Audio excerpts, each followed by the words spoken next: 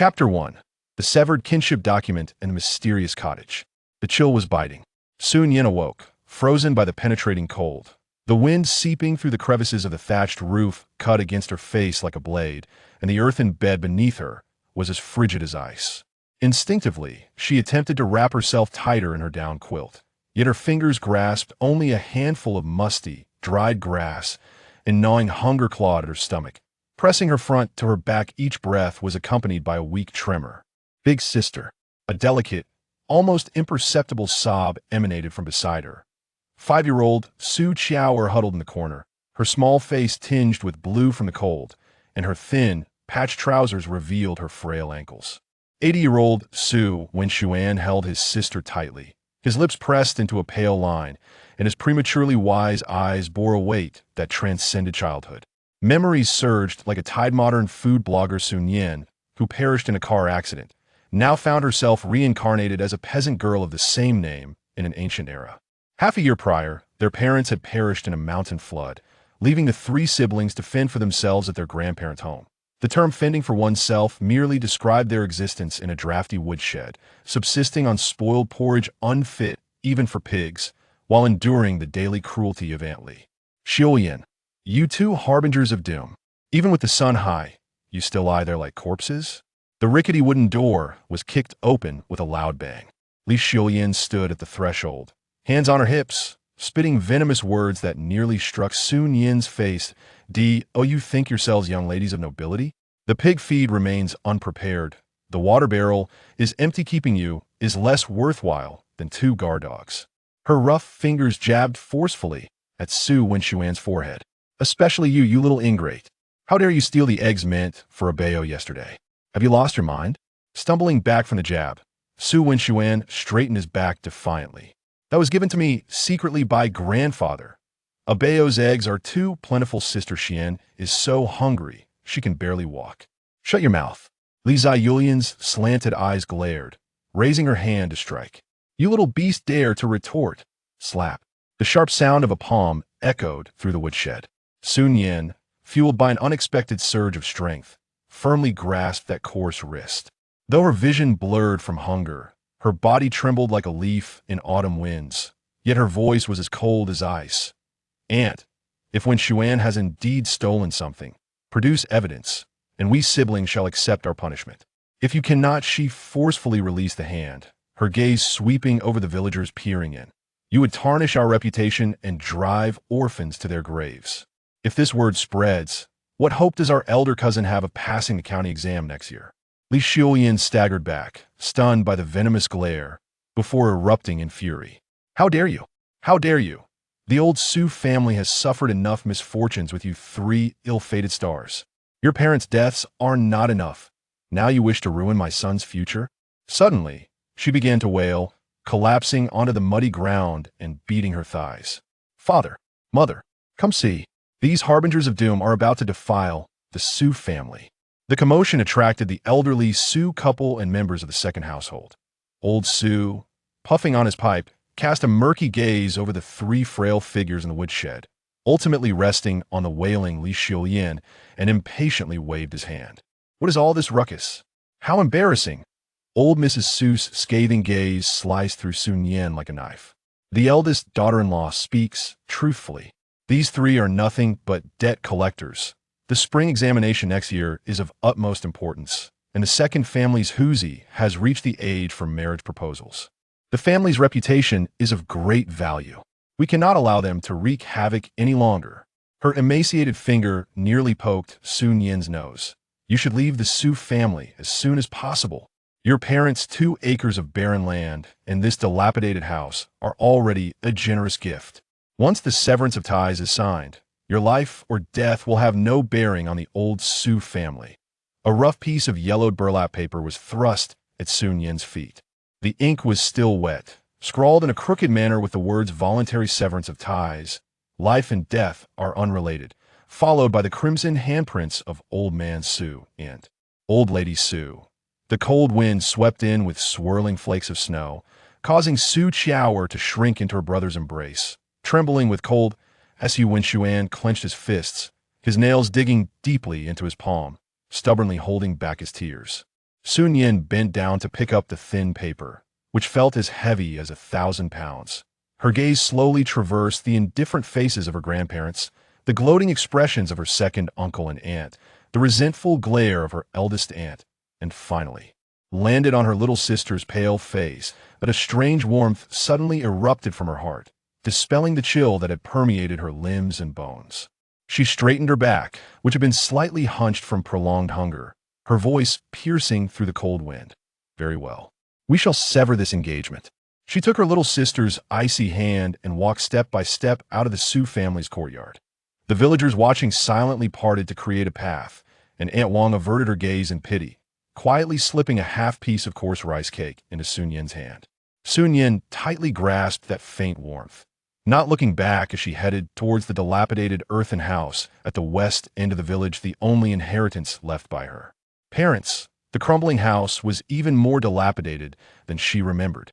Half of the roof had collapsed, and the earthen walls were cracked with gaps wide enough to fit a palm. The cold wind rushed unimpeded through the vacant interior. Cobwebs clung in the corners, and a heavy scent of dust and mildew made one cough. Su Nian silently gathered a few stones to block the largest gap in the wall, while Su Qiao, like a timid little squirrel, gathered the scattered straw on the ground into a pile and timidly asked, "Sister, how will we sleep on the straw pile tonight? Is it warm?" A sharp pain pierced through Su Nian's heart. She wrapped her arms around the two shivering little bodies, her voice hoarse. "We will sleep on the straw pile. But I swear, in the future, I will ensure that Xianer and Xiao sleep on the warmest Kong and eat the most delicious food." Su Qiao's little stomach protested loudly. The child, embarrassed, buried her face into Su Nian's embrace. The extreme hunger combined with the biting cold caused Su Nian to feel dizzy. Amidst the foggy consciousness, a desperate yearning tore at her heart. "I want hot porridge. I want warm blankets. I want my siblings to survive." Buzz. The world spun. When she opened her eyes again, she found herself standing before a familiar walnut wood door. A hand-painted sign reading Yanhua Kitchen hung above the doorframe, and warm yellow light spilled from the floor-to-ceiling windows beside the door. Trembling, she pushed the door open. The 200-square-meter community supermarket was ablaze with light. The shelves were filled to the brim. Glistening northeast rice piled into small mountains, barrels of peanut oil shimmering with golden hues, vacuum-packed pork belly, sausages. Rows of milk cartons. To the right was her open kitchen. The stainless steel work table gleamed with a mirror-like sheen, while the embedded oven and double-door refrigerator stood silently in their stoic presence. Further away, the wooden staircase leading to the second floor stretched out quietly. Time seemed to be suspended. An apple, having rolled off, hovered half a foot above the ground. The low hum of the refrigerator faded into silence, and even the air appeared to be frozen in place. Su Nian rushed forward, seizing a bag of toast, and tearing it open. The snow-white, soft bread exuded a fragrant aroma of wheat. She devoured it hungrily, the warmth of the food sliding into her fiery stomach, the genuine sensation of fullness nearly bringing her to tears. It was not a dream. Her two-story house had traversed with her. This space was still an inexhaustible treasure. As the euphoric wave had yet to subside, a more lucid thought sliced through the fog like lightning. The ingredients from the supermarket on the first floor, the equipment in the kitchen on the second floor, in an era where seasoning was limited to coarse salt and cooking was merely boiling. This was a power capable of appending everything. She abruptly turned, her consciousness momentarily retreating. The chill of the dilapidated house enveloped her once more, yet her palm held a piece of soft milk toast. Su Qiao sniffled, her eyes wide with innocence. "Sister, it smells so good, like the taste of clouds." Su Nian tore the toast in half and placed it in her younger siblings' hands, watching as they nibbled at it in disbelief, their large eyes sparkling with almost reverent light. Outside, the cold wind howled, carrying with it the faint curses of Li Shulian. Su Nian clenched her fists, her nails digging deeply into her palms. The Su family. "Auntie, just wait." She gently wiped the crumbs from Su Qiao's mouth, her gaze penetrating the crumbling earthen walls, drifting into the void. The still little house stood silently in her mind, its shelves filled with an array of ingredients shimmering softly. "Xianer, Qiao." Her voice resonated in the drafty ruin with remarkable clarity. imbued with a certain raw power. From this day forth, no one will make us bow our heads. Sister will take you to feast on delicious food. Chapter 2: The Enchantment of Bread and the Hidden Hearth. The icy toast melted instantly in her mouth, with the rich fragrance of milk mingling with the sweet essence of malt, exploding in Su Nian's palate. This is not a dream. The tangible sensations conveyed by her tongue and the warmth swiftly rising in her stomach vividly reminded her that the still little building was a genuine salvation. Su Qiao cradled the small piece of bread she had received in her hands, as if it were a rare treasure. She cautiously licked it first, her eyes widening in surprise, before she could no longer restrain herself, taking rapid, small bites. Her cheeks puffed out as she mumbled contentedly, "Sister, it's so sweet." Tears streamed down her face, mingling with the crumbs, not out of sorrow, but from an experience of pure happiness she had never known before. Su Wenxuan's manner of eating was considerably more restrained, yet the perpetual worry in his prematurely aged eyes sparkled with astonishment. He savored each bite, feeling the unfamiliar softness and sweetness soothing his stomach, long tormented by coarse food. "Sister," he swallowed the last morsel, his voice trembling slightly. "What kind of celestial food is this? I feel like I have strength now." His lips, once blue from cold and hunger, had regained a hint of color. Witnessing the resurgence of vitality on her siblings' faces, the heavy stone in Su Nian's heart finally began to lighten. She gently ruffled Su Qiao's withered hair and patted Su Wenxuan's frail shoulder, her voice hoarse yet resolute from their ordeal. "This is called bread.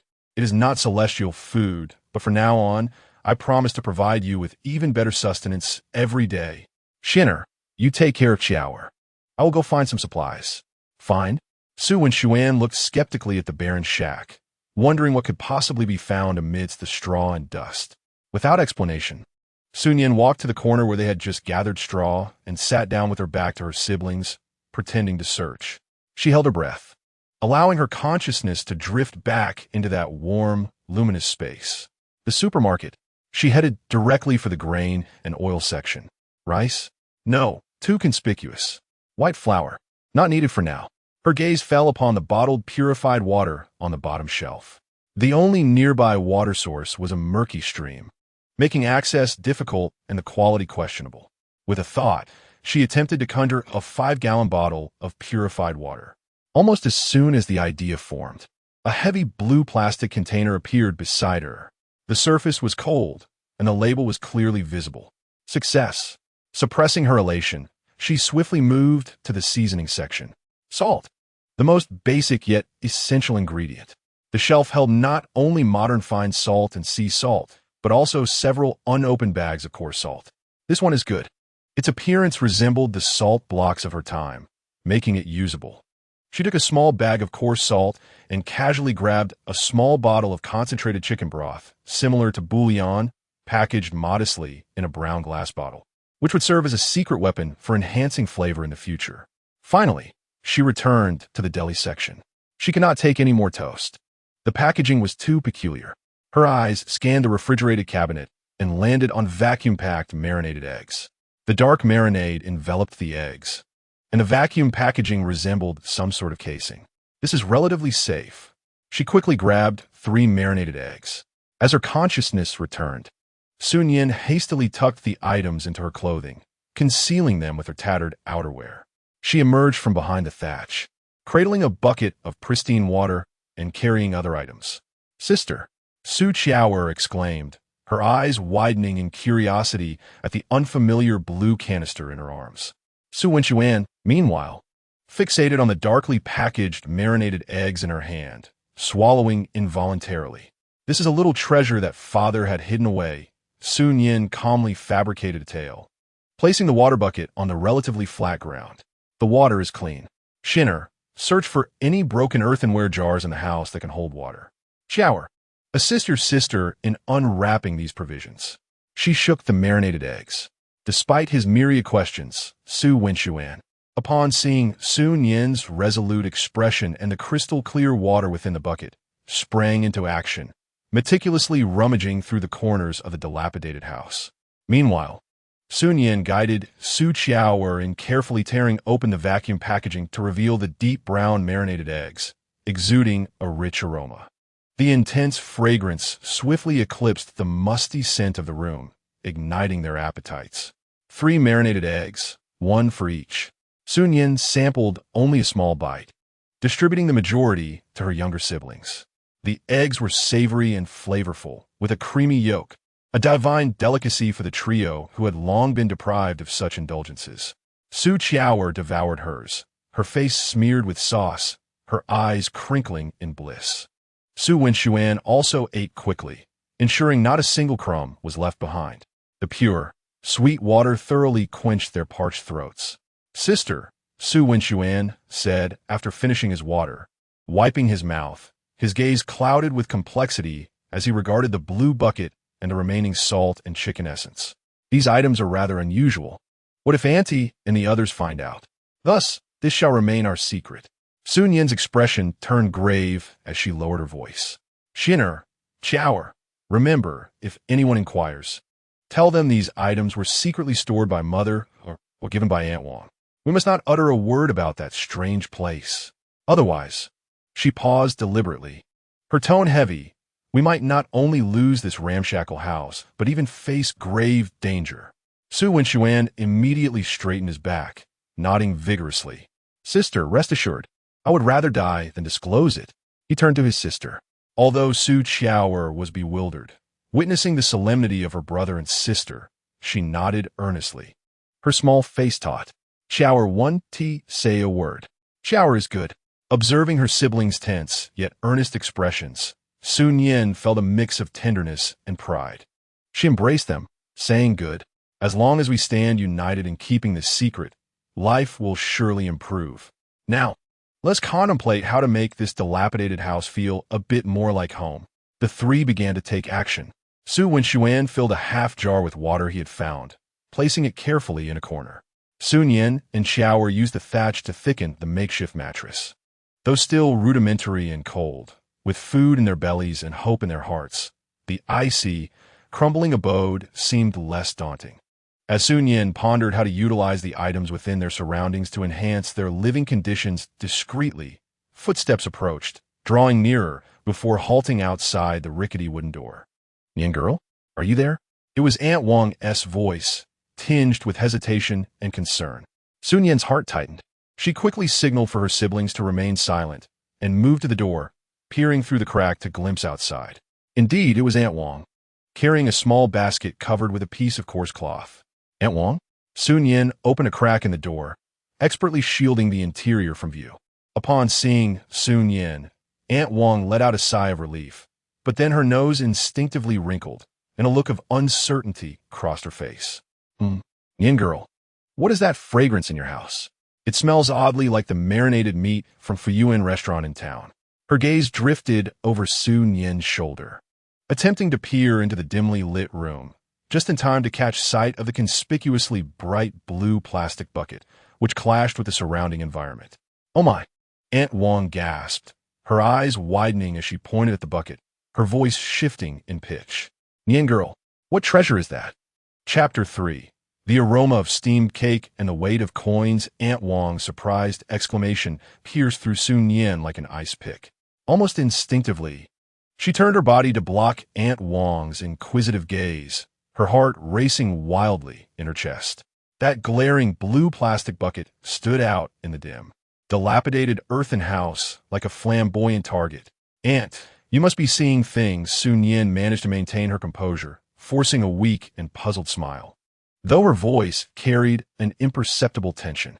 "That is merely a peculiar item my father acquired from some traveling merchant. He said it was a water skin. It looks odd, but it is quite sturdy and does not leak. After being driven out, this is all we have left." As she spoke, she quickly threw a glance at Su Nian. Su Nian reacted swiftly, stepping forward to block the direction of the bucket with his small frame, adding, "Yes, Aunt Wang, it's just a large water bag. It may look strange, but it works well for holding water." His tone deliberately carried a childlike innocence and helplessness. Aunt Wang's suspicious gaze swept over Su Nian's face and behind her at Su Nian. Then she took a deep breath through her nose. "But what about that aroma?" Fuyuan restaurant's marinated meat doesn't even smell this enticing. Aroma? Seizing the opportunity to change the subject, Su Nian displayed a perfectly timed expression of realization mixed with a hint of embarrassment. She shifted slightly to reveal the dark, greasy wrapping paper of the marinated eggs on the floor that she had not fully hidden. It's this. It's also something my father kept.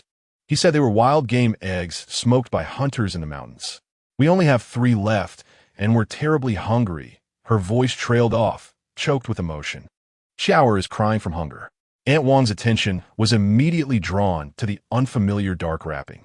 And upon noticing Su Nian's reddened eyes and the timid little Xiaoer clutching her sister's hem, her initial doubts were swiftly replaced by sympathy and pity. She slapped her thigh. "Oh, my Nian girl, you have suffered so much." No longer fixating on the peculiar water skin and wrapping, she pushed the basket forward, lifting the coarse cloth to reveal several rough cornmeal buns and a small handful of wilted wild vegetables. "Take this. There's nothing good at home. It will at least fill your stomach. How can anyone live in such a broken house, with wind and rain leaking in?" Su Nian felt a warmth spread through her heart, her nose tinged with the thread of tears. She accepted the basket, sincerely expressing her gratitude. "Thank you, Aunt Wang. This is a tremendous help." As she gazed at the cornmeal buns in the basket, a thought flashed through her mind like lightning. There was cornmeal in the space, much more refined than this mixture of grains. If only it could be made, Annie. Su Nian raised her head, her eyes filled with earnestness and a hint of subtle probing. "Your great kindness I shall remember in my heart. At present, my siblings and I wish to earn our keep through our own efforts. My mother once taught me a recipe for pastries, and I wish to give it a try, to see if it can yield some coins, if only to acquire a better pot." Aunt Wang was taken aback for a moment, but her eyes soon brightened. "Pastries? Nian girl, you possess such a skill? A pot is no trouble at all. I have an old earthenware pot at home. Though somewhat worn, it is intact. Just wait. Annie will fetch it for you right away." With great enthusiasm, she turned and hurried away, seemingly having completely forgotten the peculiar matter that had just transpired. Clearly, aiding these unfortunate children in finding a means of livelihood was far more important than investigating something strange. Watching Aunt Wang's hurried departure, Su Nian let out a long sigh, a cold sweat breaking out on her back. The crisis had been averted for the moment, but that plastic bucket could no longer be used. She immediately instructed Su Nian to pour the remaining water from the bucket into a found broken jar, then tucked the empty bucket deep into the corner of the thatch pile, covering it thoroughly with debris. As for the vacuum seal bags, she carefully collected them, preparing to discreetly dispose of them at the earliest opportunity. Before long, Aunt Wang returned, cradling a heavy, somewhat battered yet intact large earthenware pot, accompanied by an equally old but clean ceramic basin and a wooden spoon. "Here you go. Nian girl, make full use of it. Do you need firewood? I have plenty." "Thank you, Aunt Wang. We can gather firewood ourselves." Su Nian gratefully accepted the pot and basin, her heart now at ease. The tools were ready. After bidding farewell to the kind-hearted Aunt Wang, Su Nian immediately set to work. She instructed Su Nian to gather dry twigs with Su Qiaoer near the dilapidated house, while she herself re-entered her space. Her objective was clear: cornmeal, yeast in small packaging, and white sugar. The cornmeal was a golden hue, although rare in this era. It was not entirely absent, representing a fine grain. The yeast was crucial. Without it, the cake would lack fluffiness.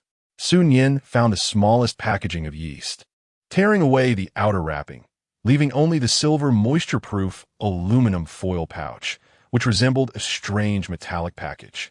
The white sugar was carefully wrapped in several layers of coarse paper to disguise its overly pristine crystalline appearance. Having gathered the materials, Su Nian returned to the dilapidated house. Su Nian had already collected a small bundle of firewood, and Su Qiaoer had also helped gather some thatch for kindling.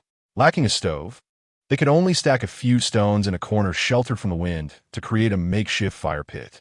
Su Nian used the pure water from her space, poured into the jar, to knead the dough. The golden cornmeal was poured into the ceramic basin, along with a pinch of precious white sugar, primarily to aid fermentation, while sweetness was secondary, and most importantly, a small amount of yeast. She carefully tore open a corner of the aluminum foil pouch, allowing the pale yellow powder to dissolve in warm water before mixing it into the dough. "Sister, what is this yellow powder?" Su Nian inquired curiously, eyeing the gleaming aluminum foil pouch, as everything his sister produced seemed shrouded in mystery. "This is a secret recipe left by our mother, which will make the dough fluffy and delicious," Su Nian explained vaguely, her hands working swiftly to form a smooth dough, placing it in the ceramic basin and covering it with a clean wooden board to let it rise. Once it had expanded, it would be ready for steaming. As the fermentation time awaited, Su Nian meticulously washed the wild vegetables gifted by Aunt Wang with coarse salt she had retrieved from her space. During this process, she took care to sternly remind her younger siblings to keep the secret recipe and the peculiar packaged items strictly confidential, even from Aunt Wang. Su Nian nodded earnestly, while Su Qiao covered her mouth tightly with her little hand.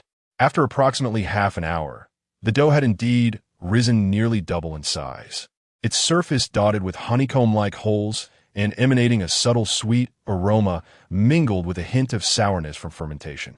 Su Nian's eyes sparkled with delight. It had worked. She carefully transferred the risen dough into a ceramic pot, which she had lightly greased with a layer of lard, also retrieved from her space and wrapped in coarse paper, smoothing the surface slightly. At that moment, Su Qiao pointed at the dough and exclaimed in a hushed tone, "Sister, the dough has gotten plump. So many little holes." Indeed, it had become fluffy, and once steamed, it would be even more luscious and fragrant. Su Nian smiled as she placed the ceramic pot over the fire pit, covering it with a shard of broken tile to serve as a lid, and began the steaming process. Flames danced beneath the pot, and the steam began to rise. Gradually, an indescribable, warm, and sweet aroma started to escape through the gaps of the lid. This fragrance was distinct from the strong sauce of marinated eggs. It was gentler, purer, imbued with the natural sweetness of grains and the unique, enticing scent of fermentation, wafting through the cold air in delicate tendrils. Su Nian and Su Qiao could not resist inching closer to the fire, their little noses inhaling deeply, their eyes sparkling with anticipation as they focused intently on the makeshift steamer. As time passed, the aroma intensified, boldly spilling out through the cracks of the dilapidated house. Su Nian gauged the timing and cautiously lifted the lid. Amidst the rising steam, a golden, plump, fluffy cake, resembling a cloud, appeared before her. Its surface was smooth, radiating an enticing sheen and an even richer sweetness. "Wow!" the two children exclaimed in unison. Su Nian carefully prodded it with a sharpened wooden stick. It was delightfully springy. She cut 3 small pieces and shared them with her eagerly awaiting siblings, cautioning, "Be careful, it's hot." Su Qiao could hardly contain herself as she took a bite. The soft texture made her eyes squint with happiness. It's softer and sweeter than a steamed bun, 100 times better. Su Nian also indulged, savoring the unprecedented softness and sweetness that enveloped his palate, filling him with warmth. Su Nian took a bite herself, relishing the delicate texture, with the fresh scent of corn and just the right touch of sweetness. It was a triumph. In an era filled with stale dumplings, this fluffy cake was her breakthrough. She swiftly cut the cake into evenly sized squares. Just then, a knock echoed on the rickety wooden door. "Nian girl? Nian girl?" It was Aunt Wang's voice, tinged with urgency and awe. "Good heavens, what a fine cake have you made? It smells so good that half the village can smell it. My husband can't sit still." Su Nian and Su Nian exchanged glances, recognizing the nervous excitement mirrored in each other's eyes. The opportunity had arrived. Taking a deep breath, Su Nian held a steaming piece of golden cake and opened the door. Outside stood not just Aunt Wang, but several neighbors drawn in by the intoxicating aroma, all craning their necks, curious and eager to peer inside. The golden, fluffy squares, exuding an irresistible sweet aroma, instantly captivated everyone's attention. Aunt Wang was the first to succumb, pointing at the rice cake and inquiring, "What is this golden nugget?" A smile, tinged with both anxiety and hope, blossomed on Su Nian's face as her voice resonated clearly in the ears of all present. "Annie, esteemed uncles, this is called golden cake. It is a recipe passed down from my mother, made with fine cornmeal. It is fragrant, sweet, and delightfully soft, suitable for both young and old. Today is my first attempt at making it, and I invite you all to taste it. Just 1 copper coin for a piece. What a bargain. She picked up a piece and offered it to a nearby child.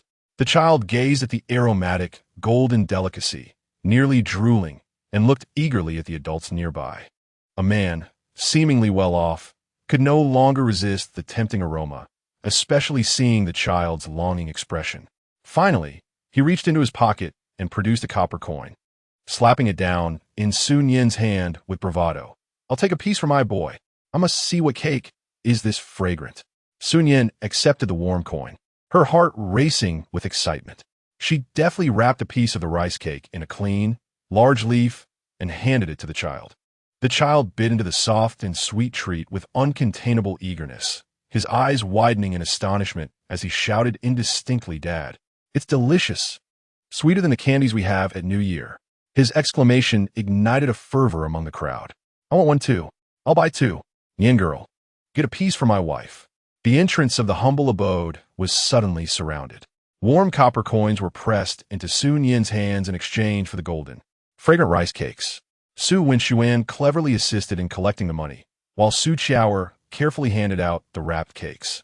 As Su Nian held more and more coins in her hand and heard the villagers' exclamations of delight, "So delicious! I've never tasted anything so soft." Her heart swelled with hope and warmth, akin to the rice cakes simmering in the pot. The first pot of gold had been attained. However, just as the crowd began to disperse, and Su Nian and her siblings counted the heavy haul of over 20 copper coins, displaying faces exhausted yet brimming with joy, a small figure darted swiftly towards the eastern end of the village, toward the Su family courtyard. It was the well-known Chatterbox, the grandson of Widow Lu, still clutching a half-eaten piece of rice cake. Chapter 4. The oil-poured noodles and the tempest over the treasure basin. The dilapidated house was filled with the joyous atmosphere of counting coins. 23 copper coins. Su Nian meticulously polished each one, carefully wrapping them in a piece of faded cloth, concealing them in her innermost pocket.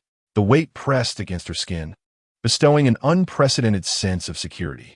"Sister, will we make golden cake again tomorrow?" Su Qiao licked her lips, still savoring the lingering sweetness, her large eyes sparkling with anticipation. Although Su Nian said nothing, his bright eyes mirrored the same yearning. "Of course we shall." Su Nian's eyes sparkled with enthusiasm. "Not only shall we continue, but we shall make even more. Tomorrow, we will head to the town to procure some quality cornmeal and some meat to cook for Qiao." Though the cornmeal and lard in their stock were satisfactory, their dubious origins remained a lingering concern.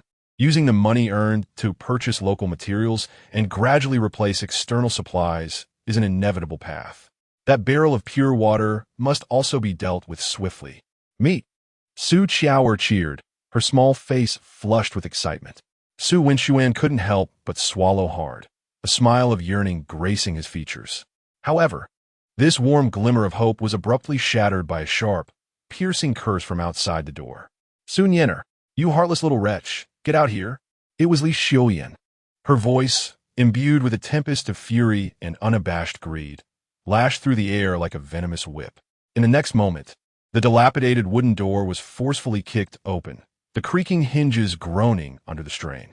Li Xiaoyan stood at the threshold, arms akimbo, resembling a moving mountain of flesh, while behind her loomed the sullen-faced old lady, Su, and several villagers who thrived on chaos, including the grandson of Widow Lu, who had just rushed to deliver the news.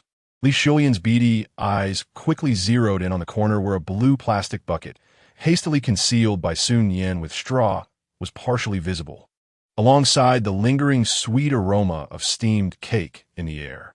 With a huff of her nose, she pointed accusingly at Su Nian and began her tirade. "Well, I wondered how you, the harbinger of doom, hadn't starved in this wretched abode.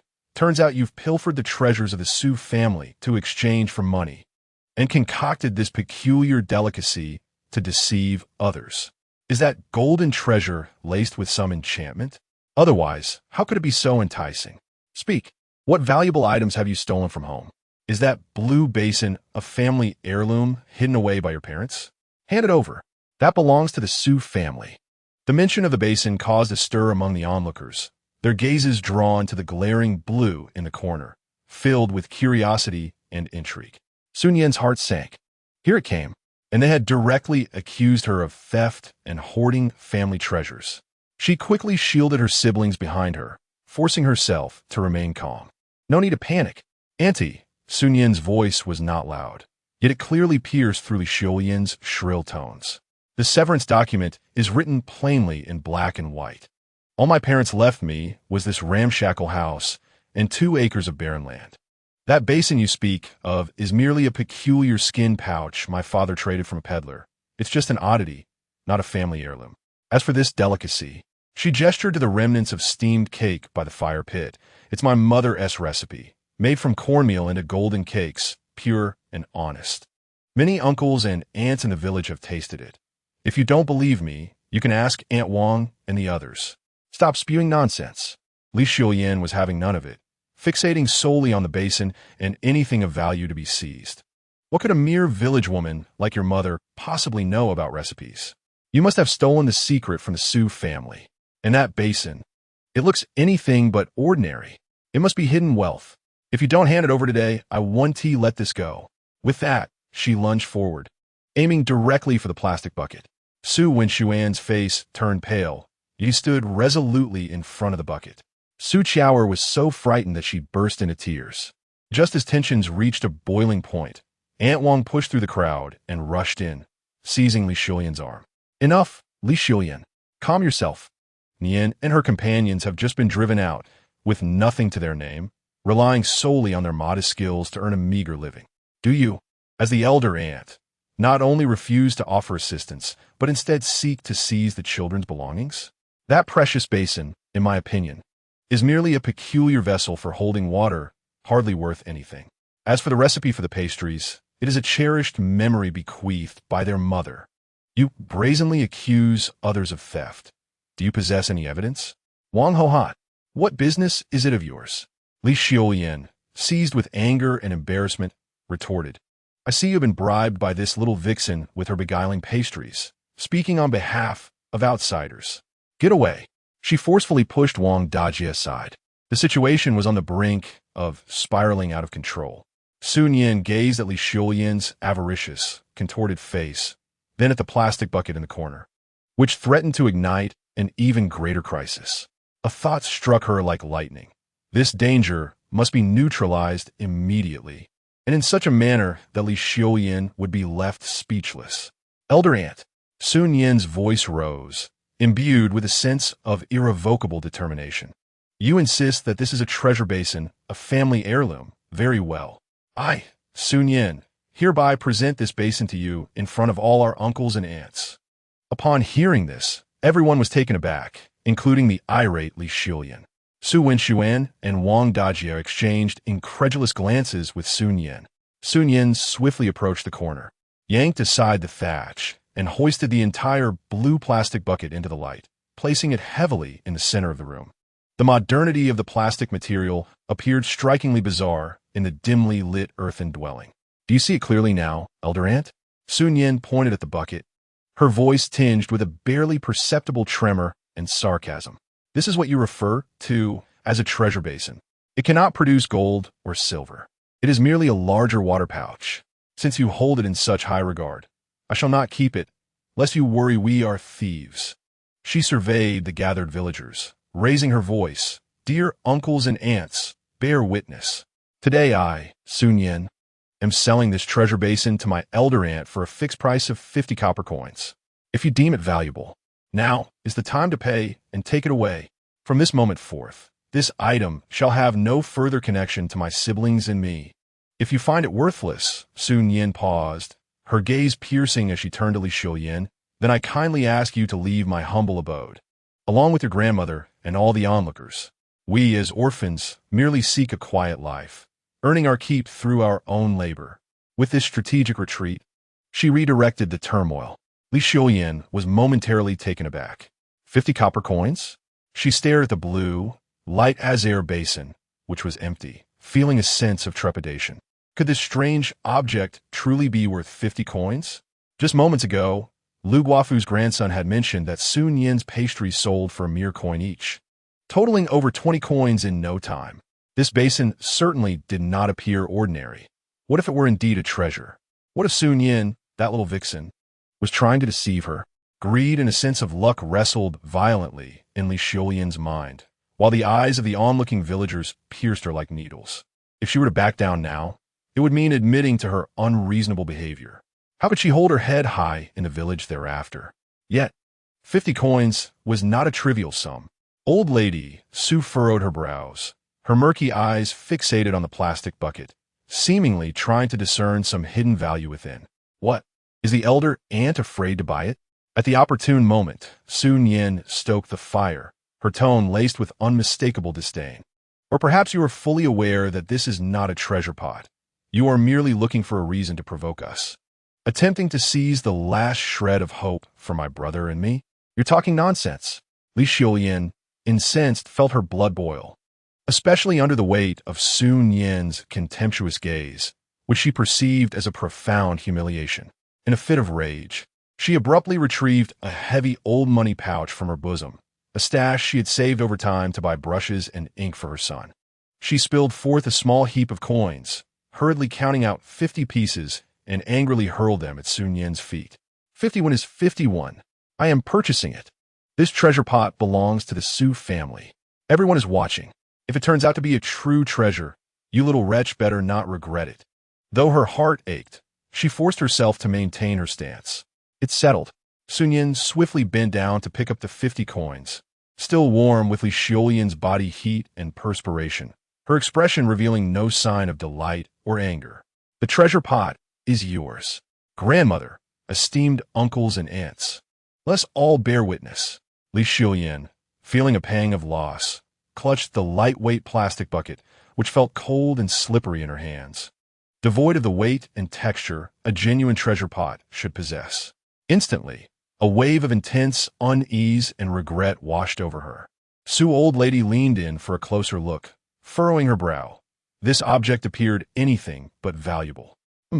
We are leaving, Li Xiulian barked, her bravado faltering as she grasped the plastic bucket and tugged at Su old lady, navigating through the crowd amidst the villagers' mocking, disdainful, or sympathetic gazes, retreating in a most disheartened manner.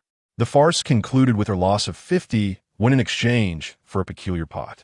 As the onlookers gradually dispersed, some cast sympathetic glances toward Su Nian and her siblings, whispering about Li Xiulian's foolish greed.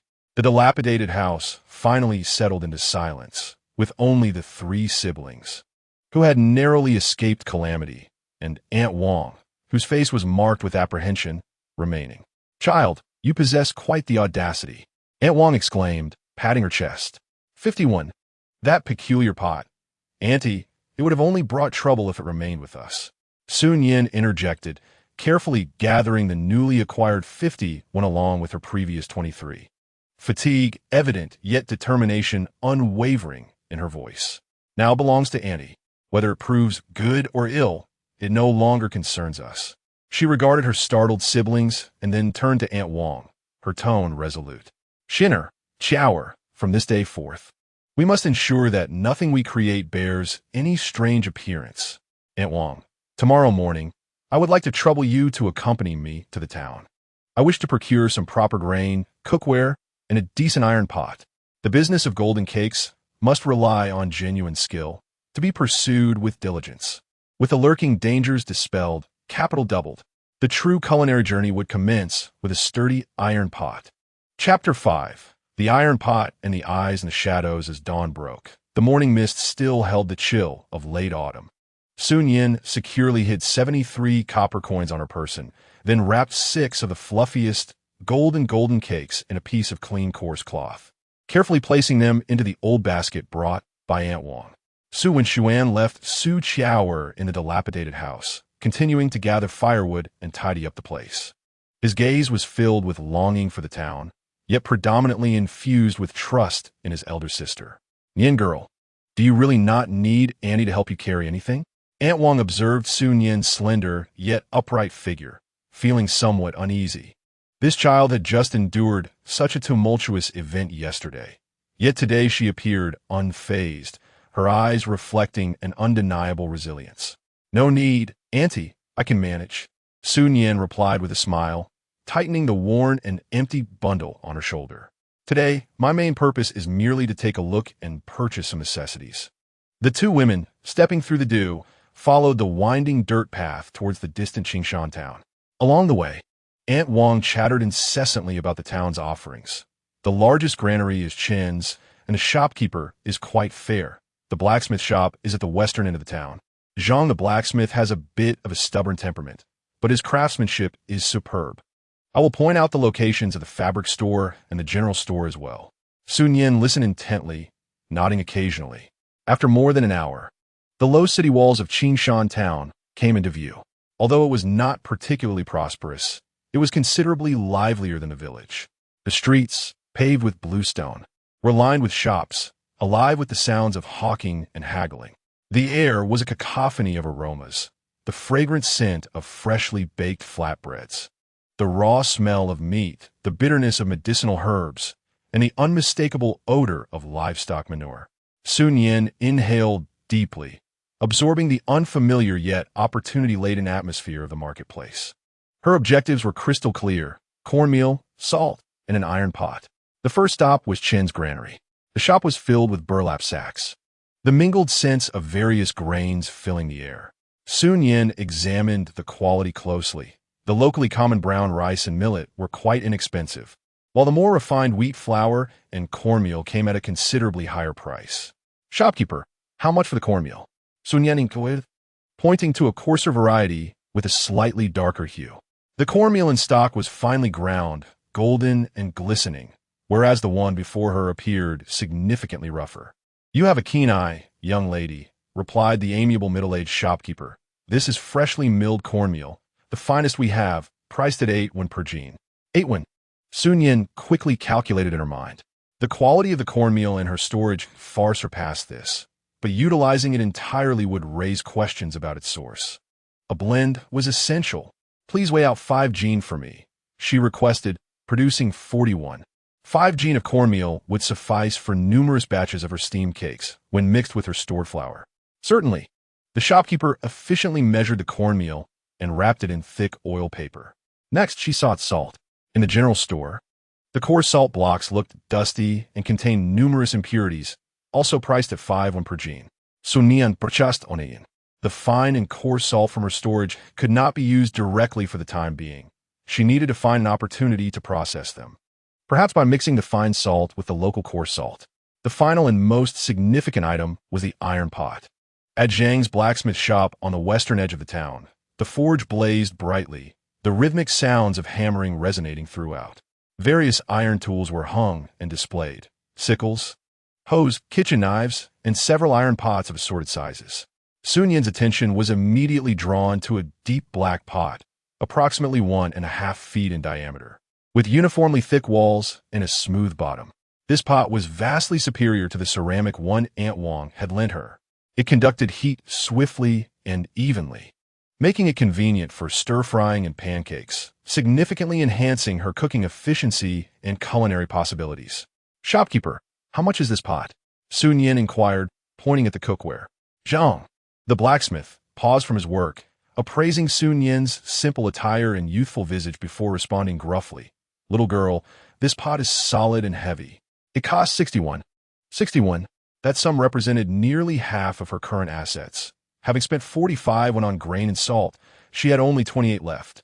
Aunt Wang gasped in disbelief from the side, gently tugging at Su Nian's sleeve, suggesting the price was exorbitant. However, Su Nian remained unperturbed. In her previous life, a fine cooking pot was worth a fortune. Although this iron pot was roughly crafted, it was undoubtedly a professional tool in this era, serving as a foundational investment for her culinary aspirations. "Shopkeeper," Su Nian stepped closer, scrutinizing the pot's material and casting marks.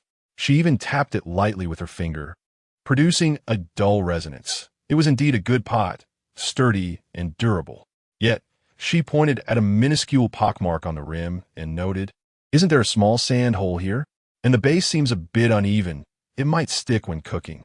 Her keen observation of the almost imperceptible blemish and the rough texture of the bottom revealed her extensive experience with high-end kitchenware.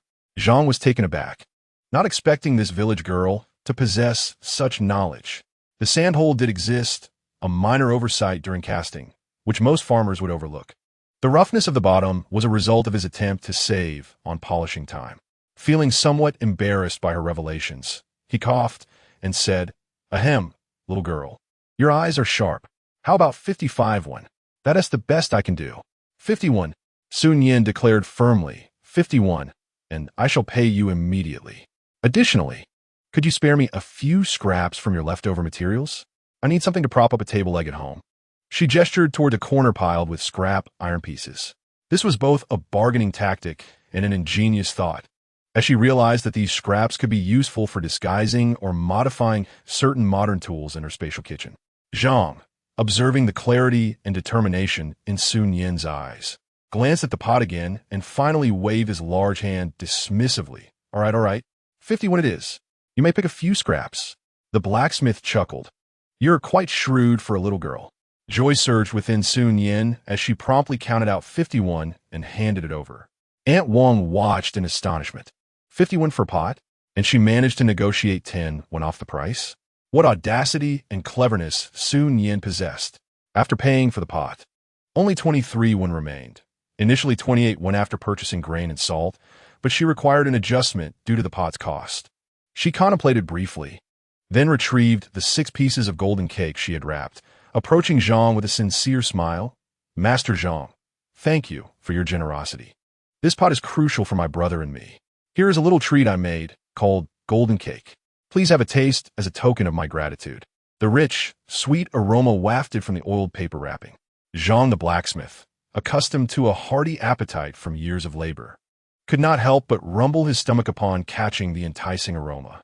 With a hint of skepticism, he accepted the offering and unwrapped the oiled paper, revealing the golden, fluffy squares that instantly brightened his eyes.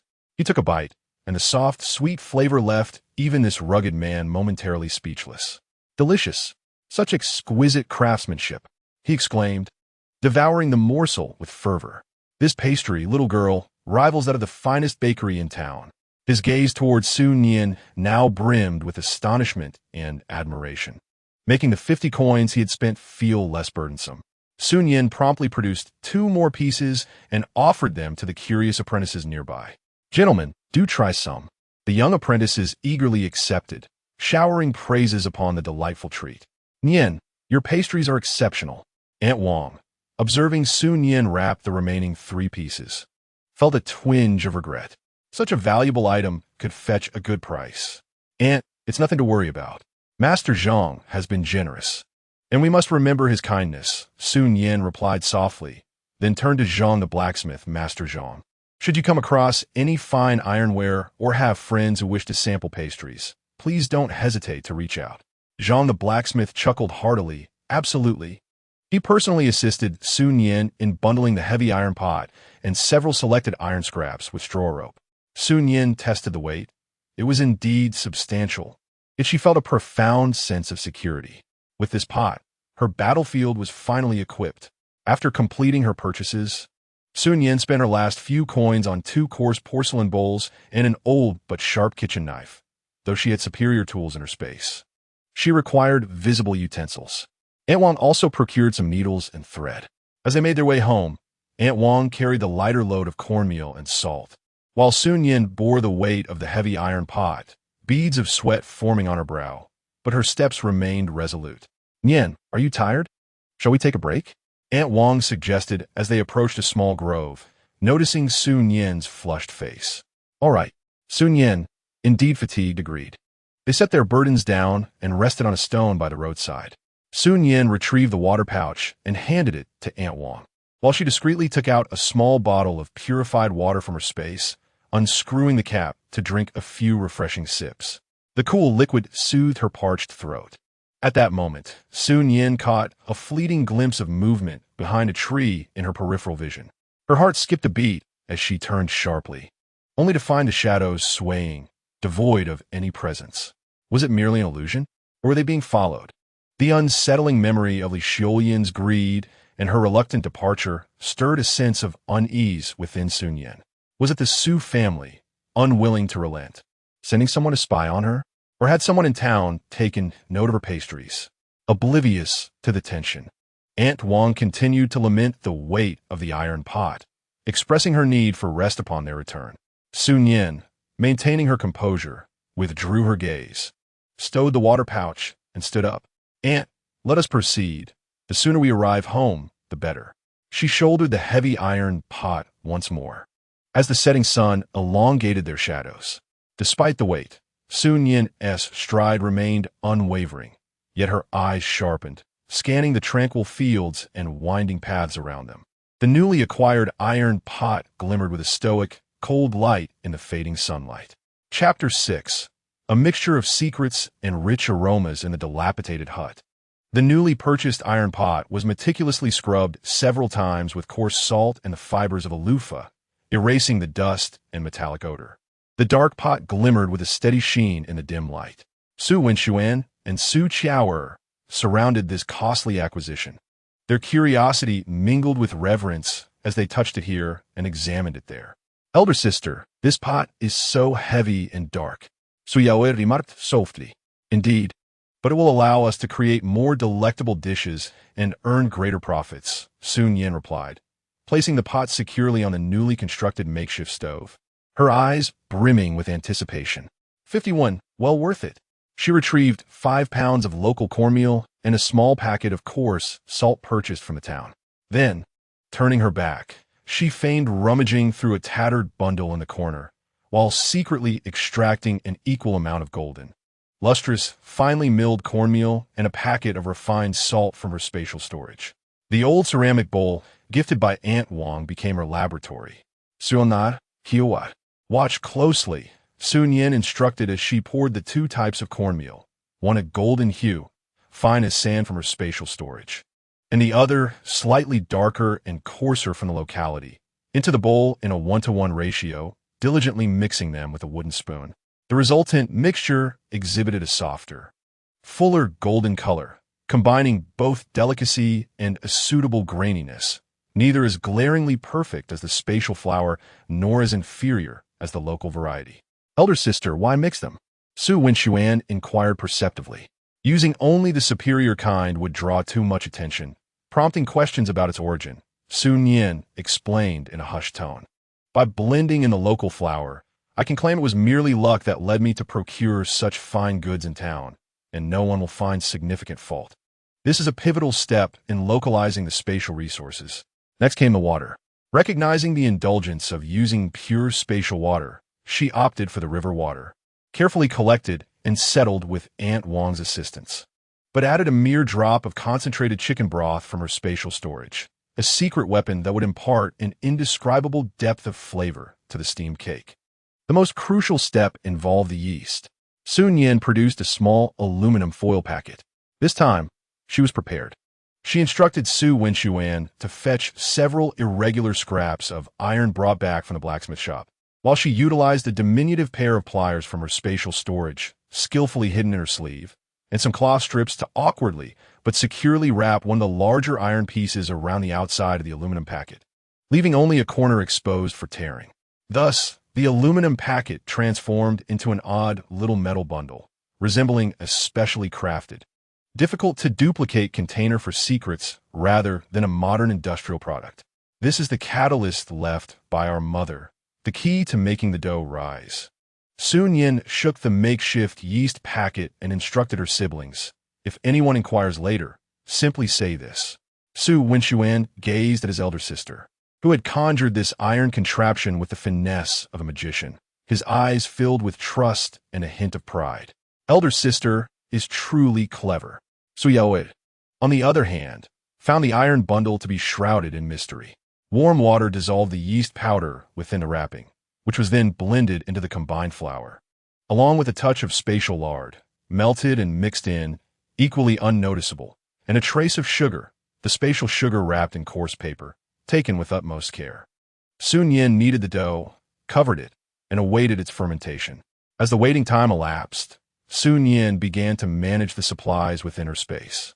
Utilizing a stainless steel pot concealed in a corner, she dissolved the purchased coarse salt blocks in water, filtered it, and reboiled the solution to crystallize, yielding refined salt of a snowy hue with uniform granules, which she stored in a cleaned local coarse salt jar.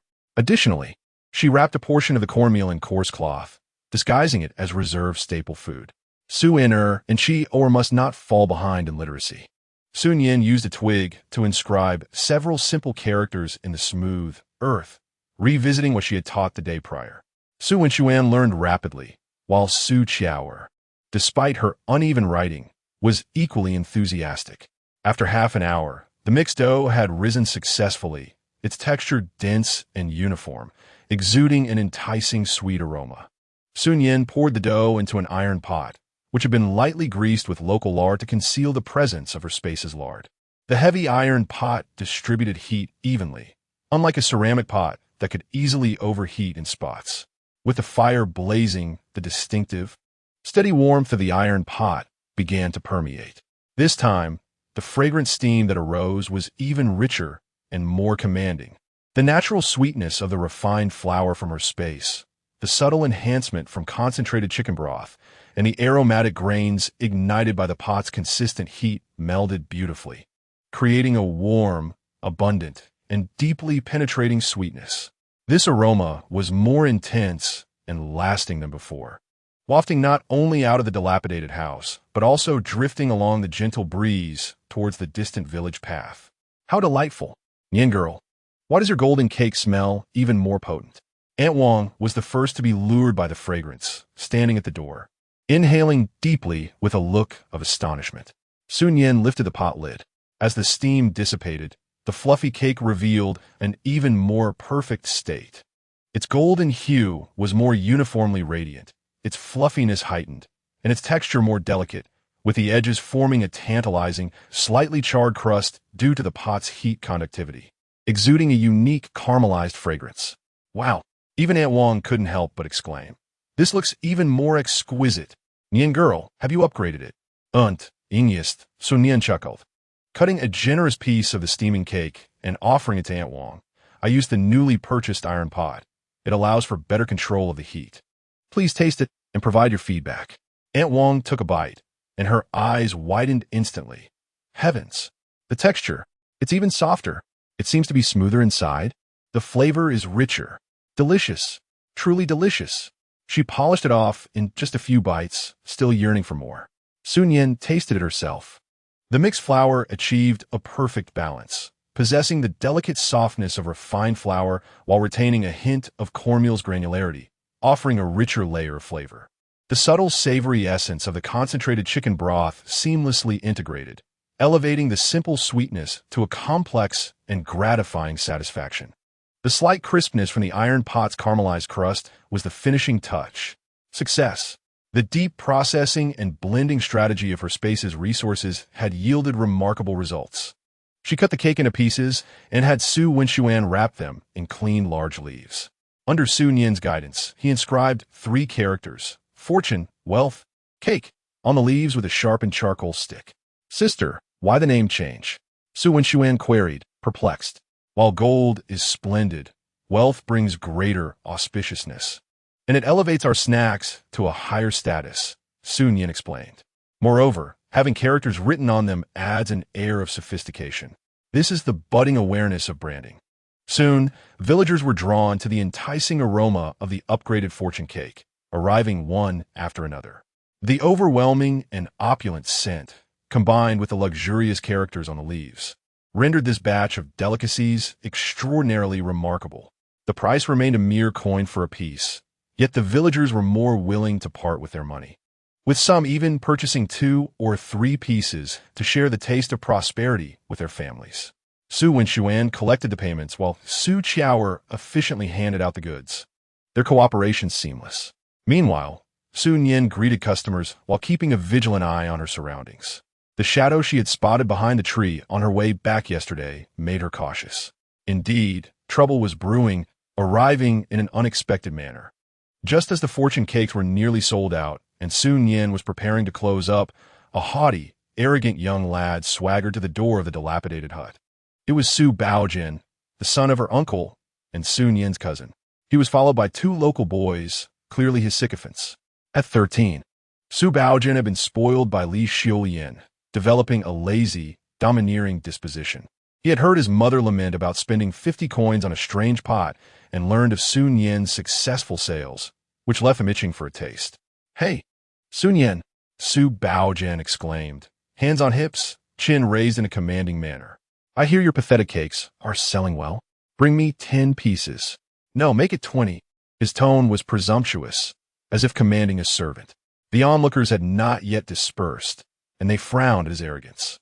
Su Wenchuan's face tightened, fists clenched, while Su Qiaoer anxiously hid behind Su Nian. Cold laughter rippled through Su Nian's mind, though her expression remained neutral. "Cousin Baojin, the fortune cake is 1 coin per piece. 20 pieces would cost 20 coins. Coins?" Su Baojin scoffed as if hearing the greatest joke. "You want money for a few measly cakes? You've lived in our home for so long.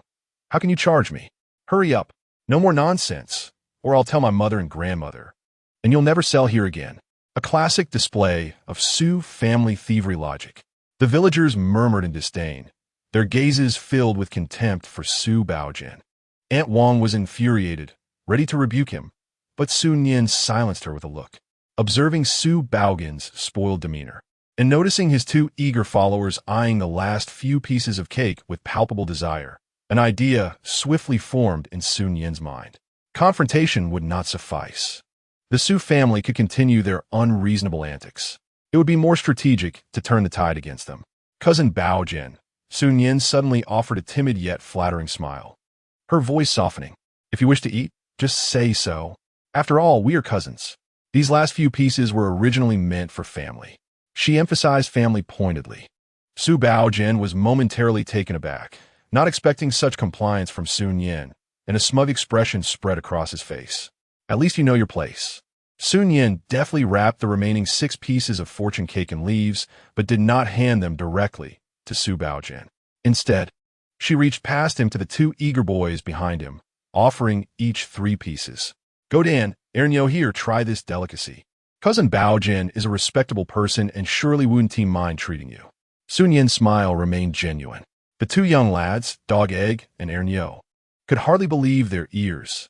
Typically, when they associated with Su Baojin, they were lucky to receive mere scraps. Yet today they were unexpectedly treated to the delectable and exquisite rich cake. 3 whole pieces, no less. They eagerly accepted the offering, expressing their gratitude. "Thank you, Sister Nian. Thank you, Brother Baojin." Then, with uncontainable enthusiasm, they devoured the treats, their mouths filled with sweetness as they mumbled praises. "Delicious. Truly delightful. Brother Baojin is generous." Su Baojin watched in dismay as the last morsels of pastry disappeared into the eager mouths of his followers, leaving him empty-handed. Su Nian's remark about her cousin Baojin being a respectable person, who surely wouldn't care about such trifles, only heightened his frustration. He longed to reclaim the pastries, but pride held him back. The exclamations of Brother Baojin is generous from Dog Egg and Ernyo made him feel as though he might choke on his indignation. He was the host. What nonsense! It was Su Nian, that mischievous girl, who had played him for a fool. Fuming, Su Baojin pointed an accusing finger at Su Nian, his face flushed with anger. "Is there something else, Brother Baojin?" Su Nian feigned innocence, even exhibiting a hint of concern. "If you wish for more, come early tomorrow. But you must bring money. This is a small business, and we do not offer credit." She deliberately shook the ceramic jar filled with coins, the sound of clinking copper resonating through the air. A few villagers couldn't help but chuckle, and Aunt Wang was nearly bursting with suppressed laughter. Su Nian's wit was sharp and exceedingly satisfying. As Su Baojin glared at Su Nian's infuriatingly innocent visage, and then at the blissfully indulged Dog Egg and Ernyo, a surge of rage welled up within him, yet he found no outlet for it. He couldn't possibly snatch pastries from his followers in public. That would be utterly disgraceful. "Very well, Su Nian, just you wait."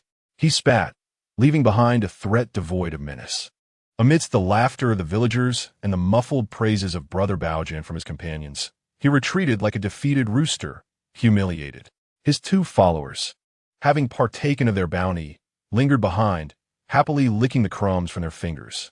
What was intended as a calculated humiliation was effortlessly diffused by Su Nian with a few pieces of pastry, leaving Su Baojin in a position of public ridicule. Observing Su Baogen's disheveled retreat, a smirk of cold derision crept upon Su Nian's lips. The Su family wished to take advantage? They would soon experience the bitterness of their own folly. She turned, affectionately ruffling Su Wenxuan's hair and embracing Su Qiao. It's all right. Cool, me. Let us head home. I shall prepare something delicious for you with the new pot. The evening sun cast its golden glow into the dilapidated house. With a new iron pot stood quietly, radiating a serene light.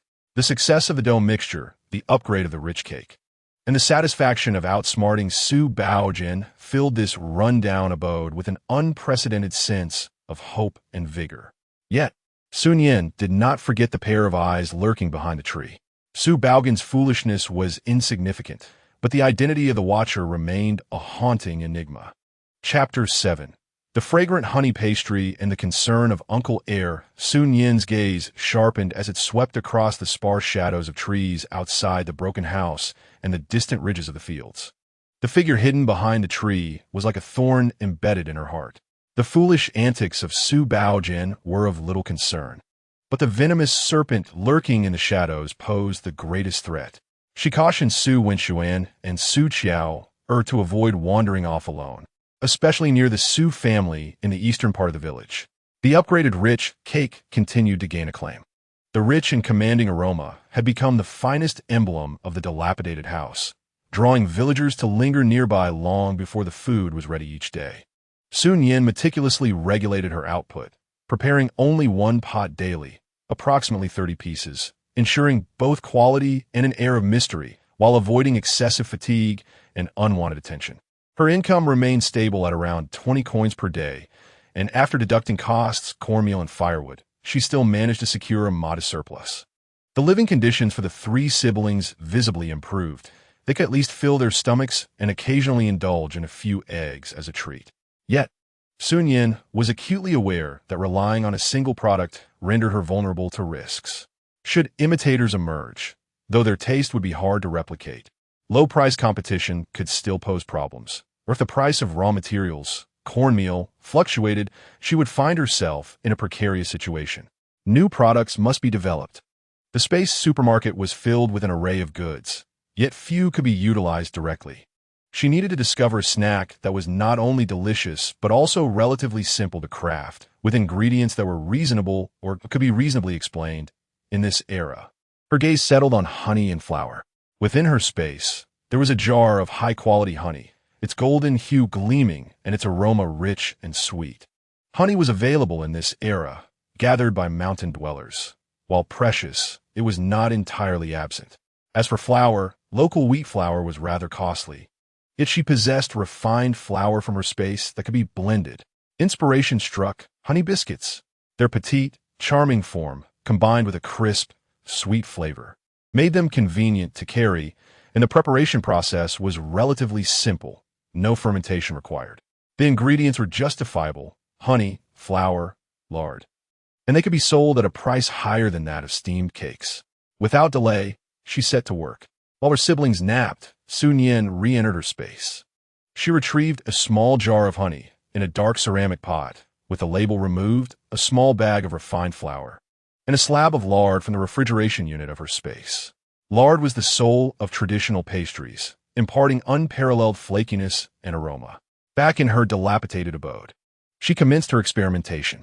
Local all-purpose flour was mixed with the refined flour from her space, in a 2-to-1 ratio, combined with melted lard, which, upon cooling, turned snow white and was purer than local lard. A pinch of refined salt from her space, and that precious honey. Lacking a modern mixer, she manually stirred with a small wooden stick until the oil, honey, and flour amalgamated into a cohesive mass. Next came the crucial step of lamination, creating layers. The dough was rolled out, a layer of solidified lard was evenly spread, then folded, rolled out again, spread, and folded repeatedly. This was labor-intensive work, and Su Nian's arms grew weary, yet the thought of the finished product spurred her on. Finally, she rolled the laminated dough thin and used the rim of a clean, coarse ceramic bowl to cut out small, round biscuit shapes. Without an oven, she had to rely on a frying pan, a newly purchased iron skillet, to cook them slowly over low heat. As the bottom of the pan warmed, and the small biscuit shapes were placed inside, emitting a gentle, sizzling sound, Su Nian's heart raced with anticipation. She carefully monitored the heat, flipping them occasionally. Gradually, an indescribable aroma began to permeate the tiny, dilapidated house, a tantalizing blend of honeyed sweetness and the toasty fragrance of lard. This scent was unlike the warm richness of lavish cakes. It was lighter, sweeter, and more tantalizing. It carried an enchanting caramel essence, mingled with the delightful aroma of baked grains. Su Qiaoer was roused by an enchanting aroma. Rubbing her eyes as she hurried to the stove, her little nose twitching. "Sister, it smells wonderful like flowers and candy." Su Nian also awakened. Gazing in astonishment at the golden, slightly curled edges of the small, round pastries in the pot, their surfaces adorned with a beautiful, flaky texture. At last, the first batch of honey pastries was ready. Su Nian picked one up with chopsticks, blew on it gently, and handed it to Su Qiaoer, cautioning, "Be careful, it's hot." She offered another to Su Nian. Su Qiaoer took a cautious bite. Crisp. The sound was extraordinarily delightful. The pastry shattered delightfully in her mouth, mingling the sweetness of honey with the rich aroma of lard and the weedy fragrance of flour, creating a wonderfully rich and harmonious flavor. Sweet without being cloying, flaky without being greasy, it filled her mouth with an enticing fragrance. "Sister, it's delicious, even better than rich cakes." Su Qiaoer's eyes sparkled like stars.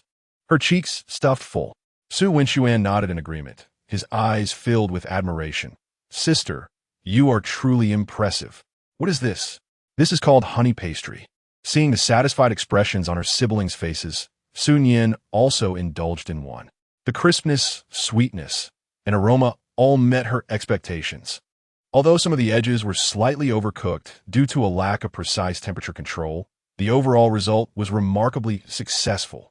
The quality of the honey and the purity of the lard imparted flavors far surpassing the ordinary snacks of this era. Honey pastry sounds delightful. Su Nian committed the name to memory. Just then, a low, somewhat deliberate voice echoed at the door of the dilapidated house. "Nian girl, are you busy?" "Oh, what new delicacies are you making? It smells divine." Su Nian's heart raced with alarm. She turned abruptly. A middle-aged man, clad in a somewhat worn but clean long gown, with a slender frame and slightly prominent cheekbones, stood at the entrance, hands clasped behind his back. His face bore a seemingly amiable expression, yet devoid of genuine warmth in his eyes, which scanned the pastries on the stove, the jar of honey in Su Nian's hand, and the bags of flour piled in the corner. The visitor was none other than Su Nian's second uncle, Su Ergui, among the three brothers of the Su family. Su Ergui was the most cunning and calculating. Unlike Li Xiuyan, who would create a scene, he preferred to undermine others in secrecy and seize opportunities. The previous day, Su Baojin had returned home in a fury, exaggerating how Su Nian had humiliated him. Li Xiuyan, incensed, was ready to confront her, but was intercepted by Su Ergui. He had keenly sensed that Su Nian was no ordinary girl. Her ability to create such fragrant pastries and leave Li Xiuyan at a loss surely concealed a secret. It was he who had hidden behind a tree, spying on her during her return journey yesterday. He had deliberately chosen this moment to visit, eager to see for himself and probe further. Second uncle. Su Nian quickly regained her composure, setting down the pastries and subtly shielding the honey jar with her body. "What brings you here?" Her tone was neutral, tinged with noticeable detachment. "Just passing by, caught a whiff of the aroma, so I can take a look." Su Ergui strolled into the dilapidated house, surveying it as if he were the owner. His gaze lingered on Su Nian and Su Qiaoer for a moment, casting a condescending glance, before finally returning to the golden, glistening honey pastries. "What is this?" he inquired, feigning ignorance. "Just a little snack for the children." Su Nian replied nonchalantly. "A snack for the children?" Su Ergui wore a smile that did not reach his eyes. The enticing aroma wafting through the air was far from a mere child's delight. "I have heard that your noble cake sells quite well." Is it 1 coin for a piece? He deftly shifted the conversation, probing, "My dear girl, possessing such skills is indeed commendable. However, the expenses for cornmeal, oil, and sugar must be substantial. No? Is your money sufficient? Do not let Wen Xuan and Xiaoer suffer." He was inquiring about costs and profits. A cold laugh echoed within Su Nian's heart. "Thank you for your concern, second uncle." Su Nian picked up a piece of honey pastry, freshly baked, and offered it to Su Erguay. "Would you care to taste? As for expenses, I live frugally, merely scraping by. It pales in comparison to the days spent with the old Su family under the watchful care of Aunt and you." She emphasized the word care with a hint of sarcasm. Su Erguay gazed at the pastry offered before him, its alluring hue and fragrance making his throat stir. Yet he felt a greater sense of wariness. He accepted the pastry, but refrained from immediately consuming it. Instead, he brought it to his nose, inhaling deeply, then pinched the crust between his fingers, savoring its extraordinary flakiness and texture. This was no ordinary fare crafted by a mere peasant woman. The oil and sweetness exuded a peculiar quality. He took a small bite, chewing thoughtfully. Instantly, the exquisite crispness and rich, sweet flavor melted in his mouth, surpassing any confection he had ever tasted. Where on earth did this girl acquire such skills? Or did she harbor some secret? Indeed, the flavor is quite delightful. Su Erguay set down the pastry, forcing a semblance of a smile. "My dear girl, your talent is wasted in our village. I happen to know the owner of Fuyuan's High in town. Would you like me to recommend you? You could become an apprentice there, or perhaps sell them your recipe, which would earn you a tidy sum. It is far better than toiling away in this dilapidated shack, and it would allow Wen Xuan to attend a better school." He cast out this lure, his gaze fixed intently on Su Nian's reaction. The true motive unveiled. His aim was either to entrap Su Nian within the confectionery shop or to seize the recipe outright. A sense of alarm surged within Su Nian. This Su Erguay was tenfold more cunning than Li Xiulian and her son. He perceived her potential and sought to reap the rewards. "Second uncle, you jest." A perfectly measured expression of trepidation and humility graced Su Nian's face. "My rustic skills hardly merit a place in the esteemed Fuyuan's High. My recipe is merely a product of idle musings, unworthy of the limelight. Moreover, my siblings and I have been cast out, having signed a severance letter. We dare not trouble the old Su family again, nor impose upon you. This humble abode suits us well, granting us our freedom." She effectively thwarted Su Erguay's good intentions, reiterating the severance and drawing a clear boundary. Su Erguay's feigned smile faltered, his expression darkening. This girl was impervious to persuasion, resistant to both sweet and stern approaches. He glanced at Su Wenxuan and Su Qiaoer, who watched him warily, then at Su Nian's youthful yet remarkably composed visage, realizing he would gain no advantage today. "Huh, my dear girl possesses spirit." Su Erguay chuckled awkwardly, rising to his feet. "Very well, may you and your sibling fare well. However, allow me to offer a word of caution. Wealth should not be ostentatious. Your pastry business appears to thrive. Be wary of inciting envy." He left this ominous warning hanging in the air, then turned, leisurely striding away from the dilapidated shack. As Su Nian watched Su Erguay's figure recede along the village path, she exhaled a long breath, a cold sweat forming on her back. This second uncle is indeed the most perilous character within the Su family. Not only has he discovered a new delicacy, but he has also keenly sensed its value, even contemplating encroaching upon the recipe. Si Su Nian anxiously grazed Su Nian's sleeve. "It's nothing," Su Nian reassured her with a gentle pat on her hand, though her gaze was profoundly grave. "Sonar, kiwar, remembetis pashun." From now on, if you see him or anyone from his household approaching, inform sister immediately. The voyeur behind the tree had been identified, yet a greater turmoil was only just beginning. She gazed down at the platter of golden, glossy honey pastries, their sweet aroma still enticing, yet at this moment, it seemed to carry a hint of gunpowder.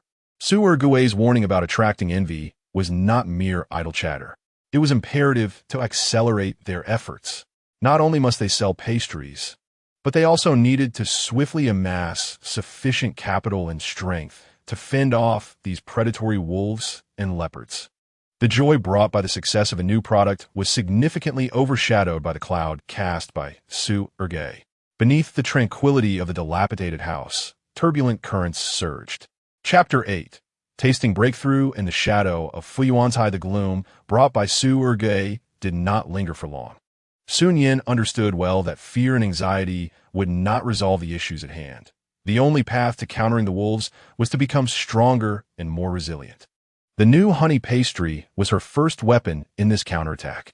Early the next morning, Su Nian did not immediately steam the auspicious cake, as she usually would. Instead, she took a portion of the honey pastry she had meticulously prepared the previous night and stored in a clean ceramic jar, arranging them neatly upon washed large leaves. Each golden, glossy pastry radiated an alluring sheen, and even after a night, the distinctive sweet and flaky aroma remained unmistakable. "Sister, aren't we selling the auspicious cakes today?" Su Nian inquired, glancing at the evidently more exquisite pastries with a hint of confusion. "We will, but today the star of the show is this," Su Nian declared, picking up a piece of honey pastry with a keen gaze. "This is called honey pastry. It requires more effort and is more precious than the auspicious cake. Today, we want to sell it directly. Instead, we will invite everyone to taste it." "Invite?" Su Qiaoer tilted her head. "Isn't it free?" "Yes, today it is complimentary."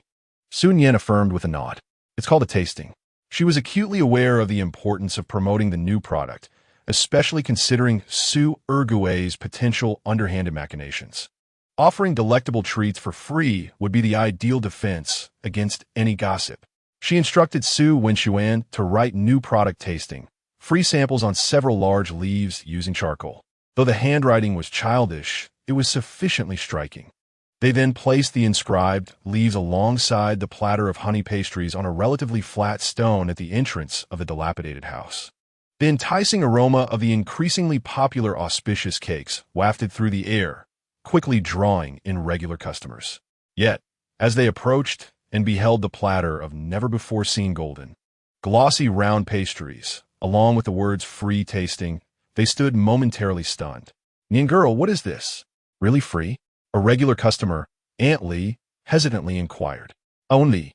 This is called honey pastry, a new delicacy I've been experimenting with, crafted from more exquisite ingredients," Su Nian replied with a sincere smile. "It's my first attempt today. I invite everyone to sample it and provide feedback. If you enjoy it, you may purchase it later. If not, feel free to express your thoughts. Free, and we can give feedback." The villagers' curiosity was instantly piqued.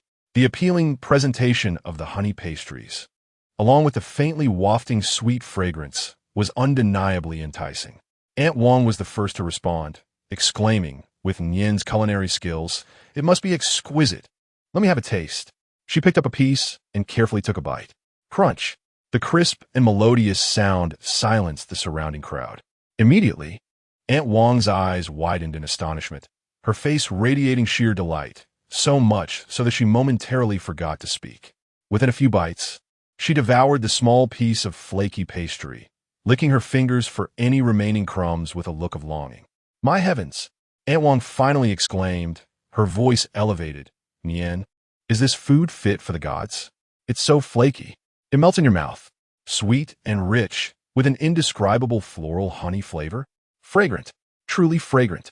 It's even more aromatic than the most expensive pastries at Fuyuan restaurant in town." Her unabashed praise ignited the atmosphere immediately. "Is it really that good? I must try it too. Give me a piece." "No pushing, no pushing."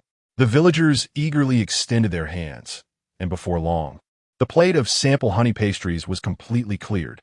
Each person who tasted it had a reaction akin to Aunt Wang's, first shocked by the crispy texture, then captivated by the rich sweetness, ultimately savoring the lingering satisfaction and amazement. "Delicious. Absolutely delicious. Nian, how much will you sell these for? Will there be more tomorrow? I'll buy." The effect of the free tasting surpassed all expectations. Not only did it generate overwhelming praise, but it also stirred a strong desire to purchase. The villagers surrounded Su Nian, clamoring to inquire about the price. Su Nian had already calculated in her mind. The honey pastries required precious ingredients, honey, lard, premium flour, and complex craftsmanship, time-consuming and labor-intensive to prepare. resulting in a cost far exceeding that of the luxurious cakes. Dear uncles and aunts, Su Nian raised her voice. The preparation of these honey pastries is indeed laborious and meticulous. Therefore, the price is set at 3 won each. 3 won? Someone gasped. That is twice the price of the luxurious cakes. For the ordinary villagers, this was indeed a considerable expense. The atmosphere fell silent for a moment. However, those who had savored the exquisite taste could hardly contain themselves. 3 won is just fine. It's worth the price. Give me 2 pieces. I want to bring some home for my spouse to try. The first man to purchase a luxurious cake yesterday spoke up. I want one too. I've never tasted anything like this in my life. Bring me one, although not as rapidly cleared as the luxurious cakes. Several pieces of honey pastries were sold one after another. Coupled with the usual sellout of luxurious cakes, Su Nian's earnings for the day surpassed 51. Su Nian's hands trembled slightly as he counted the money, and Su Qiaoer clapped her little hands joyfully. With the successful debut of a new product, Su Nian was in high spirits.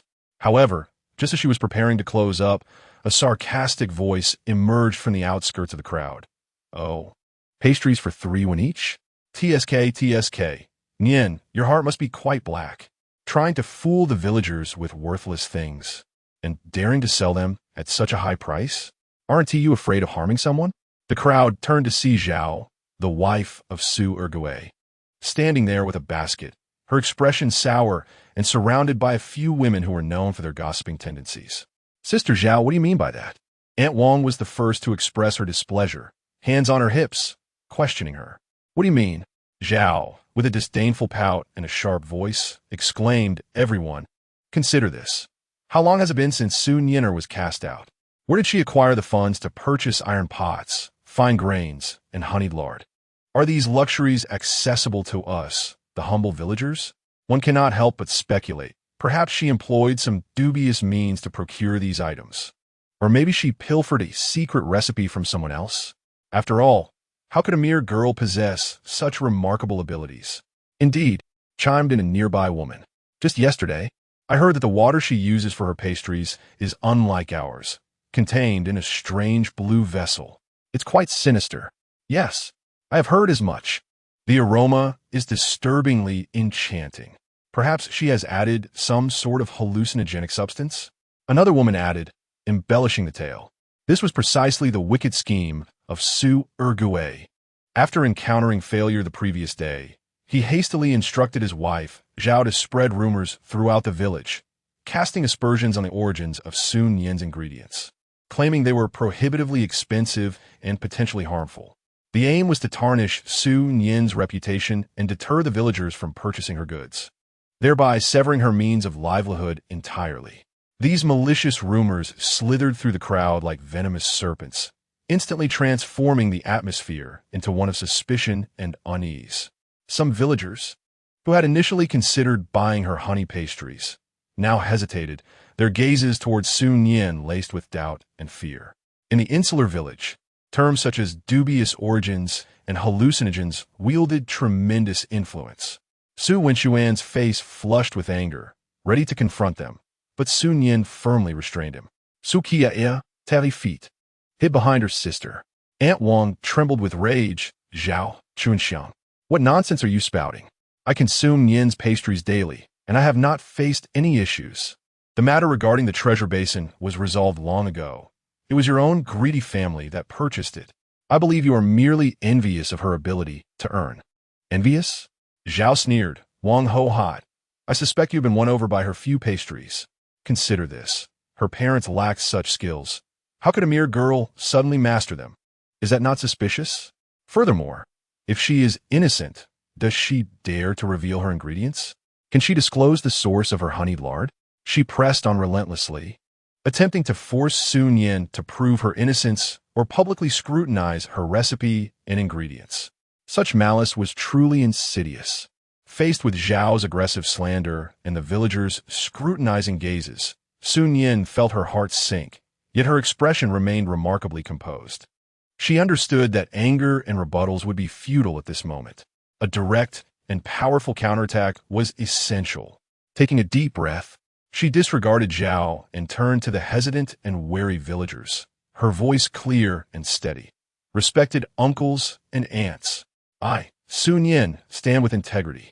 Every grain, every drop of oil, every spoonful of honey in my pastries is pure, purchased with my hard-earned money from the town.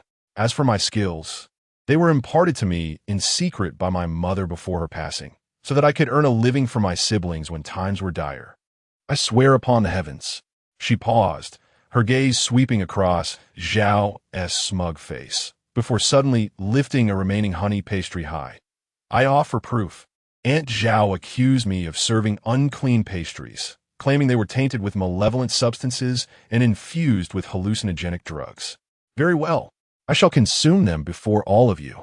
With that declaration, she proceeded to eat the piece of honey pastry, savoring each bite meticulously in front of everyone. Her expression remained serene, and her gaze was unwavering. Upon finishing, she picked up a piece of the prosperous cake and consumed it in the same manner. Who dares to doubt now? Su Nian scanned the crowd, challenging anyone who suspected her pastries to step forward. Today I, Su Nian, stand here. Whatever you have ordered, I shall eat. Should I have indeed used impure ingredients, may the heavens strike me down. But if anyone dares to falsely slander me, her eyes shot like cold lightning towards the Zhao family. Then let us call upon the village chief for judgment, to see what punishment befits those who spread rumors, tarnish reputations, and obstruct livelihoods. Her resolute words, coupled with her bold actions, swiftly turned the tide of opinion. The villagers gazed into Su Nian's fearless eyes, and then at the pastry she had just consumed, their doubts evaporating significantly. Indeed, if she herself dared to eat them so calmly, how could there be any issue? I trust Nian girl. Aunt Wang was the first to voice her support. Yes, I believe her too. Zhao Chunxiang, you are simply envious. The village chief is the fairest of all. Whoever spreads rumors again shall face the village chief. Nian girl, pay her no mind. Tomorrow, I shall return to purchase your prosperous cake and honey pastry. The tide of public opinion swiftly shifted in Su Nian's favor. The Zhao family and their few accomplices found themselves engulfed by the scornful gazes and accusations of the crowd, their faces alternating between green and pale. They had not anticipated Su Nian's audacity to publicly vindicate herself. Even more surprising was the villagers' fervent response. You, Zhao family could hardly utter a word, retreating in disgrace, dragging their companions away amidst the crowd's derision. The rumor campaign, orchestrated by Su Ergay and executed by the Zhao family, was utterly dismantled by Su Nian's boldness and the looming authority of the village chief. Watching the Zhao family's defeated exit, Su Nian breathed a quiet sigh of relief, her back drenched in cold sweat. Though this tactic was perilous, its effectiveness was undeniable.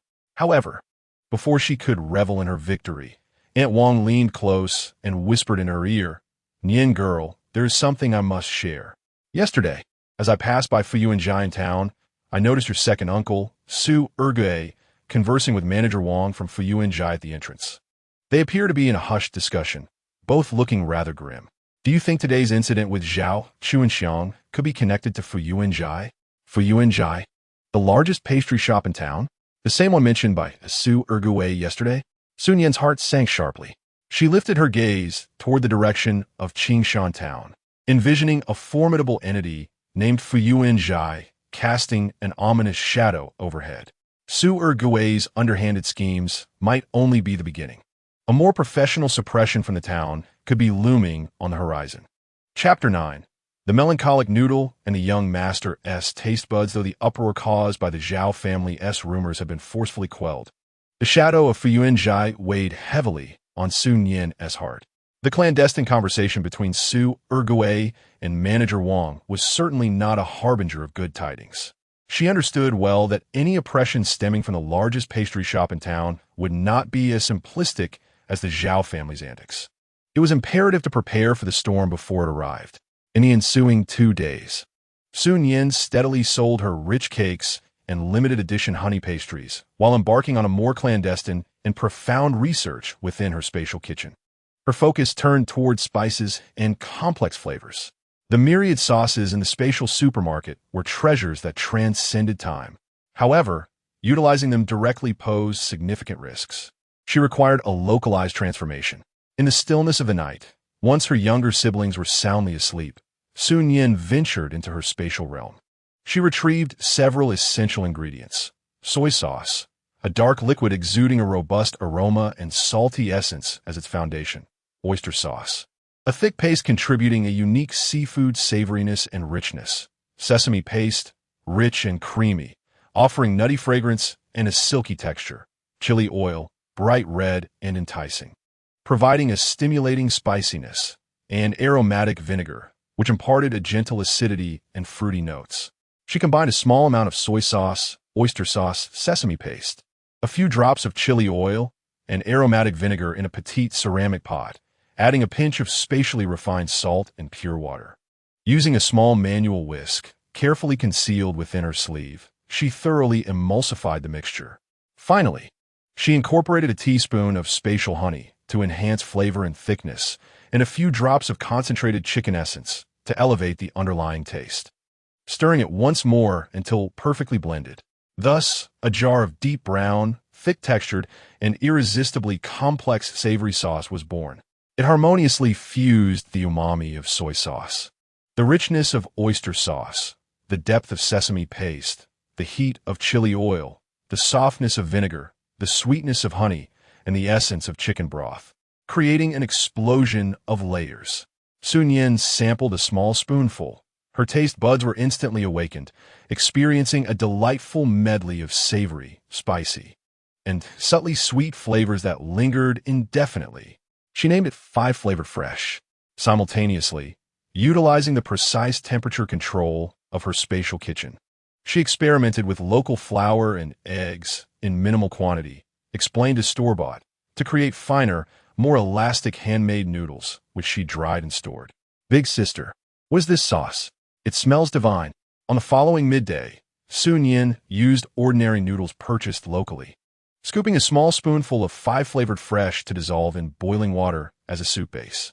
She then added some dehydrated vegetables from her spatial realm, masquerading as wild vegetable greens after being crushed, and sprinkled a bit of dehydrated scallions, disguised as sun-dried wild onions. A seemingly modest bowl of noodles was served, yet the assertive and complex aroma instantly captivated Su Nian and Su Qiaoer essences.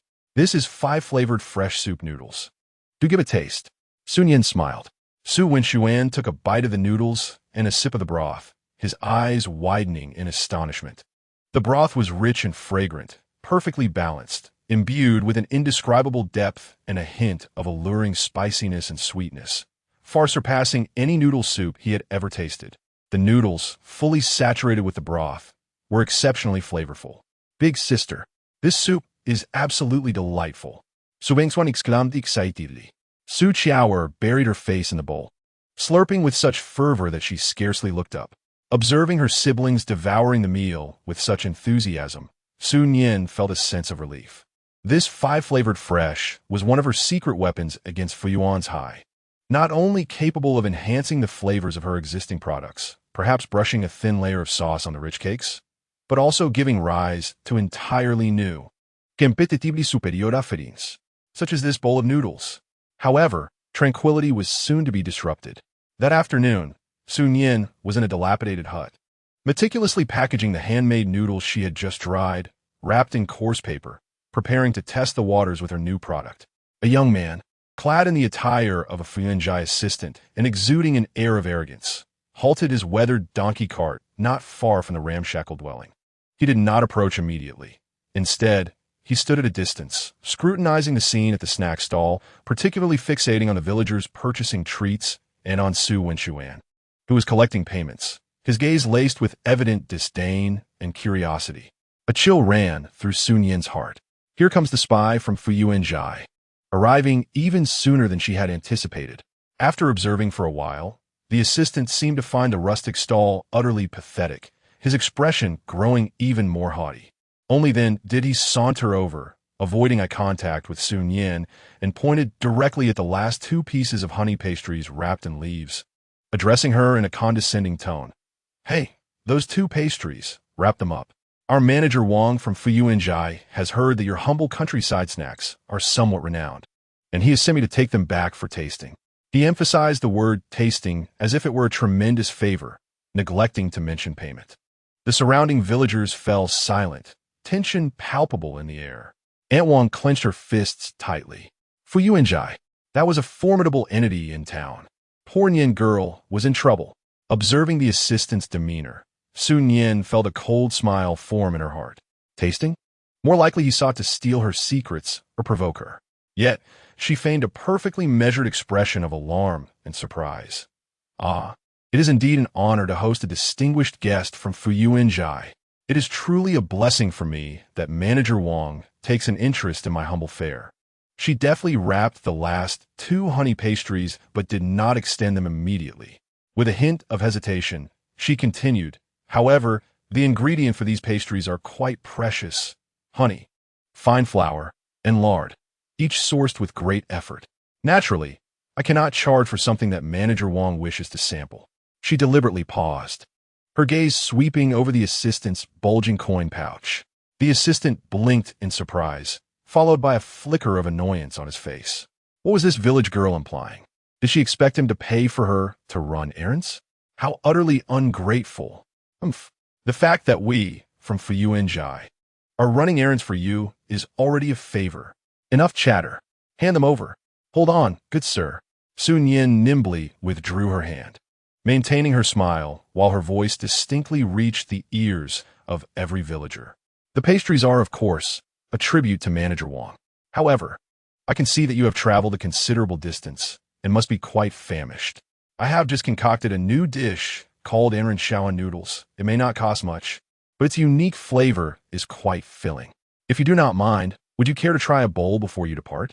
Consider my gratitude for Fu Yuanjai's esteemed interest. She deliberately emphasized the peculiar yet intriguing name of the dish, highlighting its unique flavor and hearty nature, effectively preempting the assistant's outright refusal with her expression of gratitude. The assistant, initially inclined to decline, found the odd name intriguing, and his belly, having endured a long journey, echoed his hunger. Seeing Su Nian's sincere demeanor and the curious gazes of the surrounding villagers, he grunted, "Fine, hurry up. I'm curious to see what kind of noodles you can produce in this backwater place." Success. Su Nian felt a surge of determination within her. She quickly stoked the fire and set a new iron pot to boil water. After the water reaches a vigorous boil, a handful of meticulously crafted handmade noodles, far superior in texture and taste to the local varieties, is introduced. Concurrently, a small spoonful of the precious Wu Xian sauce is placed in a coarse porcelain bowl, into which the scalding noodle broth is poured. In an instant, the overwhelming, soul-stirring aroma of savory delight bursts forth into the air like an explosion. The fragrance is even more intense and alluring than before. The nearby worker, taken aback by this sudden wave of scent, feels a tickle in his nose, and drool begins uncontrollably to accumulate. The surrounding villagers stir with curiosity. What is that fragrance? It's more enticing than meat broth. Such a captivating name. Soul-stirring noodles. How intriguing. Once the noodles are cooked to perfection, they're ladled into a bowl, adorned with bright green dehydrated vegetable bits, disguised as wild greens, and golden dehydrated scallion fragments, masquerading as wild onions. Before the worker sits a seemingly unremarkable bowl of noodle soup, yet exudes an irresistible aura of temptation, presented before him by Su Nian. "Enjoy, young sir," she says, stepping back. The worker gazes into the clear broth, the delicate white noodles, and the specks of verdant garnish. As he inhales the mouth-watering aroma, he can no longer restrain himself and eagerly picks up his chopsticks, indulging in the first bite. The noodles are remarkably chewy and smooth. With the second sip of broth, his eyes widen in astonishment. What an exquisite and intricate flavor it is. A symphony of saltiness, freshness, fragrance, richness, a hint of spiciness, and an endless array of delightful tastes explode upon his palate, layers upon layers, surging with intensity. It feels as if an invisible hand has grasped his taste buds and soul, causing him to forget where he is, his task, even the act of breathing itself. All that remains in his mind is the singular urge to eat, to continue eating. He devours the noodles without concern for decorum, slurping noisily. beads of sweat forming on his brow, consuming both broth and noodles with the fury of a whirlwind. Once the bowl is emptied, he cradles it in his hands, licking it clean of every last drop of soup, his face adorned with an almost dazed satisfaction. A loud belch shatters the silence, jolting the worker back to reality. As he notices the amused gazes of the villagers and the emptiness of his bowl, his face flushing with embarrassment. Had he truly been bewitched by this bowl of noodles? He attempts to utter some polite remarks to salvage his dignity, but finds himself at a loss for words. The flavors were simply too exquisite, so delectable that even he, a seasoned worker at the renowned Fuyuan's High, is left in awe. Su Nian timely offers him a small package containing 2 pieces of honey pastry. Her smile unwavering. Do you find the noodles to your liking? The pastries are ready for you to take back to Manager Wang. Please convey my gratitude for her consideration. She emphasizes the word consideration, her tone subtly charged. As the worker accepts the pastries, the arrogance that once marked his demeanor has vanished, leaving only embarrassment and a trace of unspoken respect. He gazes deeply at Su Nian, then casts a glance at the iron pot where the noodles were cooked, saying nothing as he turns to mount the donkey cart, driving away without a backward glance, his retreat appearing somewhat flustered. Ha ha! Look at that worker's greedy expression. Yin girl, is your soul-stirring noodle truly so magical? When will you start selling them? The villagers burst into laughter, the atmosphere lightening. Aunt Wang also breathes a sigh of relief, giving Su Nian a thumbs up.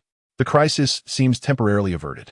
Yet, as Su Nian watches the donkey cart disappear into the distance, her brow remains furrowed. She had anticipated the worker's reaction. The power of Wu Wei Xian is indeed formidable. But how long will this awe endure?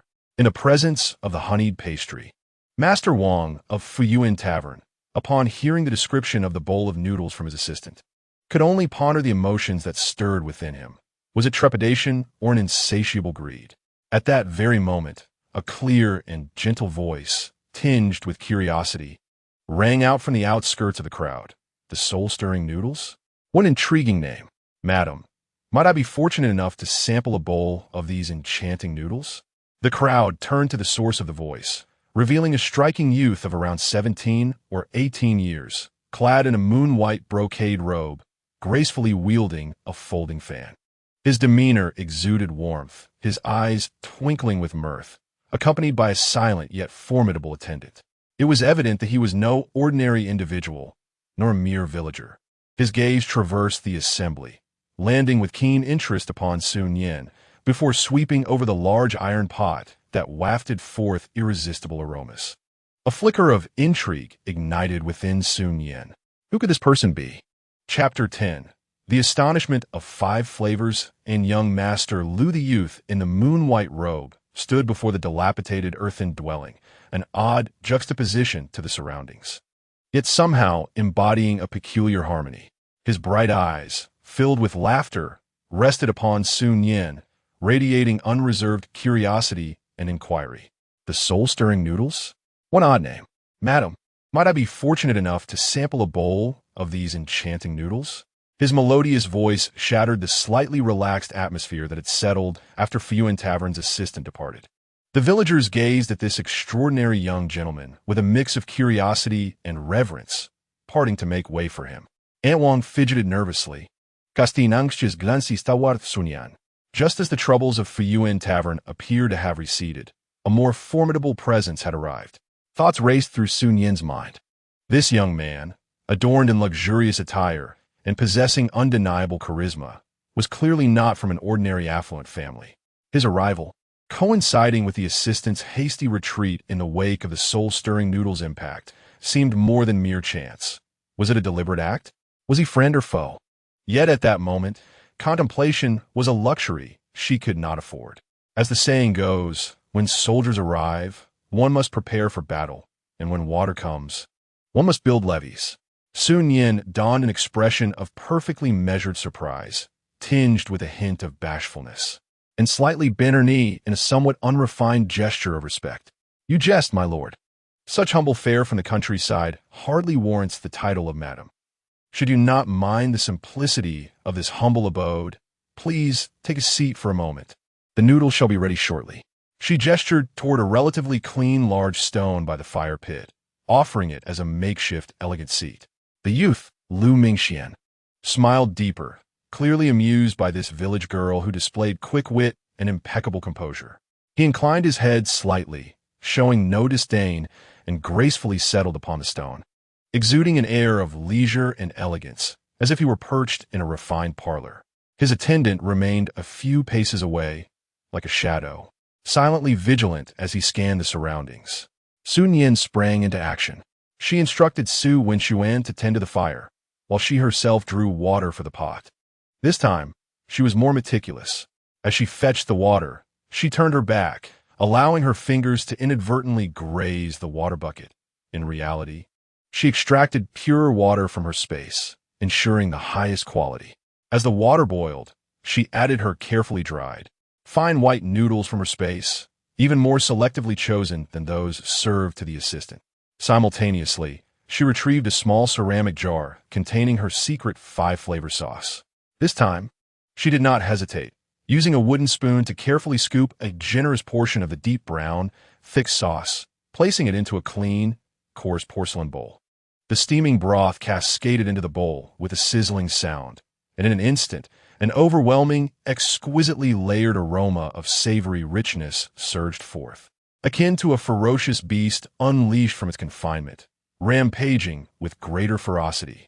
This fragrance was far more potent, more robust, and utterly captivating than the previous bowl prepared by the assistant. It seemed to encapsulate the very essence of mountains and seas, steeped in the passage of time. Nearby villagers were taken aback, stumbling backwards, dumbfounded, their mouths watering profusely. Aunt Wang clutched her mouth in astonishment, her eyes wide with disbelief. Lu Mingxuan's previously relaxed demeanor abruptly stiffened. His fingers tightened around the folding fan, and his warm, smiling eyes suddenly sparkled with a keen light, akin to a hawk sensing its prey, fixating intently on the bowl of swirling, tantalizing broth. He had traversed far and wide, pridefully claiming to have sampled delicacies from every corner, with several renowned chefs residing in his home. Yet, the boldness, complexity, and ineffable nature of this aroma were unlike anything he had ever encountered. This could not possibly be the creation of a mere village girl. There must be a monumental secret behind it. The noodles were cooked to perfection and ladled into the bowl. Vibrant green shards of dehydrated vegetables and golden specks of fragrant scallions, against the backdrop of the deep, lustrous broth, appeared even more enticing. Su Nian presented the bowl to Lu Mingxian with both hands, saying, "Young master, please enjoy."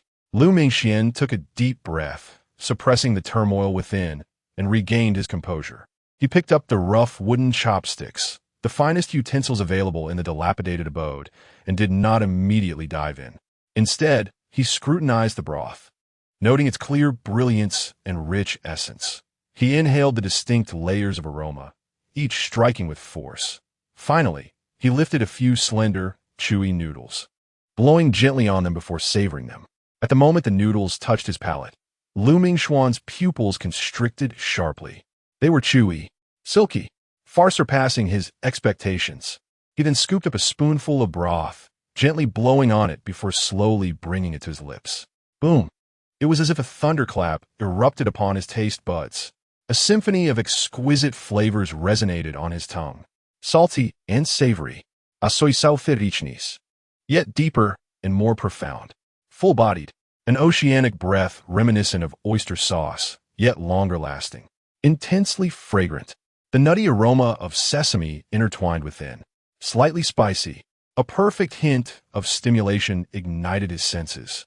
Sweetness, the delicate honeyed sweetness emerged quietly at the end, achieving a flawless balance, and that ineffable undertone, as if the quintessence of myriad flavors had coalesced. It was the soul's elevation brought forth by concentrated chicken broth. This was not merely soup. It was clearly a nectar distilled from the very essence of heaven and earth, a divine elixir capable of awakening the primordial craving for flavor deep within the soul. All traces of Lu Mingxuan's grace and composure evaporated. He forgot his restraint, his status, and his surroundings. His movements became increasingly rapid, the chopsticks danced, and he slurped the noodles voraciously, greedily drinking in the enchanting broth. Beads of sweat formed on his brow. A flush of satisfaction graced his cheeks, and his gaze was so intensely focused that it seemed as though the entire world had shrunk to the confines of this bowl of noodles. A profound silence enveloped the surroundings. The villagers gaped, witnessing this noble young man devour his meal with the fervor of a beggar who had not eaten in 3 days. His expression of rapturous delight surpassing even that of the assistant from the Fu Yuan restaurant. Aunt Wang pressed her hand against her rapidly beating heart, gazing at Su Nian with a mixture of awe and reverence. What kind of celestial magic had this girl employed? A bowl of noodles, along with the last remnants of the broth, was devoured completely by Lu Mingxian. He set down the bowl, exhaling a long, satisfied breath, his eyes still reflecting a lingering shock and intoxication. After several moments, he slowly lifted his gaze to Su Nian, and in his eyes, there was no longer a trace of disdain or curiosity. Instead, a profound seriousness, an inquisitive nature, and an unmistakable fervor had taken their place. What exquisite flavors! Lu Mingxuan's voice bore a hint of hoarseness, as though savoring the pinnacle of culinary delight. He gradually stood, solemnly cupping his hands towards Su Nian, exclaiming, "Your culinary skills are remarkable. I have traveled through 3 states and pride myself on having tasted many delicacies, but this noodle dish is truly unparalleled in my lifetime." The phrase soul-stirring aptly describes it. May I inquire, what is the secret behind this broth? What does the name 5 flavors fresh signify? Finally, he posed the pivotal question, his gaze piercing as he scrutinized Su Nian's every expression for any subtle shift. Su Nian had anticipated this moment. She understood that this bowl of richly flavored noodles was her greatest bargaining chip. "Your praise is unwarranted," she replied, lowering her gaze to evade his keen scrutiny, her voice remaining calm. "The broth is called 5 flavors fresh. It is derived from an incomplete ancient recipe left by my mother, combined with local wild ingredients that I have meticulously experimented with and blended. It captures the freshness of mountain fungi, the acidity of wild fruits, the spiciness of mountain pepper, the sweetness of rock honey, and the saltiness of sea salt. Only through this harmonious blend can the sauce be achieved. It is labor-intensive and exceedingly rare to produce, hence its preciousness," she explained half-truthfully, attributing the origins of the 5 flavors fresh to ancient methods and wild ingredients, intentionally obscuring the key elements. "The harmonious blend of wild flavors," Lu Mingxian murmured, his eyes flickering with uncertainty. This explanation seemed plausible, yet hinted at an ineffable profundity. The complexity and depth of the broth could not simply be the result of common wild ingredients. However, he refrained from immediate skepticism and instead shifted his tone, saying, "With such extraordinary talent, why do you confine yourself to this dilapidated dwelling, laboring daily for mere coins? Is it not a pearl covered in dust?" He cast a glance at the shabby house and the curious villagers, his voice imbued with sincere regret. "I, Lu Mingxian, am not of high standing, but my family operates a modest enterprise in the provincial capital. I hold great admiration for your secret technique of 5 flavors fresh in this soul-stirring noodle dish. Would you be willing to collaborate with me?" He extended an olive branch. This was his true intention. Such a remarkable skill, such a secret recipe, if mastered or shared, could yield immeasurable benefits. Collaboration? Su Nian raised her eyes to meet Lu Mingxuan's fervent gaze, not answering immediately, but rather inquiring. "May I ask your esteemed name and the nature of your family's business?" "I am Lu Mingxian," he replied with a slight smile, gently waving his folding fan, exuding an innate grace. "My father, Lu Hongyuan, operates the Lu family business in Qingzhou, which includes several restaurants and engages in trade of goods from north to south. Fu Yuan Restaurant is also among our family's ventures." He casually dropped a bombshell. The young master of Fu Yuan Restaurant. A chorus of gasps echoed around them. The villagers turned pale. Aunt Wang's legs buckled, nearly causing her to collapse to the ground. It was over. Having just dismissed a worker, the young master himself paid a visit, drawn in by the allure of that enchanting bowl of noodles. Su Nian realized that she had inadvertently stirred a hornet's nest. Her heart raced as she recognized Lu Mingxian, the young master of the Lu family, the true proprietor of Fuyuan restaurant. No wonder his demeanor was so extraordinary. No wonder he possessed such a keen palate for culinary delights. Having witnessed the workers' embarrassment and personally tasted the heart-wrenching noodles when he proposed collaboration, was it a genuine offer or merely a guise for absorption? The pressure bore down on her like a mountain. Su Nian gazed into Lu Mingxuan's seemingly gentle yet unfathomable eyes, recalling the schemes of Su Ergong and Manager Wang. She understood the shadows looming over Fuyuan restaurant. Her forthcoming response would determine the fate of both herself and her siblings. Was she inviting the wolf into her home, or was she ascending the ladder to success? Taking a deep breath, she compelled herself to remain composed, meeting Lu Mingxuan's profound gaze, and began to speak slowly. Chapter 11. A Secret Recipe as Shield. The Prefecture as Ladder Collaboration.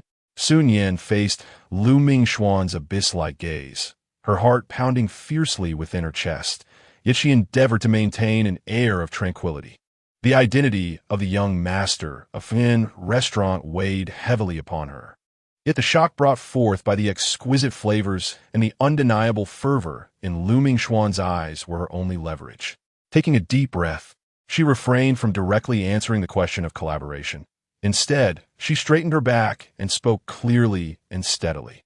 So, is the esteemed young Master Lu. I apologize for my ignorance. It is indeed an honor for me to collaborate with the Lu family business and a tremendous opportunity. She first acknowledged the value of his status and proposal, setting a steady tone. Lu Mingxian gently fanned himself, a faint smile playing on his lips, waiting for her to continue. He was well aware that this village girl would not yield easily. However, Su Nian shifted the conversation, her gaze unwavering as she met Lu Mingxuan's. The young master could see that Nian possessed little but the meager skills gleaned from her late mother's incomplete ancient recipe, and hands capable of sustaining her siblings. This secret recipe for the exquisite flavors was their sole reliance in this world. She deliberately emphasized its uniqueness and the precariousness of the ancient recipe, hinting at its rarity and its binding connection to their survival. Naturally, she longed for collaboration. However, she audaciously inquired about the specifics of this partnership. Su Nian tossed the question back, seeking to gain the upper hand in negotiations. Was the Lu family aiming to purchase the recipe outright, or to employ her as a chef in their restaurant? Or was there another plan in mind? A glimmer of appreciation flickered in Lu Mingxuan's eyes. This village girl not only possessed extraordinary culinary skills, but also exhibited remarkable composure and negotiation acumen under immense pressure. He closed his fan, his demeanor growing more serious. Miss Su, you speak plainly. Buying the recipe outright or employing a chef are not my intentions. He candidly dismissed the two rudimentary collaboration models she had proposed. Acquiring the recipe might seem a straightforward transaction, but it would sever the source of creativity. Such divine skills, if not continuously refined and innovated, would ultimately be squandered. Employing her as a mere chef would be a disservice to her talents, confining a dragon to the shallows. Lu Mingxuan's words resonated with respect for Su Nian's craft and insight into the commercial potential. What I propose is partnership, he declared with conviction. With the exquisite culinary skills and the secret techniques of the maiden, our Lu family business is prepared to invest in funds, premises, personnel, and channels. Together, we shall establish a brand new restaurant in Qingzhou Prefecture. The maiden shall hold a 30% share, overseeing the core kitchen operations and the development of new dishes. Possessing absolute authority in these matters, daily operations will be managed by representatives from the Lu family, but significant decisions will require our mutual consultation. Profits will be divided according to our respective shares. The terms, Qingzhou Prefecture, partnership, 30% share, and absolute authority in the kitchen, resounded in Su Nian's ears like thunderclaps. These conditions far exceeded her expectations. Not only did it bypass Fuyuan restaurant, potentially treating it as a stepping stone or competitor, but it also directly entered the provincial market, granting her immense respect, partnership rather than employment, and substantial benefits, 30% equity, and core authority.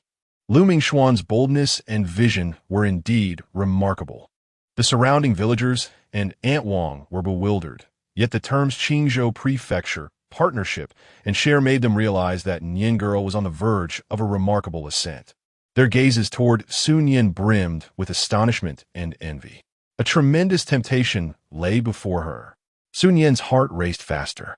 This was almost the best opportunity to escape all her present predicaments, the Su family's harassment, threats from Fuyuan restaurant, and lack of resources, and achieve a significant leap in social status. However, the greater the temptation, the more one must remain composed. Su Nian did not let herself be swept away by excitement. She astutely identified several key points. 1. The ownership and security of the secret recipe. The essence of the partnership lies in the secret recipe. How can she ensure it is not stolen or replicated by the Lu family? She could not oversee everything forever. 2. The placement and safety of her siblings. What would happen to her siblings if they moved to the prefecture? What about Su Wenxuan's studies? Su Qiaoer's safety? In the unfamiliar prefecture, how could she guarantee they would not be harassed by the Su family or others? 3. Initial control and trust. Although she would have authority in the kitchen, how could she ensure she would not be sidelined in the early stages, especially while managing her siblings alone? How long would Lu Mingxuan's current sincerity last? 4. The supply of the secret ingredients. The recipe resided in her mind. But the core ingredients, the secret sauce, must be added by her in secrecy. How could she explain the source and limited supply of this special sauce? After a moment of silence to organize her thoughts, Su Nian spoke again, her voice steady yet imbued with undeniable resolve. Your kindness, young master, and the generosity of your terms leave me in awe. The opportunity to showcase my skills in Qingzhou is indeed a cherished dream of mine. She first expressed her gratitude and longing, providing reassurance to her counterpart. However, there were a few matters that she needed to clarify, which constituted the bottom line for her cooperation. She raised her finger, articulating clearly. Firstly, the significance of the secret recipe. The essence of the 5 flavors is paramount, and the method of its preparation resides solely in my mind, with no written record. During our collaboration, the final blending of the core sauce must be carried out solely by me, and no one may pry into it. I can guarantee a stable supply of the core sauce, but its source and detailed proportions cannot be disclosed. This is essential for my survival, and I hope you can understand, young master. She firmly locked down the core secrecy of the recipe and presented the stable supply of the core sauce as a given fact, subtly implying that she had an independent and secure source for the ingredients. Secondly, concerning the safety of my siblings, Nian is to journey to the provincial capital, accompanied by her siblings. It is imperative that the young master arranges a secure and stable residence, ensuring that my brother, Su Wenxuan, can attend school in the capital. His tuition and basic expenses can be deducted from Nian's future shares. Nian must guarantee the safety and tranquility of her siblings, free from any disturbances. She presents their well-being and security as non-negotiable conditions. Furthermore, she demands initial authority. During the early stages of the new restaurant's operation, Nian must possess decision-making power over kitchen personnel and the procurement of ingredients, particularly the essential ones. The steward sent by the Lu family may manage the front of the house and accounts, but the kitchen operations must adhere to Nian's directives. Once the restaurant is running smoothly and trust is established, adjustments can be discussed at a later time. She insists on absolute control over the kitchen in its initial phase to prevent any interference. Lastly, the clarity of the contract is crucial. All the aforementioned stipulations must be documented in writing, formalized through official notarization, and mutually upheld by both parties. She emphasizes the importance of legal protection. With each condition, Nian articulates, the light in Lu Mingxian's eyes brightens. Who is this if not a mere village girl? She is undeniably a shrewd negotiator, well-versed in the intricacies of business. The conditions she proposes, seemingly cautious regarding the secret recipe, are in fact exceedingly reasonable. Even considering the Lu family's interests, ensured supply, and initial kitchen stability. Her concern for her siblings' placement and safety further highlights her loyalty and integrity, indicating she is not merely driven by profit. Excellent. Lu Mingxian clapped his hands in delight, unabashedly expressing admiration. Miss Su, your considerations are thorough. I am most impressed. The 4 terms you propose are both fair and reasonable, and I wholeheartedly agree to them. His response was brisk and decisive, leaving Su Nian momentarily taken aback. So smooth?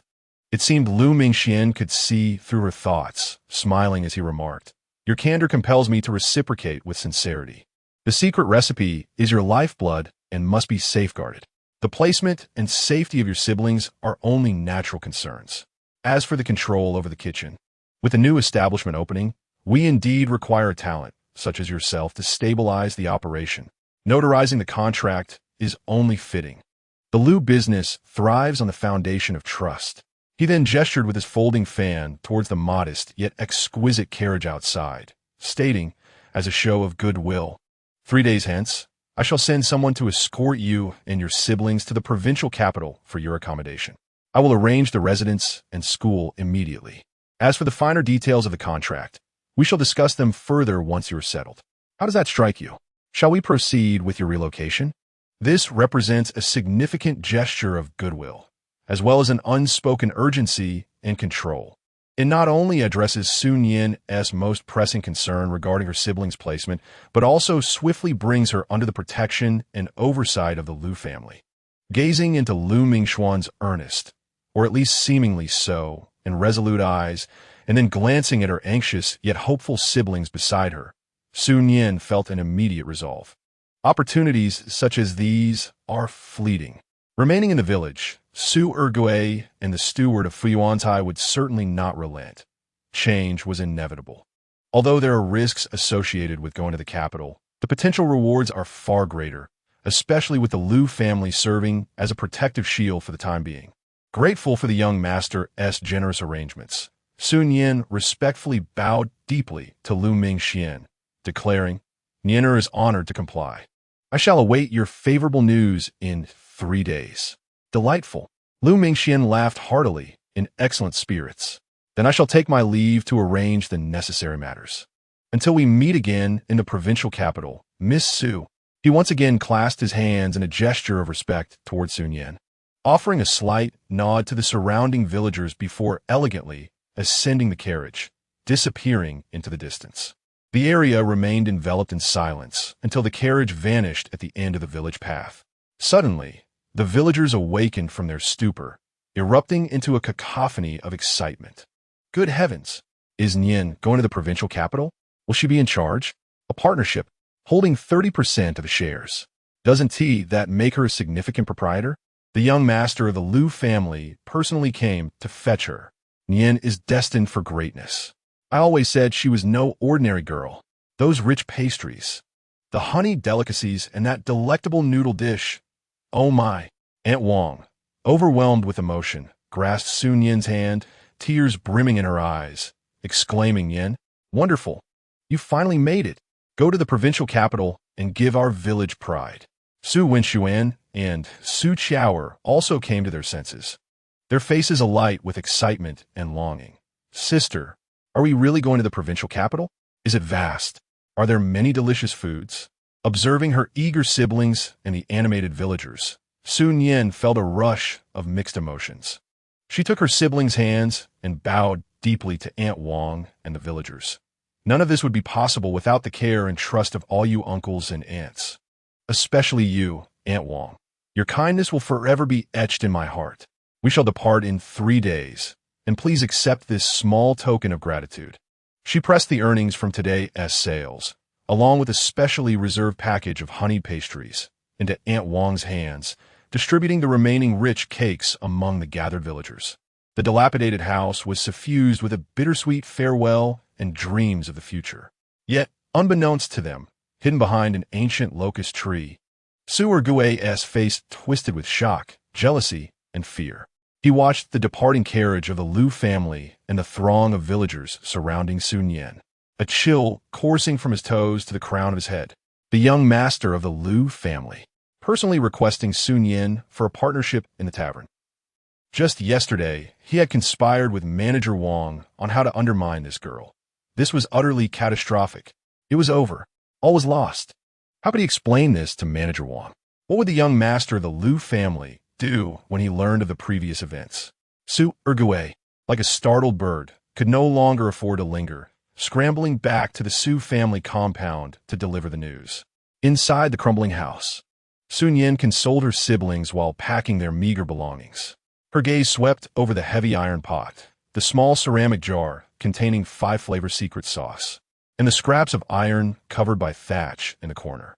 A broader, more intricate stage, rich with opportunities and challenges, awaited her in the provincial capital. Her culinary ingenuity and timeless recipes would be her greatest asset in establishing herself, flourishing, and ultimately crafting a path to prosperity. The collaboration with Lu Mingxian was merely the beginning. Chapter 12. The final song of the Su family and the first cry of the provincial capital. The news of the young master of the Lu family personally visiting the dilapidated house and planning to escort Su Nian and her siblings to the provincial capital for a partnership in a tavern spread like wildfire throughout Willow Tree Village. Emotions of envy, disbelief, and admiration intertwined among the villagers. However, the Su family compound was shrouded in a suffocating silence, steeped in panic and frantic resentment. A partnership in a tavern? 30% shares? The young master of the Lu family personally coming to invite them? Upon hearing Su Ergui's incoherent lamentations, the elderly matriarch Su dropped her clay pipe with a thud, her murky eyes filled with astonishment and avarice. Has that wretched girl really climbed the social ladder? She mused. Mother, this is hardly the time for such thoughts. Su Ergui fretted like an ant on a hot pan, his complexion devoid of color. Master Lu must certainly be aware of Manager Wang's prior attempts to suppress her. If he turns his wrath upon our Su family, we shall be doomed. And what of that peculiar basin purchased for 51? If it is uncovered, how shall I show my face? How are we to survive in the village thereafter? Li Xiulian, consumed by envy and fear, lamented, I always knew that girl was a calamity. Not only does she bring misfortune to her parents, but now she seeks to ruin our Su family. Baogan's father, you must devise a plan at once. Su Laohan, with a grim expression that could evoke rain, tapped the extinguished tobacco bowl. He slammed his hand upon the table. What is this weeping for? Now you fear? Why did you not act sooner?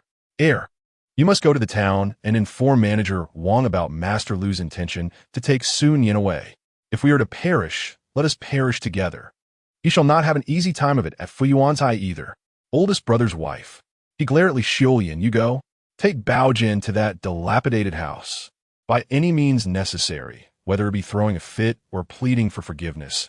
Ensure that Su Nian relents and takes Baojin with her to the capital. Even if it means he becomes a mere servant, it is still the Lu family's domain. Once Baojin enters, there remains hope for our Su family. In a final desperate gamble, the Su family, akin to gamblers who have lost their senses, split into two factions, striving to seize the last glimmer of hope or chance for redemption. Li Xiulian, dragging a most reluctant Su Baojin, wept and wailed as they collapsed at the entrance of the dilapidated house, their faces smeared with tears and snot. Nian girl, my dear niece, in the past, your aunt was blinded by greed and wronged you siblings. You are magnanimous. Do not hold it against your aunt. Look at Baojin, your dear cousin. Please, have mercy and take him to the capital to see the world. Let him serve you like a beast of burden if need be. As she sobbed, she forcefully pushed the disgruntled Su Baojin towards Su Nian. Su Baojin gazed at the neatly arranged new bundles within the shabby dwelling, evidently far superior to those in the village. Clean garments and simple necessities had been sent by Lu Mingxian, as well as Su Nian's attire, humble yet impeccably clean, also provided by the Lu family. A glimmer of jealousy flickered in his eyes. It was overshadowed by the humiliation of being shoved by his own mother. Su Nian observed the farce with a cold detachment, her heart untroubled. After folding the last piece of clothing and placing it in her bundle, she turned, her voice calm and resolute. Aunt, the severance of ties is documented with our thumbprints. My brother and I have long ceased to be associated with the old Su family. Baojin will forge his own path, and we, as orphans, cannot afford to linger." Her refusal was decisive and left no room for negotiation. "You ungrateful wretch," Li Xiuyan, unable to soften her stance, instantly changed her demeanor, leaping up to point an accusatory finger at Su Nian. "Now that you've risen in status, you are ashamed of your impoverished relatives? I tell you, if you do not take Baojin with you, I shall hang myself at your doorstep. Let the Lu family witness what sort of vile creature they have partnered with. One who would drive her own aunt to despair. Hang yourself?" Su Nian's lips curled into a cold, mocking smile as her gaze swept over the gathered villagers and Aunt Wang. Despite her attempts to intervene, she declared that tomorrow, the representative from the Lu family would arrive to escort them. Let them witness how the old Su family resorted to extortion through the death of a forsaken orphan. Let them see if this severance document is nothing more than worthless paper. Let them discern if there is still any law left in Lushu village. Her words were piercingly poignant and entirely reasonable, invoking the formidable presence of both the Lu family and the law. The onlookers shook their heads in disapproval, casting disdainful glances at Li Xiuyan. Aunt Wang, unable to contain her indignation, exclaimed, "Li Xiuyan, have you no shame? How did you treat Nian back then? How dare you show your face now? If you wish to die, do so far away, lest you taint Nian's doorstep." Li Xiuyan, rendered speechless by the tirade, gazed into Su Nian's cold, resolute eyes, then at her son Su Baogan's expression of utter embarrassment. A wave of despair surged within her, prompting her to collapse onto the ground, weeping uncontrollably, yet refraining from uttering the word death. Su Baogan, his face flushed with shame, desperately pulled Li Xiuyan up, and amidst the villagers' laughter, they fled in utter disgrace. Meanwhile, in the back courtyard of Fuyuan Giant Town, Su Ergui's face was ashen as he hurriedly relayed the news of the Lu family's heir personally going to Lushu village to invite Su Nian a partner in opening a restaurant to Manager Wang. The teacup in Manager Wang's hands shattered with a resounding crash, his plump face drained of color, beads of sweat cascading down like rain. It was over, utterly over. Manager Wang slumped into his armchair, his corpulent body trembling with fear. In his eagerness to ingratiate himself with Su Ergui, hoping to acquire a recipe at a low price or to suppress potential rivals, he had tacitly permitted and even cooperated with some earlier schemes. Now, not only had the heir personally invited that village girl, but they intended to partner in establishing a restaurant. This was akin to a resounding slap to his face. How would the heir deal with him? Could he still retain his position as manager? Fear gnawed at his heart like a venomous serpent. He glanced at Su Ergui, whose own visage was devoid of color, filled with resentment and blame. "It's all your fault. This calamity is upon us because of you. Get out. Get out of my sight." Su Ergui, dazed and disoriented, was expelled from Fuyuan Jai, standing on the bustling street, feeling as if the world was spinning around him. He had lost everything and had thoroughly offended others. The old Su family in Lushu village was now utterly disgraced and finished. 3 days later, Lu Mingxian indeed sent a spacious and comfortable carriage along with 2 composed and capable attendants. Amidst the reluctant farewells from Aunt Wang and several villagers, Su Nian, along with her tightly clutched small bundle, and the excited yet anxious Su Wenxuan and Su Qiaoer, boarded the carriage, departing from Lushu village, the very place that marked the beginning of their struggles and hardships. As the carriage traversed through Qingshan town and across vast fields, it finally arrived at the city gates of Qingzhou Prefecture. Majestic. This was Su Nian's immediate impression. The towering city walls, the broad moat, the ceaseless flow of people and carriages, the densely packed shops, and the cacophony of bustling vendors, all stood in stark contrast to the isolation of Lushu village and the tranquility of a small town. The air was infused with a medley of complex scents, the aroma of food, the sweet fragrance of cosmetics, the pungent smell of livestock, and a faint mingling of dust and prosperity. Su Wenxuan and Su Qiaoer pressed their faces against the car window, their eyes wide with wonder and mouths slightly agape. utterly captivated by the dazzling spectacle they had never encountered before. "Sister, look at all the people and houses. Sister, look, that building is so tall, and that sugar figurine is enormous." As the carriage entered the city, it came to a halt in a relatively quiet and tidy area in the southern part, before a quaint and exquisite courtyard with white walls and gray tiles. This was the residence arranged for them by Lu Mingxian. The courtyard, though small, was clean and elegant, featuring 2 main rooms, 1 room on each side, a tiny kitchen, and a back garden. The furnishings, while not extravagant, were complete with fresh bedding made of fine cotton. "Miss Su, young Master Su, Miss Su, I am Luan, here at the behest of the young master to await your arrival." A neatly dressed, middle-aged steward had been waiting at the door, bowing respectfully. "The young master has instructed that you settle in and rest first. Matters regarding the academy have been arranged. Tomorrow, young Master Su can visit Qingsong Academy to meet the teacher. As for the contract, the young master will come personally to discuss it once you have rested." Luan's thoughtful arrangements allowed Su Nian to breathe a sigh of relief. At the very least, Lu Mingxian had indeed fulfilled his promise regarding the accommodation of his younger siblings. After settling in and bidding farewell to Luan, Su Nian took her siblings for a stroll around the modest courtyard. Su Wenxuan was filled with excitement about attending the academy the next day, while Su Qiaoer was enamored with a cluster of blooming roses in the garden. In the evening, Su Nian prepared a simple yet delightful dinner using the rice, flour, and vegetables that the Lu family had prepared in advance, complemented by a touch of 5-flavor sauce.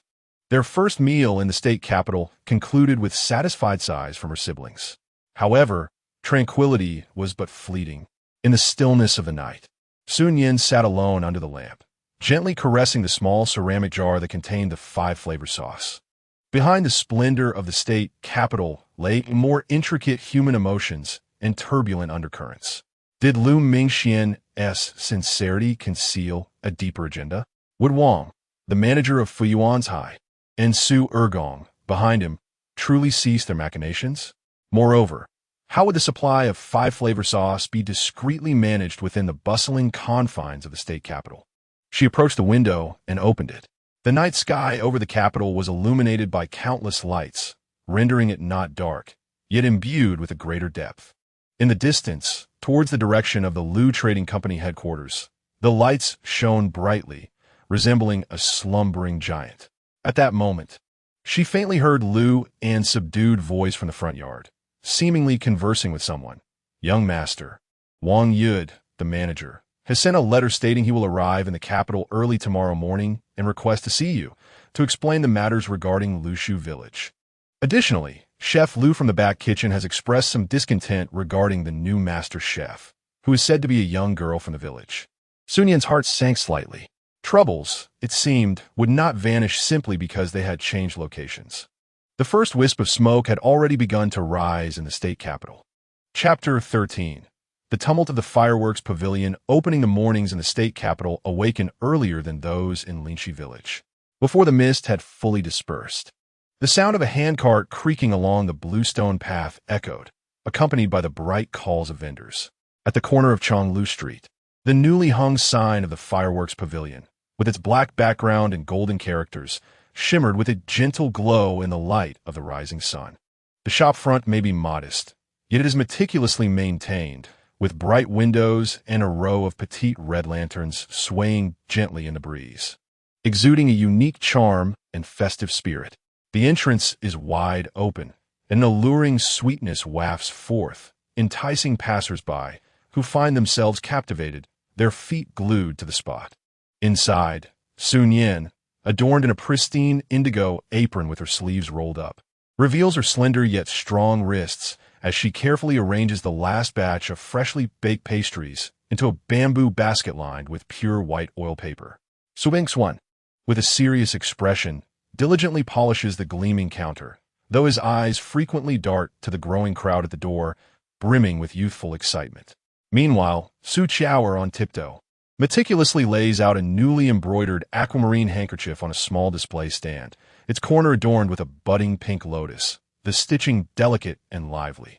"Sister, more and more people are arriving," Su Wenxuan whispers, tinged with a hint of nervousness. Su Nian glances outside, where a throng has formed, encircling the shop in 3 layers, comprising men, women, and children alike, all craning their necks to catch a glimpse and buzzing with conversation. What an enticing aroma. What are they selling? Is it Yanhua Pavilion? A new eatery? It certainly smells delightful. Those pastries look quite rare. I've never seen anything like them. With a subtle smile, Su Nian brushes off the flour from her hands and steps to the entrance, her clear voice carrying a soothing strength. Dear neighbors, our humble establishment, Yanhua Pavilion, is now open. We are grateful for your patronage. We have prepared some simple pastries, both savory and sweet, and we warmly invite you to come in, take a look, and savor the delights. A stir ripples through the crowd, and a few bold women are the first to push their way inside. Su Nian immediately straightens his small frame behind the counter. What is this? Inquires a well-dressed woman, pointing at the glossy, brown-red delicacies in the basket. Thin as a cicada's wing. Madam, this is our secret recipe 5-spice meat jerky, Su Nian replies with a smile, carefully using tongs to present a small piece. Please, do give it a try. We select the finest pork hind leg, slow-roasted and infused with a blend of over 10 spices. The woman hesitates before accepting it. The rich, salty aroma, mingled with hints of fruity, with smoke filling her nostrils. She takes a cautious bite. It is initially chewy, but her teeth effortlessly shred through the fibers, releasing a burst of salty, savory, sweet, and fragrant flavors, with a teasing hint of spiciness exploding in her mouth. Her eyes light up, and she exclaims, delicious. This flavor is both chewy and aromatic. Please wrap up half a pound for me. And this? It looks shiny and resembles a jade jelly. Another customer interjects, pointing at a nearby platter of translucent white pastries, flecked with crimson hawthorn jelly. This is our crystal hawthorn jelly, Su Nian replies, her smile deepening. It is made from lotus root powder, sweet and smooth, filled with preserved hawthorn bits. Perfect for whetting the appetite and alleviating greasiness. The customer samples a piece, experiencing the cool, tender texture accompanied by the fragrance of lotus powder, mildly sweet and not cloying, with the hawthorn bits offering a delightful tang that melts on the tongue, instantly dispelling the summer heat. Oh, how delightful! This is the perfect treat for summer. I'll take a package as well. With the initial excitement ignited, the crowd can barely contain themselves. I'll have half a pound of jerky too, 2 packages of the crystal jelly. And what is that golden flaky pastry? It smells divine. Su Nian deftly weighed and packaged the items, her movements flowing like water. Su Nian was responsible for collecting the payments, the small cash box ringing incessantly with the clinking of copper coins and silver, quickly filling the bottom with a glimmering array. Meanwhile, Su Qiao assisted by passing oil paper and fine twine, her little face flushed with excitement. The shop was alive with warmth, fragrant aromas wafting through the air, and the chatter of customers creating a bustling atmosphere. Su Nian felt a sense of reassurance. It seemed the first venture in this state would indeed be a success. However, this vibrant scene did not last long. A sudden, boisterous shout shattered the ambience like cold water splashed into a hot pan. Step aside. Move aside. Why block the way? The crowd was rudely pushed aside by several burly men clad in short garments, staggering to create a passage. A middle-aged man, dressed in a silk shirt and sporting a protruding belly, strode in with measured steps, his triangular eyes scanning the shop with overt disdain. Behind him loitered 4 or 5 menacing thugs, arms crossed at the entrance, their fierce demeanor freezing the previously lively atmosphere. A new shop? Quite a grand display. The middle-aged man drawled, his gaze settling on Su Nian, appraising her with scornful curiosity. Who allowed this country girl to set up shop on Chonglu Street? Do you even know the rules of the state? Su Nian's heart sank, yet her smile remained unwavering. She placed the bamboo tongs down and stepped forward with poise. Esteemed shopkeeper, may I inquire your name? This humble establishment, Yanhua Gu, has duly paid the rent and established a contract. I wonder which rule has been transgressed. Rules? The man scoffed, nearly spitting in his derision. I am Zhao Yukai, the owner of the grain shop on this street. Anyone wishing to conduct food business on Chonglu Street must first pay homage to me. And you, a mere girl, Dare to set up your stall without so much as a greeting? Making such a racket. Are you trying to steal my business? His triangular eyes narrowed as he pointed at the cured meats and crystal cakes on the counter, his voice escalating. And what sorcery is at play here? How can meat be made to look like this?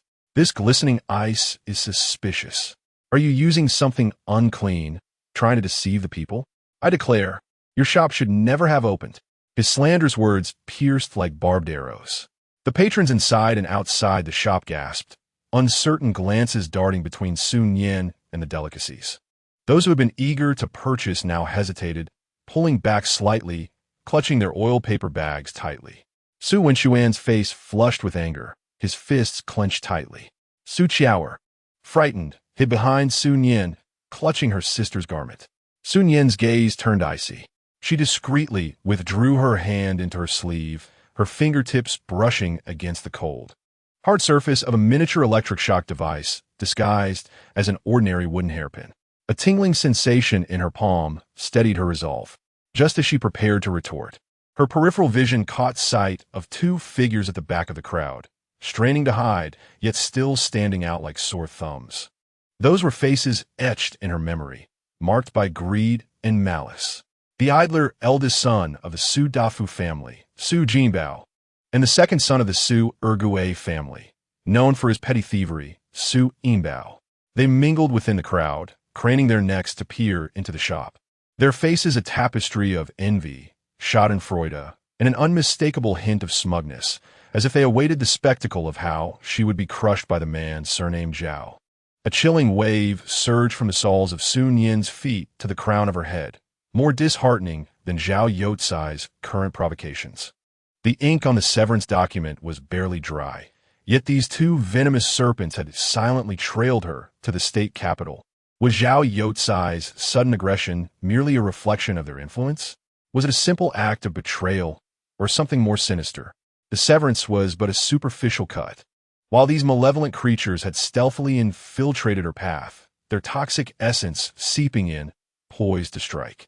Taking a deep breath, Su Nian quelled the surging flames of rage in a barely perceptible chill. She lifted her gaze, her eyes sharp as blades forged from ice, piercing through the arrogant demeanor of Zhao Youcai. Her voice rang out, crisp and cold, slicing through the stifling silence of the shop. You are Zhao, the manager, correct? One may indulge in a chaotic meal, but one must not speak carelessly. You claim I have breached the rules? Very well. Let us proceed to the magistrate and invite the esteemed judge to determine whether my contract for the Yanhua Pavilion adheres to the regulations. As for your insinuation regarding the dubious origins of my pastries. With that, she pivoted sharply, seizing the gleaming, razor-sharp kitchen knife used for slicing meat from the counter and slamming it onto the chopping board with an emphatic thud. The blade glimmered, reflecting her unflinching gaze. Dare you wager before the neighbors gathered here? I, Su Nian, will prepare and consume my creations on the spot. And you? Will you dare expose the stale rice and rotten grains from your grain store for all to see? The shop fell into an eerie silence. The knife, now resting on the board, caught the sunlight streaming through the door, refracting a blinding light, chilling the air. Su Nian's voice, though not loud, resonated like ice droplets striking the stone pavement, each word crystal clear, imbued with a fierce determination. Zhao Youcai's face twitched, the contempt in his triangular eyes solidifying into a moment of unexpected astonishment. He had not anticipated that this seemingly delicate rural girl possessed such fiery spirit. To brandish a knife in public? To threaten a visit to the magistrate? More damning was her piercing remark about the stale rice, a needle that struck at his deepest insecurities, sending a shiver down his spine.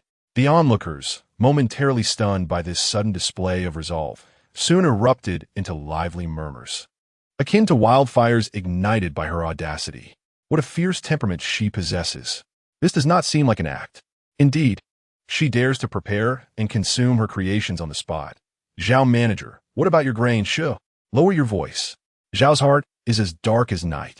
Skeptical glances converged on Zhao Youcai, laden with scrutiny and unspoken pressure. The doubts he had cast upon Su Nian's pastries were now somewhat alleviated in light of her defiant stance.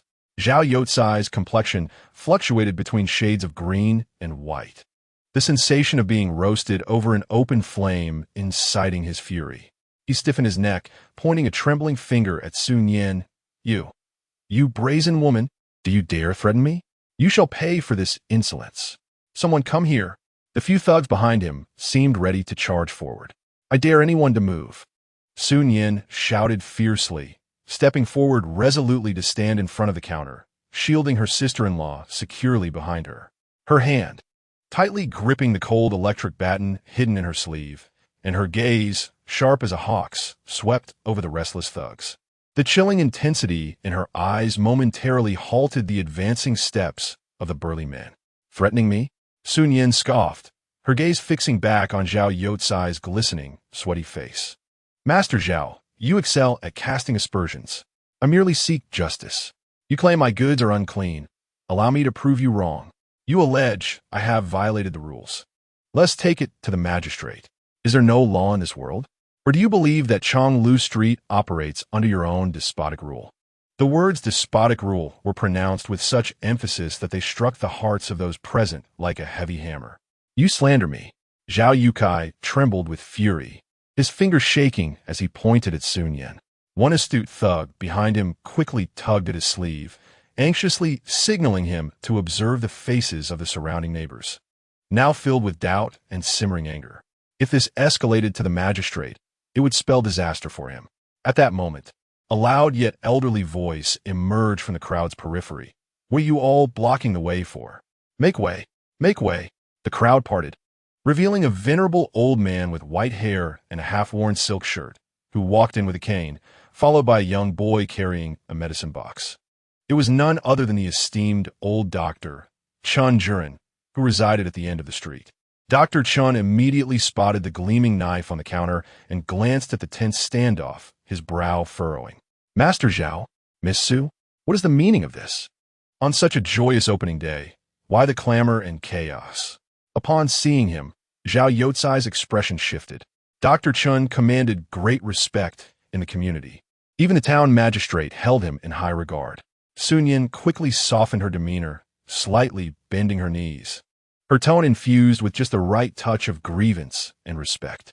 Uncle Chun, your arrival is timely. My little shop has opened, and I am grateful for the support of our neighbors. Yet, this Master Zhao, without any evidence, claims that my shop's food is of dubious origin and intends to tarnish my reputation, even bringing people to block my door. With no other recourse, I contemplated seeking justice at the magistrate or publicly proving my innocence, even if it meant exposing my own belly to show that the delicacies I, Su Nian, prepare are indeed clean. By the end, her voice quivered with emotion, her eyes glistening with unshed tears as she valiantly held back her sorrow. This display of vulnerability, coupled with her earlier fierceness, vividly painted the portrait of a woman driven to the brink, valiantly defending her honor. In an instant, she garnered the sympathy of the overwhelming majority present. Zhao Youcai, you have gone too far, exclaimed a woman who had just purchased crystal cakes. Indeed, this girl is simply trying to run her business. What grievance do you have against her? Dr. Chun, please offer your judgment. Dr. Chun, stroking his beard, regarded Zhao Youcai with evident displeasure. Master Zhao, in business, one should prioritize harmony to foster prosperity. Miss Su is new here. If she has indeed transgressed any regulations, the town magistrate can address it. To publicly tarnish her reputation and incite violence is unbecoming of a gentleman, and it disrupts the peace of the street. Zhao Youcai was publicly rebuked by Dr. Chun, his face burning with humiliation, particularly under the disdainful gazes of the onlookers, which felt like thorns in his back. He realized that his authority would not be restored today. Any further outburst would only worsen his predicament. He cast a venomous glare at Su Nian, his eyes sharp as if laced with venom. Well, you sharp-tongued girl, we shall see how this unfolds. Zhao Youcai spat through gritted teeth, flinging his sleeve and bellowing at his thugs. What are you still doing here? This is utterly disgraceful. Let us go. The thugs, as if granted amnesty, slinked away behind Zhao Youcai, their retreat marked by a palpable sense of embarrassment and rage. As the shadow at the doorway dissipated, sunlight flooded back into the fireworks pavilion. easing the previously tense atmosphere within the shop. "Thank you, Uncle Chun, for your righteous words." Su Nian deeply bowed to Chun Jiren, her tone sincere. The glimmer of unshed tears in her eyes was perfectly restrained.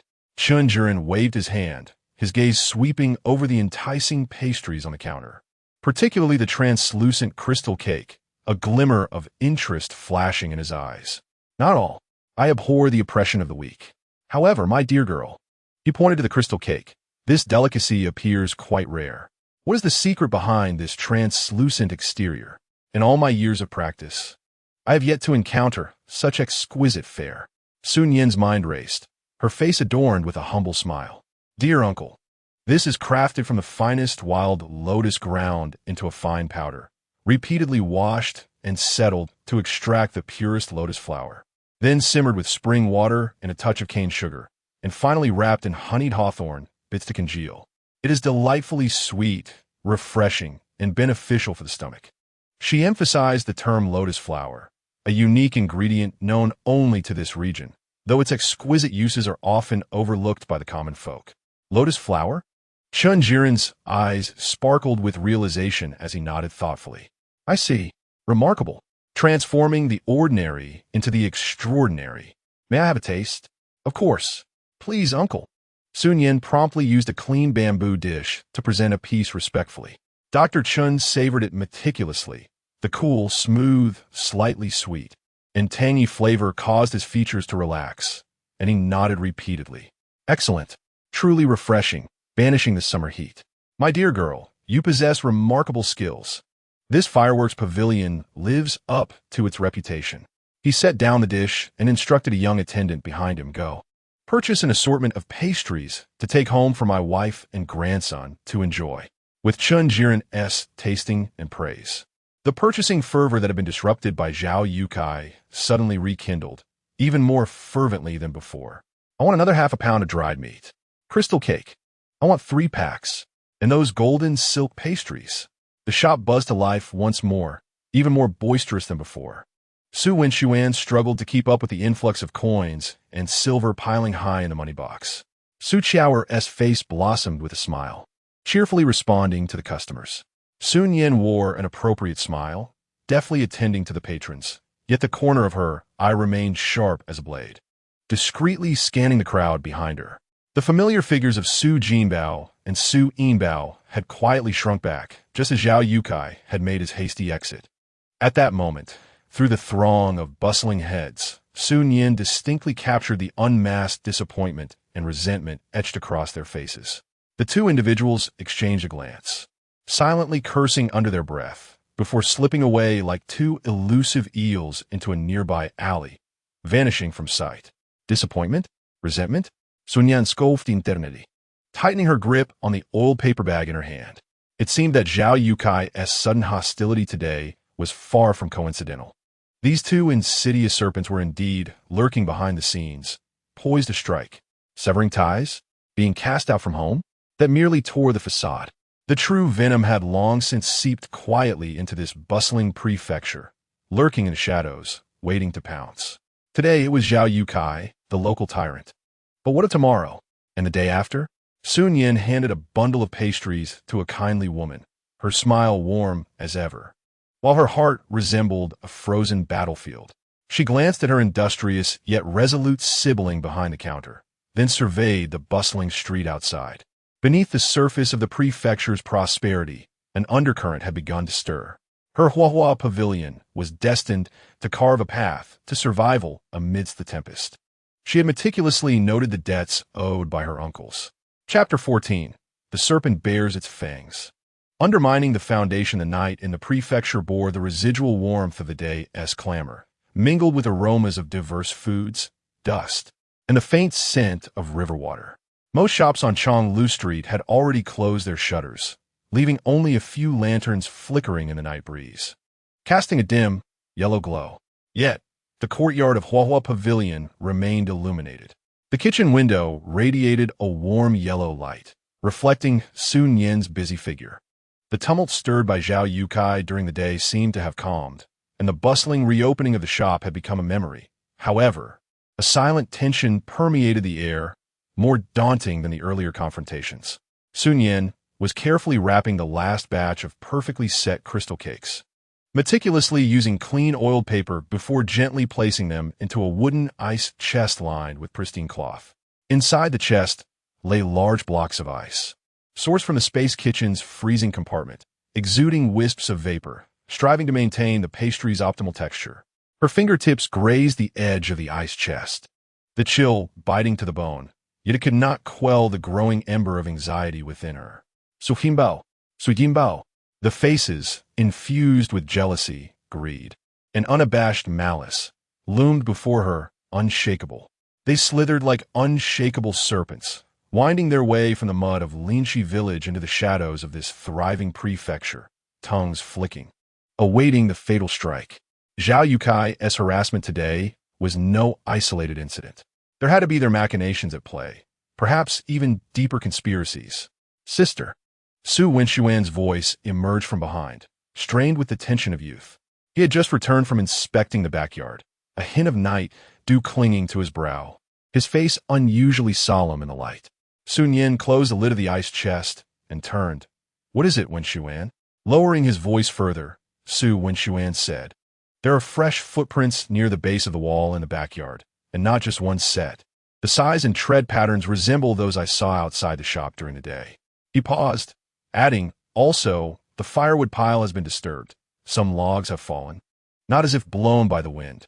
Su Nian felt a sudden heaviness in her heart. Indeed, they had not only followed her to the provincial capital, but had audaciously trespassed into her very backyard. Were they merely surveying the area, or were they already plotting something? She approached the window and gently opened a narrow slit. The backyard was shrouded in darkness, with only the shadows of cluttered corners thickening the gloom. The night breeze carried the distant, muffled sound of a watchman's clapper, amplifying the eerie stillness of her surroundings. The harsh threats of Zhao Yukai echoed in her ears, a reminder that the venomous serpent had bared its fangs, and the local tyrant would not relent easily. They were growing impatient. Su Nian closed the window, her gaze sharp as a blade. Wenxuan, go to sleep, secure the door, and take good care of Qiao. No matter what sounds you hear outside, do not come out. Her voice was unervingly calm, yet it resonated with an undeniable authority. Sister, what are you planning to do? Su Wenxuan looked at her with concern. Do not worry, Su Nian replied, a chilling smile gracing her lips. We shall wait and watch the drama unfold. She patted her brother's frail, yet resolutely strong shoulder. Tonight, Zhao Yotsai's granary shall not be peaceful. You should rest and gather your strength. There may be a tough battle to fight tomorrow. Su Wenxuan met his sister's eyes, where a calm flame burned fiercely, and nodded firmly, refraining from further inquiries as he swiftly made his way to their shared room. Su Nian extinguished the kitchen light, leaving only the smoldering embers in the stove. Instead of returning to her room, she silently slipped into the darkest corner of the back kitchen, merging seamlessly with the night itself. She breathed softly, her ears keen as the most vigilant owl, attuned to every subtle sound from within and beyond the courtyard walls. Time dripped agonizingly slow in the heavy silence. The watchman's strikes had long passed the third hour, and Chonglu Street had completely succumbed to slumber. Even a wind seemed to have come to a standstill. Suddenly, a faint but distinctly clear sound of wood cracking broke the stillness, emanating from the alley behind the granary. Immediately after, the grating sound of metal chains being pried apart sent a shiver down her spine. They were here. Su Nian's eyes narrowed, her body taut as a drawn bow. She remained still, her breath barely a whisper.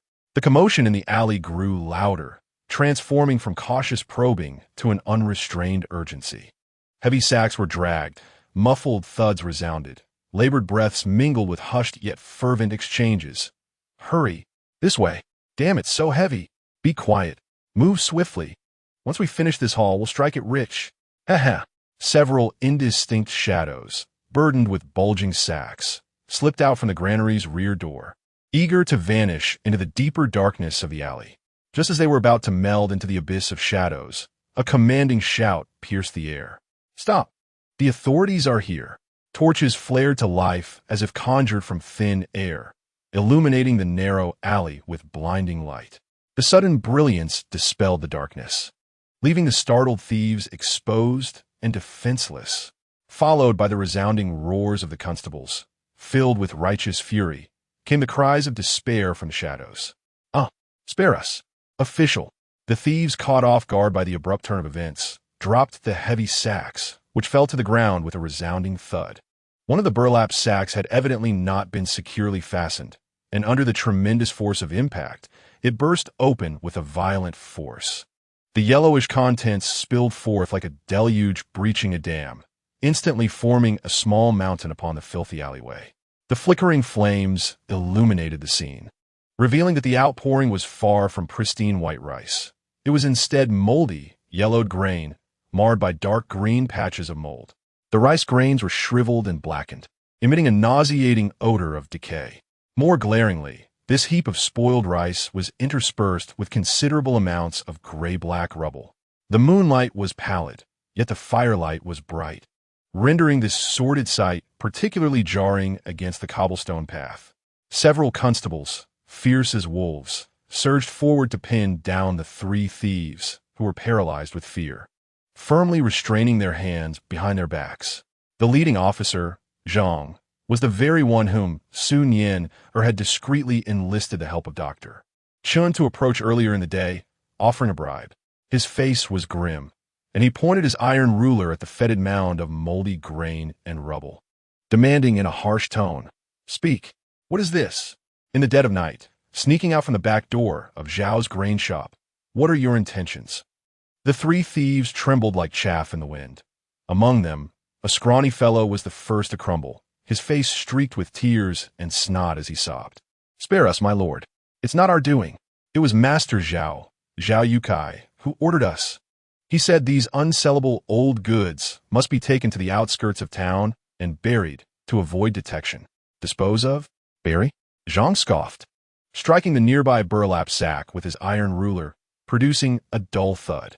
"I suspect you plan to transport it elsewhere, mix it with fresh grain, and sell it to deceive the common folk." What a nefarious scheme by Zhao Yukai. At that moment, a measured sound of footsteps approached from the direction of the fire and smoke pavilion's back door. Everyone turned their gaze towards the sound. Su Nian emerged from the shadows of her home, carrying a plain white lantern. The soft glow of the lantern illuminated her tranquil features, yet an unexplainable chill emanated from her presence. Her gaze swept over the glaring mound of spoiled rice and rubble on the ground before settling on the trembling thieves, pinned down by the constables. Her voice rang clear and melodious in the stillness of the night. "Master Zhao truly has a clever plan. By besmirching the food of my fire and smoke pavilion in broad daylight, he seeks to obscure the real danger lurking within his own granary. These lethal goods?" She tilted her head slightly, her gaze seemingly penetrating the tightly shut back door of the grain shop, landing on Zhao Yukai, who was undoubtedly pale with fear inside. Head Constable Zhang. Su Nian inclined her head slightly towards the officer, her tone imbued with just the right amount of respect and a hint of barely perceptible sarcasm. "I am grateful for your diligent efforts in ridding the people of harm. However, I wonder what was Master Zhao's plan for this meticulously handled grain? Whose new harvest was it intended to contaminate? Which elderly or young children were meant to consume this moldy rice mixed with rubble, only to suffer from vomiting, diarrhea, or even worse?" Her words pierced the air like icy needles, striking each listener in attendance. The neighbors, drawn by the firelight, peeked through the cracks of their doors, their expressions instantly transforming to shock and fury at the sight of the filth and the implications of Su Nian's revelations. "Damn that Zhao the skinflint.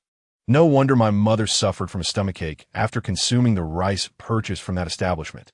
Contaminated with sand and stones? Moldy rice? This is a matter of life and death. Such malevolence. Well done. Well done indeed." The uproar of the aggrieved crowd surged like a tidal wave, instantly engulfing the alleyway. Inside the back door of the grain shop, there was a deathly silence, as if one could hear the sound of teeth chattering in fear.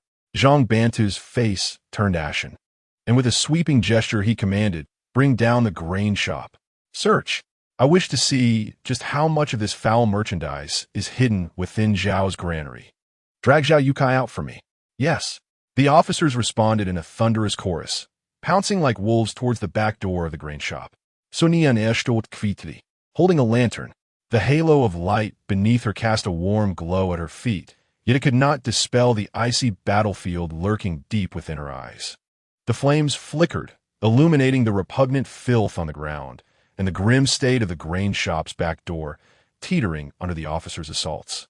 Uncle Su Jinbao and Uncle Su Yinbao, how far have your hands stretched into this sordid affair? She slightly raised her gaze, directing it towards the quivering door panel illuminated by the firelight, the corners of her lips curving into a faint, chilling, arc-severing ties. That is merely the beginning. Since you have extended your poisonous fangs to the local government, right into my nose, do not blame me for uprooting you entirely and grinding you to dust. Chapter 15. Entangled in shadows, flames beneath the cauldron the back door of Zhao's grain shop groaned under the forceful onslaught of the officers, finally collapsing inward with a thunderous crash, stirring up a cloud of dust. The flames surged eagerly into the entrance, instantly illuminating the grotesquely distorted face of Zhao Yukai. Contorted with sheer terror, he resembled a marionette with its strings cut, collapsing onto the cold ground, his silk shirt soiled with grime and unidentifiable stains. The arrogance he once exuded completely vanished.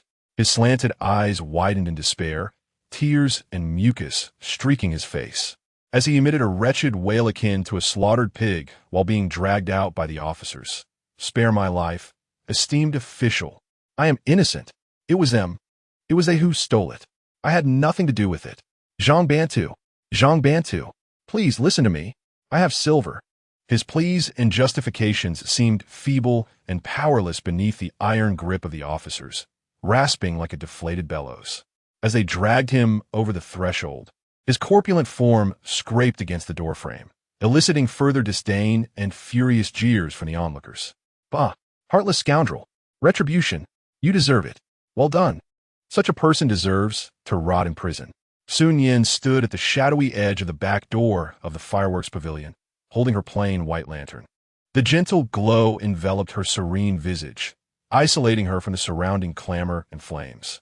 She said nothing, merely observing Zhao Yukai being dragged away like a puddle of mud, her bright eyes reflecting no pity, only an unfathomable coldness. Is the dust settling? No, this is merely the beginning. The tail of the venomous serpent has only just begun to reveal itself. Her gaze, like a probe tempered in ice, sharply and silently swept across the heads bobbing in the flickering firelight, scanning the faces filled with anger, curiosity, or malicious glee. Ultimately, she fixed her gaze precisely on the outermost edge of the crowd, near the corner where shadows deepened. A familiar figure was desperately hunching his neck, attempting to conceal himself entirely within the darkness. A flash of fire momentarily illuminated Su Jinbao's face, revealing his pallor and terror-stricken expression as white as a sheet. Clearly, he was paralyzed with fear at the ruthless display before him and the horrific fate of Zhao Yukai, his triangular eyes filled with dread, his lips trembling. When Su Nian's icy gaze pierced him like a tangible force, he flinched as if scorched by a branding iron, his eyes darting in a panic, retreating into the deeper shadows of the alley like a startled snake, disappearing from view. Su Jinbao. Indeed, it was he. Su Nian's fingertips tightened slightly around the smooth bamboo handle of the lantern. That fleeting glimpse was sufficient for confirmation. The fangs of her uncles had not only reached the provincial capital, but were also eager to sink into the filth of Zhao Yukai. Was it a case of collusion? Of complicity? Or perhaps a more insidious plot? A surge of icy anger and deeper vigilance churned within her heart. "Sister." The voice of Su Wenxuan resounded behind her, taut with youthful restraint. Su Qiaoer clung closely to her brother, her small hand icy, her wide eyes still reflecting the fright from the earlier commotion caused by the officials. Su Nian withdrew her gaze, her face instantly cloaked in a warm calmness, as if that sharp, knife-like stare had merely been an illusion. She turned, naturally taking her brother and sister's hands, conveying a reassuring warmth. "It's all right. The bad people have been taken away. We're going home."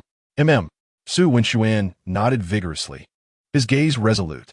Su Qiaoer nuzzled her small head against her sister's arm, seeking protection. The three of them traversed the still chattering crowd, making their way toward the small wooden door of the fireworks pavilion's backyard. The clamor faded behind them, and the night breeze brushed past, carrying a hint of coolness. Su Nian produced a key and inserted it into the lock. The key emitted a faint click as it turned, echoing distinctly in the silence of the alley. Just as she pushed the door open a crack, "Sister," Su Qiaoer suddenly exclaimed in a hushed tone, her small hand tightening on the hem of Su Nian's garment. Her little body tensed, wide eyes filled with suspicion and fear, fixated on the ground behind the door. "The bolt has been tampered with. Look!" A warning bell rang in Su Nian's mind. She immediately crouched down, using the light of her lantern to scrutinize the thick wooden bolt on the inner side of the door. Indeed, the ends of the bolt resting in the grooves of the door frame bore evident, fresh marks of friction. A thin layer of light wood shavings had been scraped off, starkly contrasting with the surrounding aged dark wood. Moreover, the position of the bolt itself seemed to have shifted slightly outward from where she had secured it that morning. Had someone attempted to pry open this door while they were away? Or had someone already entered? Su Nian's expression instantly turned as cold as ice. Without a hint of disturbance, she shielded her siblings behind her, while her other hand stealthily slipped into her sleeve, gripping the cold electric baton. Lantern in hand, she cautiously stepped into the backyard, her gaze sweeping over the modest space with the precision of a meticulous searchlight. The stove, the water tank, the neatly stacked firewood, all seemed to remain unchanged, casting heavy shadows under the dim light. Her gaze ultimately settled upon the corner, beside the meticulously arranged pile of firewood. The lantern's glow shifted, revealing several coarse, dark gray stones, distinctly foreign to this place, scattered conspicuously on the dry ground. The stones were fresh, their edges sharp, with a few still bearing a trace of damp, deep brown mud. They stood in stark contrast to the compacted hard earth of the backyard. This was certainly not blown in by the wind. It must have come from the soles of someone who had just emerged from a muddy terrain or had fallen off during a clandestine climb over the wall. Su Nian's heart plummeted into despair. The new footprints by the wall in broad daylight, the pried-back door latch, and these unfamiliar, muddy stones formed an unmistakable chain of evidence in her mind. Su Jinbao and Su Yinbao, these two persistent serpents, not only colluding with Zhao Yukai, but audaciously attempting to infiltrate her backyard. What were their intentions? Theft? Arson? Or even more sinister schemes? A chilling intent for vengeance surged from the depths of Su Nian's heart. She could tolerate schemes and endure provocations, but extending their venomous hands toward her beloved siblings, toward her last sanctuary, this struck at her very core. When Xuan, Qiaoer, Su Nian's voice was unusually calm, even imbued with a soothing warmth. She gently urged her siblings inside. "It's nothing. It might just be a stray cat or dog. Let's go in and secure the door. I'll tidy up the yard." Su and Xuan looked at his sister's serene face, then glanced at the glaring stones on the ground. His lips moved slightly, but ultimately he said nothing. Instead, he tightened his grip on his sister's hand and swiftly ushered Su Qiaoer into the house, carefully bolting the door behind them. Hearing the soft click of the bolt from within, the last trace of softness vanished from Su Nian's expression, leaving only an icy chill. She extinguished the lantern in her hand, plunging the entire backyard into darkness, with only the distant flicker of firelight and faint voices from the grain shop lingering in the air. Rather than returning to her room, she melded into the night like a shadow, silently retreating to the kitchen. Once she confirmed that no one was watching, she focused her thoughts, and in an instant, her figure vanished from sight. Cold, constant incandescent light suddenly illuminated the space, dispelling all darkness and the chilly dew of the night. Su Nian stood in the vast, tidy expanse of a supermarket's first floor, surrounded by towering shelves. Outside the enormous floor-to-ceiling windows lay an eternally still landscape. Here time stood still, and the air was permeated with a familiar, cool scent of modern supermarkets, mingling the aromas of plastic packaging and cleaning agents. The massive refrigeration units emitted a deep hum, and rows of shelves displayed an array of products, exuding a silent, abundant sense of power. This was her absolute domain, her fortress, her arsenal. The slander from Zhao Yukai during the day, the venomous faces of Su Jianbao and Su Yinbao, the moldy rice in the alley behind the grain shop, the pride door latch in the backyard, and the muddy stones flashed rapidly in her mind, akin to poison needles, repeatedly piercing her nerves. The serpents had already coiled around her, lurking in the shadows, ready to strike. Passive defense will only lead to trepidation at every step. A counterattack is imperative. When striking, it must be at their most vulnerable point. They must feel pain, pain that reaches their very marrow, pain so profound that they dare not extend their claws again. Su Nian's gaze was as sharp as that of a hawk, and as cold as a frigid pool. She advanced, her high heels clicking rhythmically against the polished epoxy floor, echoing through the silence like the beating of war drums. She did not head toward the area housing precious spices or rare ingredients, nor did she seek modern self-defense weapons. Instead, her steps led her straight to the innermost part of the supermarket, near the vast stacking area by the warehouse exit. There neatly piled were dozens, even hundreds, of massive cardboard boxes.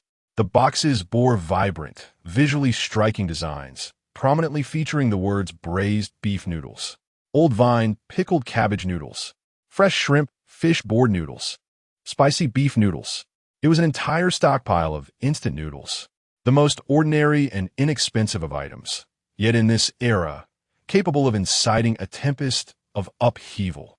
Su Nian paused before the towering mountain of noodle boxes, her fingertips gliding over the cold, smooth surfaces of the boxes, her eyes deep and profound like an ancient well. She leaned slightly, drawn to the tantalizing image of the richly garnished noodles printed on the cardboard, as if she could inhale the intense, overpowering aroma produced by industrialized flavoring, potent enough to ensnare the taste buds of any ancient person. A bold, nearly insane plan took shape rapidly in her mind, every detail shining with a cold and piercing light. Zhao Yukai had fallen, and the grain store was sealed. Undoubtedly, the provincial granary would be shaken. A brief vacuum and panic would ensue in the market.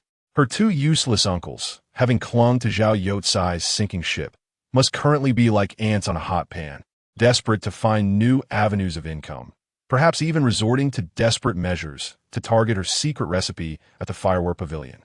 Very well indeed.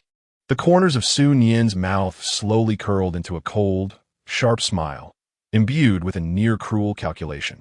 She straightened up, her gaze sweeping across the vast supermarket space, finally resting upon the tightly shut door leading to the modern kitchen on the second floor. There lay her most effective weapon.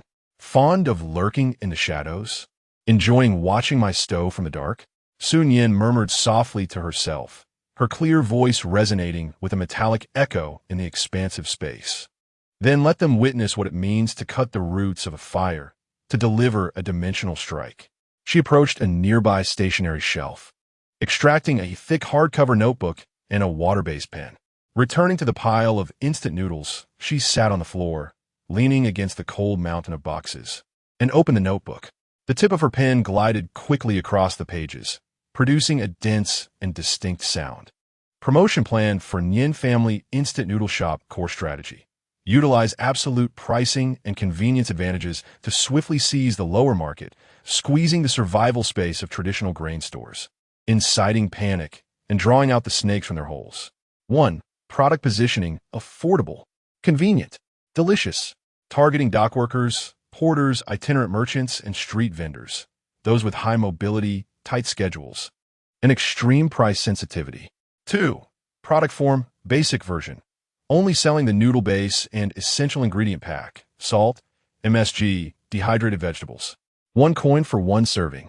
Slogan: 1 coin, and your hunger is sated. Upgraded version: basic pancake ingredient and sauce package, a small amount of braised spicy sauce. 3 coins for 1. Slogan: 3 coins full of flavor.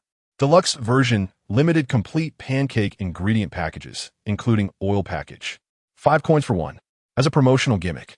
Sales model: mobile stalls. Employ reliable personnel, prioritizing those who have suffered under Zhao Yucai's oppression, to set up stalls in bustling areas such as docks, markets, and city gates. Unified carts and attire. Indigo aprons emblazoned with Nian Jiamian. Hot water supply point. Offer free or extremely low cost, half a coin. Hot water service next to the stall, emphasizing instant consumption. Source of ingredients.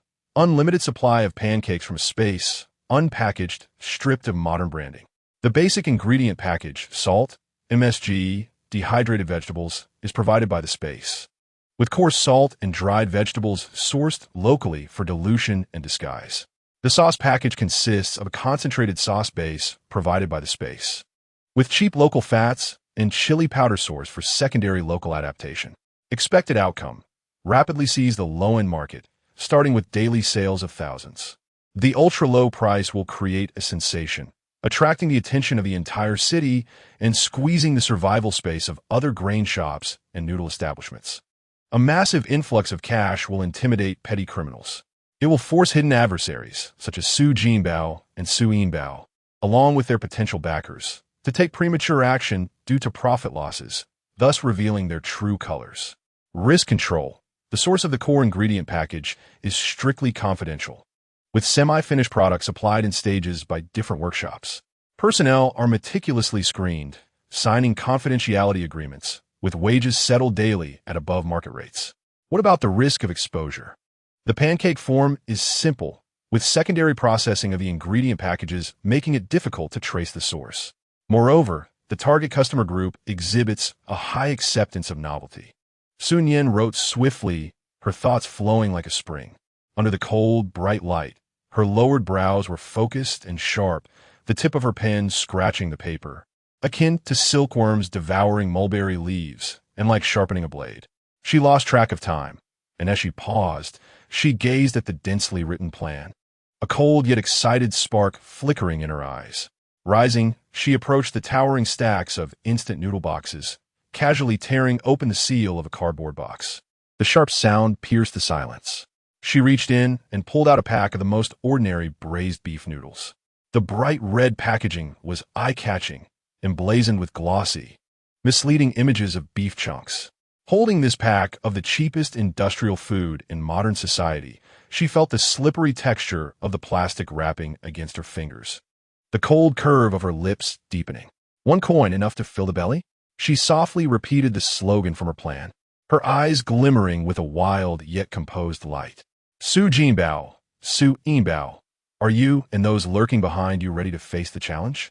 She casually tossed the pack of noodles back into the box and turned towards the staircase leading to the second-floor kitchen. If one is to play, let be grand. Her cold voice echoed in the empty supermarket, carrying unmatched resolve. As she wondered whose fangs would prove harder, those of you venomous snakes lurking in the gutters, or the fire from another world that I wield. Chapter 16. 1 coin. Enough to fill the belly? The dawn of the state capital was shrouded in mist, the cobblestone path glistening with moisture, reflecting a faint blush of light upon the horizon.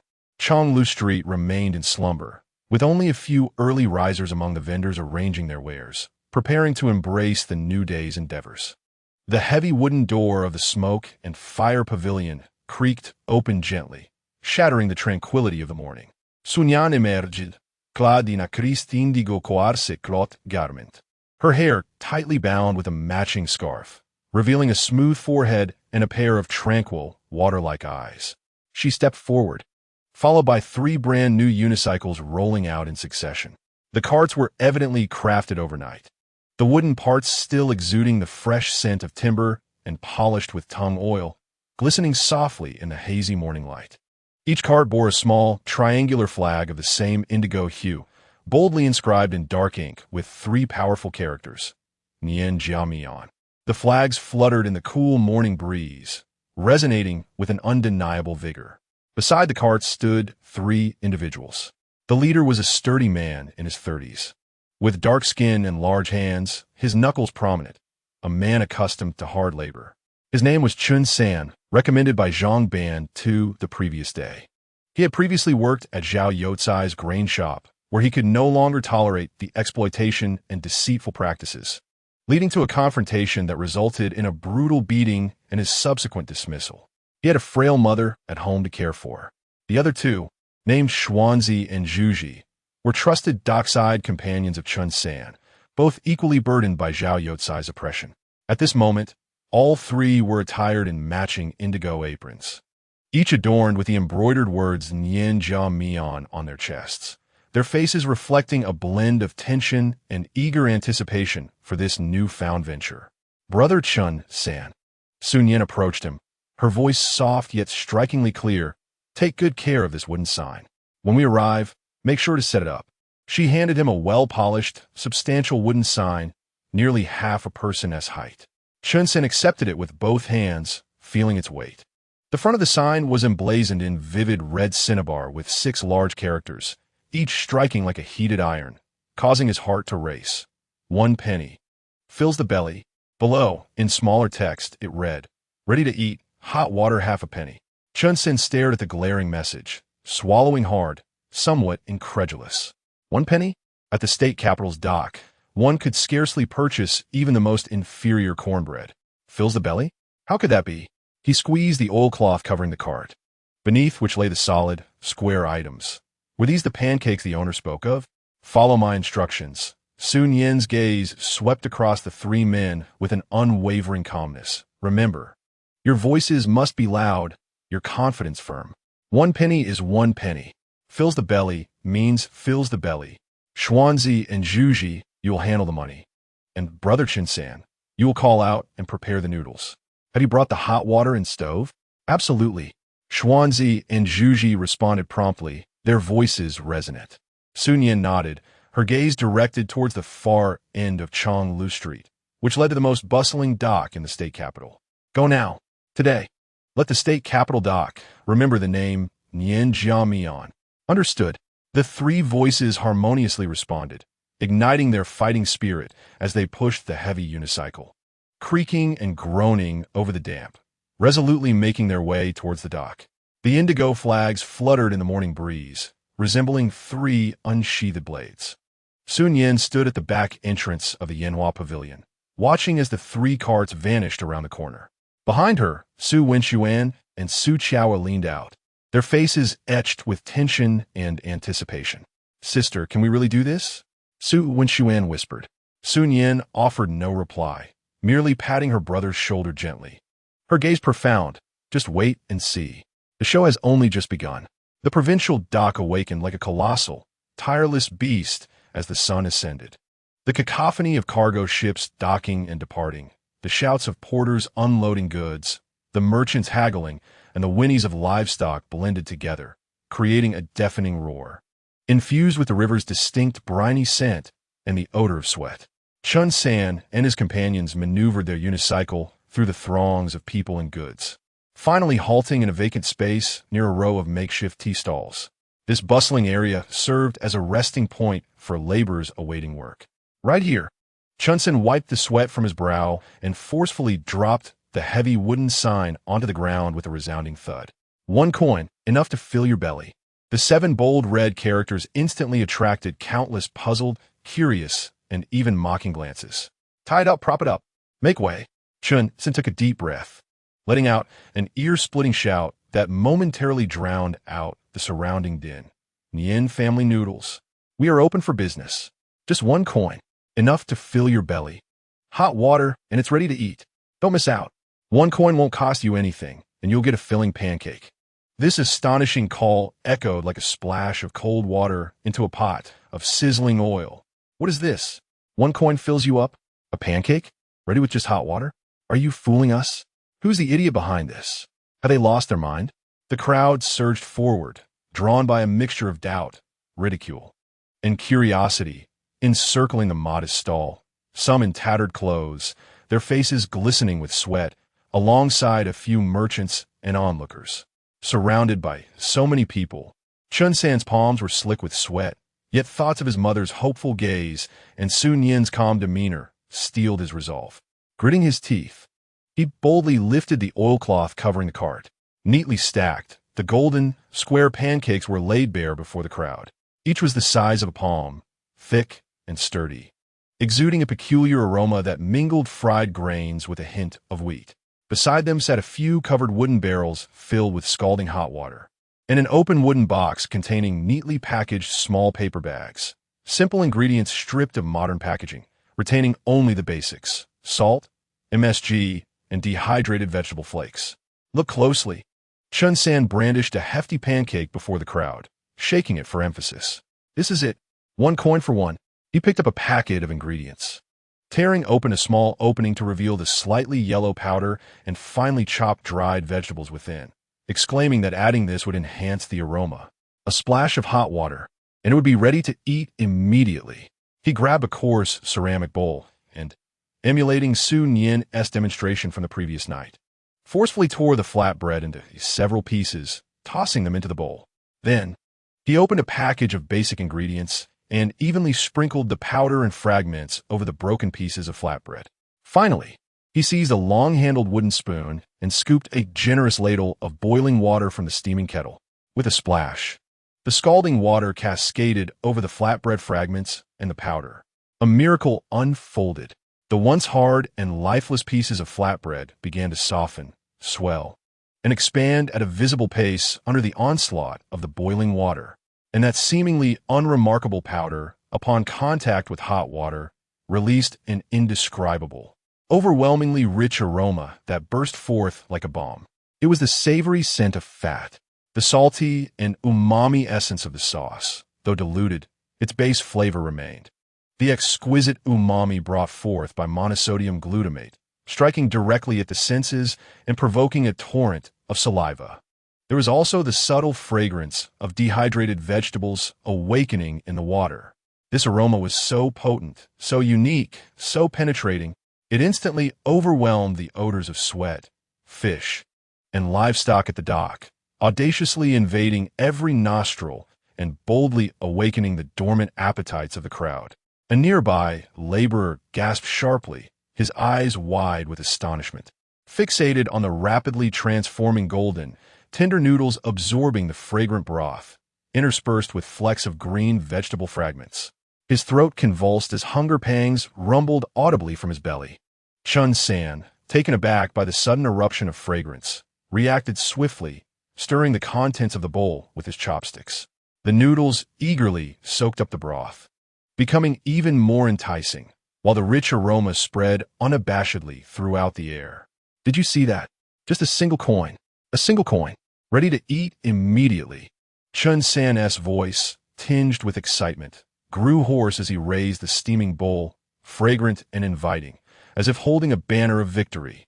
A brief silence ensued. The next moment, the crowd erupted in chaos. My goodness, it smells divine. 1 coin. Give me one. Quick.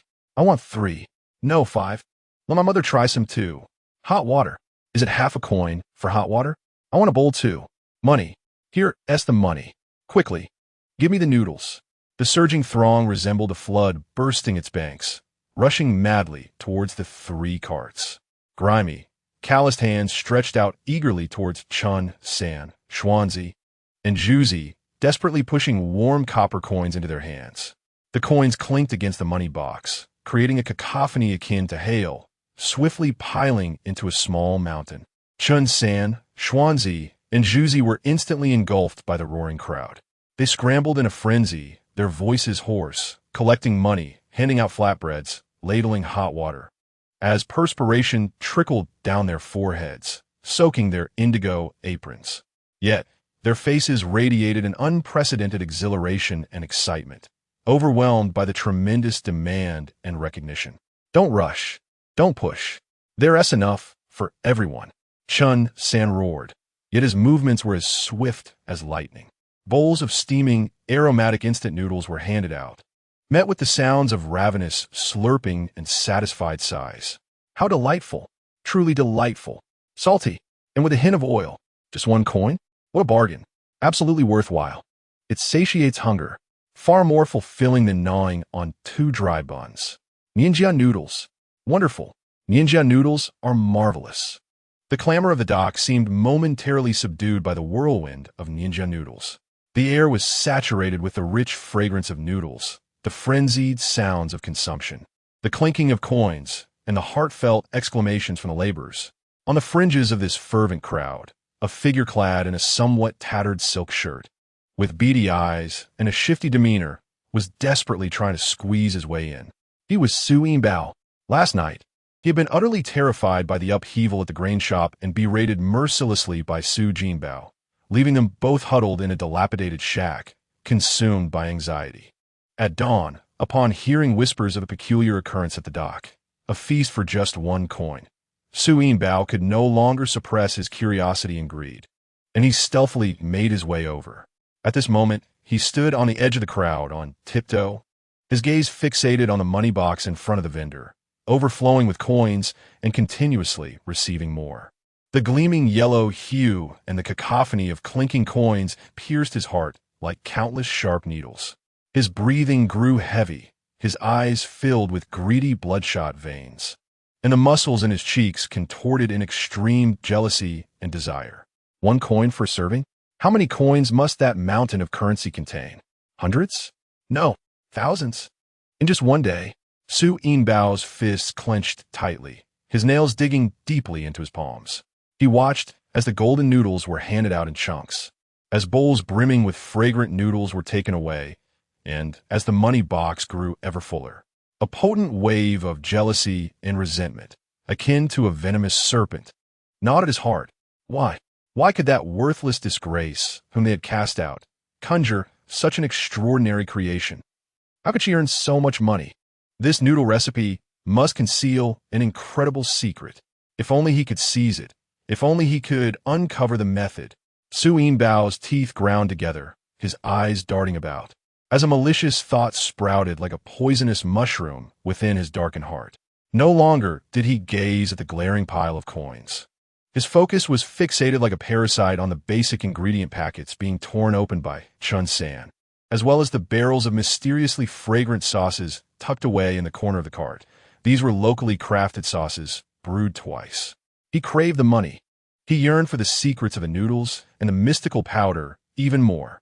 Like a true viper, he silently slithered away from the throng, his figure vanishing swiftly amidst the chaotic cargo and crowd of the dock, leaving only a pair of eyes, tainted red with greed and malice, glimmering ominously in the shadows. Chapter 17. Greed consumes the heart. Undercurrents surge. The clamor of the state dock seemed to be momentarily paused by an invisible hand. All the shouts, arguments, and the cries of animals were overshadowed by the 3 carts adorned with indigo banners, by the hypnotic call of 1 coin, and you shall eat your fill, and by the overpowering, irresistible fragrance that held sway over all. A throng of people surged forth, akin to iron filings drawn to a magnet, densely packed before the stall of ninja noodles. Calloused hands, darkened arms, and soiled garments reached eagerly towards the cash register and pillars. Each copper coin, warm to the touch and even damp with sweat, rained down into the 2 open wooden cash boxes with a sound akin to hail. The clinking and clattering of coins echoed relentlessly, stacking visibly and rising under the sun, reflecting a tantalizing golden glow that seemed on the verge of spilling over. The cashiers, Zhuangzi and Zhuzi, collected money until their hands ached, their faces a blend of incredulous ecstasy and mechanical numbness, their voices hoarse as they hoarsely repeated, "Don't push. Form a line, one at a time." Chun San became the bustling nucleus of activity. His face flushed crimson, veins bulging in his neck and muscles taut in his arms. Grasping hefty, golden yellow noodle cakes, he crushed them without a glance, tossing the fragments into the long line of bowls. As he tore open the base ingredient packets, the pale yellow powder and finely chopped vegetables elicited a collective gasp of greed from those nearby. Scalding water cascaded down with a hiss, and in that moment, a soul-stirring aroma erupted, inciting further frenzy. Fragrant. So fragrant. Hurry, mine is next. Ninja noodles. The noodles of the gods. Sighs of satisfaction and frenzied slurps intertwined in a symphony of delight. Steaming bowls of soft, golden noodles, adorned with glistening oil and bits of vegetables, were handed out, provoking an even greater tide of people and a denser shower of coins. The entire dock seemed to resonate solely with the sounds, scents, and colors of ninja noodles, an overwhelming brass hue symbolizing wealth and desire. On the fringes of this fervent vortex, Su Nian resembled a fish stranded on a scorching beach. Gasping for breath, he desperately tiptoed, straining his neck, his eyes nearly bulging from their sockets, fixated on the ever-growing mound of coins within the cash box. Each resonant chime felt like a heavy hammer striking his heart, leaving him dizzy and breathless. Too much. Too much. The golden glow scorched his retinas, and the cacophony drilled into his eardrums, swirling chaotically in his mind. He envisioned countless coins sprouting wings, fluttering into the pockets of the profit-making Su Nian. Why? Why could that wretched girl, whom they trampled in the mud, amass such wealth? This money rightfully belonged to him, to the Su family. Greed, akin to the fiercest poison, instantly incinerated the remnants of his reason. His gaze abruptly shifted from the blinding coins, fixating instead on Chun San's hands, smeared with flour and grease, swiftly tearing open the ingredient packets. It was that little paper packet. Inside lay the unassuming, pale yellow powder. Each time it was torn open, that peculiar, intoxicating aroma would burst forth. This was it. It must be this. Without this magical powder, how could the tough noodle cakes become so fragrant, so irresistible? This was the secret to that wretched girl, Su Nian's fortune, the powder that turned stone into gold. Xianfen Su Nian emitted a strange, raspy sound from his throat, reminiscent of a dilapidated bellows in motion, with drool uncontrollably spilling from the corners of his mouth. His gaze fixated on the half-open wooden box beside Chun San, brimming with brown paper packets stripped of their modern packaging, retaining only the essential ingredients. To him, these are not mere cheap monosodium glutamate and salt. They glimmered like golden ingots. They represented the ladder to elevate Su Nian from obscurity to greatness. A frenzied thought seized him. Seize it. Acquire this Xianfen, even if just a morsel.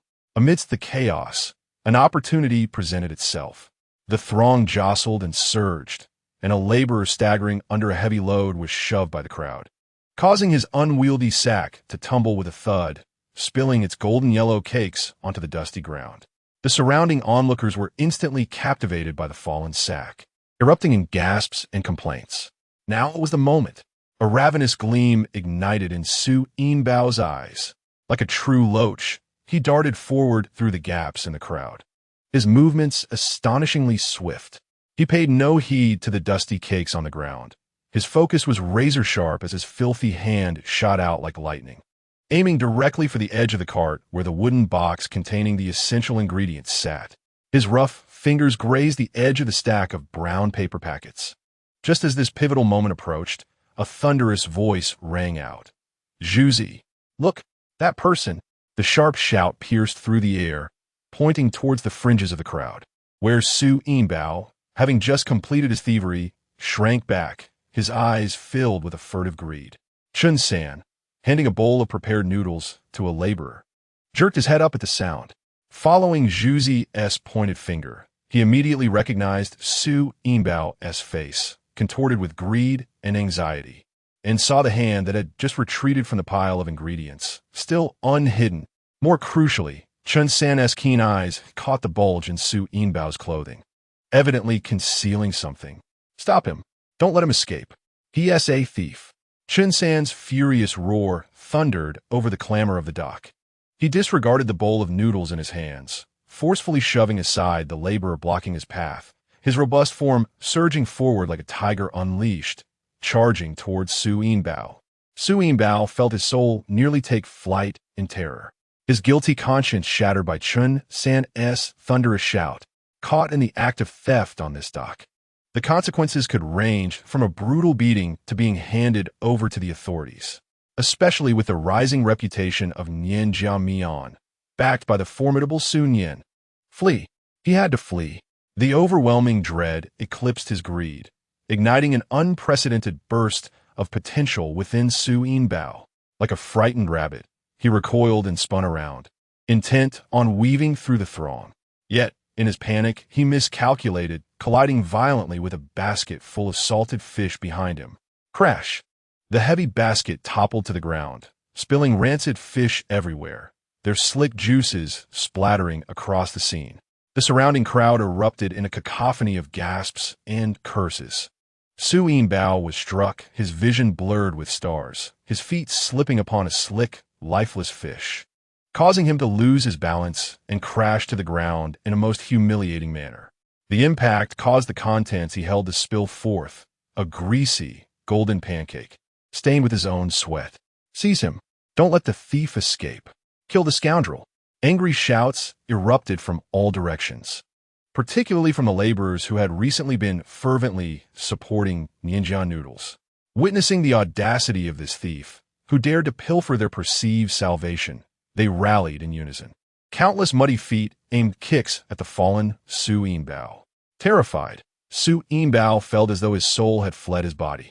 He could not afford to dwell on the pain, nor could he retrieve the fallen pancake, let alone the coveted fairy powder he so desired. With all fours, he scrambled like a true wretched creature, rolling and crawling through the fishy mire, and miraculously managed to slip through the gaps between the flailing legs of his pursuers. Not daring to look back, driven by a greedy yearning for the fairy powder and a profound fear of capture, he scurried into the towering heap of cargo nearby, his body smeared with the stench of mud and fish scales, much like a frightened rat. After a few desperate rolls, he vanished into the chaotic depths of the dock, leaving behind a scene of disarray and a chorus of furious curses. Su Nian rushed forward, only to spot the soiled pancake on the ground and the direction in which Su Nian had fled, his face turning a shade of iron. He bent down to pick up the sullied pancake, its greasy, cold texture causing him to frown deeply. Damn it! He got away. Pillar stomped his foot in frustration. Zhuangzi squeezed over, glancing at the filthy pancake in Sun San's hand, then at the money box, a sense of unease washing over him. Third brother. That lad seems to have set his sights on our ingredient bag. Sun San tightened his grip on the dirty pancake, his gaze sharp as a blade, scanning the still fuming crowd. Taking a deep breath, he forcefully threw the pancake to the ground, grinding it into the mud with his foot, then clasped his hands together towards the crowd, his voice booming. Dear villagers, I thank you all for your righteous assistance. A mere pickpocket cannot tarnish the reputation of our ninja noodles. Please continue. Just 1 penny for a full meal. Hot water is at your service. He returned to his cart, his movements more nimble, his calls louder, as if the earlier incident had never transpired. Yet only he knew that the tension within him had reached a breaking point. He recognized that thief. Though they had only crossed paths once, he would never mistake him. It was one of the sneaky relatives of the owner, spotted lurking at the entrance of the Yanhua Pavilion, later reappearing in the alley behind the grain shop to observe. They were not merely lingering specters. They had indeed reached out with malicious intent. Stealing a pancake? No. What they sought was the ingredient bag, the very lifeblood of Nianjian noodles. Sun San tore open another ingredient package, the fragrant powder spilling forth. He watched the tide of people surge once more, the sound of clinking copper coins ringing in his ears, but deep within his eyes burned a cold flame. The owner was right. The waters in this prefecture run deep. The hidden serpents have begun to strike. Chapter 18. The fire beneath the cauldron. The poisonous scheme takes shape in the rear hall of the city god temple. The incense had long since dissipated, leaving behind the blurred outlines of crumbling clay deities in the dim light, their forms shrouded in cobwebs like tattered drapery. The air was thick with a heavy mustiness, the scent of dust, and an added nauseating, grotesque odor reminiscent of low-quality lard rendered from pig fat, mingled with an overwhelming spiciness of inferior chili powder, alongside an indescribable, sulfur-like pungency. These various aromas intertwined, creating an atmosphere potent enough to dull the sense of smell. In a corner, a makeshift hearth hastily constructed from a few broken bricks crackled with the sound of burning wood, licking at a battered black iron pot with a chipped edge. The pot was filled with a murky, oily liquid, within which floated a few charred morsels of meat. Su Nian squatted before the fire, streaks of soot marking his face, yet his eyes sparkled with an unusual fervor, akin to glowing coals. In his hand, he wielded a filthy stick, vigorously stirring the murky broth, each motion releasing an even more intense and nauseating odor. Brother, look what I found. Su Nian stealthily slipped in through the temple door, resembling a cat that had pilfered a fish, his back arched, and his face a mask of mixed pride and apprehension. He clutched an oil paper bundle tightly to his chest, the paper smeared with mud, its edges tattered, revealing a glimpse of something golden within. Su Jinbao impatiently lifted his head. What is all this noise? I sent you to fetch some cheap lard, and you've dawdled for ages. Useless.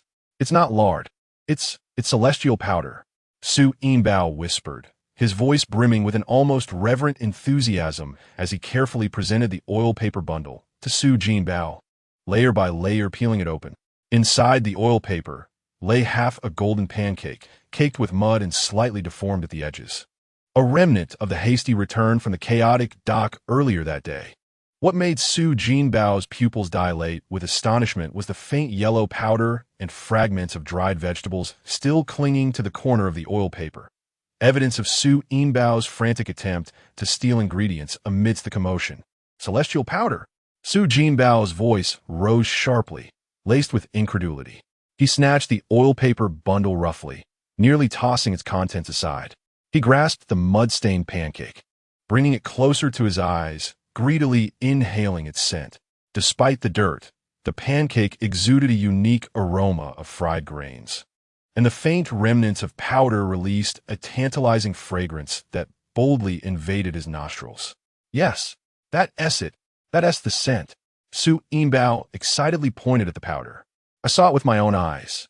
Those people sprinkled this celestial powder on the pancake, and with a splash of hot water, the aroma, my goodness, it was intoxicating. Each piece sold for a mere penny, and they were fighting over it. Coins were raining into the box. His hands danced in animated description, spittle flying as he vividly recalled the mountain of copper coins. Su Jinbao's breath quickened tremendously. He delicately pinched the tiny amount of yellow powder on the oil paper, treating it as if it were a priceless treasure. He extended his tongue, embodying a near-sacred greed and devotion, as he delicately licked the minuscule residue of powder clinging to his fingertips. In an instant, an overwhelming and intoxicating flavor burst forth, surging like an electric current to the tip of his tongue and striking his very senses. It was a taste he had never encountered before, an indescribable sensory explosion. Saliva gushed forth as his entire mouth. Even his throat seemed to be ignited by this vibrant flavor. Su Jinbao trembled violently, a strange gasp escaping his throat. His eyes wide with avarice, the whites of his eyes quickly veined with greed. It was it, undoubtedly it, without this celestial powder. How could that rigid flatbread transform into something so utterly enchanting? The true value did not lie in the flatbread itself, but rather in this magical powder, the powder that could turn stone into gold, transforming the mundane into the extraordinary. We have struck it rich. Silver treasure. Su Jinbao suddenly seized his brother's shoulder, his nails digging painfully into Su Jinbao's flesh, his face contorting in ecstatic fervor and a ravenous glint igniting in his eyes. Quickly, we must not waste a single morsel of this celestial powder.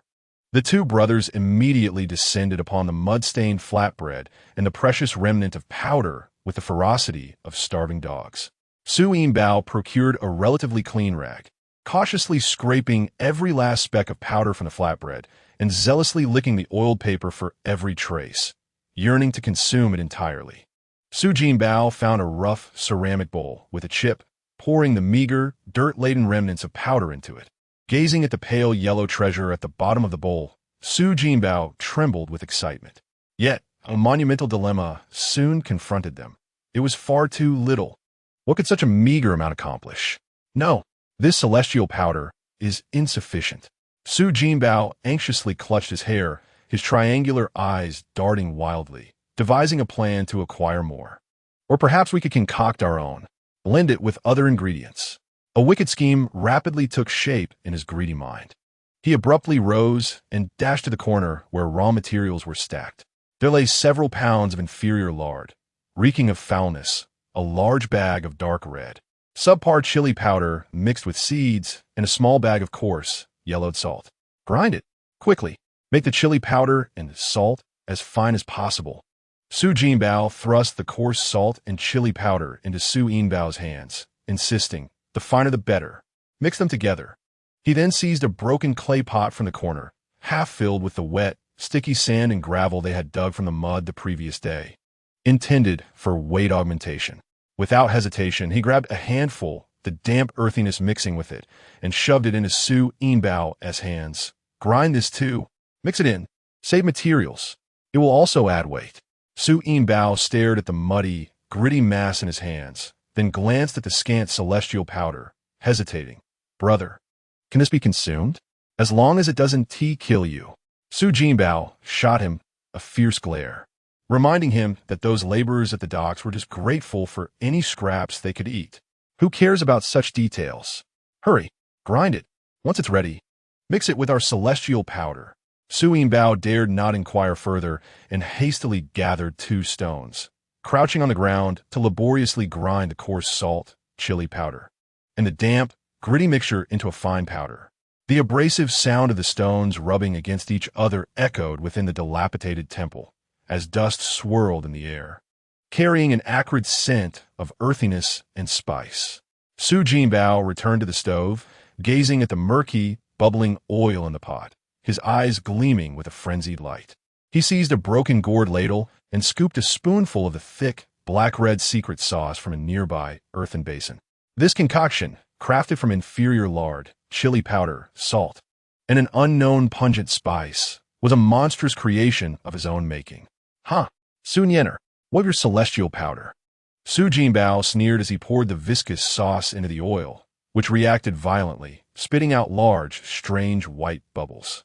A more indescribable scent, mingling burnt flavors with the foulness of raw ingredients, erupted forth. Tomorrow, Su Nian's voice, laced with a hysterical excitement, reverberated within the crumbling temple. Tomorrow, Su fragrant noodles will open, right across from that wretched woman's stall. Just 1.5 coins for a bowl. Let us crush her. Let us see how long she can remain smug. He stirred the bizarre, bubbling mixture in the pot, as if stirring a golden future. Su Nian, still crouched on the ground, ground the gritty powder with fervor, dust settling on his sweaty face, entwined with both greed and a barely perceptible fear. In the shadows of the dilapidated temple, the pot bubbling with ominous liquid resembled a nest brewing toxic venom. The kindling beneath the pot was greedily ignited, sending forth flames that could consume even their own.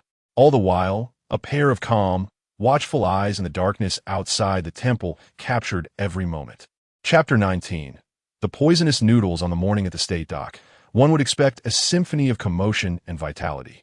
The horn of cargo ships, the calls of porters, and the creaking of wheelbarrows formed a rough yet vibrant overture.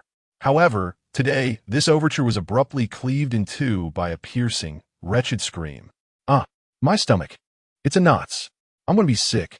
The crowd, as though torn by an invisible hand, parted to reveal the figure of Wang Laowu, the laborer who had voraciously devoured the most Su fragrant noodles the previous day. Now he lay crumpled on the cold, filthy stone slabs, as if all strength had been drained from his body. His complexion was the hue of yellowed parchment, veins bulging on his forehead, and beads of cold sweat mingled with mud streamed down his face. His body convulsed violently, hands clawing at his abdomen, nails nearly embedding themselves into his flesh. With a violent heave, he turned his head, expelling a torrent of foul matter mixed with undigested, oddly colored noodles and glaring streaks of dark red blood, splattering onto the pants of those nearby and onto the ground.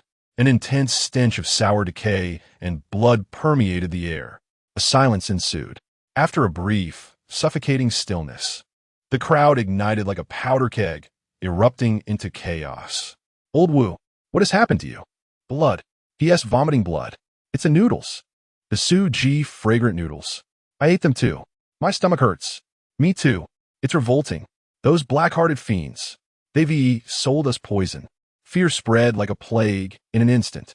The laborers who had rushed to purchase Su fragrant noodles yesterday now felt their stomachs churning violently, their faces paling with distress. Those who had not tasted the dish were equally horrified by the gruesome scene and the acrid stench, instinctively retreating.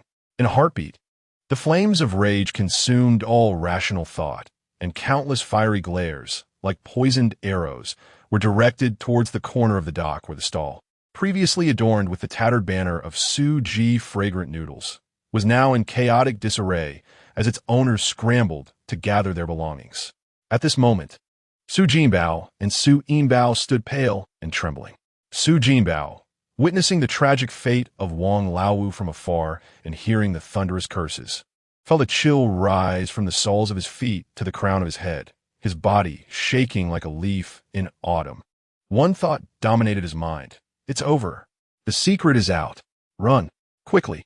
Gather everything. His voice cracked, tinged with desperation, as he frantically reached for the grimy black pot. However, it was too late. The enraged laborers surged forth like a stampede of wild beasts. Fueled by the humiliation of having been deceived by cheap temptation and the fury at their companion's plight, coalescing into a tidal wave of destruction that roared towards them. Kill those heartless wretches. Smash their poisonous stall. Don't let them escape. With a thunderous crash, the makeshift stall collapsed under the onslaught, as if made of mere paper. The tattered banner proclaiming Su Ji fragrant noodles was seized by furious hands and torn to shreds with a rip. The black pot, battered and dented, was kicked over, spilling its murky, foul-smelling sauce, bubbling and oily, onto the ground. Scalding broth splashed onto the legs of the laborers at the forefront, instantly blistering their skin and inciting even greater howls of rage. Su Jinbao's scream rang out, piercingly agonized. As he bent to protect the broken jar that held their money, a furious porter delivered a savage kick to his rear, sending him tumbling forward. His face collided heavily with the overturned edge of the pot, blood streaming from his nose as he lost a front tooth. Scalding broth splattered over him, and he screamed as if slaughtered, rolling in agony on the ground.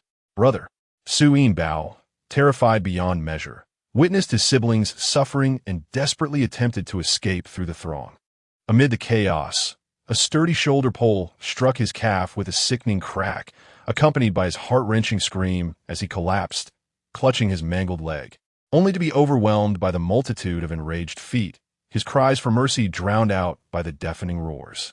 Kill them. Bring them to justice. Report them. They've killed us. The chaos at the dock spread like ripples across a pond, disturbed by thrown stones. The cacophony of curses, anguished screams, the sound of shattering and smashing, and the sharp whistles of cargo ships merged into a deafening din. The enforcers, alerted to the disorder, blew their shrill whistles and brandished their clubs, struggling to navigate through the tumult. Yet on the edge of this all-consuming maelstrom, near the tightly shut back door of the fireworks pavilion, an unusual stillness lingered. A shadowy figure, resembling a startled bird, moved stealthily along the wall, darting like a gecko. It was none other than Su Yinbao. As chaos erupted moments ago, he skillfully navigated through the throng, driven by an innate cunning and a keen awareness of danger. Remarkably, he emerged from the crowd before the stall, utterly submerged in turmoil. His thoughts were consumed by a singular obsession: to seize the moment amidst the disorder and reach the backyard of the fireworks pavilion, where genuine celestial powder surely awaited him. Dragging a leg battered by a heavy load, though not broken, yet excruciatingly painful, his face smeared with mud and blood, and his clothes tattered and in disarray, he resembled a true lost soul. Fueled by his familiarity with the terrain and an insatiable greed for the celestial powder, he endured the agony, finally reaching the base of the back wall of the fireworks pavilion. The door to the backyard stood firmly shut, silence enveloping the interior, seemingly oblivious to the pandemonium at the docks. A morbid green light ignited in Su Yinbao's eyes, his heart racing with exhilaration. This was it, the final opportunity. Suppressing the pain in his leg, he leaned against the wall, rising on tiptoe, trembling hands reaching for the not-too-high wall's edge in an attempt to climb over. Just as his fingertips were about to brush against the coarse bricks of the wall, a resounding thud echoed. In the shadows of the piled debris at the base of the wall, two imposing figures burst forth like predators lurking in ambush. Their movements were as swift as lightning. Each executed a sweeping kick, striking Su Yinbao's intact supporting leg with precise ferocity. He felt an overwhelming force surge through him, his leg bone protesting under the strain. And in an instant, he lost his balance, crashing forward like a sack of torn burlap. His face collided violently with the cold, slick, moss-covered mud at the base of the wall. The sound of his nasal bone cracking was almost unbearable, and a wave of excruciating pain mixed with the metallic taste of blood flooded his mouth and nostrils. Before he could emit a scream, two heavy boots, akin to hammers, crashed down onto his back. The immense weight expelled every breath from his lungs, leaving him gasping for air, his cries lodged in his throat. Su Nian writhed helplessly like a fish out of water, his face pressed into the icy mire, humiliation and pain causing his body to convulse. As anticipated, a cold, steely voice resonated above him, tinged with undisguised disdain. Indeed, a foolish rat sought to exploit the chaos to burrow into the master's domain. Chun San. It was Chun San's voice. Su Nian's pupils constricted in sheer terror. He desperately twisted his neck to glimpse the figure looming above him, revealing Chun San's dark, hardened face, now frosted with contempt. The one pressing down on his other leg was none other than Juzi. They loomed over him like sentinels, their gazes akin to that of disgust directed at a repugnant refuse. "Bind him tightly," Chun San commanded Juzi, his voice laced with icy shards. "Once the officials at the docks finish with the stall, send this rat and his treacherous brother straight to confinement. Let them savor the fruits of their own malice in prison."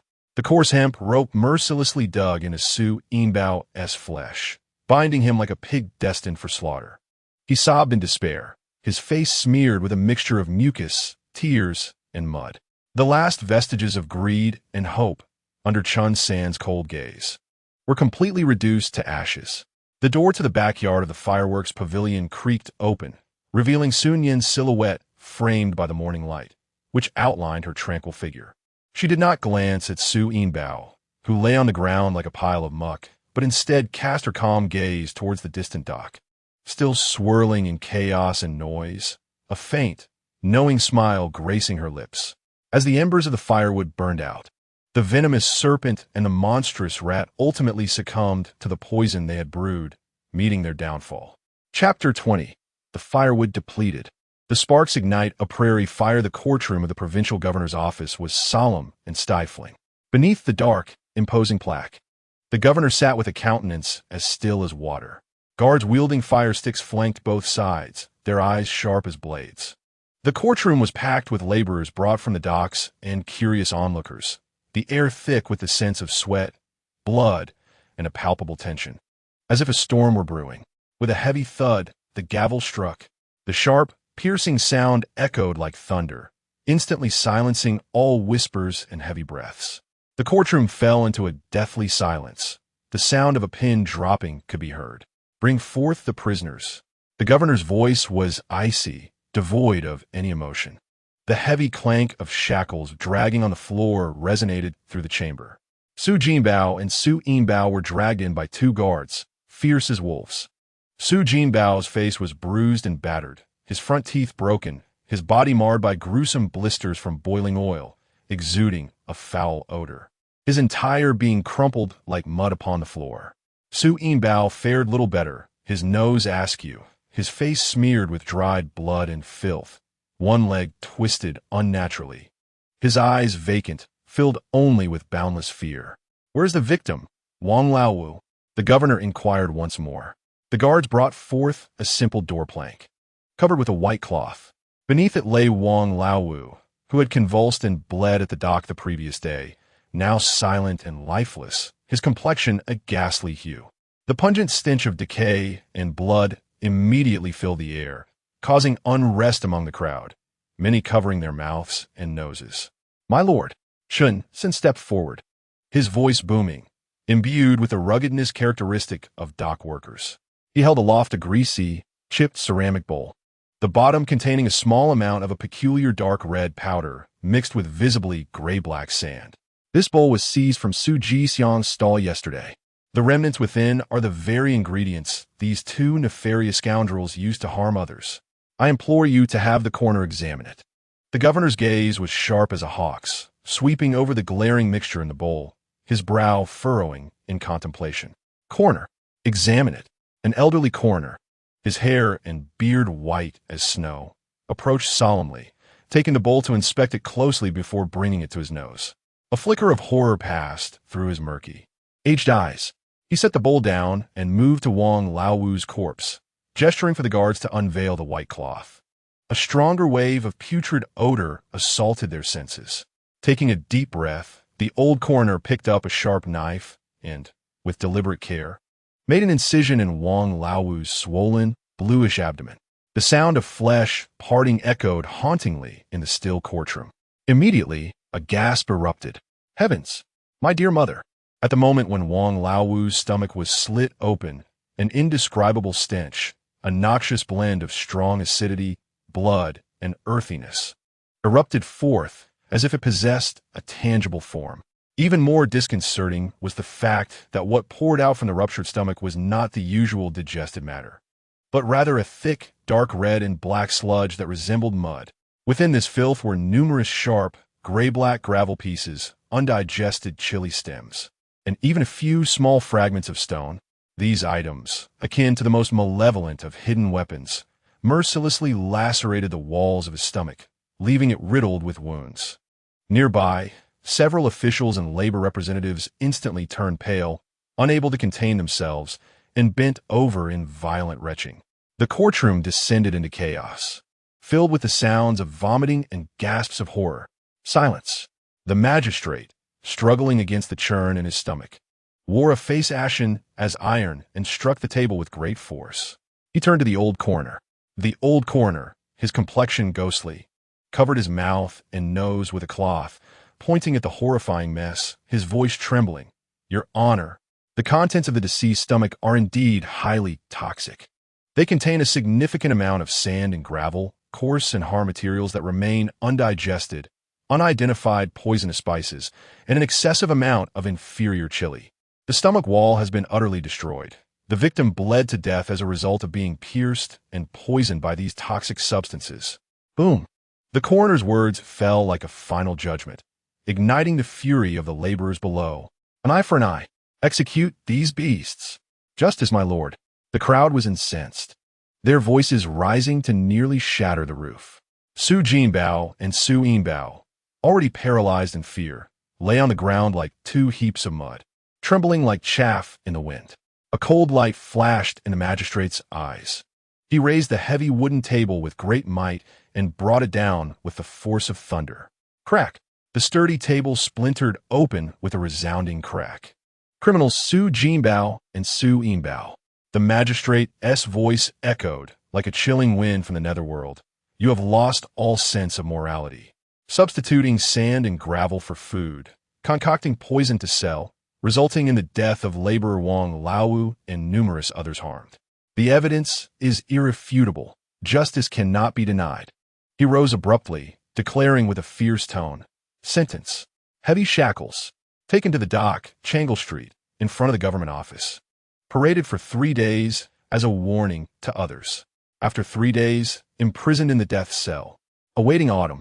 The final 2 words struck like ice picks, piercing the already shattered spirits of the Su brothers. Execution. No. Su Jinbao let out a despairing wail, unlike that of a human, and fainted completely. Su Jinbao, as if his soul had been extracted, stared vacantly, a foul stain spreading beneath him. Take them away. The magistrate waved his hand in disgust. The officials, resembling wolves and tigers, immediately advanced, dragging the 2 utterly broken criminals away like dead dogs, leaving behind trails of filth and a pungent stench.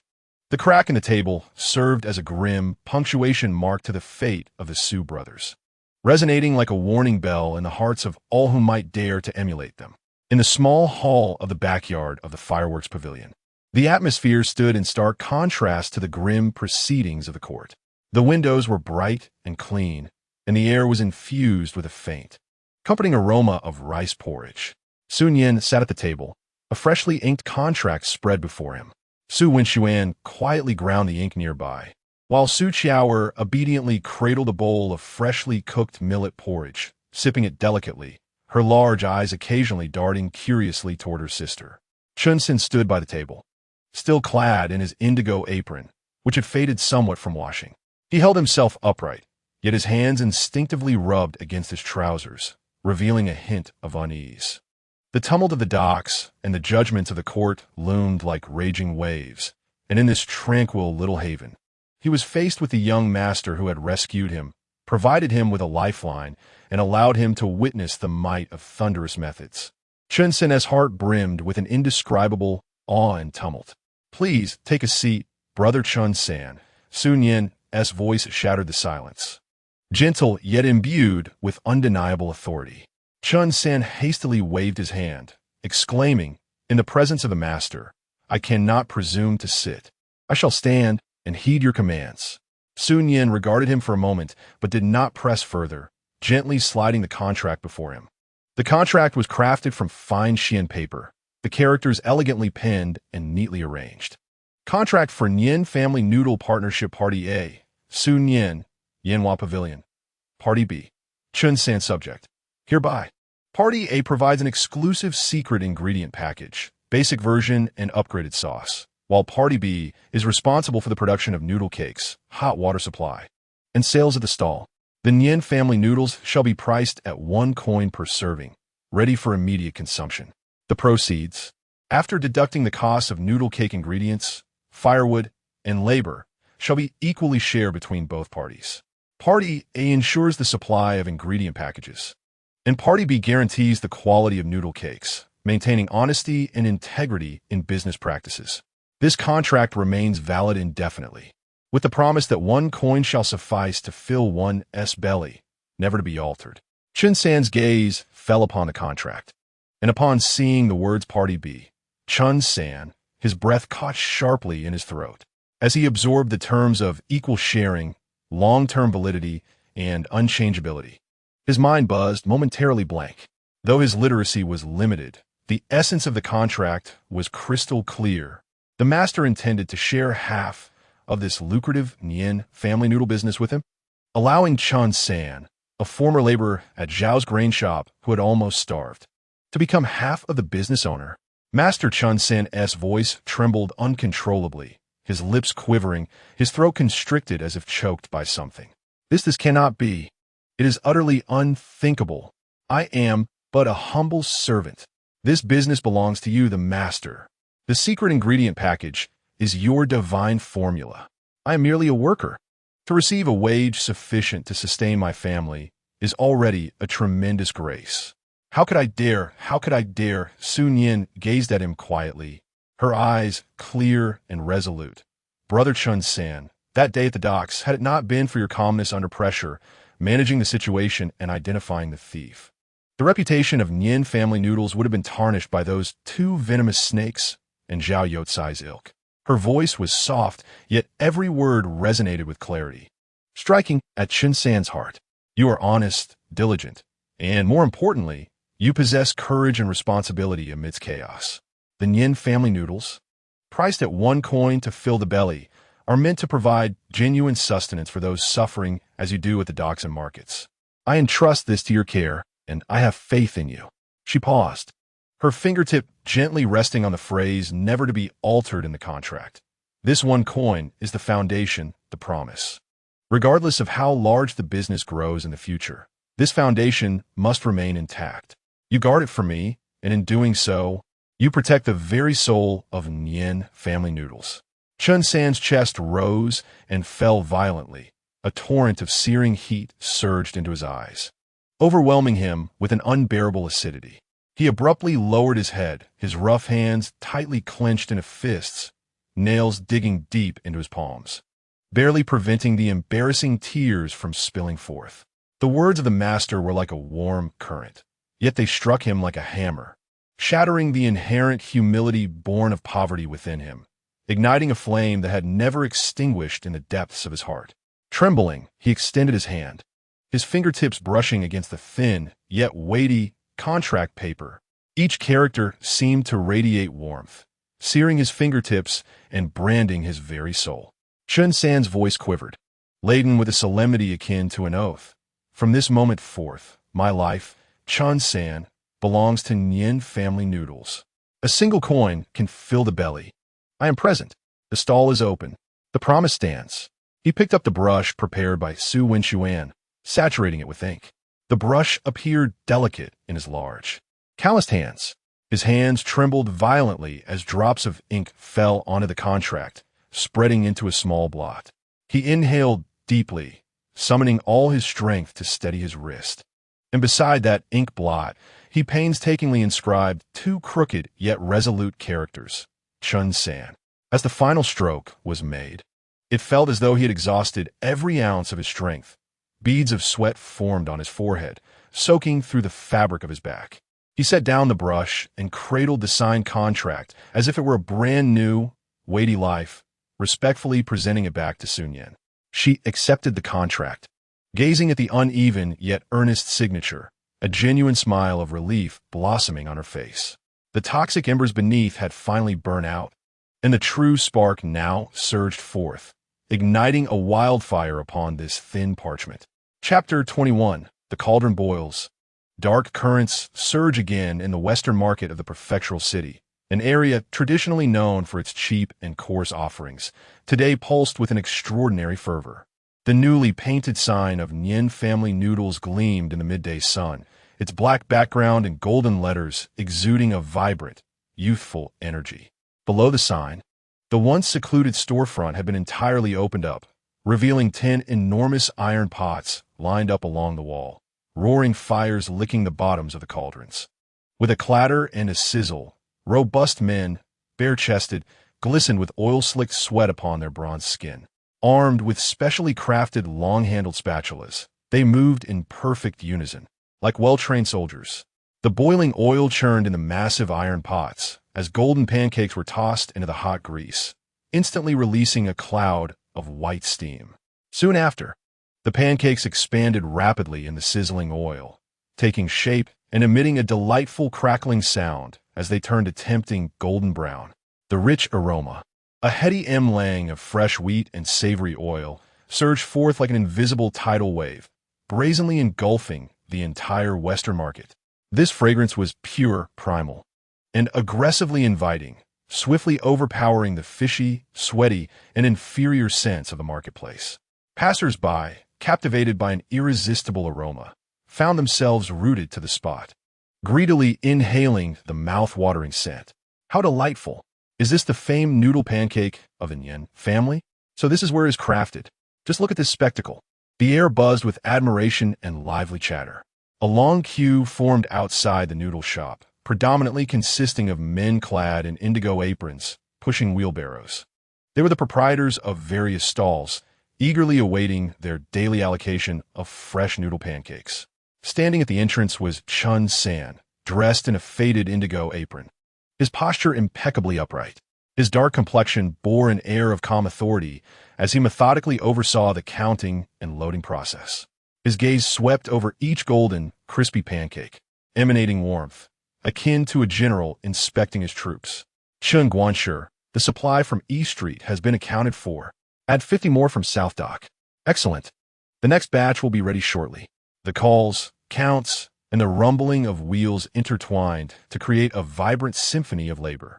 This modest noodle shop pulsated like a robust heart, tirelessly pumping forth the promise of sustenance into every corner of the state capital that required it. In stark contrast to the bustling atmosphere below, the elegant room on the second floor of the Yanhua Pavilion offered a serene ambience. The window stood ajar, a gentle breeze wafting in, carrying the faint sounds of diners' laughter and the distant clamor of the West Market. Su Nian sat alone at a round table made of fragrant namu, her fingertips gliding delicately over an open blue ledger. As the pages turned, the fresh ink gleamed. Rows of numbers were meticulously inscribed, chronicling the recent transactions between the Yanhua Pavilion and the Nian family noodle shop.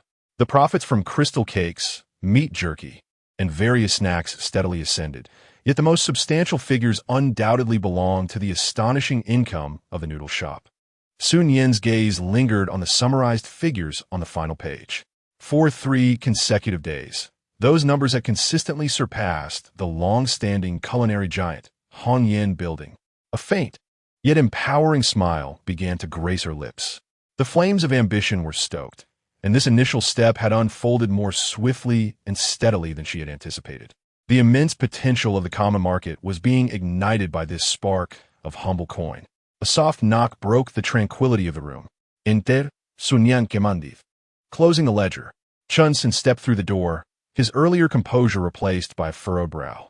Approaching the table, he spoke in a hushed tone, laced with tension. Boss Liu, the manager of Yongfeng grain shop in the eastern part of the city, sent word this morning that the new wheat has not yet arrived, and the grain supply is tight. They intend to raise the price of our coarse flour by 30%. Raise it by 30%? Su Nian's eyebrows arched slightly. Almost imperceptibly, Yongfeng grain shop was the Nian family's primary supplier of coarse flour, and their partnership had been relatively smooth. This sudden price hike, so steep and timely, could not be mere coincidence. What is their reasoning? Su Nian inquired, her voice calm and steady. They claim insufficient rainfall has led to poor harvests, and everyone is scrambling for grain, Chun San replied, skepticism evident in his tone. However, I've heard that other smaller grain shops are still offering stable prices to their clients this morning. Su Nian's fingertips lightly tapped the smooth Namu surface of the table, producing a rhythmic sound. Sunlight streamed through the window panes, casting a play of light and shadow upon her tranquil profile. Insufficient rainfall? Poor harvests? Such excuses might deceive a mere toddler.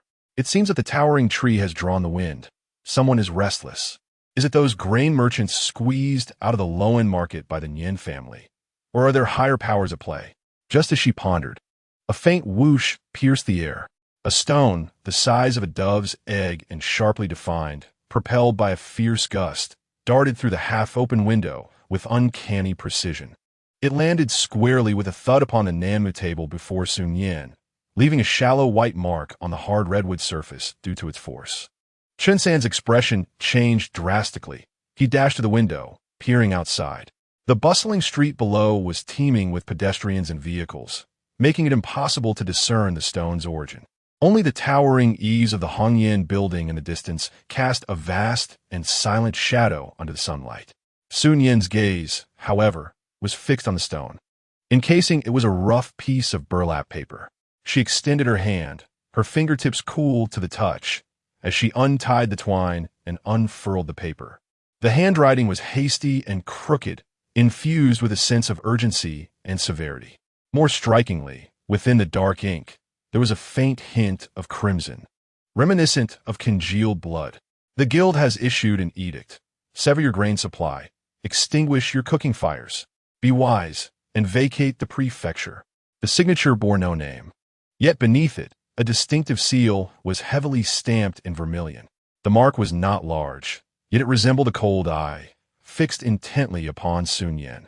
The intricate and ancient characters spelled out 3 small words: Hongyan Lu.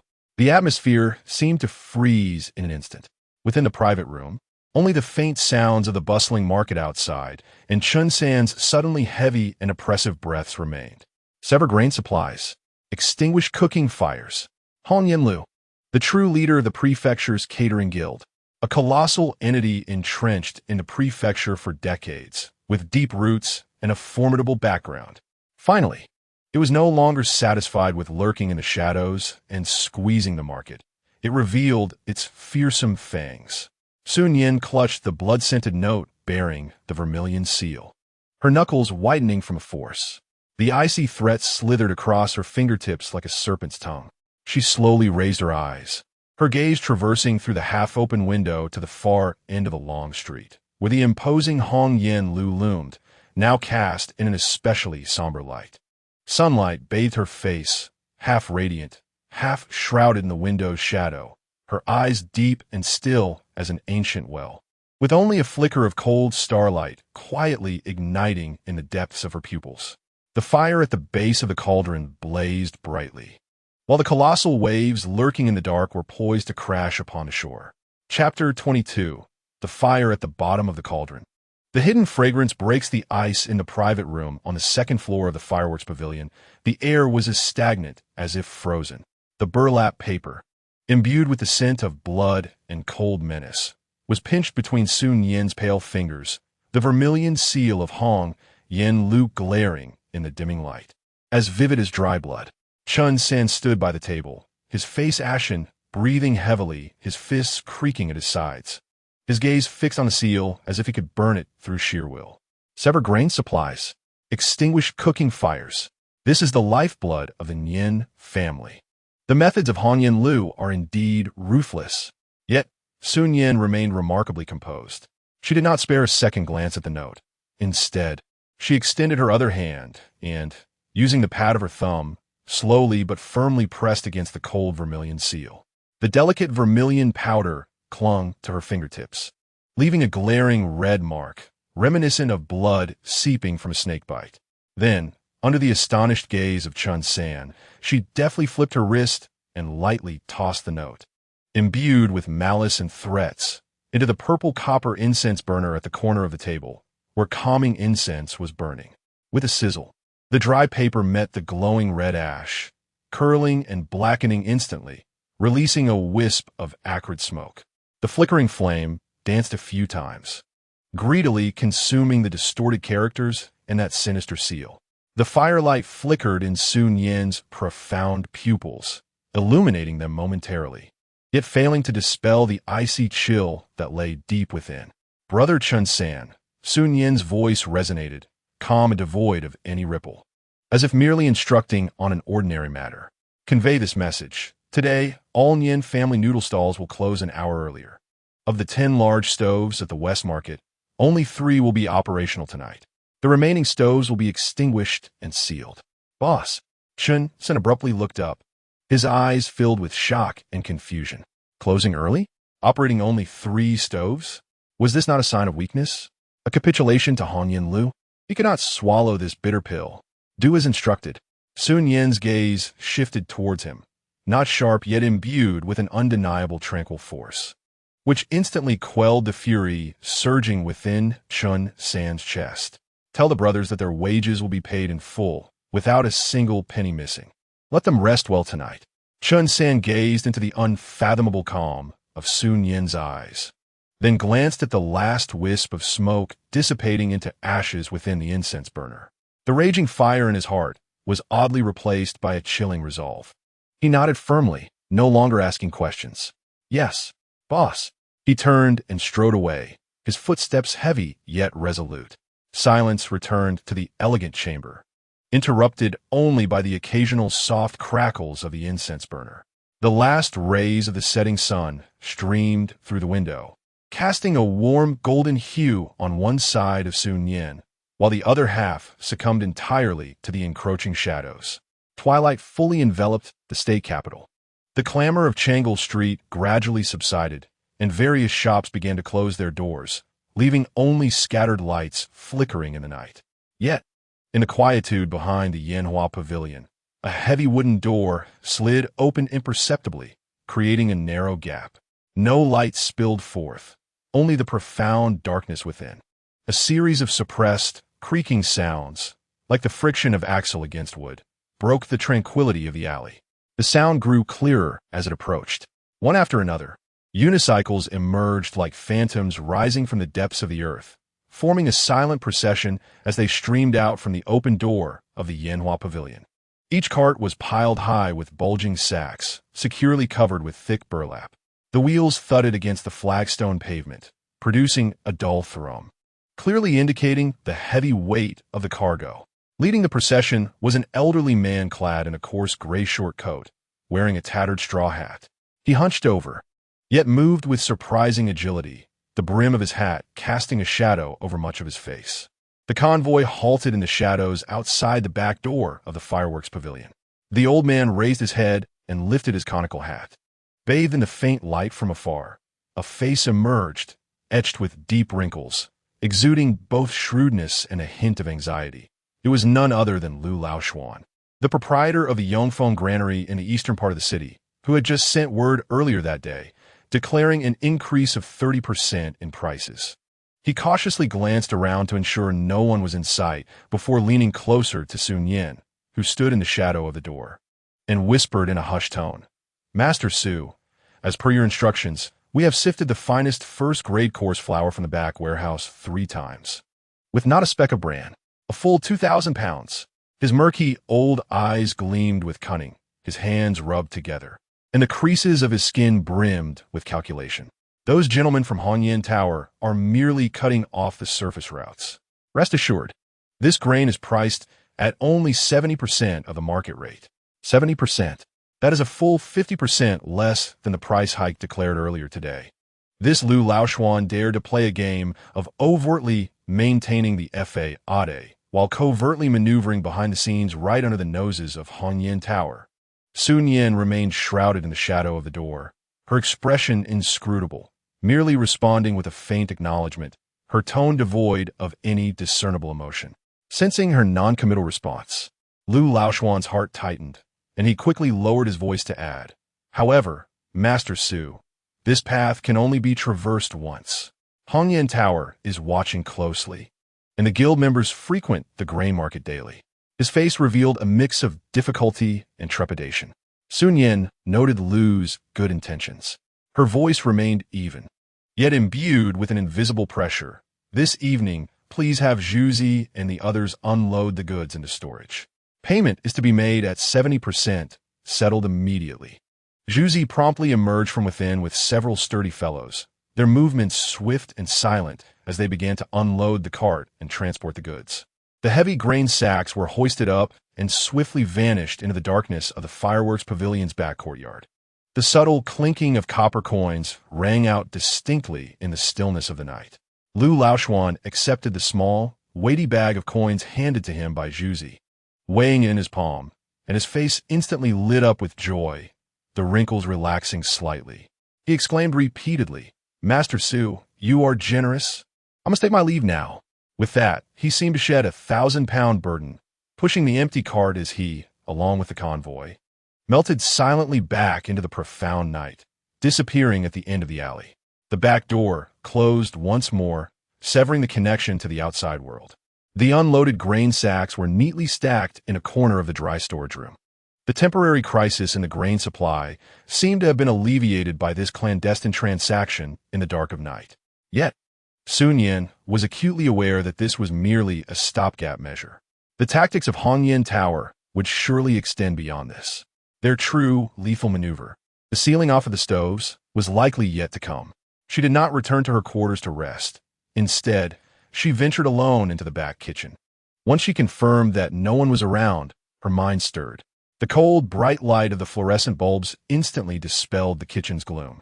The air, consistently cool, enveloped her entirely. Without a moment's hesitation, Su Nian traversed through rows of meticulously arranged shelves, her footsteps echoing crisply against the polished floor as she made her way towards the metal staircase leading to the second floor. Pushing open the familiar kitchen door, she was greeted by a rush of modernity. The gleaming stainless steel countertop, the large double-door refrigerator, the built-in oven, and quietly standing in the corner, the imposing silver pressure cooker. Su Nian's gaze fell upon the pressure cooker, the very heart of her counteroffensive plan. She approached the imposing double-door refrigerator and opened the chilled compartment. Inside, an array of delicacies from the spatial realm was meticulously categorized. She retrieved several items.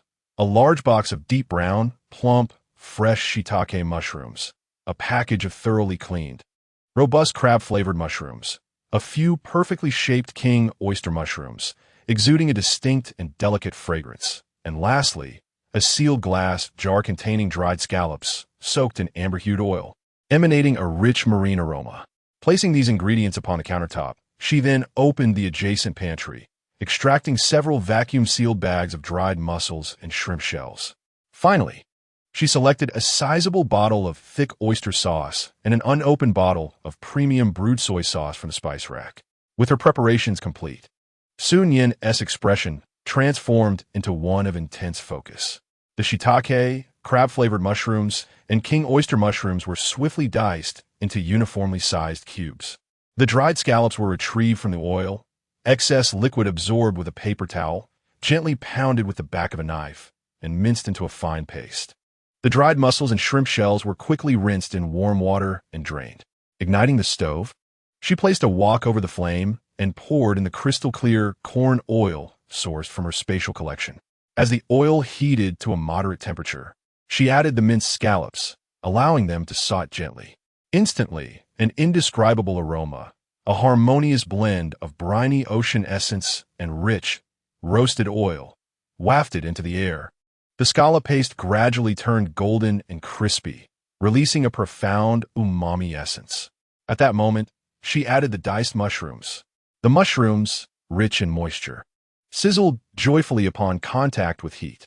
With a vigorous stir-fry, they softened rapidly, their unique fragrances awakened and perfectly intertwining with the savory essence of the scallops.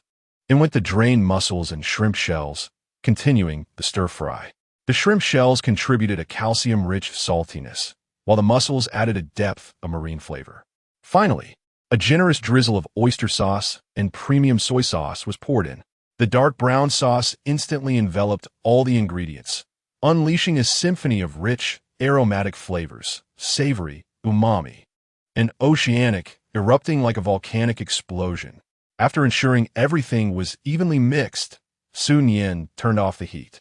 Instead of serving the sought-ed concoction, she lifted the heavy inner pot of the pressure cooker and poured the steaming, fragrant mixture, along with the robust sauce, directly into it.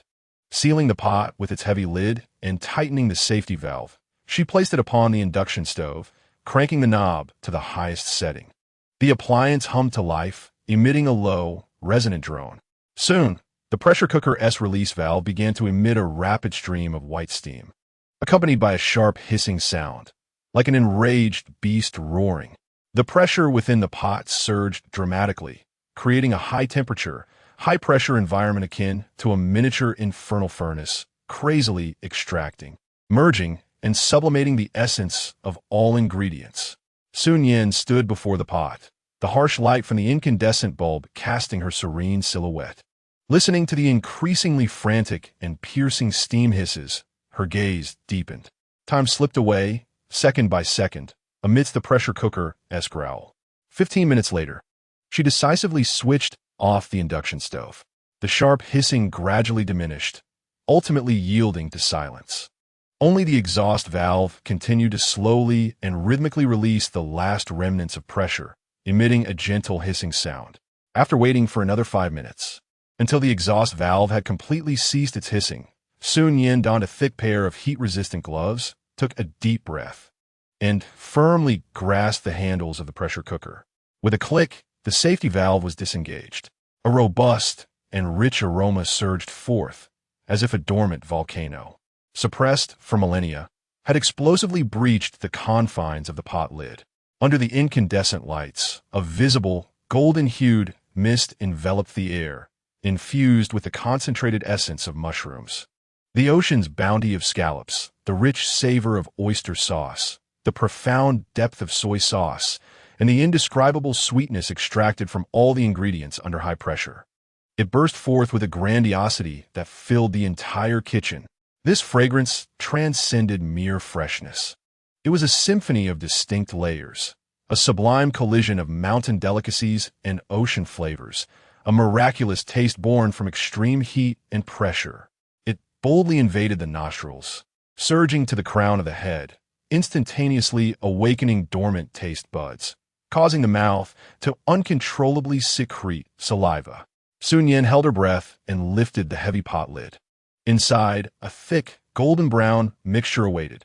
All the diced mushrooms, minced scallops, dried mussels, and shrimp skins had been completely tamed by the high temperature and pressure, softening to the point of near melting, perfectly blending into a viscous, amber-like sauce. The surface of the sauce bubbled with tiny frothy bubbles, emanating a captivating sheen and an even more overwhelming aroma. The cold light from the incandescent bulb pierced through the golden mist, reflecting off the thick sauce, casting an alluring glow reminiscent of liquid gold. The fire at the bottom of the pot, within the crucible of high pressure, had finally forged the first drop of a fragrant blade capable of breaking the ice. Su Nian gazed at the thick golden-brown sauce in the pot, a cold smile slowly curving her lips. The horn of counterattack had been officially sounded by this transcendent aroma that traversed time and space. Chapter 23. The fragrance breaks the stalemate. The pot boils in turmoil on the top floor of the Hongyan building. The elegantly named Starry Sky Pavilion was a place where the wealthy and powerful of the state gathered in droves. At this moment outside the window, the lights were just beginning to sparkle, reflecting the bustling night scene of the state capital, while inside, The air was thick with sandalwood. The atmosphere stagnant like a frigid pond. At the center of a massive rosewood round table, exquisite delicacies were arrayed. The crystal-clear eight-treasure gourd duck, the glistening and vibrant dompa pork, the filigree-like dragon beard pastry, and the crab-meat lion's head adorned with gold leaf. Each dish was a testament to meticulous craftsmanship and luxury, exuding the air of a top-tier establishment. However, all eyes were irresistibly drawn to an inconspicuous rosewood tray at the table's edge. Upon the tray lay a simple white porcelain dish, within which rested a thick, nearly unyielding golden brown sauce. It reclined quietly amidst the opulence of the table, standing out in stark contrast, yet exuding an undeniable, weighty presence. An exceptionally restrained, yet persistently assertive fragrance unfurled like invisible threads, subtly wrapping around each person's nostrils, taunting the array of delicacies before them. The head chef of Hongyan Tower, surnamed Hu, known as Hui Dao, now held a delicate silver spoon poised above a dish of golden brown sauce. In his 50s, his well-maintained visage bore the haughty demeanor cultivated by years of flattery. His lips habitually curled downwards, a sneer frozen upon his face. To him, this dish, brought from some obscure corner, hardly warranted a place on the esteemed table of the star-picking pavilion, let alone share space with his culinary masterpieces. Seated in the principal position was Wang Hongyan, clad in a dark purple brocade robe, his gaunt features sharp and hawkish, exuding the oppressive aura of one accustomed to power. His indifferent gaze swept over the dish of sauce, a flicker of barely perceptible disdain shimmering in his eyes. This Su Nian, driven to desperation, dared to offer such coarse fare in exchange for her life. It was nothing short of a fool's errand. He nonchalantly lifted the blue and white porcelain teacup beside him, taking a casual sip, awaiting the inevitable farce to unfold from this country girl. At last, Chef Hu's silver spoon descended with an air of condescension, barely dipping into the thick golden brown sauce. He carelessly tasted the concoction, not bothering to engage his palate, merely wishing to dismiss it quickly and remove this unsightly distraction. However, the moment the cool, viscous sauce touched his tongue, an explosion occurred. A concentrated, unreasonably intense flavor erupted in his mouth like a dormant volcano, releasing an overwhelming wave of taste. It was not merely salty or savory. It was a tumultuous surge of flavors. The rich aroma of mushrooms roared from the depths of the earth. The ocean's essence of scallops surged to his head. The robust fragrance of oyster sauce enveloped him with profound depth, and the complex saltiness of soy sauce served as the finishing touch. There was an indescribable sweetness, as if the very essence of all ingredients had been distilled into a single, explosive spoonful, detonating like thunder upon each of his taste buds. The sneer on Chef Hu's face instantly froze. In its place emerged a visceral, uncontrollable shock. His eyes widened in disbelief, pupils constricting sharply. The fingers gripping the silver spoon trembled violently, nearly slipping from his grasp. A wave of electrifying sensation coursed from his tongue throughout his entire being. Having lived over 50 years and savored the world's delicacies, he prided himself on his refined palate, yet he had never encountered such a breathtaking culinary experience. This was no mere sauce. It was clearly the quintessence of mountain delicacies and ocean treasures, distilled into a spoonful of divine essence. A strangled, peculiar sound escaped his throat, and his body involuntarily leaned forward, his other hand gripping the table, knuckles whitening from the effort. Beads of sweat began to form on his forehead. Suddenly, a sharp, jarring crash shattered the profound silence of the private room. On the main seat, Wang Hongyan's blue and white porcelain teacup slipped from his hand, shattering upon the polished golden bricks of the floor. Scalding tea splashed onto the hem of his brocade robe, yet he remained utterly oblivious. His gaze was fixed intensely upon Master Hu's disheveled countenance, which bore the expression of a soul lost, akin to that of a ghostly apparition. The layer of restraint and disdain accumulated over the years, characteristic of the elite proprietor of a top-tier establishment, shattered like fragile glass under a heavy blow, fracturing into mere dust. What manner of expression was this? The imperious Hu Dao, who dared to critique even the grandest banquets of the provincial magistrate, displayed such an uncharacteristic lapse in composure. A surge of insatiable curiosity and a hint of trepidation, one that he himself was loath to acknowledge, gripped Wang Hongnian with an unrelenting force. He abruptly rose, disregarding decorum, and seized the silver spoon from Master Hu's hand, still glistening with remnants of golden brown sauce. In this moment, he harbored no contempt. He held his breath, delicately, as though handling an exquisite treasure, and scraped a morsel of the thick, intoxicating golden brown delicacy onto the spoon's tip. As it entered his mouth, time seemed to freeze. Wang Hongyan stood transfixed, the color draining from his face like a receding tide, only to be followed by a sudden, feverish flush. Within his profound gaze, tumultuous waves surged as though a boulder had been cast into a deep well. The concentrated, layered, and unparalleled flavor sliced through his entire palate like the sharpest blade, obliterating all previous culinary perceptions. War ate treasure duck, dompa pork, and dragon beard pastry in the presence of such unadulterated, boundless freshness? They paled into insignificance akin to mere wax. This flavor was not meant for the realm of mortals. It held the power to render any delicacy a mere accompaniment, capable of overturning the culinary hierarchy of the entire province. Nay, the very world. His throat convulsed violently as he endeavored to capture the lingering, resplendent essence that remained in his mouth. After several heartbeats, he managed to reclaim his voice, which emerged hoarse and parched, quivering with the tremors of profound astonishment, shattering the suffocating silence of the private room. What in the world is this? All gazes converged upon the stoic figure of Chun San, who had remained in the shadows by the door, as immovable as a rock. Chun San slightly lifted his head, his indigo apron faded and worn, his dark complexion devoid of expression, save for a fleeting glimmer of the composure and pride inherent to the smoke and fire pavilion. He inclined his body respectfully towards Wang Hongyan, his voice steady as the ground beneath a falling stone.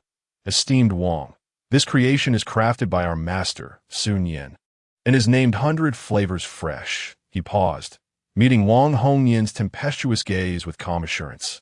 Articulating each word with crystal clarity, our master has stated that should Hongyan Tower find merit in this dish, we are willing to exchange this sauce for a chance at survival. A chance at survival? Wang Hongyan narrowed his eyes sharply, his piercing gaze ensnaring Chun San, as if with a hook. What did he desire by this mention of survival? Chun San straightened his back, his voice unassuming yet imbued with an undeniable strength, resonating within the hushed atmosphere. A smooth flow of provisions and an unobstructed hearth. He paused again, allowing his gaze to traverse the dish of golden brown allure amidst the lavish spread, and slowly articulated his final words. Furthermore, during the deliberations of the Provincial Culinary Guild, a seat must be granted to the Nian family. Buzz.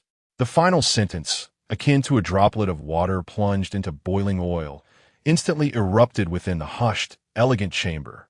The several stewards and accountants present at the Hongyan building collectively gasped, their faces reflecting disbelief and astonishment. The smooth flow of goods and the unrestrained cooking fire were brazenly challenging the prior ban imposed by the guild. And the last dish from the Tinian family.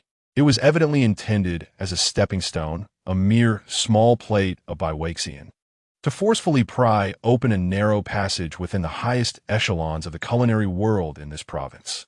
A demand for recognition, a plea for at least an equal footing with the Hongyan building, a claim to a voice of authority. Arrogance, utterly outrageous. Yet, gazing at Wang Hongyan at the head of the table, whose complex gaze was fixated on the white porcelain dish of awakens, an observing master who, still in a daze, as if his very soul had been captivated by that sauce, all reproaches and curses were lodged in their throats, rendering them mute. That thick, golden brown dish silently burned amidst the array of exquisite delicacies. The fire beneath the cauldron blazed. An alluring fragrance shattered the ice, and the tumult it stirred had already begun to unsettle the foundations of the culinary titan in this province. Chapter 24. The boiling cauldron and the initial test of the frost blade, the main hall of the Provincial Culinary Guild, was grand and solemn. Towering beams cast immense shadows, and the heavy Nanmu long table shimmered with a dim glow, resembling a colossal, coiled python. On either side of the table sat the prominent figures of the provincial culinary scene, all adorned in splendid attire, their demeanor poised and restrained. The air was thick with the scent of fine sandalwood, age-pure tea, and an intangible, heavy pressure of authority. Today, an additional chair had quietly appeared at the end of this long table, a seat that starkly contrasted with the surrounding Zetan official chairs. This simple wooden stool, devoid of carvings or lacquer, appeared almost as if freshly hewn from a carpenter's workshop. At this moment, Su Nian stood beside this chair, clad in a faded indigo homespun dress, her hair neatly tied back with a matching cloth. Her forehead and tranquil eyes were exposed. Amidst the opulence and glimmer of the room, her slender figure seemed jarringly out of place, yet radiated a steadfastness akin to that of a rock. Countless gazes, both overt and veiled, pierced through the atmosphere like icy needles, scrutinizing, examining, condescending, envious, and apprehensive emotions intertwining into an invisible web that enveloped her. Those stares raked over her simple attire, seeking any hint of timidity or unease. Su Nian appeared oblivious to it all. She merely lowered her gaze slightly, her fingertips lightly brushing against the cold, smooth back of the plain wooden chair. The texture was firm, tinged with the unique slight roughness of new wood. This chair had been hastily brought by a minor guild clerk yesterday, positioned at the far end of the long table, right next to where the servants stood by the door. It was the last place, and the chair was plain. This was a concession from Wang Hongyan of the Hongyan building, yet it also served as the guild's unspoken warning to her. Ahem! At the head of the table, Wang Hongyan cleared his throat, shattering the stagnant atmosphere. Today, he donned a deep purple brocade robe adorned with cloud patterns, exuding an air of grandeur. His gaze sweeping across the room before finally resting on the approximately foot-tall celadon jar at the center of the long table. The jar was elegantly simple, its opening sealed with red paper, inscribed with 3 vigorous characters, awakens. Wang Hongyan's fingertips gently tapped 3 times against the cool, azure porcelain wall. The sound, though not loud, resonated clearly throughout the hall, capturing the attention of all present. Esteemed guests, Wang Hongyan's voice was steady, imbued with an undeniable authority. I have summoned you today to deliberate upon a matter of significance. The esteemed Su Dongjia from Yanhua Pavilion is joining us, bringing with him his uniquely crafted awakens. This remarkable sauce, you may have heard of it or perhaps even tasted its exquisite flavor. His gaze intentionally brushed over Master who sat at the lower end, his countenance still somewhat pale. According to the guild's customs, the foremost principle is the transmission of skills, followed by the evaluation of one's reputation and virtue. Wang Hongyan continued, his gaze shifting towards the indigo figure by the door. Su Dongjia, through his mastery of family noodles, has established himself in the provincial capital, benefiting the common folk, and with awakens, has astonished all who have witnessed it. His acceptance into our guild is based on his true capabilities, deserving of this esteemed seat. He paused, his tones suddenly deepening. From this day forth, Su Nian shall be a member of our provincial culinary guild. I hope my colleagues will adhere to our regulations, supporting one another, and refrain from letting personal biases tarnish the reputation of our provincial cuisine. His words, grand and impeccable, elevated awakens, affirming Su Nian's skills while subtly warning those who might harbor discontent. Yet, the phrase personal biases pricked like a thorn, silently embedding itself in the hearts of all present. A profound silence enveloped the room. No one responded, nor did anyone oppose. Instead, countless gazes refocused on Su Nian, their complexity deepening. Meeting those stares, Su Nian gracefully bent her knee in an impeccable salute towards Wang Hongyan's position. Her movements were composed, neither subservient nor arrogant. After completing her gesture, she rose and, under the weight of countless penetrating gazes, calmly took her seat.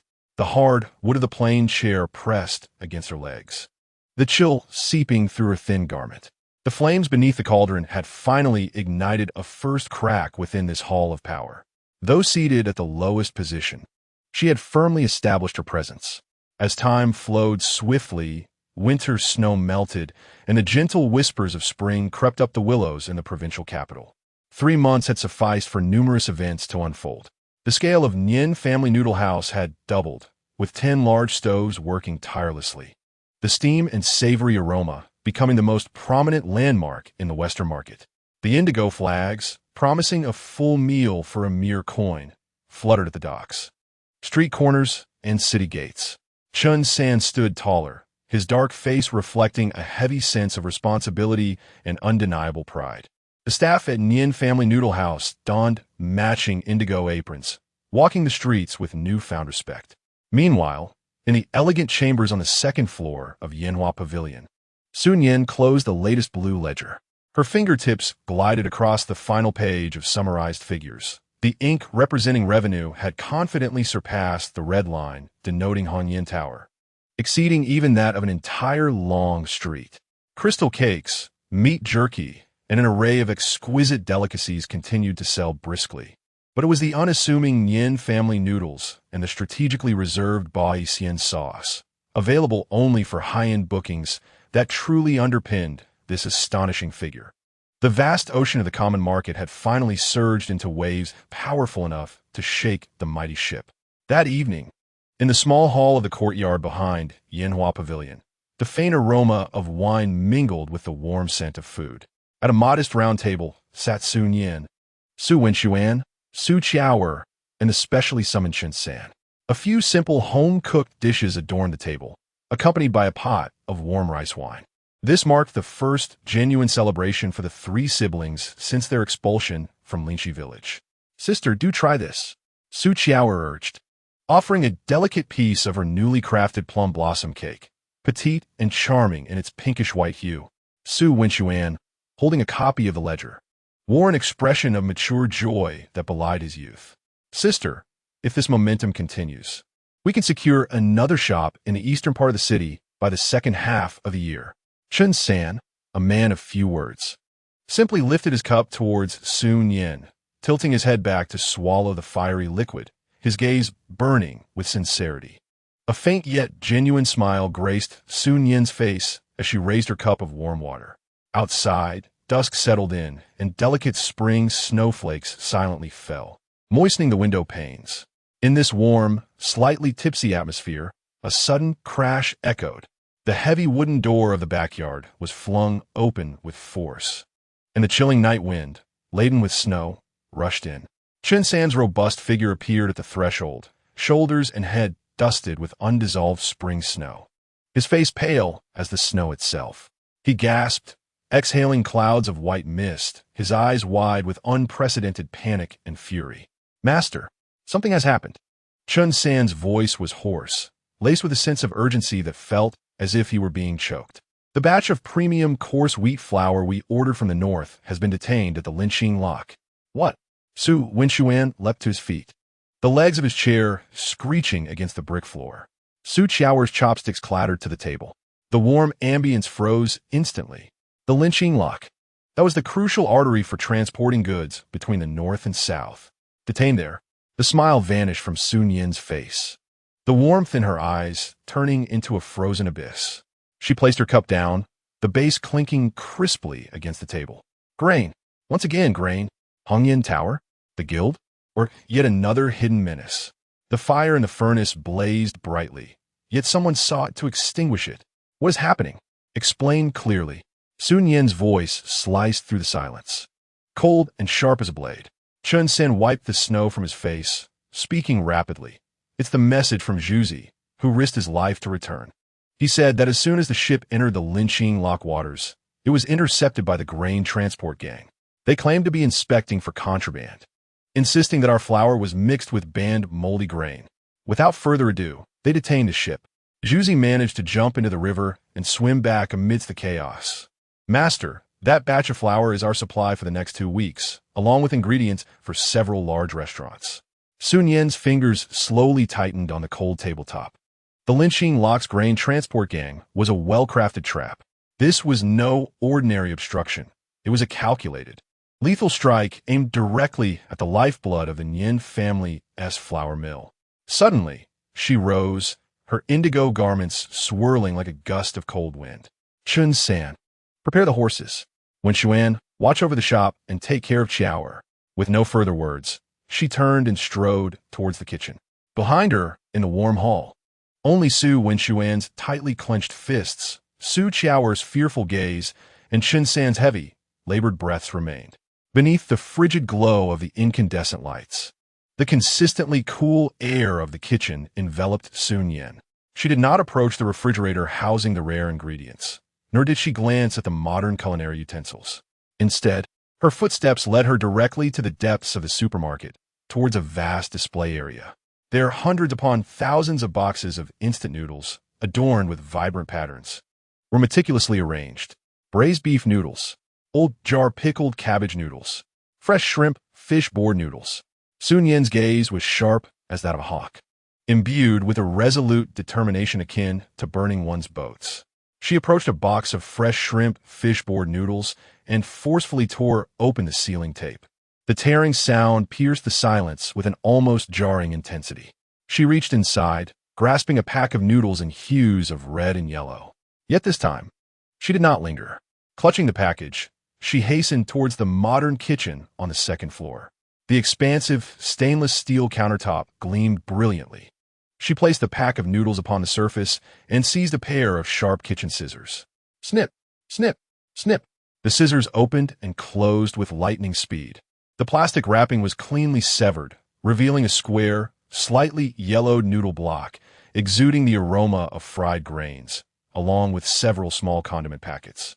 Su Nian's gaze was fixated on that unadorned noodle block, devoid of any modern branding, embodying its essence. She picked it up, her fingertips tracing the familiar hardness and texture. Without hesitation, she tossed the noodle block into the adjacent immense silver pressure cooker. Next came the second and third packages, her movements mechanical yet swift. Cut, peel the packaging, retrieve the noodle blocks, and deposit them into the pressure cooker. Soon, a mountain of pure noodle blocks began to rise within the cooker. The red and yellow wrappers lay discarded, resembling shed serpent skin, haphazardly piled in a corner of the countertop. Finally, she gathered the discarded plastic wrappers, emblazoned with enticing designs and dense instructions, crumpling them into a ball and casting them deep into the nearby stainless steel trash bin. Once this was accomplished, Su Nian secured the heavy lid of the pressure cooker and tightened the safety valve, turning the knob to its maximum setting. Buzz. The induction stove ignited. Hiss. The sharp, urgent sound of steam erupted once more. Like an enraged trumpet, white steam gushed violently from the exhaust valve. Inside the pressure cooker, those noodle blocks from another world were shedding their last vestiges of time, preparing to transform into the purest of weapons amidst the tumult of this reality.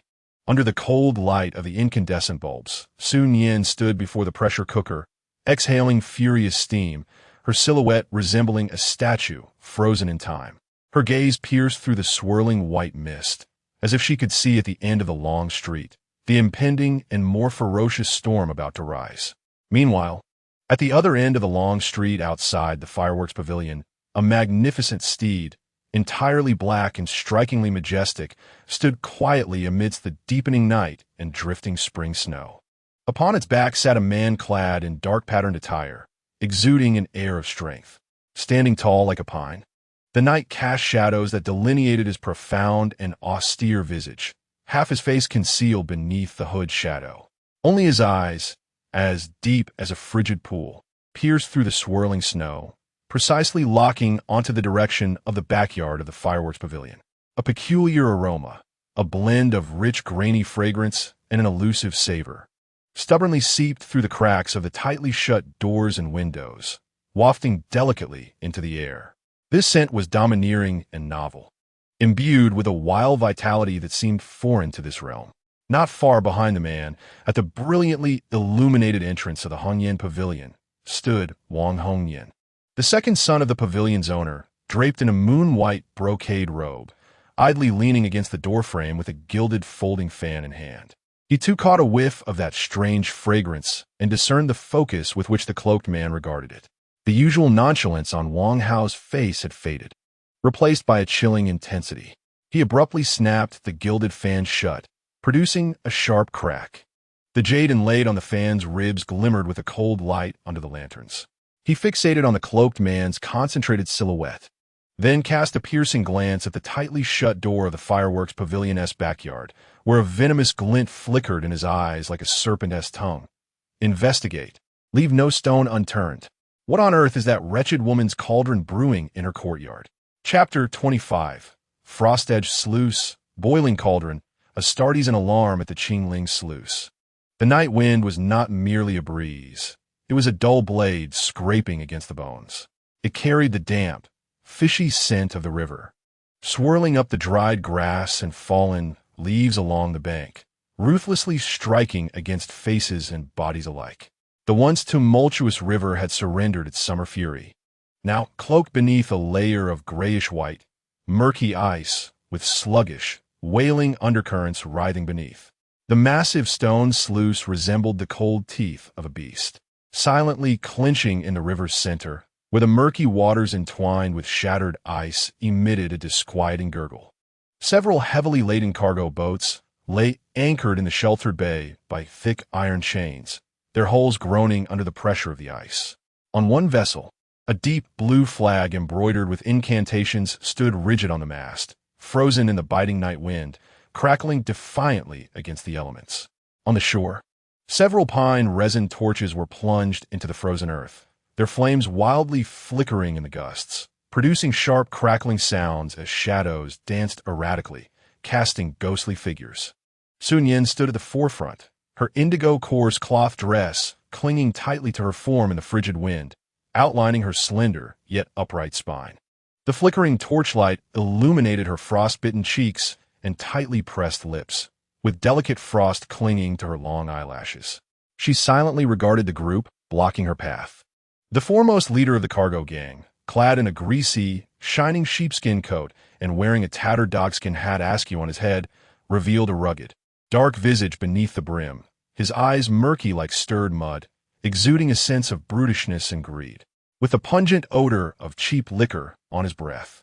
He leered at Su Nian, his coarse fingers pointing towards the locked cargo boats, his voice gruff. "Miss Su? Heh, I have long heard of your esteemed name. But," as he belched, the smile did not reach his eyes. "Rules are rules. You, the vessel's cargo, have declared it to be premium coarse flour. However, my brothers have inspected it and discovered it mixed with moldy grain. This is a forbidden commodity. According to regulations, it must be seized. It will be detained until spring when the ice melts, and the officials will have the time to investigate." Nonsense. Behind Su Nian, Chun San could no longer contain his fury and stepped forward, his formidable frame illuminated by the flames, resembling an enraged lion. His eyes glowed crimson, fists clenched so tightly they crackled, his nails almost embedding themselves into his palms. This was the superior first-rate flour that our employer had procured with genuine silver from Yongfeng Grain Shop. We possess a contract as proof. You are framing us. This is outright robbery. A contract? The petty captain scoffed, his murky eyes filled with derision. What is that worthless piece of paper worth? I declare it to be moldy grain, and so it is. Behind him, a group of similarly clad ruffians with menacing gazes joined in raucous laughter, hands resting ominously on the hilts of their short knives, inching closer with ill intent. The cracking sound of ice colliding with the ship's side, mingled with the coarse laughter of the men and the weeping of the river wind, bore an eerie resemblance to ghostly wails. The torchlight flickered upon Su Nian's frostbitten fingertips, which trembled slightly from the exertion of clenching. Cold and fury coiled around her nerves like two venomous serpents. She understood that reasoning with such a crowd was akin to playing music to cattle. The shadowy forces behind them aimed to starve her out. They sought to bring the Nian family's bakery to a halt. Just as the tension escalated and the air thickened with dread, a sudden, crisp sound of galloping hooves sliced through the heavy silence at the entrance. Rapid and sharp like the beat of a drum, the sound approached with the speed of the wind. It emanated from the frozen official road above the gate. The crowd looked up in astonishment. Through the night and swirling snow, a figure emerged like ink. The magnificent black steed was extraordinary, its hooves pounding fiercely, shattering the thin ice of the roadway and sending up sparkling shards. Upon the horse's back, a shadowy figure nearly blended into the night. A broad cloak billowed in the fierce wind, rustling as it revealed a glimpse of a face with sharply defined jawlines, lips pressed tightly together, and eyes hidden in the depths of shadow, shining like the brightest stars on a frigid night, exuding a cold sharpness that seemed to penetrate the storm and perceive all. In the blink of an eye, the black horse had charged down the slope, swirling like a tempest, skidding to a halt at the edge of the gate. Splattering mud and snow, the steed let out a long, resonant neigh, echoing across the expanse. All eyes were captivated by this unexpected intruder. The petty captain's drunken stupor was momentarily shaken, a flicker of uncertainty flashing through his murky gaze. The rider did not cast a single glance at Su Nian or Chun San. His deep, abyss-like eyes merely swept over the chain cargo ship, glancing at the frozen indigo flag at the bow, before finally resting upon the greasy visage of the petty captain. No words were exchanged. The cloaked figure, donning black leather gloves, casually reached into the inner folds of the cloak. A flash of darkness, swift as lightning, cleaved through the dim light. A faint sound of air being sliced followed by a muffled thud resonated in the air. A palm-sized token, entirely dark and devoid of metal or wood, whizzed past the ear of the small leader of the gang. The frigid metallic edge even severed a few of his greasy sideburns. The token, undeterred in its momentum, plunged deep into the frozen earth, akin to a red-hot iron rod being thrust into whipped cream, silently embedding itself at the feet of the little leader. Only a small section, adorned with a menacing, coiling dragon motif, remained exposed to the chill of the air. The flickering torchlight vividly illuminated the central dragon pattern, revealing two ironclad characters inscribed with authority, Regent.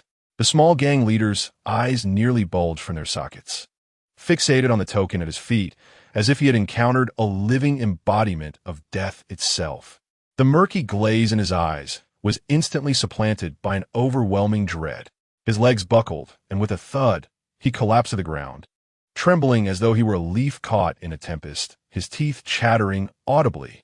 Behind him, the once menacing gang members turned ashen, all sinking to their knees in unison, their heads pressed firmly against the icy earth, scarcely daring to breathe. The entire entrance to Lingqing fell into an abyss of silence. Only the mournful river wind, the crack of ice against the boat's hull, and the soft crackle of the torch could be heard. Even the murky river seemed to hold its breath. Su Nian stood frozen in place, her fingertips, now tinged with blue from the cold, instinctively loosening their grip. She gazed at the dark wooden token embedded in the frozen soil, staring at the seemingly animated dragon and the cold characters of Regent.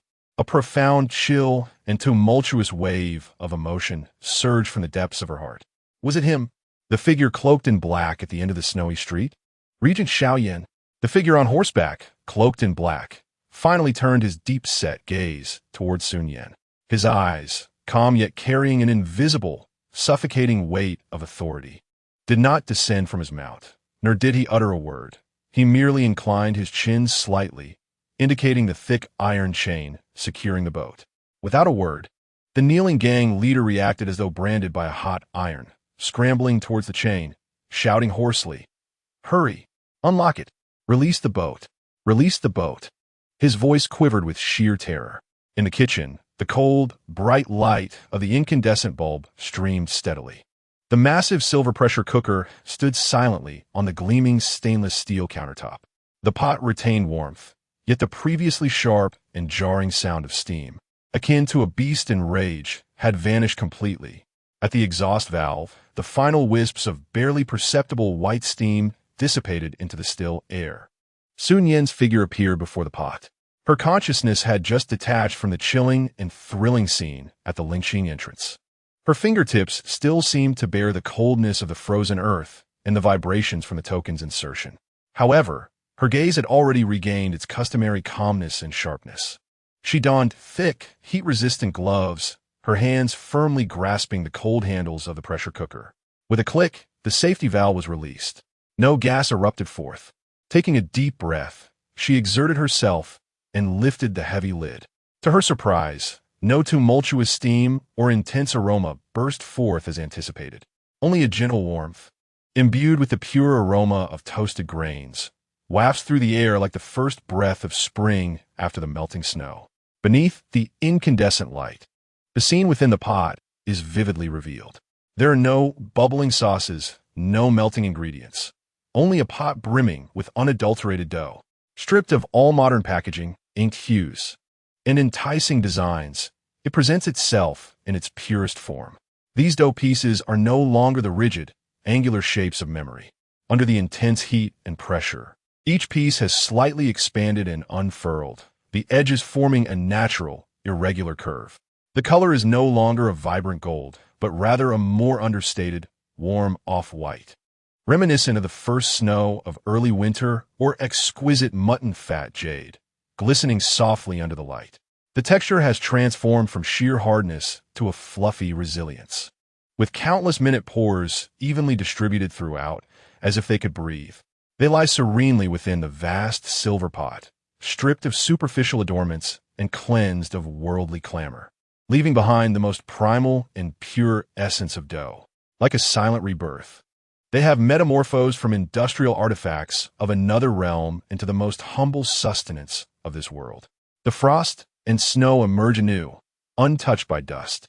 Su Nian gazes at this pot of dough that has undergone a transformation in the spatial singularity. Her fingertips brush against the warm surface, and deep within her eyes, a spark of brilliance ignites, growing brighter after enduring the frost of the canal. The flames beneath the pot, in their purest form, will eventually kindle a more tumultuous wave. Chapter 26. The Frost Blade's First Trial. Undercurrents of thunder. The dawn light pierces through the thick clouds, scantily showering the entrance of Lingqing Lock.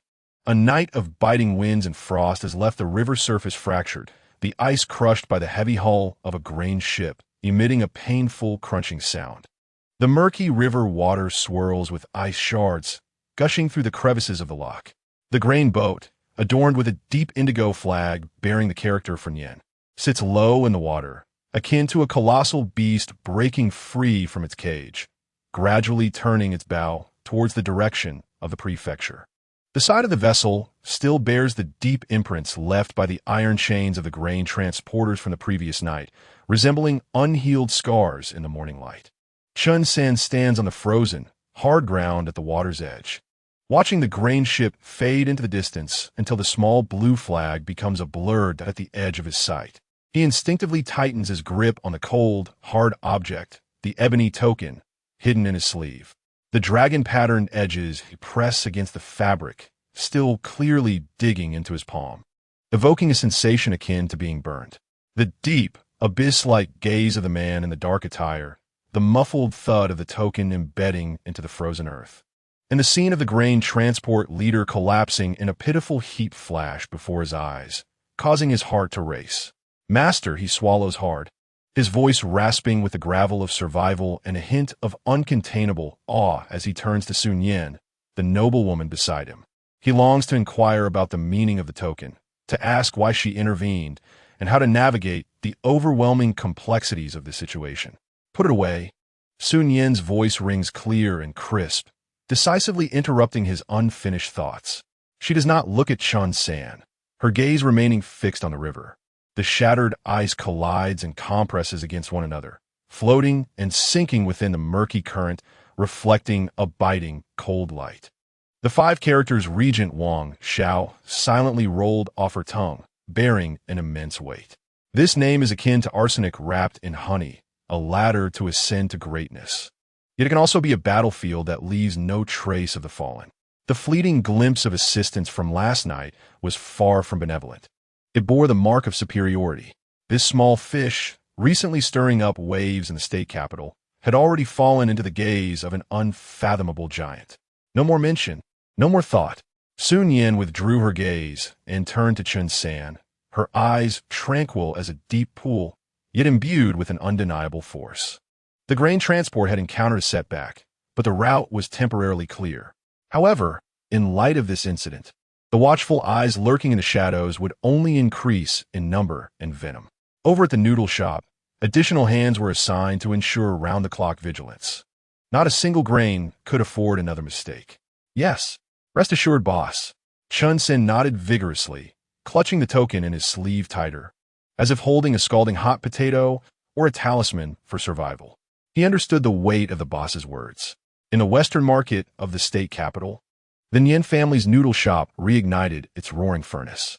Steam billowed, mingling with the aroma of freshly milled flour, dispelling the chill of late winter and temporarily soothing the tense hearts caused by the grain transport debacle. Workers donned indigo aprons, calling out as they carried bags of the first batch of coarse flour stealthily transported from the Yongfeng granary into the storage. Everything appeared to be returning to normal. Yet, deep within the back courtyard of the smoke and fire pavilion, behind the closed kitchen door, another scene unfolded. The cold, harsh light of a white bulb illuminated the kitchen space with meticulous clarity. The enormous silver pressure cooker loomed silently on the polished stainless steel countertop, like a dormant beast. The lid was tightly sealed, but the previously unsettling hissing had long ceased. Su Nian stood before the cooker, taking a deep breath, the coolness of the space, infused with the familiar sense of plastic packaging and cleaning agents, calmed the tumultuous emotions stirred by the grain transport turmoil. She donned thick, heat-resistant gloves, her hands firmly grasping the cold handles on either side of the pot. With a click, the safety valve was silently released. She exerted effort, lifting the heavy lid.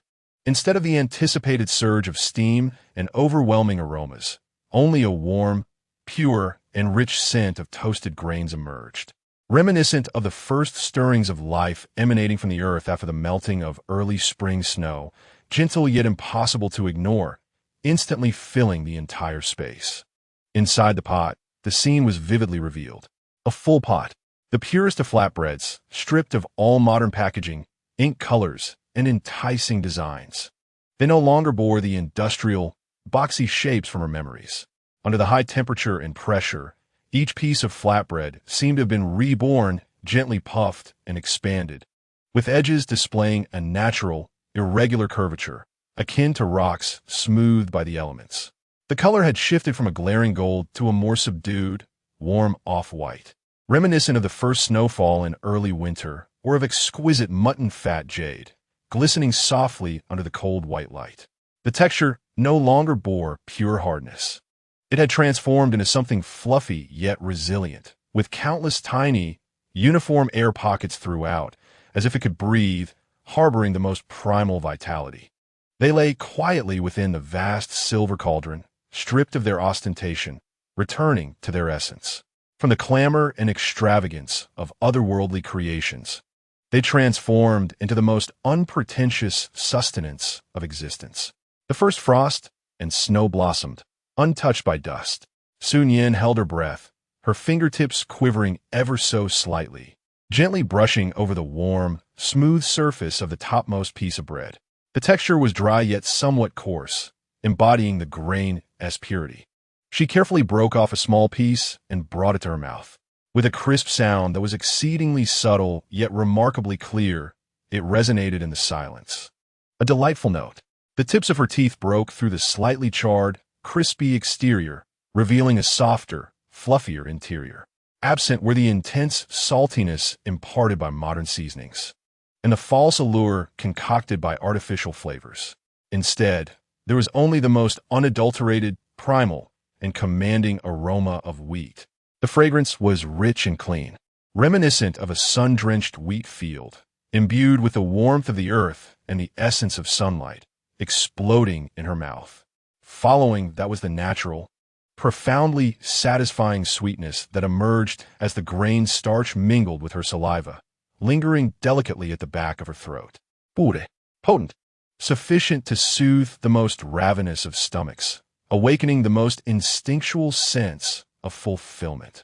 Su Nian closed her eyes, savoring the long-lost, authentic power of food coursing over her tongue, an indescribable surge rising from the depths of her heart, dispelling the gloom and heaviness of recent days. This was no longer a creature from an alien world needing to be concealed. It was true nourishment, refined through the crucible of a spatial singularity and reborn. Embraced by this realm, suddenly, she opened her eyes, and the spark of determination within them, having weathered the frost of the locks and this moment of revelation, ignited into a conflagration. It's done. The words were resolute, filled with exuberance and unmatched confidence, echoing in the vast space. The flames below had burned out. The frost-forged blade, now gleaming brilliantly. In the hidden elegance of the Listening Waves Pavilion on the second floor of the State Dining Association, the heavy rosewood door stood closed, isolating them from the outside clamor. The precious agarwood incense burned quietly in the Basan furnace, curling wisps of smoke that failed to disperse the oppressive atmosphere within. Wang Hao leaned against the Zetonwood couch draped in white tiger skin, his moon-white robe accentuating his increasingly sinister complexion. Between his slender fingers lay a small handful of off-white fragments, remnants belonging to Nian's family, lost amidst the chaos at the dock, yet retrieved by spies through great effort. He pressed down hard, grinding the fragments, their rough texture mingling with a faint, pure scent of wheat that clung to his fingers. "Search!" Wang Hao's voice, though not loud, pierced like a blade of ice, striking the black-clad spy kneeling before him. "Dig 3 feet into the ground for this young master. The 10 stoves in the West Market are merely a ruse. This bread did not emerge from there. Find the true, secret workshop of Su Nian. Let us see where this wretched girl is cooking her monstrous creations." He slammed the remnants down onto the small table beside him, causing the teacup to jump. The murky grease from his waxed fingers staining the pristine surface, rendering it filthy and glaring. Moreover, Wang Hao's gaze was venomous, akin to a serpent lurking in the shadows, realizing that the group from the Chao gang was of no use. Fixate on that treacherous Lu Laoshuan from Yongfeng Grain Shop. Sever her supply line, and let us see how long she can continue her charade without rice. Indeed, second young master. The black-clad spy lowered his head further, his voice trembling with trepidation. Wang Hao waved his hand dismissively, as if shooing away flies. The spy, as if granted a reprieve, silently retreated. The private room fell back into an oppressive silence, interrupted only by the faint crackling of the incense burning. Wang Hao fixated on the remnants of debris and grease lingering on his fingers, his thoughts drifting to the dark-clad figure at the end of the street last night, who had gazed longingly in the direction of the fireworks pavilion. A deeper agitation and wrath churned within him. Su Nian and that nobleman who regarded her with peculiar favor both deserved to perish. The prey Wang Hao had set his sights upon was not to be coveted by others. As dusk enveloped the world, the lights began to twinkle. Chonglu Street remained lively amidst the thickening night, lanterns from various eateries illuminating the vibrant contours of the provincial capital. From the rear courtyard of the fireworks pavilion wafted the enticing aroma of freshly baked wheat cakes, intermingled with the rich scent of simmering bone broth. The fragrant tendrils persistently seeped through the tightly shut doors and windows, spreading through the cool night breeze with a warm and tenacious vitality. At the end of the long street, where shadows intertwined with flickering lights, a magnificent ebony steed stood quietly. Its rider, clad in a dark cloak, possessed a stature as formidable as a solitary peak. The hood obscured much of his face, revealing only a pair of deep eyes that pierced through the haze of twilight and the bustling din, precisely locking onto the direction of the fireworks pavilion's rear courtyard. As the night wind brushed by, it carried with it the unique and pure scent of wheat, mingling with the richness of the bone broth, penetrating his nostrils. The dark-clad figure, Xiao Yan, felt a barely perceptible ripple in his profound gaze. The chilling chaos at the Qing Jia last night, the stubborn indigo flag on the grain ship, and the fragmented clues from today's spy report about the seemingly unremarkable figure all rapidly coalesced in his mind. His fingers lightly tapped on the cold saddle, a silent calculation in progress. After a prolonged moment, a barely audible whisper dissipated into the nascent night breeze of the provincial capital. The time has come to unsheath the frost blade from the ashes. He cast one last glance at the rising smoke from the kitchen, gave the reins a gentle shake. The ebony steed snorted in response, its hooves softly advancing, carrying its master silently into the deeper shadows of Chonglu Street, as if he had never been there. Only the peculiar scent of wheat lingered above the fireworks pavilion, silently heralding the approach of a greater storm. Chapter 27. The Snowy Crane. The frost blade sharpened on the second floor of the fireworks pavilion. The elegant room overlooking the street had its windows half closed. The warm breeze of late spring, infused with the bustling sounds of the market, seeped in, only to be swiftly devoured and assimilated by the more dominant fragrance within. A delicate celadon pot perched atop a small red clay stove, the fire within roaring with vibrant blue flames. Inside the pot, a creamy bone broth bubbled vigorously, fine bubbles bursting continuously, releasing an overwhelmingly rich aroma of meat fat and the sweet essence from the depths of the marrow. The rising white steam blurred the intricately carved window frames, casting a soft, warm aura over everything inside. Su Nian sat beside the stove, her indigo linen sleeves rolled up to her forearms, revealing a slender wrist with graceful lines. She lowered her gaze, her attention fixated on the palm of her hand. There, quietly resting, lay a disk of off-white dough, its texture as smooth as jade, the edges gracefully curved, the true essence of plain snow dough, forged by the high-pressure cauldron of this space. The aroma of wheat, pure to the utmost degree, wafted like sun-drenched fields, intertwining delicately with the robust scent of bone broth, creating a unique and refreshing domain amidst the richness. Her fingertips stirred slightly, and the disk of snow-like dough was gently pinched, suspended above the boiling broth in the azure porcelain pot. Just as the dough was about to slip into the soup, a soft, rhythmic knock echoed twice, punctuating the warm sounds of bubbling broth and the whispers of wheat fragrance within the room. Su Nian's movement halted, her fingers hovering above the swirling white steam. She did not turn, yet her spine tensed in an instant, taut as a drawn bowstring. The presence that had silently bypassed the staff downstairs and appeared at the door was no ordinary diner. The door creaked ever so slightly, pushed ajar from the outside. A figure leaned against the doorframe. Clad in a dark robe adorned with cloud patterns, the fabric shimmered with a profound luster under the dusk and the flickering firelight within. The wide sleeves fell naturally, revealing a lining as pure and white as snow. The visitor did not fully step inside, merely leaning at an angle, exuding an aura of relaxed composure, yet emanating an invisible pressure akin to towering mountains. The hood had long been removed, revealing a face with deep contours, strikingly handsome with an almost piercing sharpness. The brows arched elegantly, the nose high and sculpted, and the thin lips pressed into a cold, straight line.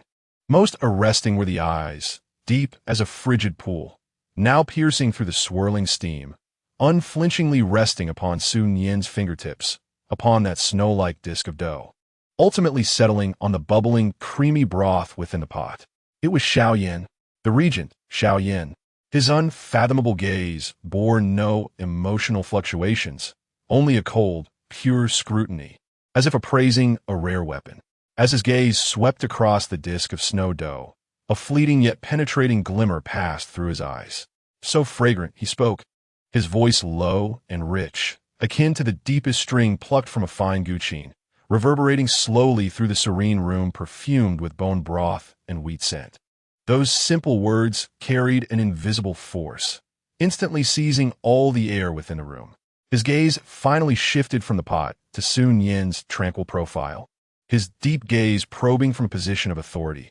I wonder how the esteemed Su family manages this meal without rice.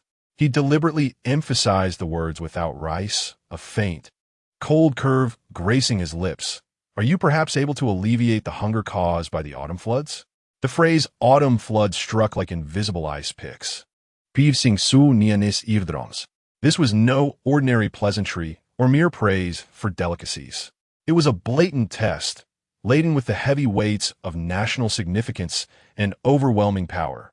He not only understood the predicament of the rice-deprived cargo ship, but also cast his gaze further, towards the impending disaster of famine that would sweep across the land due to the autumn floods, leaving nothing but starvation in its wake.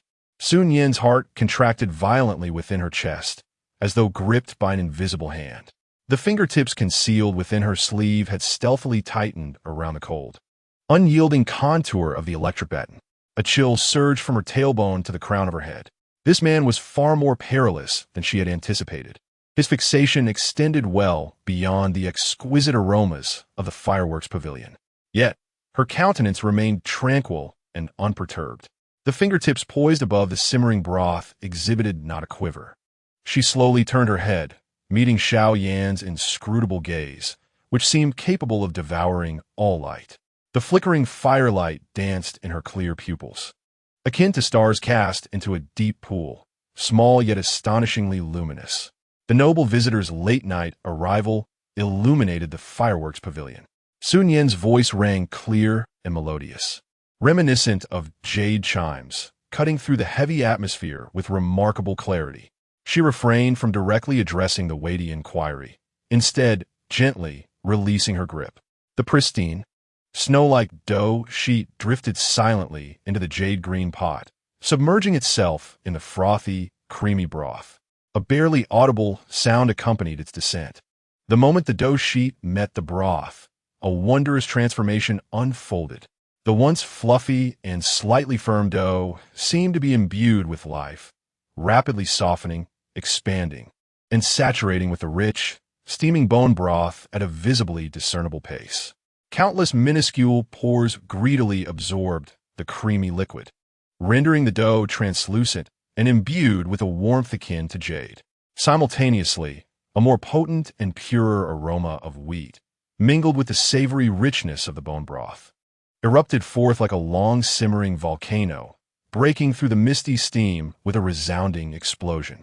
This fragrance was pure, pristine, and powerful, brimming with the primal vitality of grain and the nourishing essence of flesh and bone, instantly enveloping the entire elegant chamber. It swept away the previous subtle scents and any lingering impurities, even causing a faint ripple of intrigue to flicker in Xiao Yan's fathomless eyes as he leaned against the doorframe. Su Nian grasped the delicate white-bone china ladle, her wrist steady and unwavering. The ladle dipped into the pot, gently stirring the broth. The noodles, now plump and glistening from their immersion, rose slightly in the creamy liquid, steam rising around them. She did not serve the broth. Instead, she held the ladle firmly suspended above the pot, allowing the commanding aroma, an unvoiced proclamation of pure wheat and rich bone fat, to permeate the space between them. Beneath the ample sleeves, her fingers clutched the cold electric baton with unwavering resolve. Her gaze, sharp as a blade forged from ice, pierced through the swirling steam to lock onto Xiao Yan's deep-set eyes, her voice resonating with clarity and a steely determination. The question posed by the noble visitor pertains to the plight of the famine-stricken populace during the autumn floods. She paused, each word falling like ice gems. Yet I wonder, does the noble visitor seek merely to satiate this momentary hunger with what lies within this pot? Her eyes swept over the lustrous, jade-like noodles in the broth before slowly rising again, re-establishing their penetrating connection with Xiao Yan's gaze. Infused with a power that seemed to delve into the very depths of his soul? Or does it concern the fires that can ignite 1,000 stoves, alleviating the suffering of countless souls? Food within the pot? Fuel beneath the cauldron? Is it the relinquishing of the finished product of this snow-like dough, or the unveiling of its transformative secret that could upend the very essence of the grain supply? Is it to present rare treasures in hopes of winning favor, or to offer sharp blades to assist in seizing control over this chaotic realm of grain? Silence. A deathly silence. The small cauldron on the stove continues to bubble, releasing an aroma so rich it sends shivers through the heart. The swirling white steam flows silently between the two, blurring boundaries and obscuring intent. Xiao Yan's gaze, as deep as a frigid abyss, fixates on Su Nian's face for the first time, truly and profoundly. His eyes, sharp as a blade, seem to penetrate her very being, delving into the depths of her soul and every thought therein. Across the long street, atop the Hongyan building, behind the intricately carved window adorned with precious glass, Wang Hao grips the window frame tightly, his knuckles turning pale from the strain, neatly trimmed nails digging into the hardwood. His handsome visage contorts with intense jealousy and rage, the hem of his moon-white robe trembling slightly. He witnesses with his own eyes the figure in black enter the fireworks pavilion. He sees that damn door to the private room close. What is more infuriating is that even from across the street and 2 floors up, the overwhelming scent of pure wheat, mingled with the rich aroma of bone marrow, stubbornly penetrates the glass, curling into his nostrils. This fragrance is like the most venomous mockery, ruthlessly whipping at his proud dignity. It was meant to be his. That object as pure as snow. That scent potent enough to overturn everything. And that noble figure, whom he has endeavored to approach, yet failed to reach even a step closer. How could it all fall into the hands of that wretched Su Nian? Bang! A dull thud. The delicate porcelain teacup, Wang Hao clutched, shatters in his grip. The sharp shards slice into his tender palm. Crimson droplets surge forth, trailing down his fingers, dripping onto the polished golden bricks below, blooming into glaring red plum blossoms. Yet he feels no pain, his gaze fixated on the warm light emanating from the second-floor window of the fireworks pavilion, staring at the 2 silhouettes faintly reflected on the paper. Deep within his eyes, a venomous cold glint, akin to the fangs of a venomous serpent, sparkles with madness and destruction. His bloodied hand tightens, allowing more blood to flow, each word squeezed out through gritted teeth, laced with deep resentment and undeniable possessiveness. The snow in that pot must be mine. Chapter 28. Snow surprises the waves. Frost blades split the night. The last remnant of warmth in the celadon cauldron quietly dissipates along Su Nian's fingertips as she holds the ladle, leaving a cool sensation, reminiscent of Xiao Yan's parting words, laden with frost and authority, weighing heavily on her heart, sending chills through her core. Inside the private room, the overpowering aroma that melded pure wheat and rich bone marrow has yet to completely fade, leaving only a suffocating stillness in the air. Su Nian slowly sets down the bone china spoon. A drop of milky broth clings to the bottom of the spoon, falling onto the cold nama table, creating a small dark stain. Xiao Yan's gaze, seemingly bottomless and capable of consuming all, coupled with his insatiable hunger for the autumn flood and the silence that lingers, leaving endless speculation, weaves an invisible net that envelopes the fireworks pavilion. In the cauldron, sustenance is readily attainable, yet the fuel beneath it is hard to procure. The secret of this pristine snow-like flower is her very foundation, a sword of Damocles hanging ominously above her. Surrendering it might grant her temporary refuge or even immense wealth, but it would also condemn her to becoming a mere plaything in the hands of others, her fate and honor entirely at their mercy. How long could she endure the patience of Xiao Yan and the lurking wolves eyeing her with predatory intent? She instinctively tightened her fingers on the table, her nails digging into her palm, bringing forth a sharp pain that cleared her chaotic thoughts. She must not falter. Drawing a deep breath, she forcibly quelled the tumultuous emotions surging within her. Xiao Yan's appearance heralded a crisis, a warning that time was running short. She must erect a sufficiently sturdy fortress before the various factions tore their masts away and devoured the secret of the snow-like flower hole. The foundation of this fortress lies in truly grounding the extraordinary substance refined from this space, transforming it into a controllable and replicable power.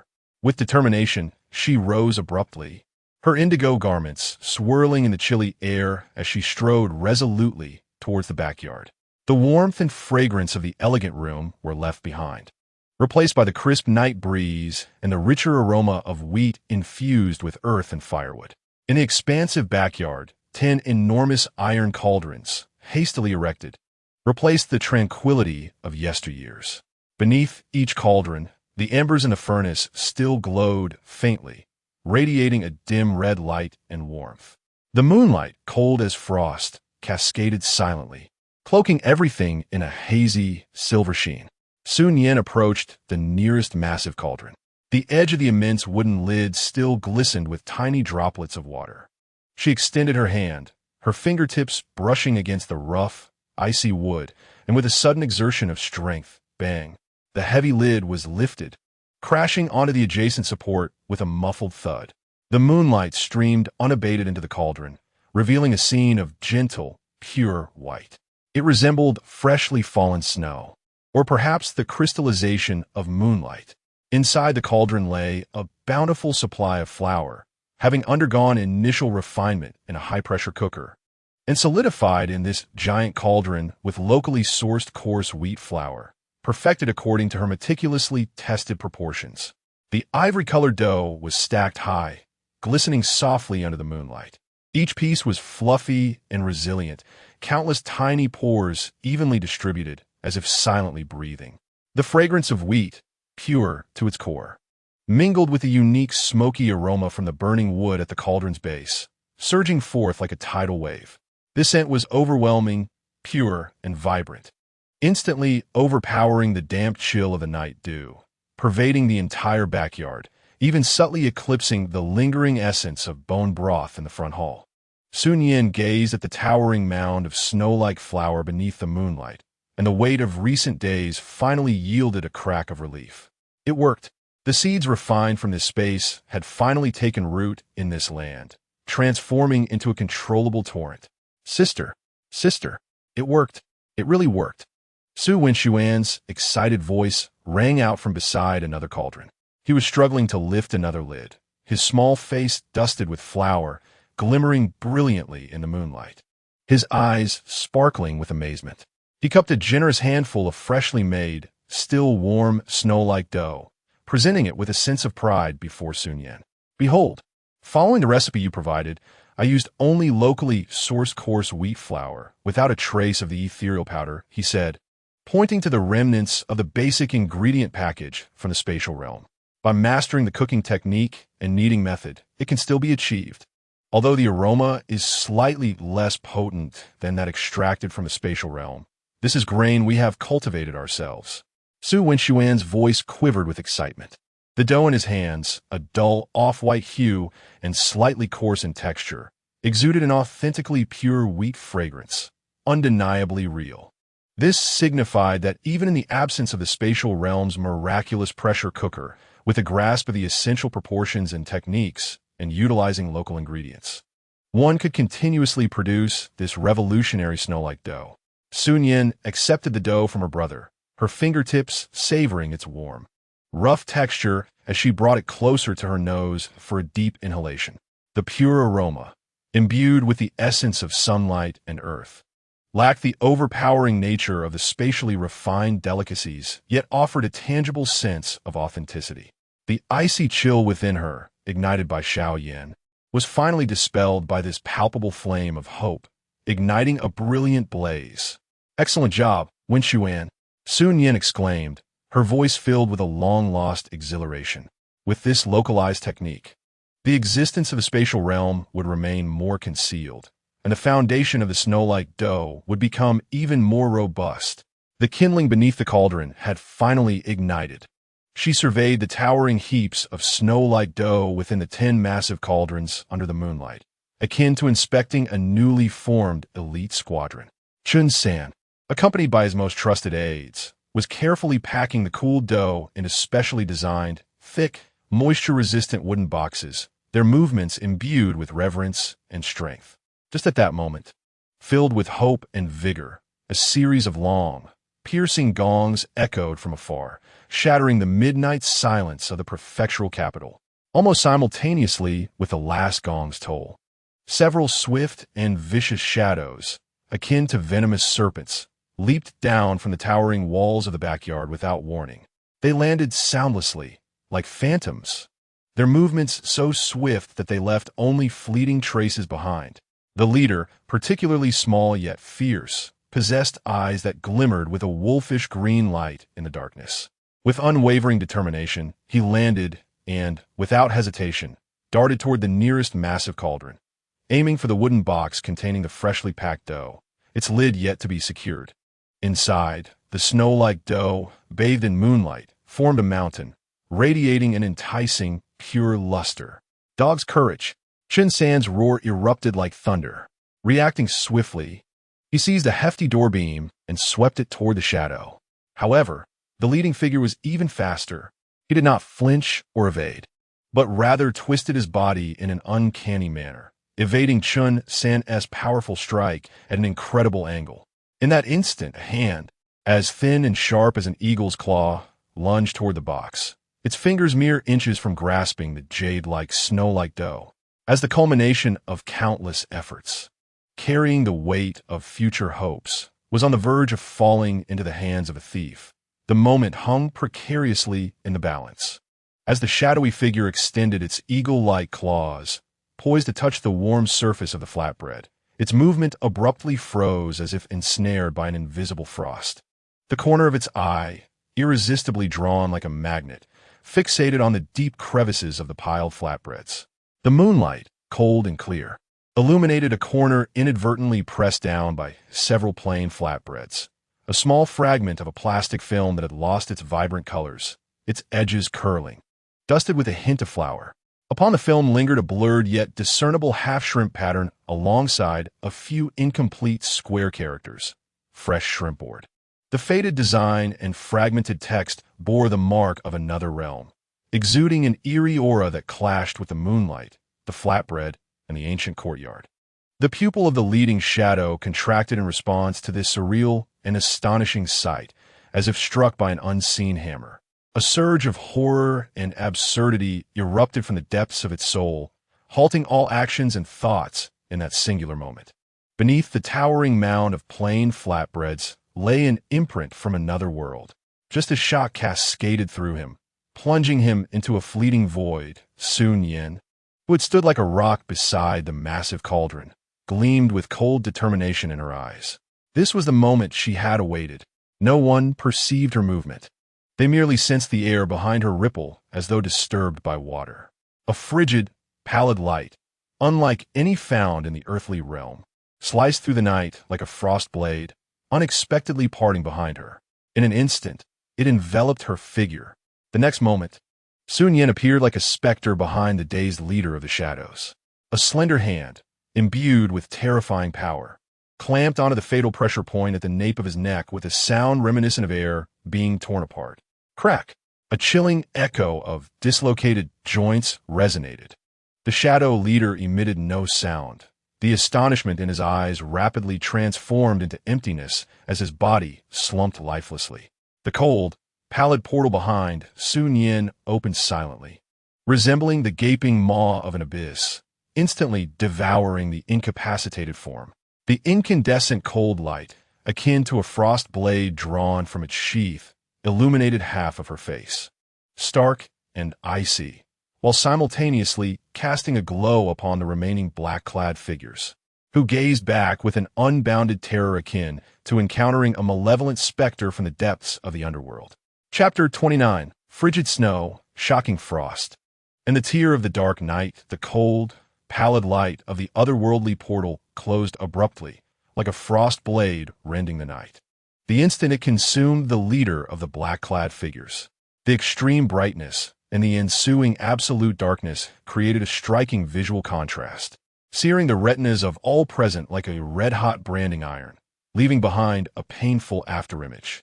The courtyard fell into a profound silence, heavier than the stillness following midnight's chime.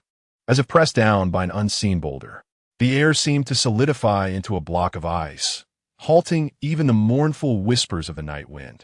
Only the remnants of embers in the furnace beneath the massive cauldron occasionally crackled, amplifying the eerie stillness akin to a graveyard.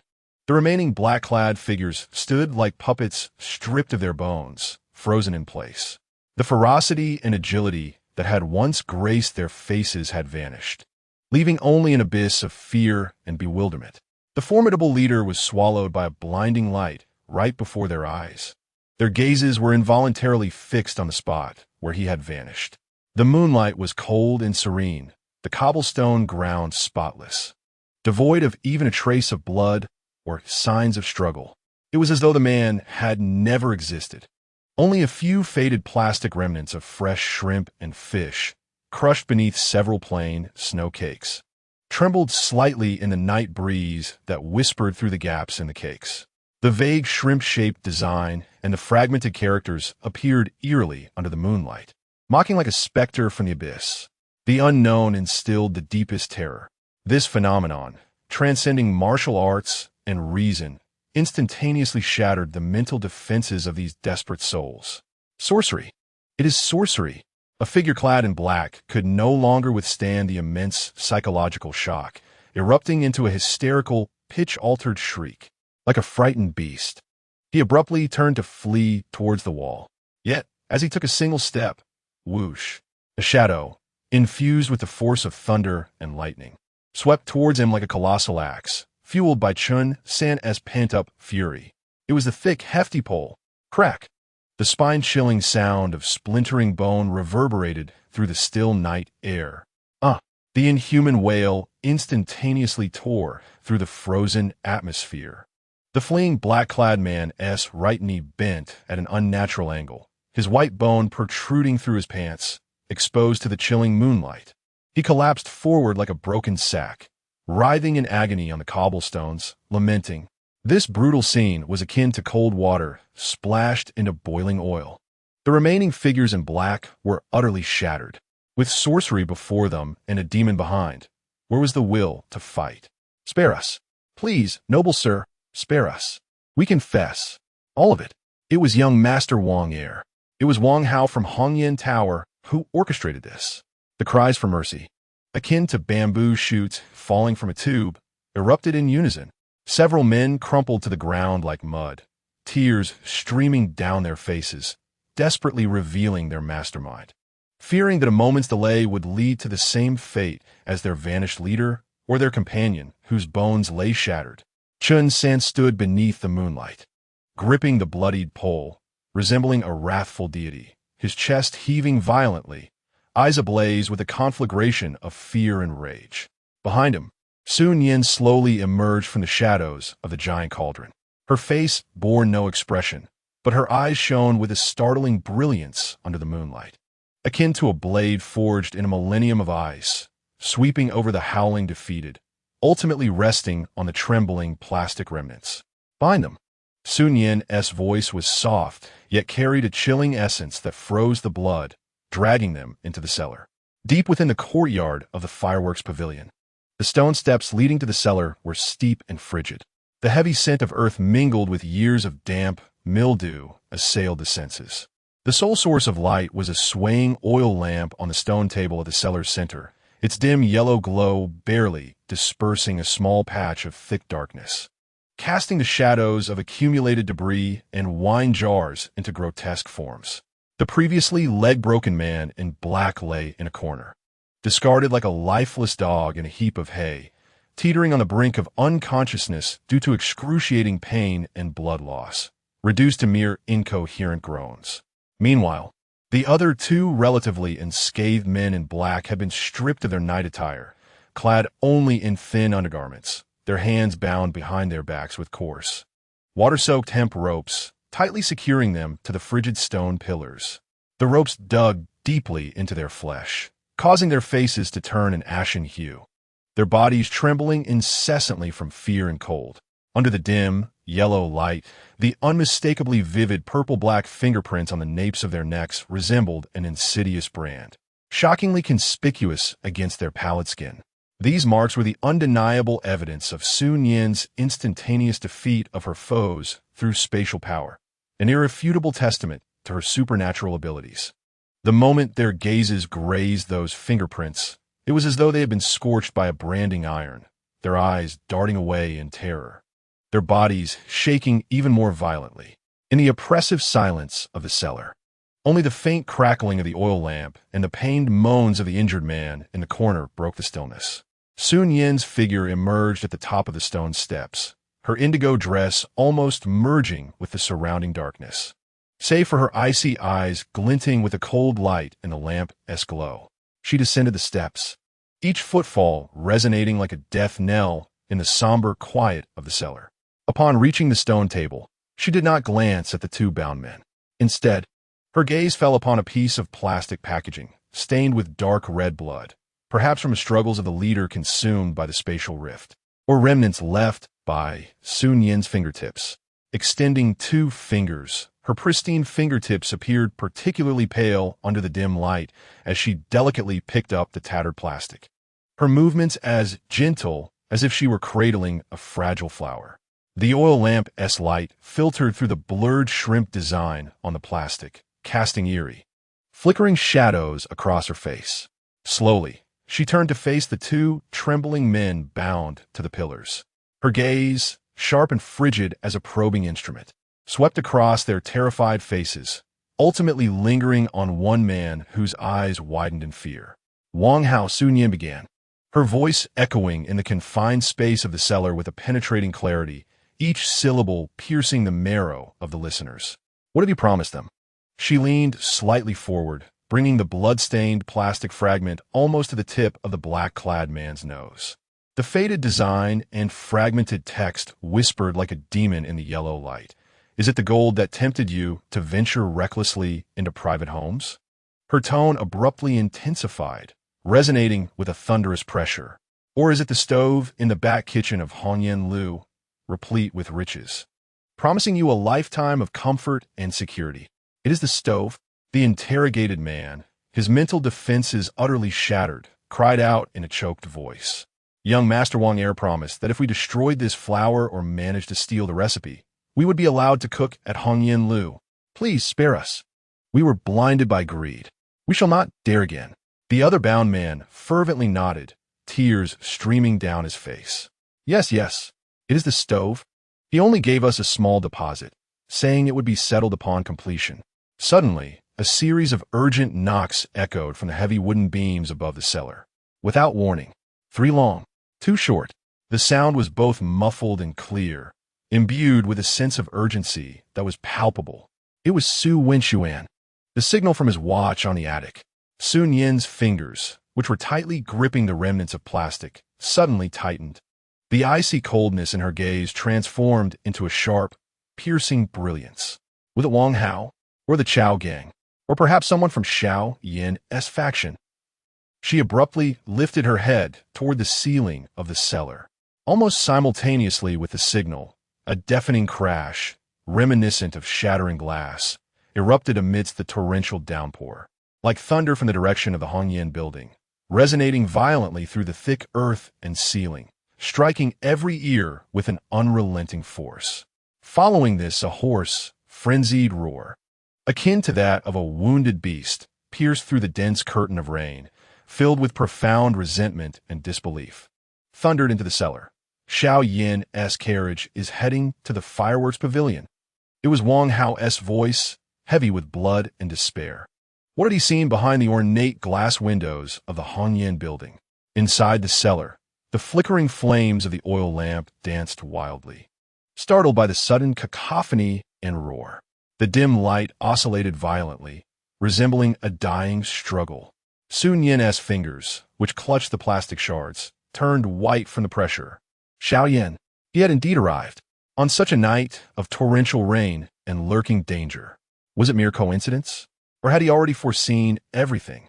The icy rain seemed to seep through the cracks of the cellar, bringing with it a bone-chilling coldness. Yet colder than the rain was the frost-like sharpness that abruptly coalesced in Su Nian's eyes, capable of cutting through silk. Chapter 30. Snowflakes shatter the night.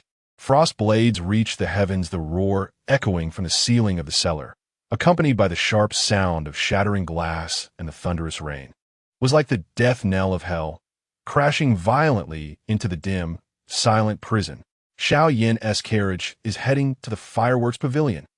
Wang Hao's blood-curdling roar, each word like a poisoned icicle, pierced through the heavy layers of earth and wood, carrying deep-seated hatred and the terror of impending death, stabbing into the eardrums of everyone in the cellar. Clang! The door bar, stained with the enemy's blood and bones, slipped from Chun San's grasp and fell to the ground, creating a dull echo upon striking the damp blue bricks. His robust form froze in place, the blood draining from his dark face, leaving only an abyss of fear. The regent, that man, akin to a demon from the depths of the abyss, Had he truly descended upon the fireworks pavilion on this night of murderous rain? For what purpose? For this delicate snow-like face? Or for the leader who vanished the night before? In the corner, a figure clad in black, bound with hands twisted behind, emitted a whimper akin to a dying beast, his body trembling like leaves in a tempest. A deep stain, exuding a foul odor, rapidly spread from his groin, with liquid dripping down the pant leg onto the blue bricks below, producing a faint dripping sound. Utter terror had utterly shattered his sanity. The flames of the oil lamp danced frantically in response to the tremendous sound and sudden change. The dim light flickered violently on the moldy walls of the cellar, twisting like countless struggling phantoms. In the corner, the black-clad man with shattered leg bones had fallen silent, his hollow eyes wide with fear. Silence reigned, heavier and more suffocating than before. An oppressive silence enveloped the air. The relentless downpour battered the ground and rooftops with a cacophony reminiscent of 1,000 galloping steeds, amplifying the sense that this cellar was akin to a forgotten tomb. Su Nian stood before a stone table, her fingers gripping a bloodied fragment of plastic, tightening suddenly. The sharp edge of the plastic pierced her tender palm like the finest blade, embedding itself deeply in her flesh. The acute pain mingled with the warmth of her own blood, surging through her nerves like a frigid serpent, striking sharply at the crown of her head. The excruciating throbbing in her palm abruptly cleared her mind, once tumultuous with Wang Hao's cries. Xiaoyan had arrived, in this moment of utmost chaos and peril. His arrival in the rain was no mere coincidence. Was it to trace the remnants of last night's sorcery? Or perhaps to intercept the carriage that Wang Hao spoke of, destined for the fireworks pavilion? Or had he anticipated the unveiling of Su Shui's secret all along? Time was of the essence. Almost simultaneously with the pang in her palm, a rhythmic, deliberate knocking resonated through the air, thud, thud, thud, like a death knell, piercing through the thick earth and the din of the storm, emanating from the tightly shut wooden door in the courtyard of the fireworks pavilion. The knock was steady, imbued with an undeniable force, as though it struck at the very heart of every soul present. He had come. Xiaoyan. Chun Xin gasped sharply, as if grasped by an invisible hand around his throat. The figure bound to the pillars slumped entirely, rolling its eyes back and frothing at the mouth. The flame of the oil lamp flickered wildly, nearly extinguished by the oppressive atmosphere.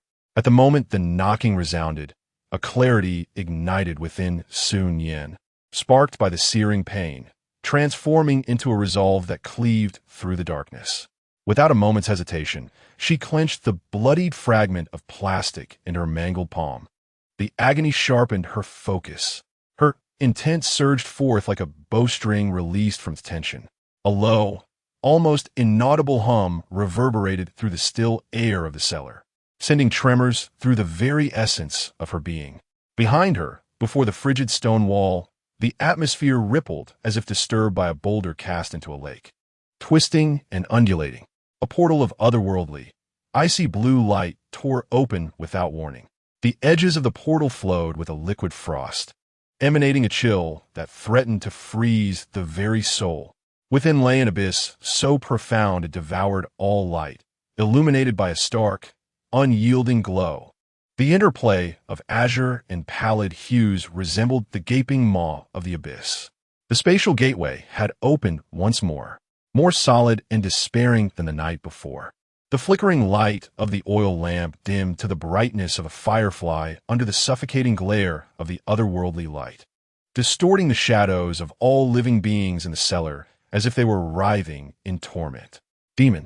The last vestige of consciousness in the remaining figure bound to the pillar let out a heart-wrenching scream, succumbing to unconsciousness. Su Nian paid no heed to the agonized cries behind her. She swiftly turned and lunged towards the nearest large cauldron. Inside, warm snow-white flatbreads piled high, exuding an essence of pure life. She paid no heed, reaching out to grasp the topmost piece of warm, jade-like flatbread. It felt pleasantly heavy in her hand, embodying the genuine essence of grains. Without a trace of hesitation, in a moment when the azure portal swallowed half of her silhouette in its chilling luminescence, She clutched the piece of snowy flatbread with all her might and resolutely turned, hurling it fiercely into the otherworldly azure void. Her figure, along with the flatbread symbolizing both hope and destruction, was instantly engulfed by the azure rift.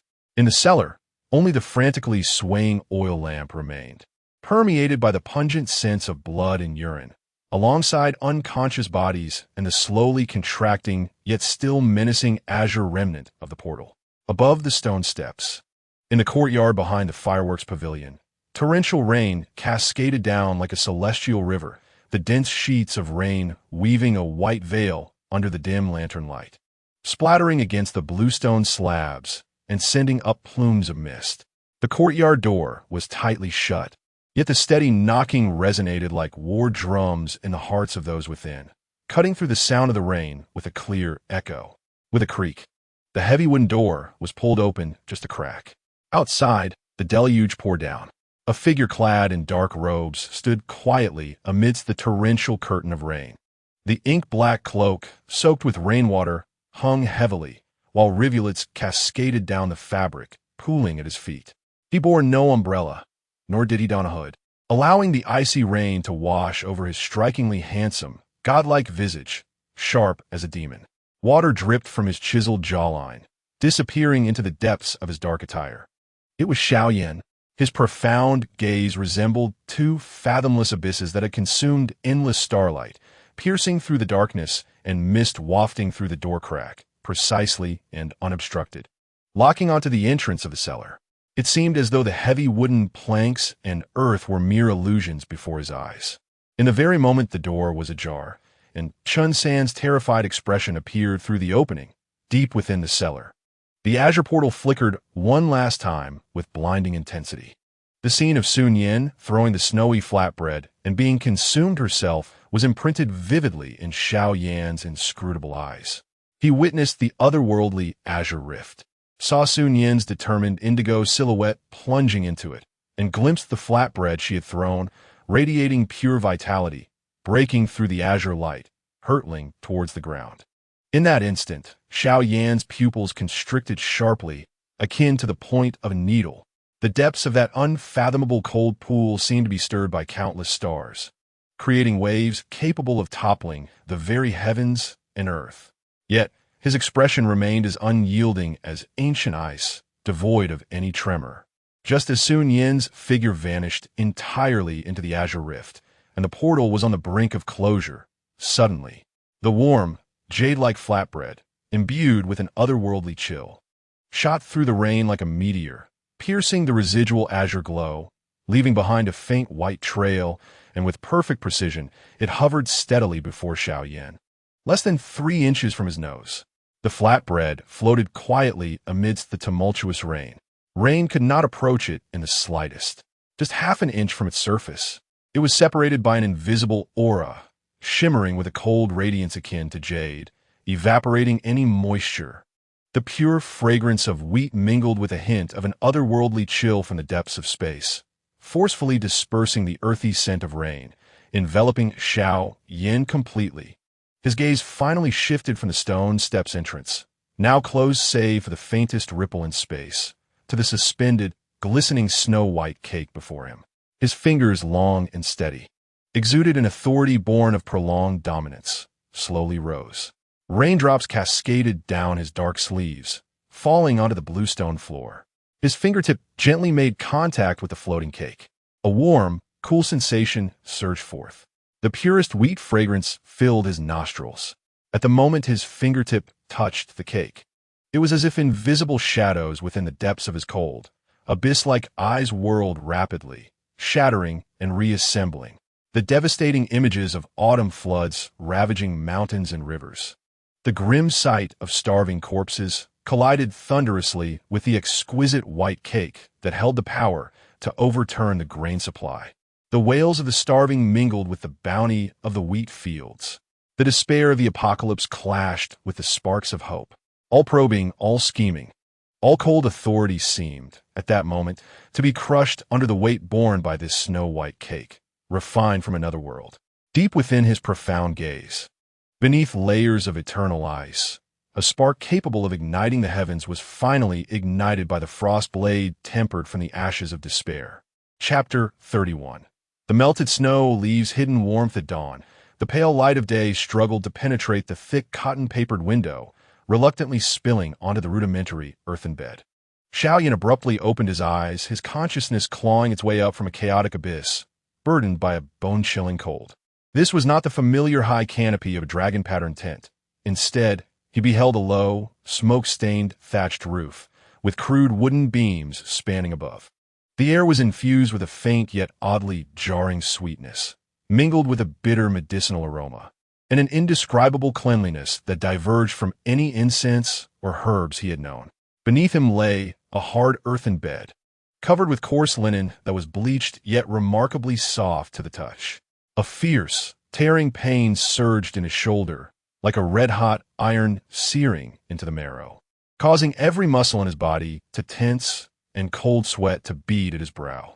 Fragments of last night as chaotic memories, the howling cold wind, the biting snow, the chilling blade of poison, and the warm body that had exerted tremendous strength to pull him from danger, flooded his mind like a tide.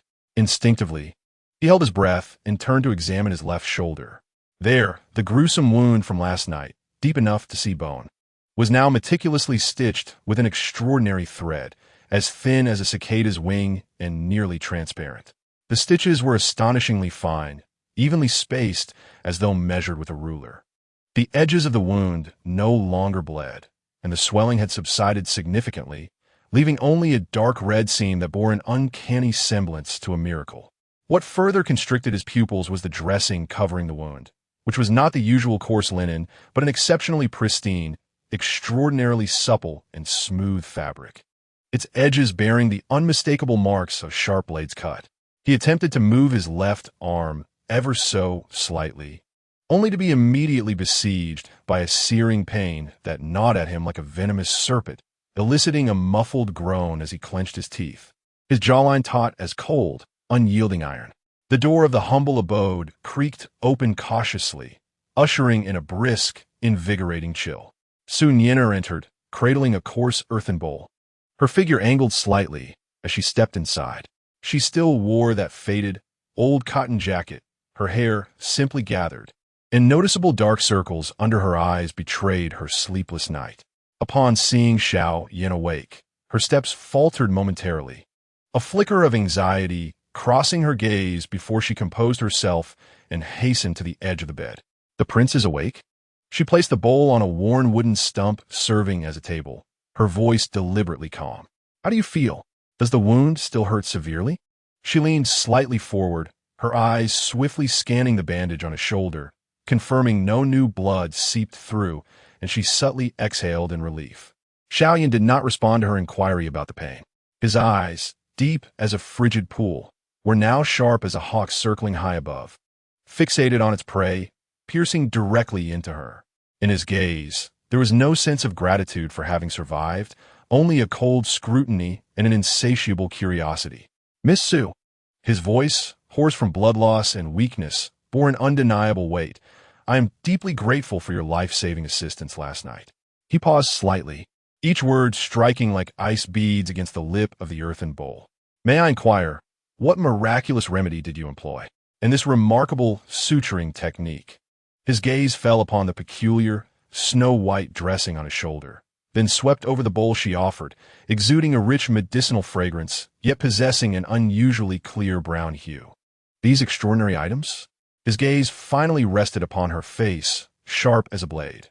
"In my 10 years on the battlefield, I have never encountered such an immediate and effective remedy. Even the chief physician of the Imperial Hospital could scarcely achieve such exquisite perfection in suturing." "Miss, from whence did you acquire these?" Each question struck her heart like a heavy stone. Her fingers tightened around the bowl, the knuckles turning pale from the pressure. The cold ceramic texture unable to quell the tempest that surged within her.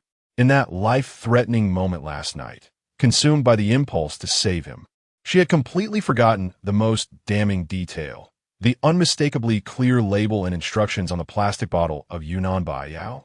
Not to mention the surgical sutures and the stack of disposable sterile gauze, all remnants from another world. now hung over her like a sword poised to fall at any moment. The existence of this space was her greatest reliance for survival and the protection of her siblings, a secret that must never be divulged. If exposed, in this era where deviations were viewed as demons, only utter devastation awaited her and her brother and sister. Her heart raced violently within her chest, nearly shattering her ribs. Yet she dared not reveal a hint of her turmoil, forcing herself to meet Xiao Yan's penetrating gaze, as if it could see through all facades. "Your Highness, you flatter me," she replied, lowering her eyelashes to conceal the turmoil of fear welling in her eyes. Her voice strove to maintain a semblance of calm, yet it carried an almost imperceptible tremor. It was merely some rustic remedies, coupled with a few life-saving items her mother had fortuitously acquired during her lifetime. In her youth, she had witnessed her mother employing these remedies and remembered their textures. In a moment of desperation last night, she had resorted to a haphazard attempt, fortunate indeed that it had not marred the prince's vision. Speaking rapidly, she shifted the blame to her late mother, the most helpless yet safest excuse she could muster. She gently set down the ceramic bowl, her movements deliberately composed, as though placing aside an ordinary object. However, as she turned towards a small, makeshift medicine basket in the corner, each step felt akin to treading on burning coals. The basket contained a chaotic assortment of items used the previous night. Her gaze flitted over a diminutive white plastic medicine bottle, emblazoned with the characters for Yunnan Bai Yao and a dense array of instructions, glaringly conspicuous in the dim light. Beside it lay an open sterile gauze package, similarly inscribed with text.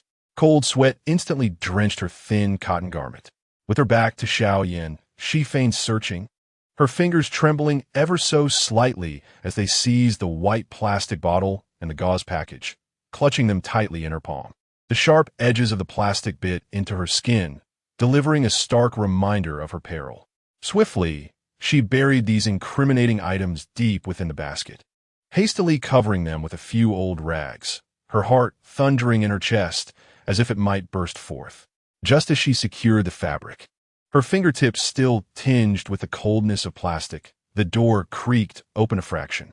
Her younger sister, Su peeked in, her round, dark eyes brimming with worry and curiosity, her little face taut with concern. She had evidently been waiting outside. "Sister? Qui a vispiret?" Her gaze darting nervously towards the imposing figure of the prince on the bed before retracting slightly. "Brother Wen Xuan asked me to see if you need me to bring in the porridge simmering on the stove." Her voice was thin and childlike, laced with anxiety, her small hands gripping the doorframe with knuckles turning white. This brief interlude was like a drop of cold water in a pot of boiling oil, shattering the stagnant air that had nearly frozen within the room. Seizing this lifeline, Su Nian straightened up, forcing a reassuring smile as she approached the doorway. "Please bring in Qiao," she encouraged. As she reached the door, she gently patted her sister's frail shoulder, murmuring, "Do not be afraid. The prince is merely gravely injured. Once he awakens, all will be well. Be cautious. The porridge is hot." Qiao nodded vigorously, akin to a frightened little rabbit, and darted away. Su Nian breathed a silent sigh of relief, regaining much of her composure as she turned back to face Xiao Yan, though the trace of fright lingered in her eyes. "My younger sister is but a child. She has disturbed His Highness." She slightly bent her knees and resumed holding the bowl of medicinal soup. "The prince has lost considerable blood, and this concoction contains astragalus, angelica, and a touch of brown sugar, ideal for replenishing energy and blood. Please, Your Highness, partake while it is warm." She offered the ceramic bowl to a position easily accessible to Xiao Yan's right hand. Xiao Yan's gaze lingered on her face for a brief moment, his profound and fathomless eyes seemingly capturing the stiffness she had just exhibited and all the subtle movements following her turn. He remained silent, refraining from further inquiries regarding the origins of the miraculous potion, and slowly raised his relatively intact right hand to lift the bowl of medicinal soup. The bowl was coarse, and the aroma of the concoction was intense and unfamiliar, imbued with a peculiar and almost pristine herbal essence, starkly contrasting the bitter brews he was accustomed to. He lowered his head and took a sip from the rim of the bowl. The warm liquid slid down his throat. Contrary to his expectations of overwhelming bitterness, he discovered a mild bitterness accompanied by an unusual sweetness, the texture remarkably smooth, devoid of any coarse residue. A wave of warmth spread gradually down his esophagus, as if the frostbitten limbs and bones were greedily absorbing this gentle, nurturing force, and the excruciating pain in his shoulders seemed to be somewhat soothed by this warm current. A flicker of faint astonishment passed through his eyes. Maintaining his composure, he continued to drink several more sips. With each swallow, the comforting warmth deepened further.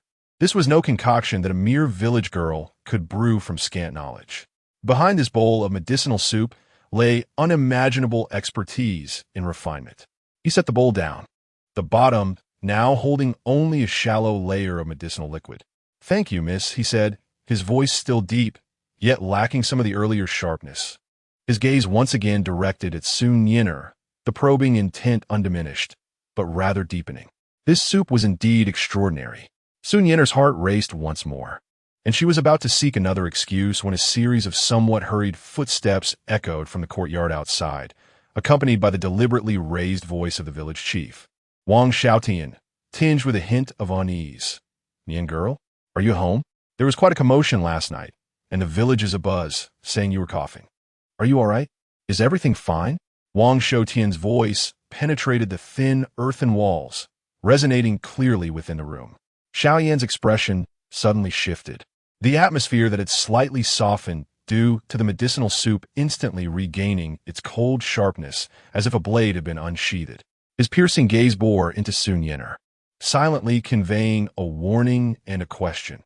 Had the pursuers from last night extended their reach into this humble village? Was the chief's arrival merely an expression of concern, or was there an ulterior motive? The air within the room tightened once more, taut like a drawn bowstring. Su Nian's heart also tightened. Last night's efforts to save a life had indeed created a disturbance that was difficult to completely conceal. She immediately glanced at Xiaoyan, and upon noticing his subtle indication, she comprehended his intent in an instant.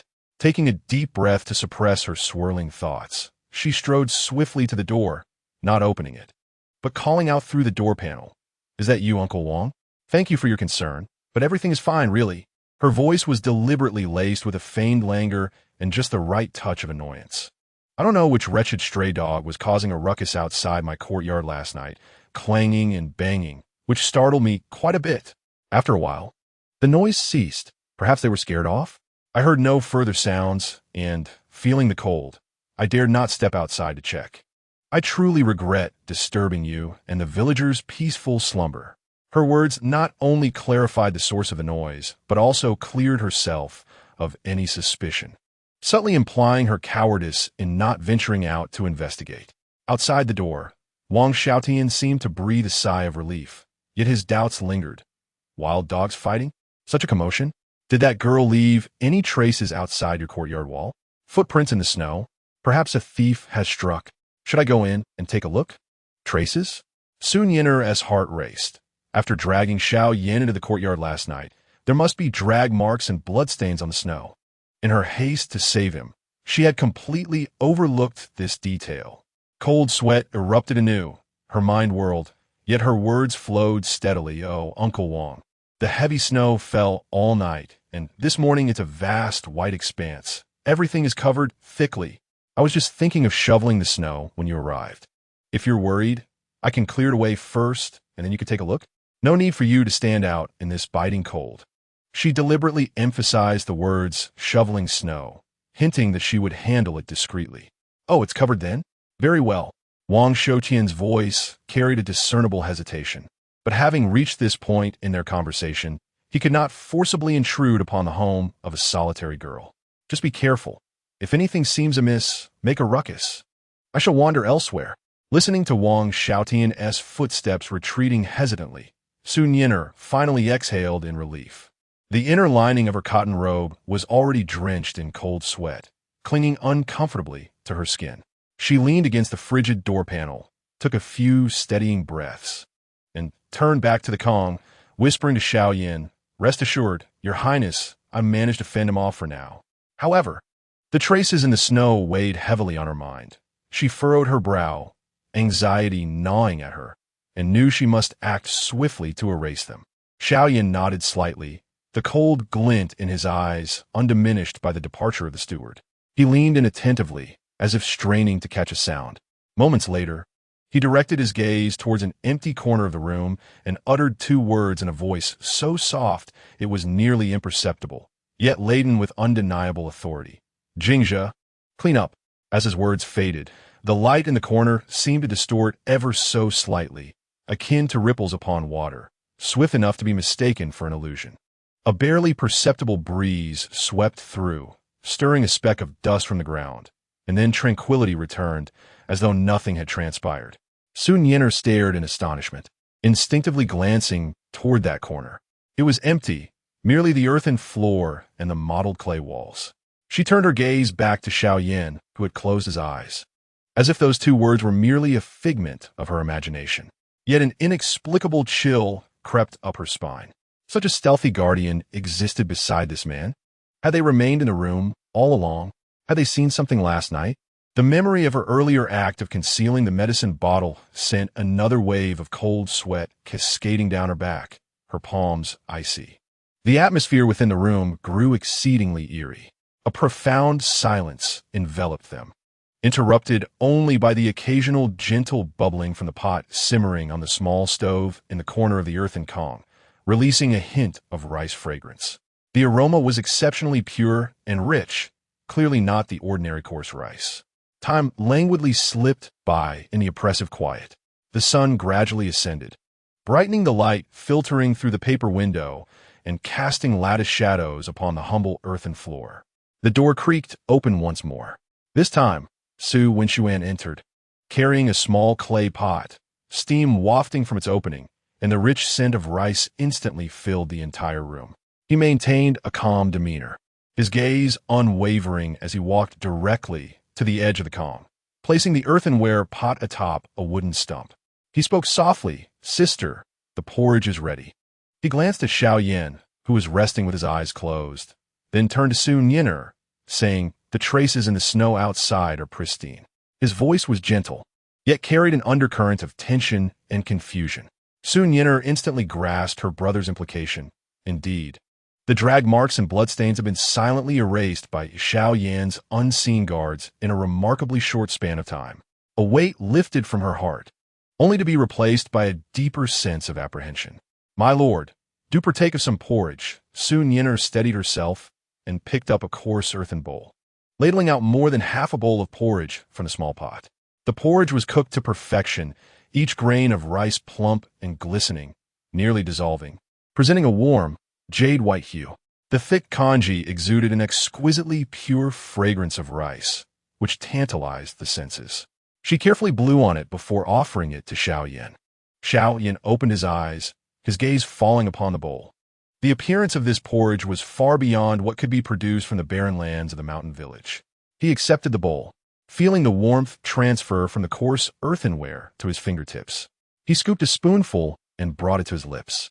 The soothing rice porridge melted on his tongue, imparting an indescribable sweetness and smoothness, the aroma of the rice both pure and rich, instantly comforting his hollow stomach after the loss of blood. There was no hint of grit, nor the mustiness of old rice, only the most genuine and refined sweetness of the grains. The texture surpassed even the finest tribute rice meticulously selected by the royal household.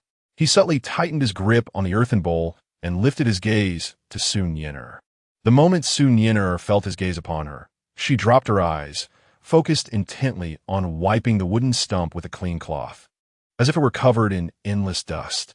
Her profile appeared exceptionally serene in the dim light, yet the slight tightening of her lips betrayed a hint of the composure she struggled to maintain. This rice, of course, was the finest quality extracted from the spatial supermarket. Last night, as chaos, and today, as fatigue, left her with neither the time nor opportunity to conceal the peculiarity of this bowl of porridge. A silent scrutiny hung in the air. Xiaoyan finished the bowl of porridge in silence, setting the empty bowl aside. The peculiar fragrance of rice seemed to linger in the air. He refrained from inquiring further about the porridge's origins. The weight of that silence was more burdensome than any question could convey. As the sun rose higher, the light reflecting off the snow outside brightened the room considerably. Xiaoyan attempted to move his body, still plagued by intense pain, yet the debilitating weakness and dizziness had significantly lessened due to the medicinal soup and porridge. He turned to Su Nian, his voice deep and clear. "This place is not suitable for prolonged stay. Your kindness, miss, shall be etched in my heart. I will repay you in due course." He gestured for Su Nian to fetch the ink-black outer robe, which had been torn and hastily wiped of bloodstains. The tattered shoulder bore dark red scabs, appearing quite disheveled. He attempted to put on the robe with his right hand, but the movement caused discomfort to his left shoulder wound, making his actions clumsy and arduous. Noticing his struggle, Su Nian hesitated for a moment, then stepped forward and softly said, "My lord, allow me to assist you." She carefully avoided the wounded area on his left shoulder, gently helping him drape the blood-stained robe over his right shoulder and meticulously untangled the few strands of black hair that had fallen into the collar. Her fingertips occasionally brushed against the icy skin at the nape of his neck, imparting a subtle warmth that was almost imperceptible. For a fleeting moment, Xiaoyan's body stiffened ever so slightly before returning to its usual composure. He allowed her to continue her ministrations, his gaze resting upon her lowered eyelashes. She was so close that he could detect a faint, pristine scent in her hair, reminiscent of fresh snow after rain, mingled with the fragrance of herbs. When she had adjusted his robe and stepped back, he spoke slowly, his voice as deep and resonant as the sound of stones striking each other. "Forget all that transpired last night. The sights and sounds are to be erased from memory. This is the path to survival." His gaze, sharp as lightning, swept over Su Nian, as well as the nearby Su Wenxuan and the inquisitive Su Qiao at the door. To restrain one's tongue is to safeguard one's life. If anyone were to inquire, he paused slightly, his tone imbued with an undeniable authority. It was merely a hunter lost in the mountains, seeking shelter for a night during a snowstorm, leaving at dawn. "Do you understand?" Su Wenxuan's expression turned solemn, and he immediately bowed in response. "Yes, Your Highness." He understood that no one had visited them the previous night, although his voice retained a youthful clarity.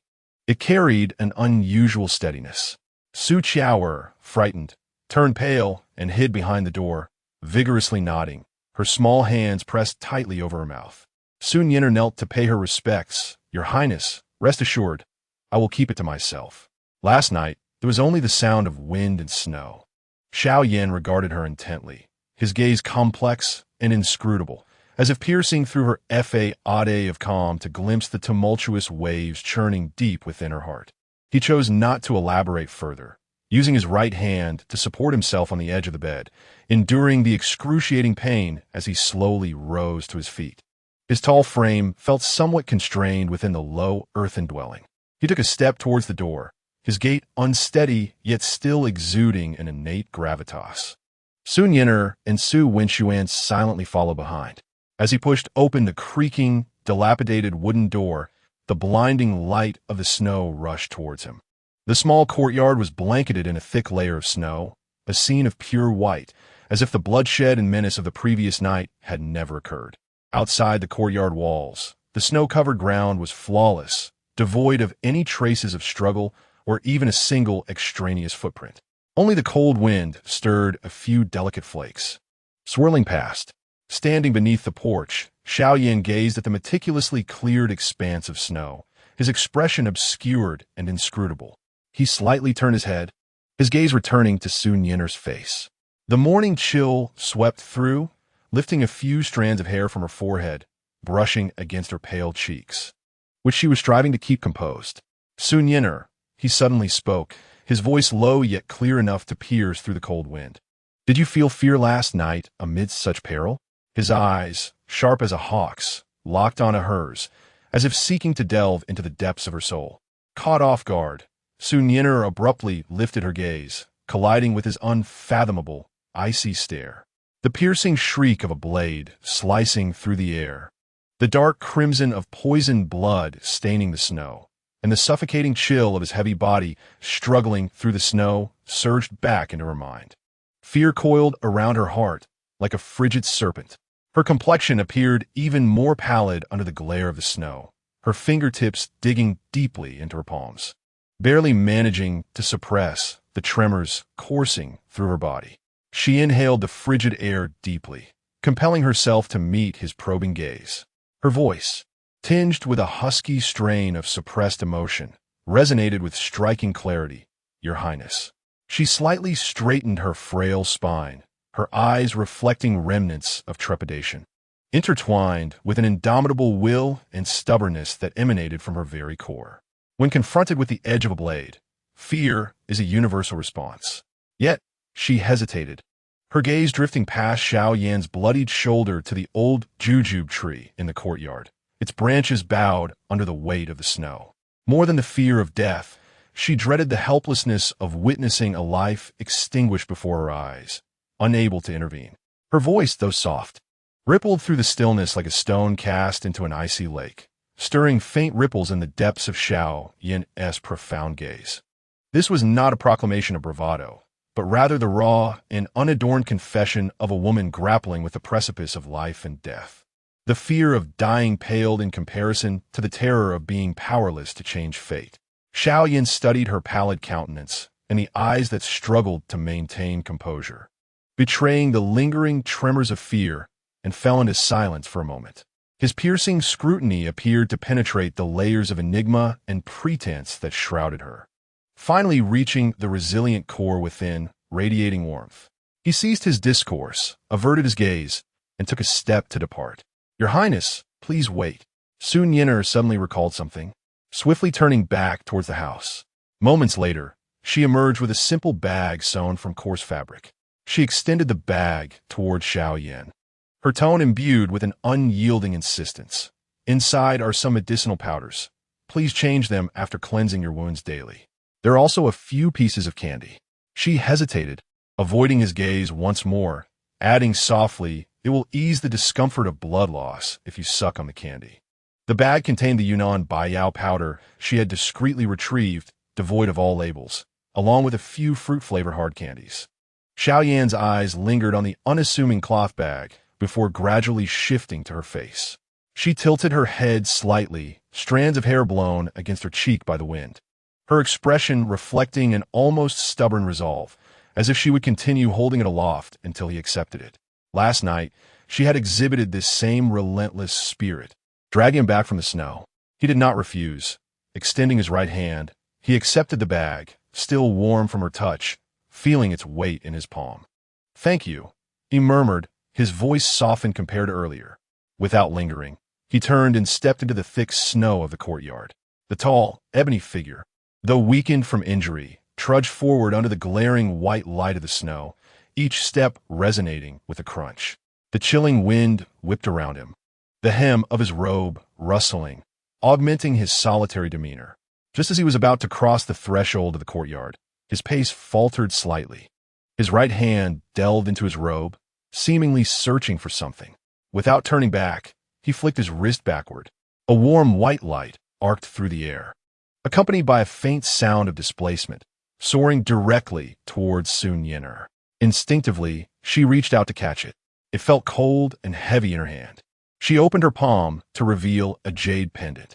The jade was exquisitely delicate, warm to the touch, crafted from the finest mutton-fat white jade.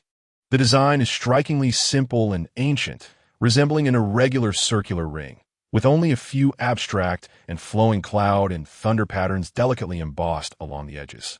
At the center of the jade ring, an ancient seal character, forceful and profound, is deeply engraved, exuding an air of nobility and authority. Su Nian felt a sudden jolt in her heart and quickly raised her head. At the entrance of the courtyard, by the snow-laden fence, the dark silhouette had vanished. The cold wind swept through the desolate doorway, leaving behind two solitary, deep footprints in the snow, winding toward the vast white wilderness beyond the village. Only the jade pendant inscribed with the character in her palm weighed heavily, and beneath its icy surface, a strange warmth began to slowly seep through her skin and into her veins. Chapter 32. The village trapped in snow, and rumors begin to rise on the third day of the snow sealing the doors. The world was enveloped in a suffocating pallor. The village of Kuaishan resembled a giant cotton bag, the thick snow not only burying the roads, but also collapsing the already dilapidated thatched roof of the old widower Li. It weighed heavily on the hearts of every villager. Panic spread like an invisible plague, silently permeating the lifeless settlement. "Sister," Su Nian said, his voice dry and caught, as he lifted the lid of the half-man-high clay jar in the corner. The bottom of the jar held only a thin layer of rough rice, its grayish-yellow hue resembling the last stingy embers of winter. His gaunt shoulder blades protruded slightly beneath his tattered old coat, casting a worried glance toward Su Nian, who was busy by the stove, her youthful anxiety barely concealed.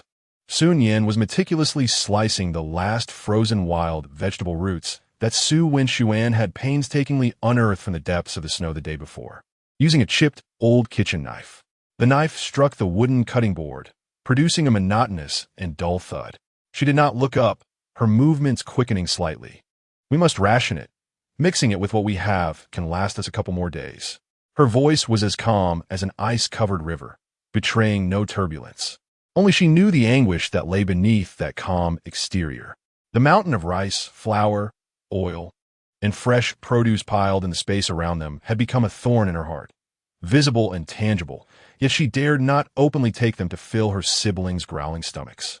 The jade pendant, cold yet seemingly infused with a hint of warmth, pressed against her chest, constantly reminding her of the danger from the previous night and that man's inscrutable gaze as he departed. The thought of exposure and its consequences was too daunting to contemplate. But Sister Su Nian said, huddled on a small stool by the hearth, her little face flushed from the flickering firelight, her large eyes filled with unease. "Little Shirtu, from Aunt Wang's family, said that rumors are spreading through the village that a calamity star entered our village last night, causing this unprecedented snow disaster." Her voice grew softer with fear, trembling as she continued. "They say that Calamity Star was headed toward our home." The knife abruptly came to a halt on the cutting board, producing a sharp, jarring sound. A few sliced wild vegetable roots jumped at the impact. Su Nian's heart felt as if it had been struck by that very knife. Rumors. So they have indeed arrived. The appearance and disappearance of Xiao Yin last night, though erased from the snowy ground by that enigmatic force, could not obliterate the suspicions lingering in people's hearts. In the face of despairing natural disasters, individuals require an outlet to release their fears, and a bloodied man of unknown origins, vanishing within the home of a solitary girl, undoubtedly serves as the most convenient target. Do not heed those nonsensical tales.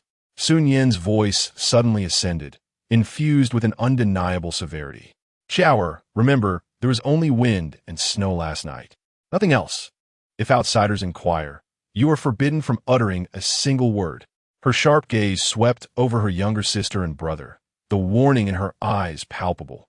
"Guard your words. For preserving your life is paramount. Do you understand?" Su Nian immediately straightened his back. "I understand, sister. There was only wind and snow last night. The doors and windows were tightly shut, and we heard no sounds." The youthful countenance of the boy bore an uncharacteristic steadiness and resolve for his age. Su Nian trembled at her sister's stern tone, her small face paling as she nodded vigorously, her tiny hands pressing tightly over her mouth, leaving only her wide, glistening eyes filled with trepidation. At that moment, a loud knocking echoed at the courtyard door, urgent and forceful, accompanied by a woman's deliberately raised voice. Laced with a cry, Nian girl, are you home? Open the door, Nian girl." It was Aunt Wang's voice. Su Nian's heart tightened as she exchanged a swift glance with Su Nian. He promptly closed the lid of the rice jar, while Su Nian grabbed a tattered cloth, hastily covering the wild vegetable roots on the chopping board, and deftly concealed the chipped kitchen knife amongst the firewood beside the stove. Her movements were efficient and instinctively cautious. Taking a deep breath, Su Nian approached the door, but did not open it immediately. Instead, she called out through the door, "Aunt Wang, what is it? On such a snowy day? Nian girl, open the door. Please hurry." Aunt Wang's voice grew more frantic, her knocking more insistent. My husband is on the brink. He was burning with fever last night, rambling nonsense, and is freezing. The firewood in our home is all gone, and we have no medicine in this heavy snow." What shall we do? Nian girl, I know your family is not well off, but I truly have no other recourse. I implore you, for the sake of our past kindness. Lend me just a handful of firewood. Just one handful. Let me prepare a hot soup to warm him. I beg you, Nian girl. By the end, her voice broke into sobs. The biting cold wind swirled in snowflakes, seeping through the cracks of the door.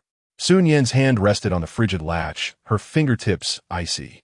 Aunt Wang and her husband were among the few in the village who had shown kindness to her family.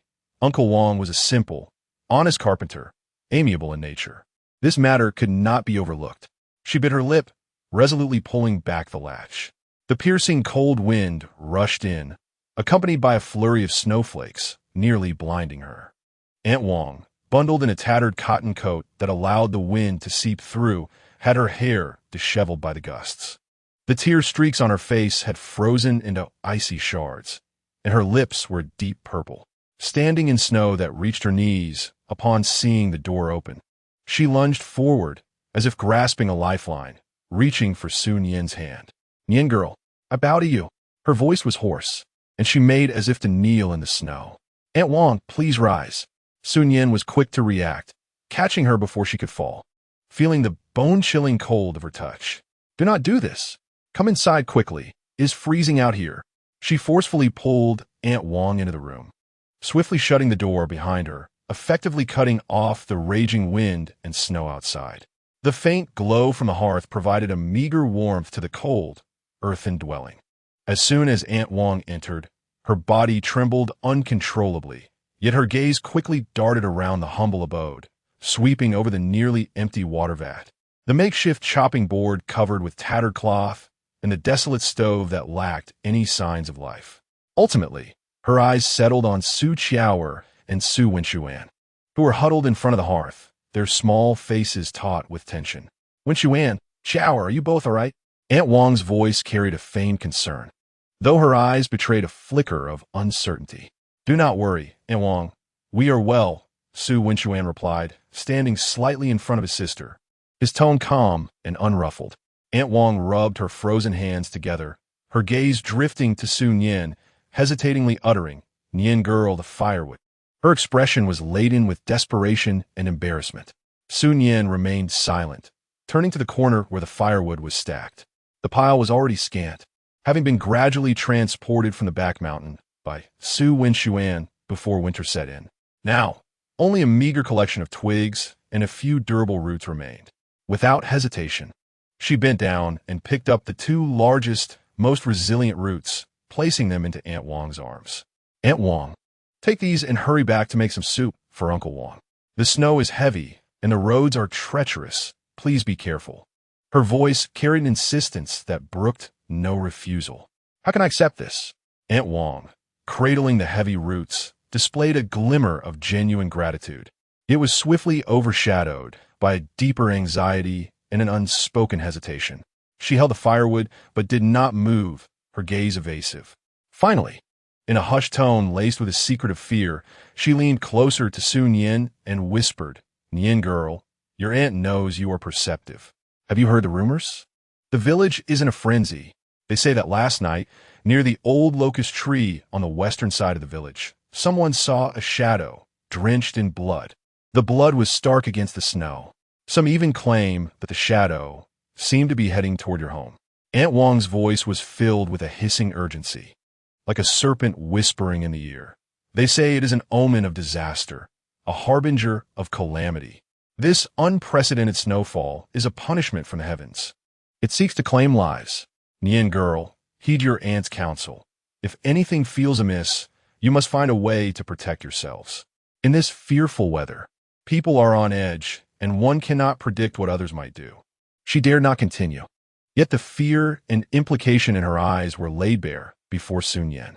Clutching the firewood, she cast one last deep look at Su Nian, an expression too complex to articulate, which ultimately transformed into a heavy sigh as she turned to open the door, stooping under the weight of her burden as she stepped back into the swirling storm. The rickety wooden door slammed shut against the frigid wind with a resounding thud. The air inside the room seemed to solidify instantaneously, colder than the tempest outside. Su Qiaoer's face turned pale with fright as she instinctively clutched her brother's shirt. Su Wenxuan's expression darkened ominously, his fists clenched tightly at his sides, knuckles turning white. "Sister," Su Qiaoer whimpered, her voice trembling uncontrollably. Su Nian stood rooted in place, her back to her siblings, her body taut as a tightly drawn bowstring. Aunt Wang's words pierced her heart like a poisoned icicle. The rumors not only spread, but were embellished with gruesome and sinister details. Even more terrifying was the fact that these rumors, akin to a wild inferno, had begun to engulf her, the forsaken girl who had taken in a scourge. Aunt Wang's final, half-spoken warning was a clear indication that, driven by fear and despair, the villagers might very well turn their ire towards her, regarding her as a sacrificial offering to appease the wrath of the heavens. An icy chill surged through her body in an instant. She abruptly turned, her gaze sharp as a blade. "Wenxuan, Qiaoer, heed my words. Last night, there was nothing but wind and snow. Our courtyard wall is high. We saw nothing. We know nothing. If anyone inquires, say just that. Did you hear me?" Her voice, though not loud, resonated with an unwavering determination, each word seemingly forced from between clenched teeth. "I heard you, sister." Su Wenxuan nodded vigorously, his eyes resolute. Su Qiaoer, tears brimming, nodded fiercely as well. However, the trees may wish for stillness, but the wind does not relent. The rumors and kindling brought by Aunt Wang, like stones cast into a stagnant pool, stirred ripples that had yet to settle before an even fiercer storm approached. That afternoon, although the snowfall had eased somewhat, the sky remained leaden and oppressive. Su Nian and Su Wenxuan were attempting to clear a path to the firewood pile behind the house when a heavy knocking at the door erupted once more, more violent than when Aunt Wang had arrived, infused with unmasked malice. "Su Nian, open the door. Get out here." The voice of a coarse and menacing man boomed like thunder, causing the door to tremble. It was Su Dafu, Su Nian's uncle. Su Wenxuan's countenance changed, instinctively placing himself in front of his sister. Su Nian pressed her hand on her brother's shoulder, signaling him to remain calm. Taking a deep breath, she moved to the door and unlatched it. As the door swung open, a gust of frigid air mingled with the stench of cheap alcohol assaulted her senses. Su Dafu, clad in a greasy old sheepskin coat, stood with it flung open, revealing a filthy coarse cloth shirt beneath. His face, reddened by the cold and the effects of low-quality liquor, was bloated, and his beady eyes gleamed with greed and malice. Behind him loomed his equally unsavory wife, Wang Shi, and their son, Su Jinbao, who, at 15 or 16, was robust yet bore a brutish and foolish visage. "Uncle, Auntie, with such heavy snow, is there something you need?" Su Nian stood at the threshold, her slight frame blocking the entrance, her demeanor resolute against their intrusion. Her voice was as cold as ice shards. "Bah!" Su Dafu spat a thick gob of phlegm onto the snow at the door, pointing viciously at Su Nian. "You calamity bringer. Killing your parents wasn't enough. Now you've brought this once-in-a-century snow disaster upon us. The whole village is abuzz with it. Last night, a blood-soaked scourge entered your home. Are you hiding something unspeakable? You little wretch, do you wish to doom the entire village?" His spittle flew as he gestured, nearly poking Su Nian's face. Wang Shi chimed in, hands on her hips and voice shrill. "Exactly. How did our Su family produce such a harbinger of misfortune? Your own ill fate is not enough. You aim to drag down the whole of Kaoshan village. This heavy snowfall has blocked the mountains. Food supplies are dwindling. All because of the calamity you've brought upon us. Speak quickly. Who was the man hiding in your house last night? Is that wild man you've been harboring? Hand him over. Furthermore, to appease the wrath of heaven, you must surrender all the food in your household as compensation to the villagers. Consider it a penance." Her sharp, slanted eyes greedily swept across the house behind Su Nian, as if she could already envision the non-existent grain. Su Jinbao charged forward like a ferocious bull, shouting obscenities. "Get out of the way. Let me search. Let us see what that little wildling has hidden. And that delicate little girl, just right to be sold for grain." He reached out to shove Su Nian, who stood defiantly at the door. "How dare you?" Su Nian's voice rang out, fierce and unwavering. She advanced rather than retreat, her slender frame erupting with an astonishing force. Her icy gaze pierced through him like a poisoned dagger, ruthlessly slicing at the filthy hand that reached towards her.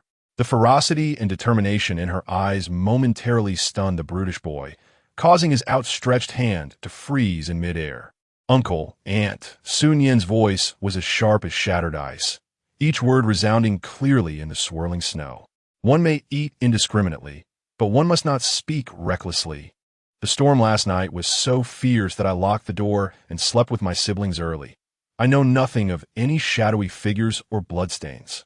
As for calamity and misfortune, if heaven wishes to bring disaster, no one can stop it. But do not attempt to smear my name with your filth." Her gaze, like lightning, swept over Su Dafu and Wang Shi, whose faces were twisted with greed. The severance of kinship is documented in black and white, with the clan elder seals affixed. My family's affairs have no relation to the Su family any longer. You have no right to enter my home, nor will a single grain of our food find its way into your mouths. If you dare to continue your nonsense here, disturbing my siblings with your vile words. Suddenly, Su Nian bent down and retrieved a sturdy wooden stick previously hidden beneath the accumulated snow behind the door. Gripping it with both hands, she pointed the sharpened end directly at Su Jinbao's foolish face, her voice rising with an intensity charged with defiance. "Even if it costs me my life, I shall make you understand that an orphan girl is not a mere plaything to be toyed with. Begone!" The final word echoed like thunder, sending Su Dafu's family stumbling back in shock at her sudden ferocity. Su Jinbao, alarmed by the glinting tip of the stick mere inches from him, instinctively shielded his face. "You little wretch, how dare you defy your elders?" Su Dafu trembled with rage, pointing at Su Nian and shouting in a voice that was more bark than bite. "Elders?" Su Nian scoffed, her stick unwavering. "After severing ties, where do such elders come from? I only recognize those who seek to take the lives of my siblings. Depart. If you do not leave, do not blame me for being impolite." The wind and snow swept through the desolate courtyard. Su Nian, slender and resolute, stood firm with her wooden stick, resembling a fragile bamboo that defies the tempest. Her eyes were cold and resolute, imbued with a madness born from desperation. The fierce determination that arose from the brink of life and death held Su Dafu's family in place, paralyzed by fear. Wang Shi, glancing at Su Nian's eyes that seemed to hunger for blood, and then at the furious Su Wenxuan who had rushed out behind her, clenched fists at the ready, felt an inexplicable chill of trepidation wash over her. She tugged at Su Dafu's sleeve, lowering her voice. "The head of the family, that wretched girl, has gone mad. A wise man does not suffer losses in front of him. The villagers are watching. If this escalates, it will not end well. Let's return and devise a plan." Su Dafu glanced at the sharpened wooden stick in Su Nian's hand, then at the coldness in her eyes, a chill passing through his heart. He glared fiercely at Su Nian, leaving behind a menacing remark. "You little vixen, just wait. This matter is far from over. Just see if heaven one tea take you." With that, he cursed under his breath, dragging along the equally reluctant Su Jinbao and Wang, stumbling through the snow, leaving in a disheveled state. The courtyard door was slammed shut by Su Nian with a resounding thud, the bolt falling into place. She leaned against the cold, rough door panel, the wooden stick clattering to the muddy ground. The bravado she had been mustering dissipated in an instant, her body trembling uncontrollably, beads of cold sweat forming on her forehead.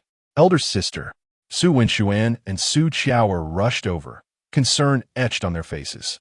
Su Nian waved her hand, signaling that she was fine. She closed her eyes, taking deep breaths of the frigid air, forcing herself to regain her composure. The greed and coercion from her uncle's family, along with the rumors and veiled warnings from Aunt Wang, coiled around her neck like two icy serpents, tightening their grip. She understood that Su Dafu would not relent easily. Driven by hunger and panic, fueled by the rumors, the next wave of pressure would only be more frantic, and the villagers, gripped by fear, could be incited at any moment. The food in the space had become a sword of Damocles hanging over her head. Yet it also represented the sole hope for a breakthrough. There was no time to waste. She must take a risk. Suddenly, she opened her eyes, all hesitation and fear replaced by a resolute determination. When Xuan propped the door shut, "Shower, keep an eye on the window." Su Nian's voice was unusually calm. Su Xuan immediately moved the only heavy, dilapidated table in the room to barricade the door. Su Chao anxiously crouched by the small window, peering cautiously outside. Su Nian hurried to the dimmest and most concealed corner of the earthen calm, turning her back to her siblings, holding her breath and concentrating her thoughts. Her consciousness sank into the depths of her mind, and the familiar door to the small building in her space swung open instantly. This time, her target was clear, the most unassuming, aged grain piled in the corner. The rice sacks were made of plain burlap, devoid of any modern markings, bearing only simple indicators of origin and weight, using the common measurement units of this era, shur and do. She quickly selected two of the oldest-looking bags. Their burlap a dull hue, each weighing approximately 30 pounds of rough rice. With a thought, the faint ripples connecting space and reality flickered in the corner. In the next moment, two bulging, hefty burlap sacks materialized from thin air onto the cold, muddy ground. The tops of the bags were tightly secured, their surfaces imbued with an ancient, dust-laden feel, as if they had long been stored in a warehouse corner. Only by leaning closer could one catch a faint, time-weathered scent of grain. Su Nian swiftly dragged the two bags of rice to the center of the room, placing them in a conspicuous position. She deliberately rubbed a bit of the dust from the floor onto the bags, making them appear as if they had been unearthed from a neglected corner. Once she completed this task, she exhaled a long sigh, feeling the cold sweat on her back thoroughly soak through her inner garment. Turning around, she faced her equally anxious siblings, offering a reassuring smile that barely concealed her exhaustion. "See, I did not deceive you," she said. Before leaving, "Our parents secretly stashed away some food in the Kangle, just for emergencies." She gestured toward the two bags of rice. "Let us be frugal. It should sustain us for a while." Su Xuan gazed at the suddenly appeared provisions with a complex expression. He was well aware that these were not retrieved from the Kangle. Yet he understood his sister's intentions and the risks she undertook at this moment. He did not pose any questions, merely nodding emphatically yes. "Sister, we will ration it." Su Chao, filled with excitement, rushed to the bags. Her little hands gingerly feeling the rough burlap, hope rekindling in her large eyes. "We have rice. We can eat rice." However, the heavy burden in Su Nian's heart remained unchanged. Observing the flicker of hope on her siblings' faces and glancing outside at the still gloomy and oppressive weather, as if the entire world were to be engulfed by the swirling snowstorm, a deeper chill gripped her. These two bags of rice were a lifeline, yet they also served as the fuse to a powder keg. She could almost envision her uncle Su Dafu's greedy, slanted eyes igniting with malicious intent upon learning that her family still possessed provisions. In this mountain village, under the merciless snow and spreading panic, it had morphed into a beast cornered by hunger and rumors, ready to devour anyone in sight. The last remnants of her family's supplies were the most tempting bait. The true storm had only just begun. Chapter 33. The snowy night's turmoil. The sky had turned completely dark, leaden clouds hanging low over the mountain village, threatening to fall at any moment. The howling cold wind whipped fine snowflakes against the shabby window panes, producing a rustling sound akin to countless tiny ghostly claws scratching, amplifying the desolation. The dim light from Su Nian's oil lamp flickered in the boundless snowy night, resembling a firefly on the brink of being extinguished. At Wang the carpenter's home, on the dilapidated earthen bed, he lay with eyes tightly shut, his complexion as pale as waterlogged old paper, lips cracked and dry, while his cheekbones burned with fever. His breath was faint, akin to a candle flickering in the wind. Wrapped in all the tattered cloth he could find, his body trembled uncontrollably, teeth chattering, creating a distressing sound. Aunt Wang knelt by the bed, clutching her husband's frail, cold hand tightly. Her tears had long since dried, leaving only hollow despair and hoarse whimpers. In the stove, the 2 pieces of old tree root that Su Nian had sent had already burned out, the last faint spark struggling to die, leaving behind a choking smoke and a deeper chill that permeated the air. "Steady yourself," Aunt Wong. The voice of Aunt Wong shattered like fragile glass, rasping against her throat like sandpaper. "Oh heavens! Open your eyes and save him," she pleaded repeatedly, desperately rubbing her husband's hand, attempting to impart a flicker of warmth. Yet that hand remained cold and lifeless. Despair surged like icy tides, gradually engulfing her. Everything in the house that could burn had been burned, every covering that could be found had been used. Even the last bit of coarse salt had been dissolved in water and fed to him. Yet her husband's breath continued to wane. She could scarcely dare to contemplate whether dawn would arrive, fearing it might never come.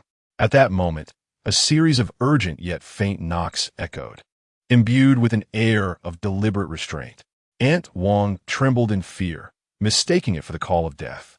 With quaking legs, almost frozen, she cautiously approached the door, asking with trepidation, "Who is it?" "Aunt Wong." "It's me, Su Nian," came a familiar voice, lowered intentionally. Aunt Wong's heart leaped, akin to a drowning person grasping at a final straw, overwhelmed by an indescribable mix of emotions. She hastily unlatched the heavy door. A biting cold wind, laden with snowflakes, rushed in, causing her to stagger. Outside stood Su Nian, her slender figure nearly blending into the night, snow blanketing her shoulders and hair. In her arms, she tightly held a well-wrapped bundle of old cotton, vaguely revealing a modest earthen jar. "Nian girl?" "What?" Aunt Wong stuttered, her lips trembling from the cold. Momentarily at a loss, Su Nian swiftly entered, shutting the door firmly behind her to block the wind and snow. She paid no heed to the snow clinging to her.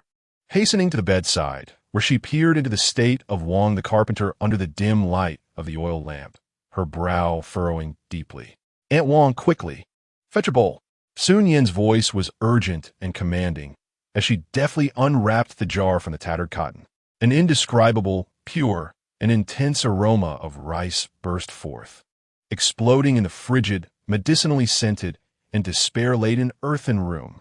The fragrance was overwhelmingly warm, imbued with a near-sacred vitality that instantaneously dispelled the suffocating stillness and chill from the room. Aunt Wong felt a warm current surge through her nostrils, invigorating her frozen body. She stared in astonishment as Su Nian lifted the lid of the jar, steam wafting upward, revealing a jar brimming with thick, creamy rice porridge. The porridge radiated a lustrous, milky white hue, the grains nearly dissolved, releasing an ethereal aroma that resonated deep within her soul. "What is this?" "This is no mere porridge. It is divine nectar." Aunt Wong had lived for decades, yet had never encountered such an enticing, pure fragrance of rice. Even in the best of years, her rice porridge bore the coarse essence of husks and grit, its color dull and yellowish. Before her was a jar of porridge that was clean, pure, and extraordinarily fragrant, utterly appending her understanding. "What are you dawdling for?" "Aunt Wong, the bowl." Su Nian, already scooping a spoonful of the warm porridge to bring to Wong the carpenter's cracked lips. Aunt Wong snapped back to reality, frantically searching for a rough earthen bowl with a chip.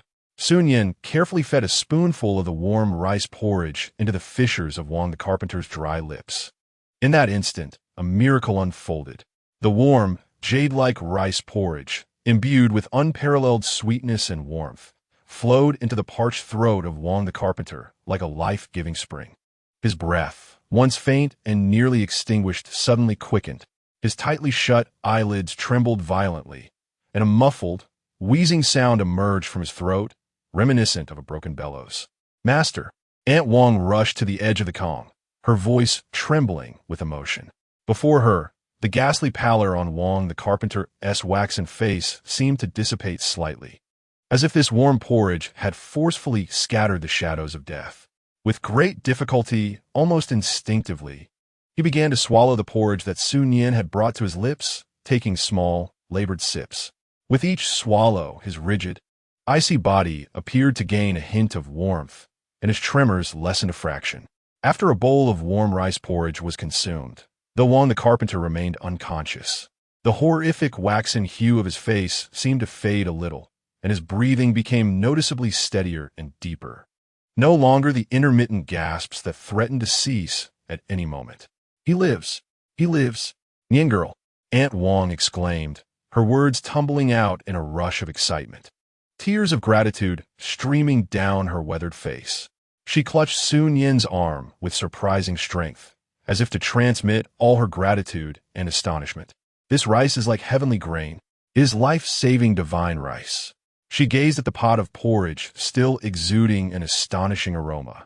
Then at her husband's evident signs of recovery, her eyes filled with reverence and disbelief. Su Nian's taut heartstrings finally relaxed a bit. The supreme quality rice contained energy and nourishing properties far beyond the comprehension of this era. She handed the remaining porridge to Aunt Wang. Aunt Wang, keep this porridge safe. In a couple of hours, when Uncle Wang is a bit better, feed him half a bowl, but do not give too much at once. Keep watch at night, and ensure the stove does not cool completely. She paused, observing Aunt Wang's face, which was still quivering with excitement, and lowered her voice. Carrying a note of gravity, Aunt Wang, last night my family was absent.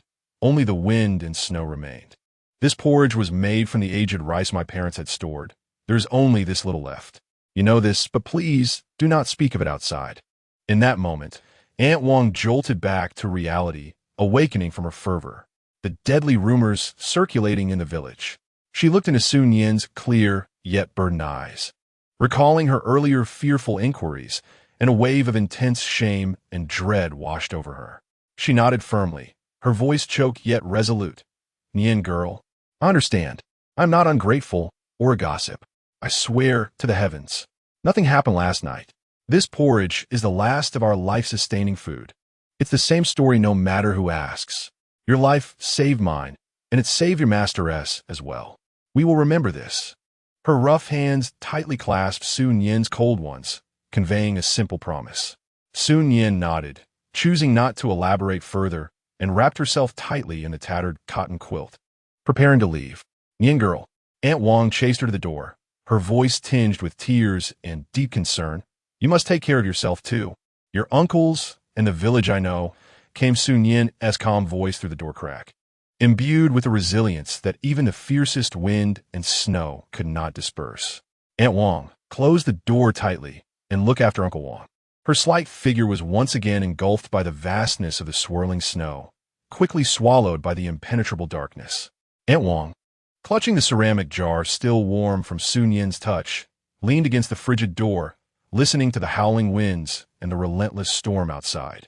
She savored the miraculous warmth and fragrance emanating from the jar, glancing at her husband, whose breathing had finally steadied on the heated bed, overwhelmed by a torrent of emotions.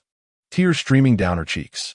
With each laborious step through the snowstorm, Su Nian pressed onward toward home, the biting wind lacerating her face like shards of ice. She tightly wrapped her arms around herself.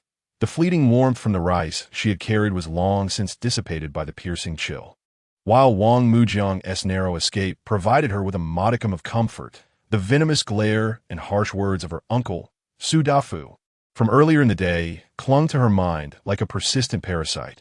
The 2 bags of grain, carelessly left in plain sight, loomed above her head like a sword ready to fall. Su Dafu would certainly seize any opportunity to exploit this situation. As she neared home, she consciously detoured to the back of the house, using the reflective glow of the snow to cautiously inspect her low courtyard wall and the firmly shut gate. The storm raged on, blurring her vision. Yet she sensed something amiss near the base of the wall, close to the woodpile, where the snow appeared to have been disturbed. Had some stones been shifted? Alarm bells rang in her mind. Someone had been here, and the target was likely the hidden corner behind the woodpile. During the day, she had relied on the woodpile's concealment to retrieve the rice. Su Nian held her breath, cautiously approaching the woodpile. The snow was deep, but she keenly observed that several bundles of firewood, which she had meticulously stacked, had been violently pushed aside, exposing the cold, muddy ground beneath.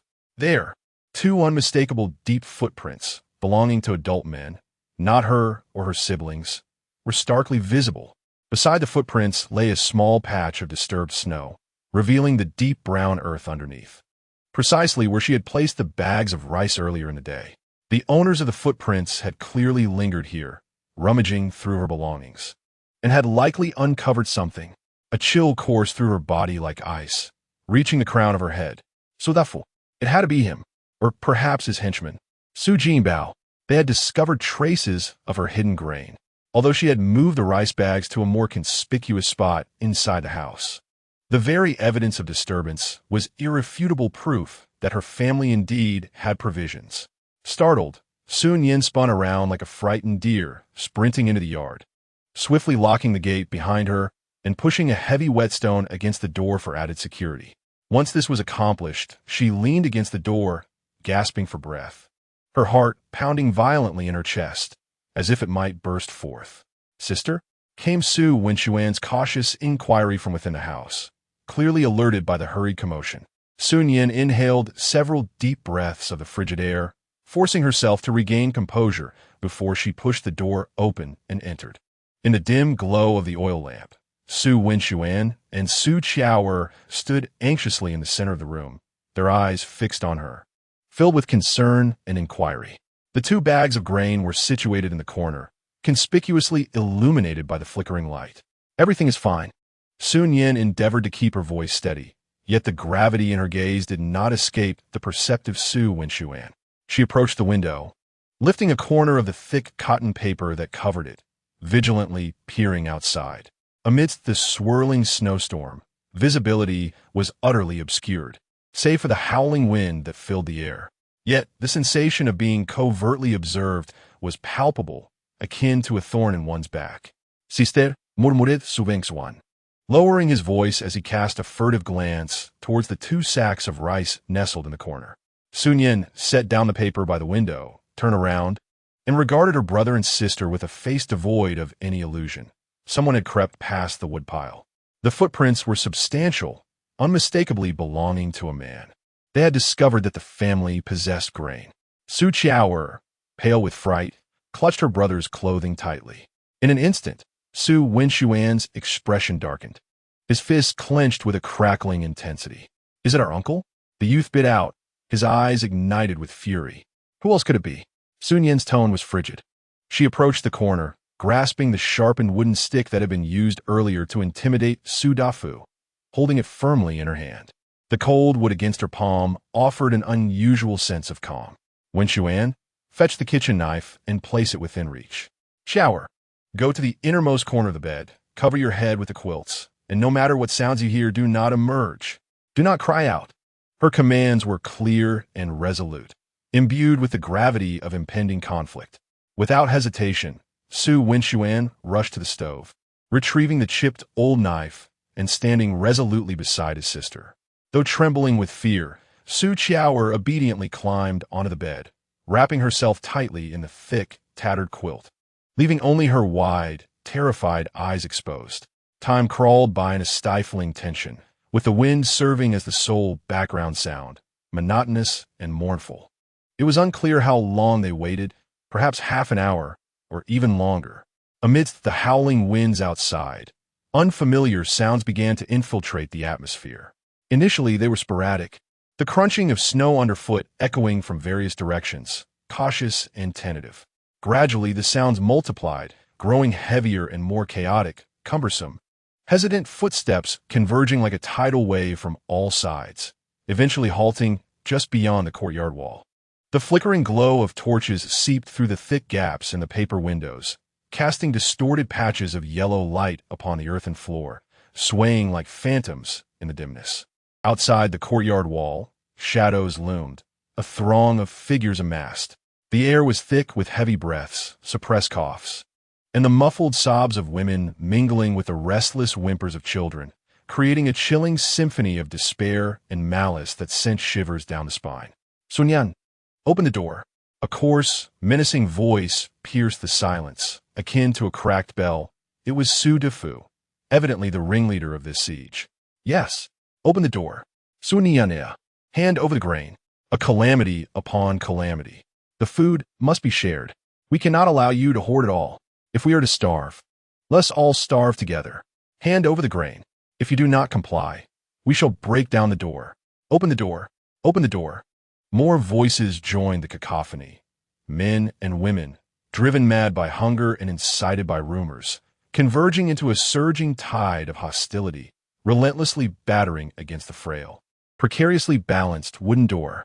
The door frame reverberated with the force of their assault, the latch and the table bracing it groaning under the unbearable strain.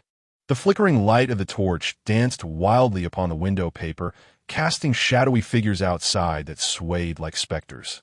Countless eyes, filled with greed, fear, and malice, seemed to penetrate the walls, fixated intently on the 2 sacks of life-saving grain within. Su Nian, gripping the kitchen knife tightly, turned pale as his knuckles whitened from exertion. His voice trembled with barely contained emotion as he stood resolutely before his sister and younger sister, his gaze akin to that of a cornered wolf. Su Qiao shivered beneath the quilt, biting her lip to suppress any sound of distress. Su Nian held a wooden stick tightly, its tip glinting coldly in the oil lamp's light. She stood upright, like a taut string ready to snap, her eyes locked on the violently shaking wooden door, battered by frenzied knocks and shouts. The isolated cabin, beset by the malice of wind, snow, and a surging crowd, resembled a fragile boat amidst raging waves on the verge of capsizing. The true tempest, laden with the most naked evil of human nature, descended in that very moment. Chapter 34. The fragrance of porridge on a snowy night opened the door. Su Nian, hand over the grain. Disaster befalls the stars. The grain must atone. They can't hoard it all to themselves. If we must starve, let us all starve together. Hand over the grain. If you refuse, we shall break down the door. Open up, open up. The frenzied shouts and the violent pounding on the door surged like a tumultuous tide, mingling with the howling wind and snow, relentlessly battering the thin wooden barrier. The door groaned in protest under the violent vibrations. The latch and the rickety wooden table propping it up creaked ominously, bending inward as wood shavings cascaded down. The flickering torchlight, seeping through the gaps in the window paper, projected a myriad of twisted, frenzied, and malevolent shadows upon the mottled earthen wall, resembling a horde of demons emerging from hell. Inside, the air was as thick as lead. The flame of the oil lamp danced wildly, buffeted by the cold wind seeping through the door's cracks, casting an erratic glow that illuminated Su Nian and Su Nian's top profiles. Su Nian's hand, clutching the serrated kitchen knife, was taut with tension, his knuckles white from the strain, his body quivering slightly with rage and anxiety. He resembled a young wolf cornered and ready to pounce, fiercely protecting the trembling Su Qiao, who was huddled beneath the quilt in the corner. Su Nian stood straight as an arrow, like a spear thrust into the tumultuous waves. She gripped the sharpened stick firmly, its tip angled sharply forward, glinting coldly in the dim light.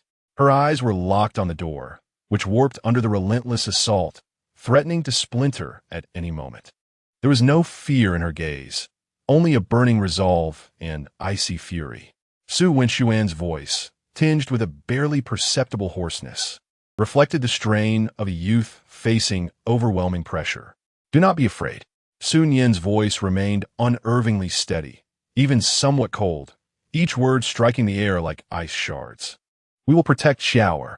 If the door breaks, whoever dares to enter first shall face dire consequences. Her gaze swept over the knife in her brother's hand. Do not hold back. They seek our lives. At that critical juncture, amidst the cacophony of shouts outside, an elderly yet authoritative voice thundered. Stop. Everyone, cease at once. It is the voice of Wang Xiaotian, the village head. The sounds of knocking and shouting suddenly ceased. Wang, the village head? What brings you here? Su Dafu's coarse voice carried a hint of surprise and a forced semblance of respect. If I had not come, would you have demolished Nian's house and killed her outright? Wang Xiaotian's voice was laced with suppressed fury.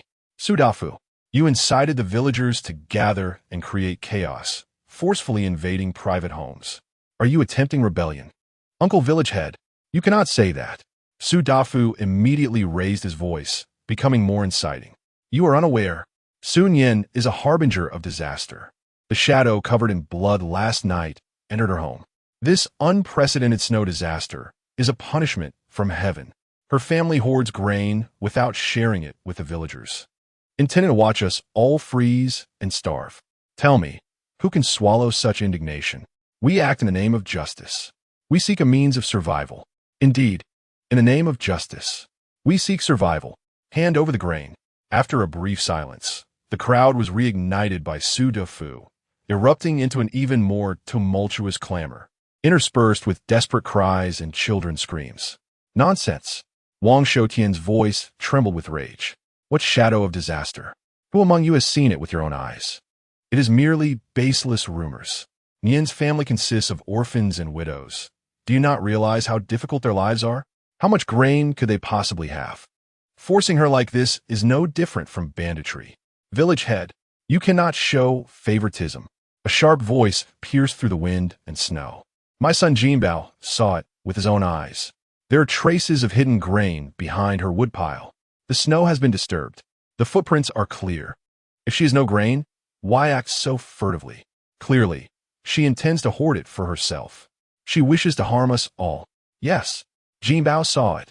There are footprints. There are traces of hidden grain. The evidence is irrefutable. She dares to argue.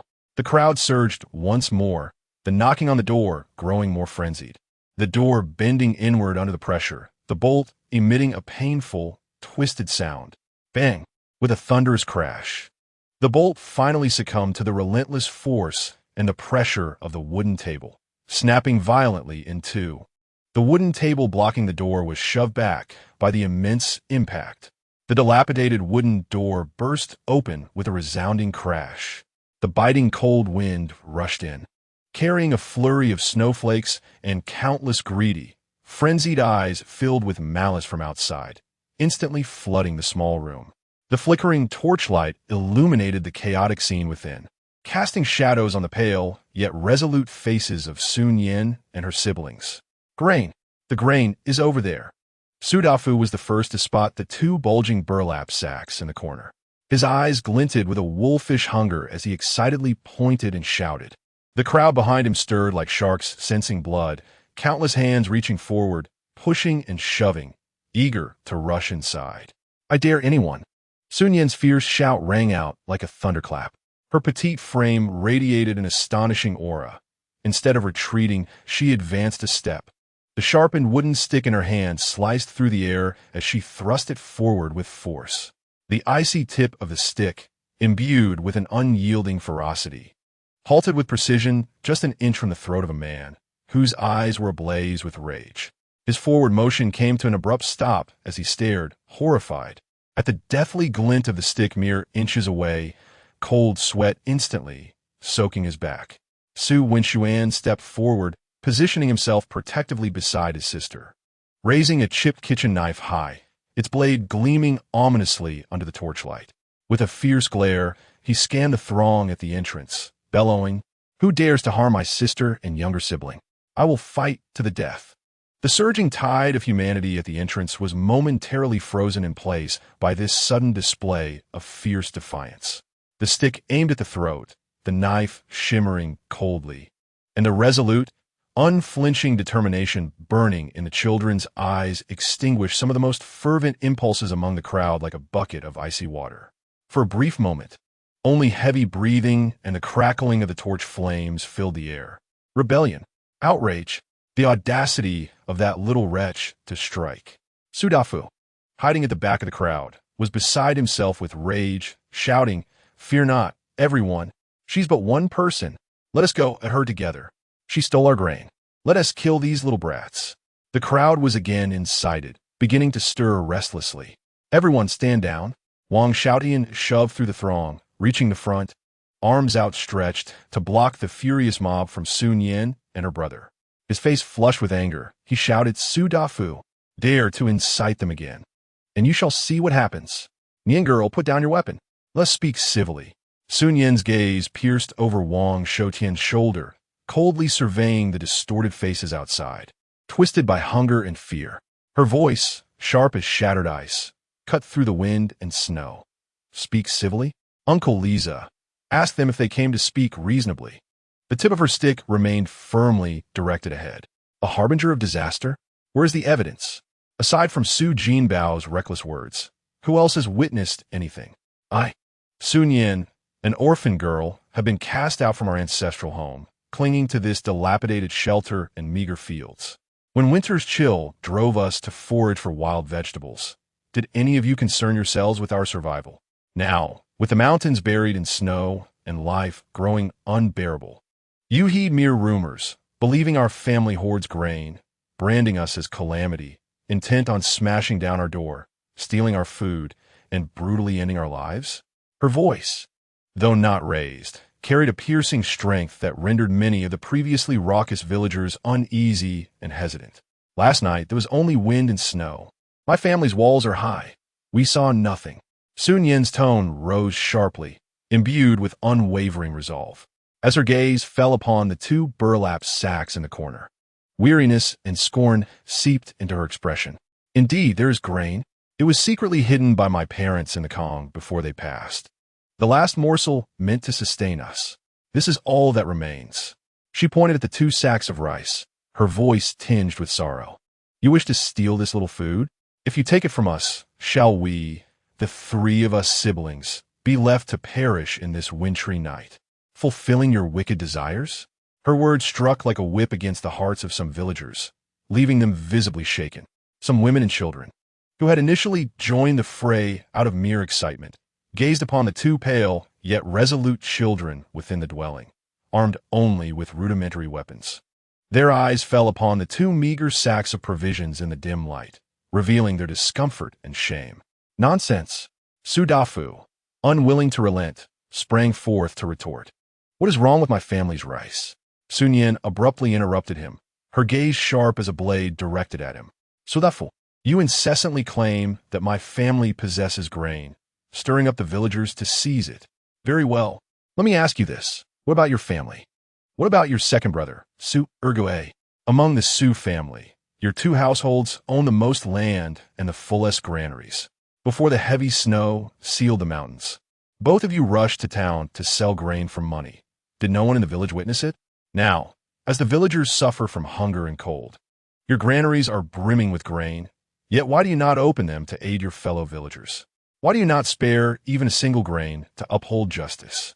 Su Nian's words cascaded like a barrage of cannon fire, each syllable piercing the heart. You hoard your ample stores while inciting the famished villagers to seize our meager rations meant for survival. Su Dafu, what are your intentions? Do you wish to see the villagers slay us siblings so you can seize this abode for yourself? Or do you long to witness them turn against one another in a frenzy over this scant grain, so you may profit from the chaos? This relentless onslaught of inquiries resonated like thunderclaps above the crowd. All gazes converged sharply on Su Dafu's suddenly pallid visage. Even the family of Su Ergue instinctively recoiled. You are spouting slander. Su Dafu, feeling his innermost thoughts exposed, seethed with rage, his face turning a hue akin to that of a liver. His trembling finger pointed accusingly at Su Nian. My family has no grain. We consumed it all long ago. You wretched girl. Consumed it all? Su Nian scoffed, her eyes keen as a hawkess. Shall we summon Uncle Li to lead the villagers to inspect your granary right now, to ascertain whether it has indeed been emptied? Her gaze swept across the crowd. Villagers, do you believe Su Dafu's fabrications, or trust your own eyes? If he truly had no grain, why did he hesitate to allow Uncle Li to investigate? The crowd erupted into a tumult, numerous skeptical and furious gazes piercing through Su Dafu like arrows. Indeed, everyone had witnessed Su Dafu and Su Ergue selling grain for money, yet now they proclaimed they had none. Instead, they incited the villagers to seize Su Nian's meager provisions. Su Dafu, are you even human? A man who had once benefited from Su Nian's wild vegetable dumplings could no longer contain his fury. You deceive us into robbing a child of her life-saving provisions while your own granary is overflowing. Has your conscience been devoured by dogs? Indeed, such depravity. You treat us as mere tools, almost leading us to commit a grave error. The tide of anger swiftly redirected, targeting the instigator, Su Dafu, and his accomplice, Wang. Driven back by the villagers' wrathful stares and accusations, Su Dafu faltered, his face alternating between shades of green and white, cold sweat trickling down his brow. It is not me. I have no, he stammered, struggling to defend himself, yet his words rang hollow. At that moment, a commotion stirred at the periphery of the crowd. Make way. Clear the path. Carpenter Wang is coming. Someone exclaimed in alarm. Only then did Aunt Wang support the recently returned Wang carpenter from the gates of the underworld. As they trudged through the crowd, each step a struggle, until they reached the forefront. Wang Carpenter's face remained pale, his steps unsteady, relying entirely on Aunt Wang for support. Yet his gaze was remarkably lucid. He was wrapped in the thickest tattered coat from home, clutching a coarse earthen jar tightly in his hands. Wang Carpenter? How? Wang Xiaotian was rendered speechless upon witnessing Wang Carpenter's ability to walk. He had visited earlier in the day and had seen the man in a feverish stupor on the brink of death. It's Nian girl. Aunt Wang's voice, tinged with a cry, rang out loudly. She pointed to the jar in her arms, her eyes scanning the villagers, finally fixing a fierce glare on the ashen-faced Su Dafu. It's Nian girl. Last night, braving the wind and snow, she brought us the last bit of firewood that could save lives. This afternoon, she hid her parents in the Kong hole and cooked porridge with the last of their precious rice, bringing it to my family's head. As she lifted the lid of the jar, a faint yet still pure and enticing aroma of rice wafted into the air. It is this miraculous rice porridge that has brought my family's head back from the grasp of the king of hell. Aunt Wang's voice brimmed with profound gratitude and an exhilarating sense of vindication. Look, open your eyes wide and see. This is the so-called scourge you speak of. This is the Su Nian, or you sought to rob of her life-saving provisions. It was she who, while you were at her door, demanding her life, still remembered my family's head, nearly frozen to death, and selflessly offered her precious rice to save him. She approached Su Nian step by step, holding the jar, and, amidst the astonished and incredulous gazes of all, deeply bowed to Su Nian with utmost seriousness. Nian girl, on behalf of my family's head, I thank you for your life-saving grace. This kindness we shall remember for a lifetime.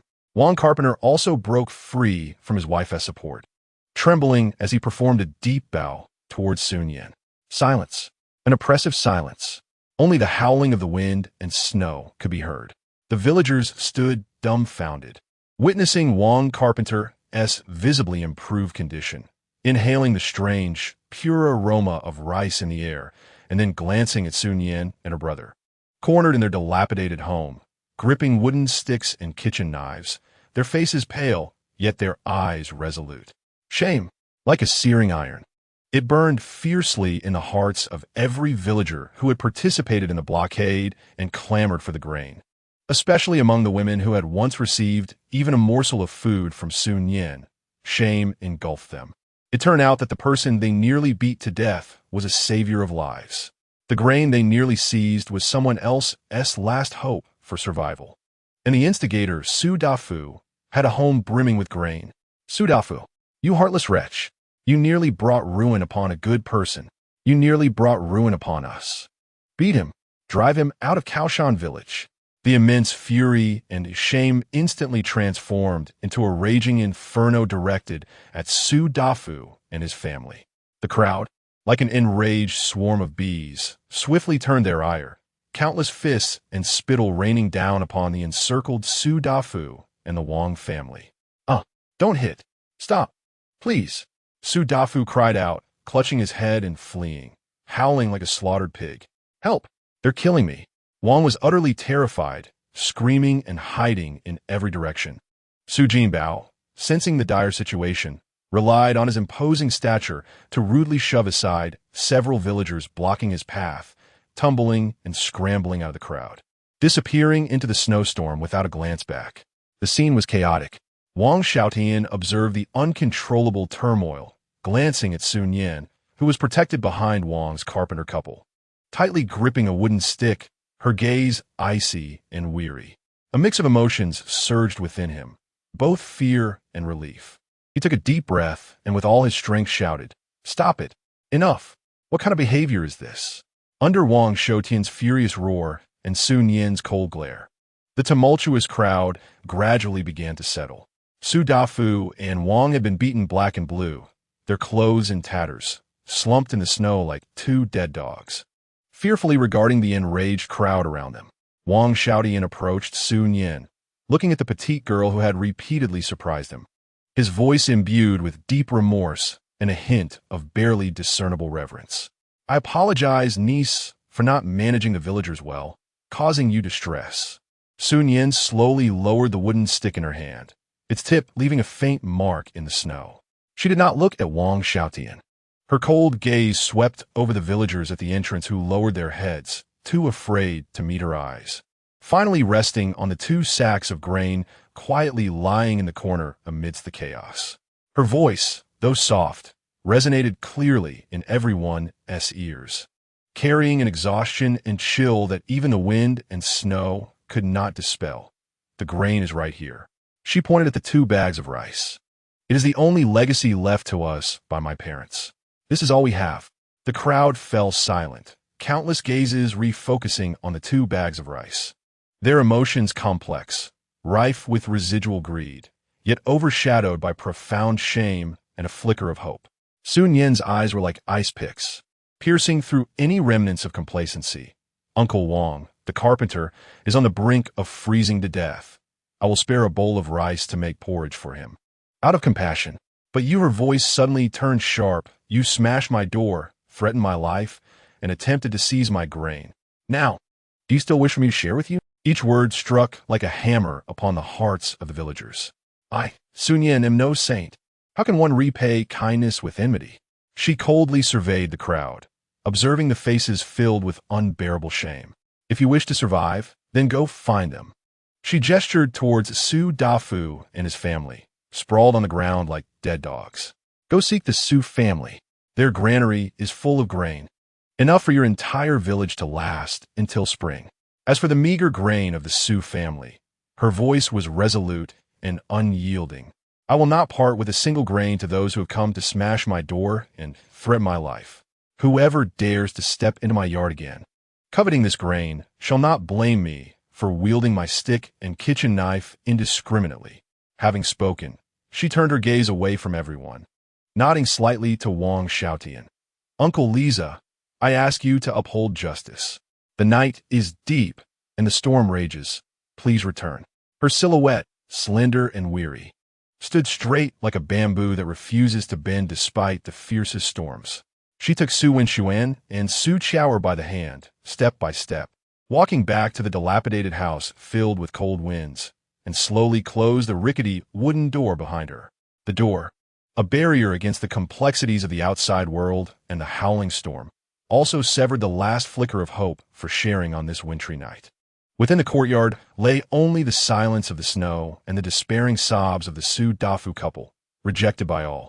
Wang Xiaotian gazed at the tightly shut door, then surveyed the shameful silence of the villagers surrounding him, letting out a long, heavy sigh.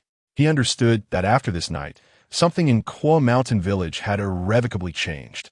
Chapter 35. The iron pot of a poor family. The dilapidated wooden door shielded the interior from the tempest and clamor outside, yet could not dispel the air within, which had nearly solidified into ice.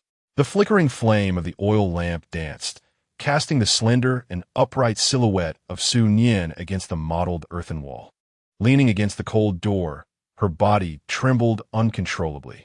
The malevolence that had surged outside like a tidal wave, the countless greedy and frenzied eyes, the thunderous crash of the door being battered, and the chilling sensation of a sharpened stick threatening to pierce an enemy's throat surged upon her taut nerves like a frigid tide, draining her of the last vestige of strength. Sister Su Winshuan set down her battered kitchen knife, her voice hoarse and trembling with the aftershocks of survival and profound concern as she stepped forward to steady her swaying sister. She could feel the coldness and slight spasms in her sister's arm.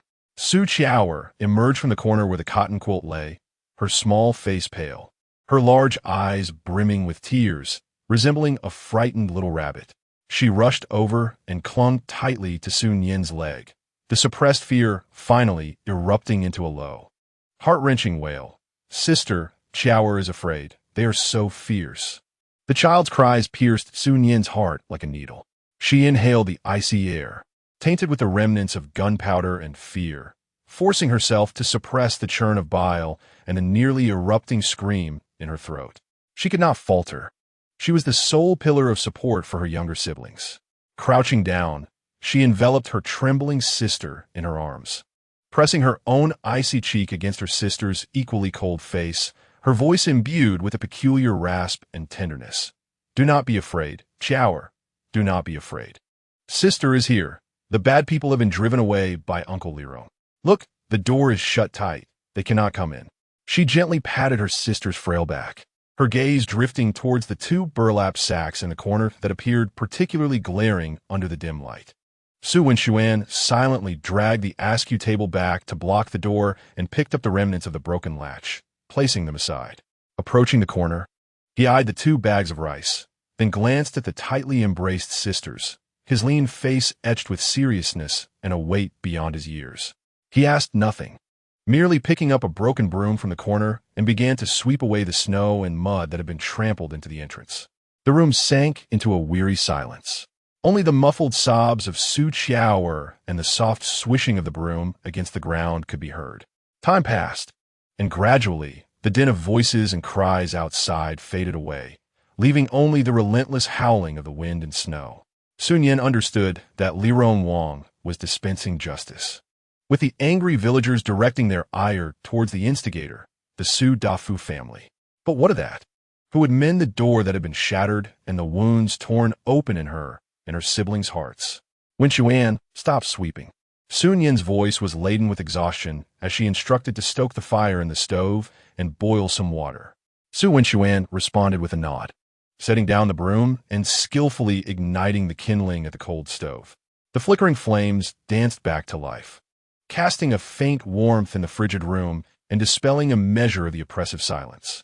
Su Nian, cradling her still trembling sister, Su Chiaoer, settled on the edge of the Kong, gently wiping her sister's tear-streaked face with a cold, damp cloth. Gazing out at the persistently gloomy sky and listening to the relentless howl of the wind and snow, a heavy weight settled in her heart. Although the immediate crisis had passed, the rumors and animosity lingered. The Su Dafu family would undoubtedly harbor a deep-seated hatred for her after this ordeal.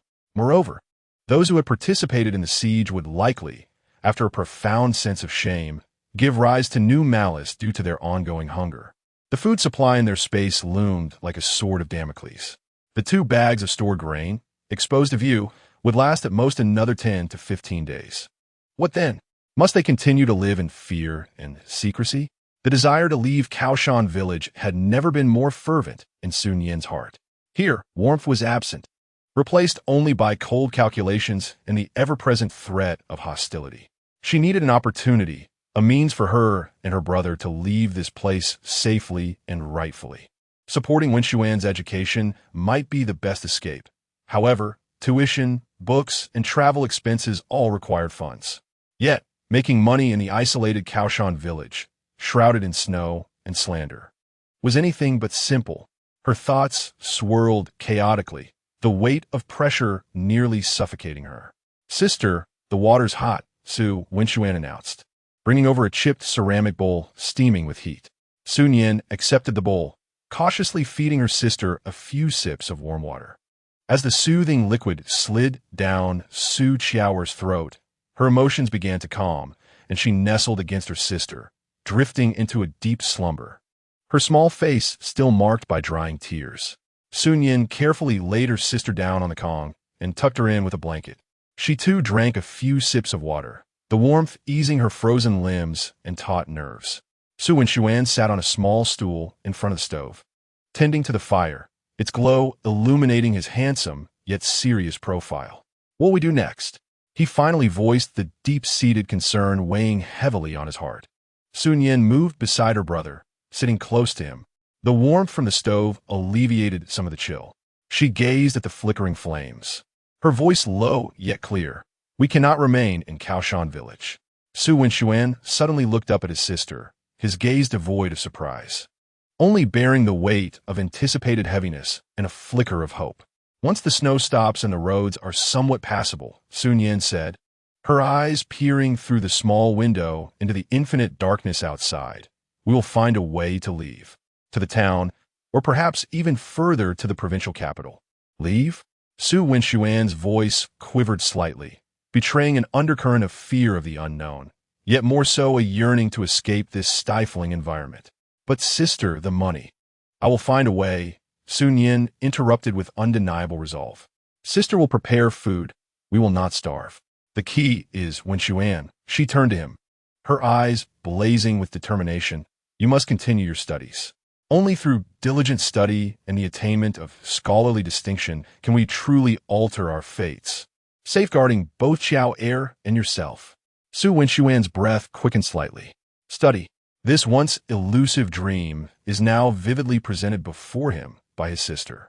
He nodded vigorously, a flame igniting in his eyes. Sister, I shall study. I will apply myself diligently, ensuring neither you nor Xiao Air face disgrace. Excellent.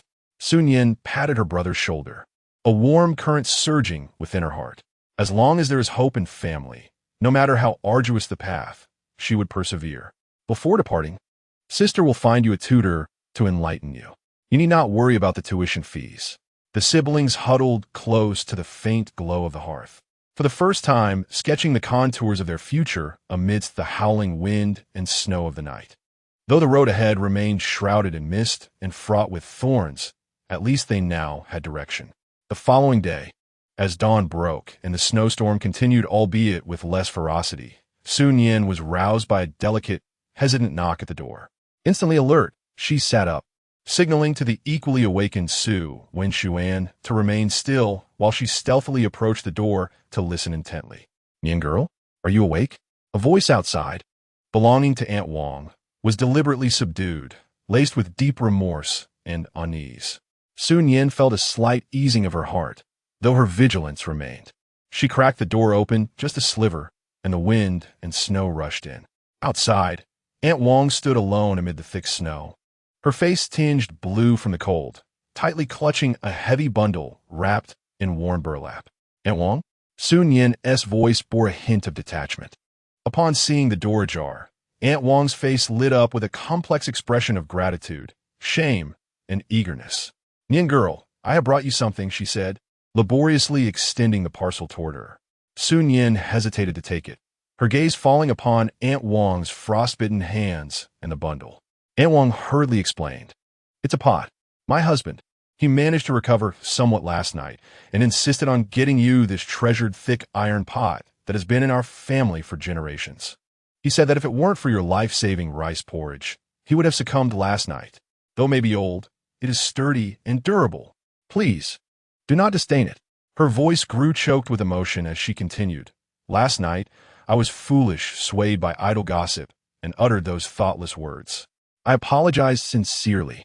Nian girl, you are magnanimous. Do not hold it against me. As she spoke, Aunt Wang bent slightly to bow. Su Nian reached out to steady her. Observing Aunt Wang's trembling form and the heavy pot, one of the Wang family's most cherished possessions, listening to her heartfelt apology, the icy barrier in Su Nian's heart began to thaw, if only a little. Aunt Wang, let bygones be bygones, Su Nian's tone softened. I appreciate the goodwill from you and Uncle Wang, but this pot is too precious for me to accept. Please take it back. Uncle Wang has just begun to recover, and the household cannot be without cookware. No, this won't do. Aunt Wang insisted, forcefully pressing the pot into Su Nian's arms. It's what the head of the family decreed. If you do not accept it, he will stop taking his medicine. Nian girl, please accept this. It is a small token from us. You have saved his life. What is one pot worth? If you refuse, we will feel burdened in our hearts.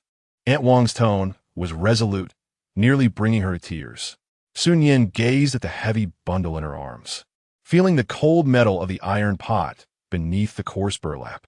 She then looked into Aunt Wang's sincere, almost pleading eyes, and finally nodded.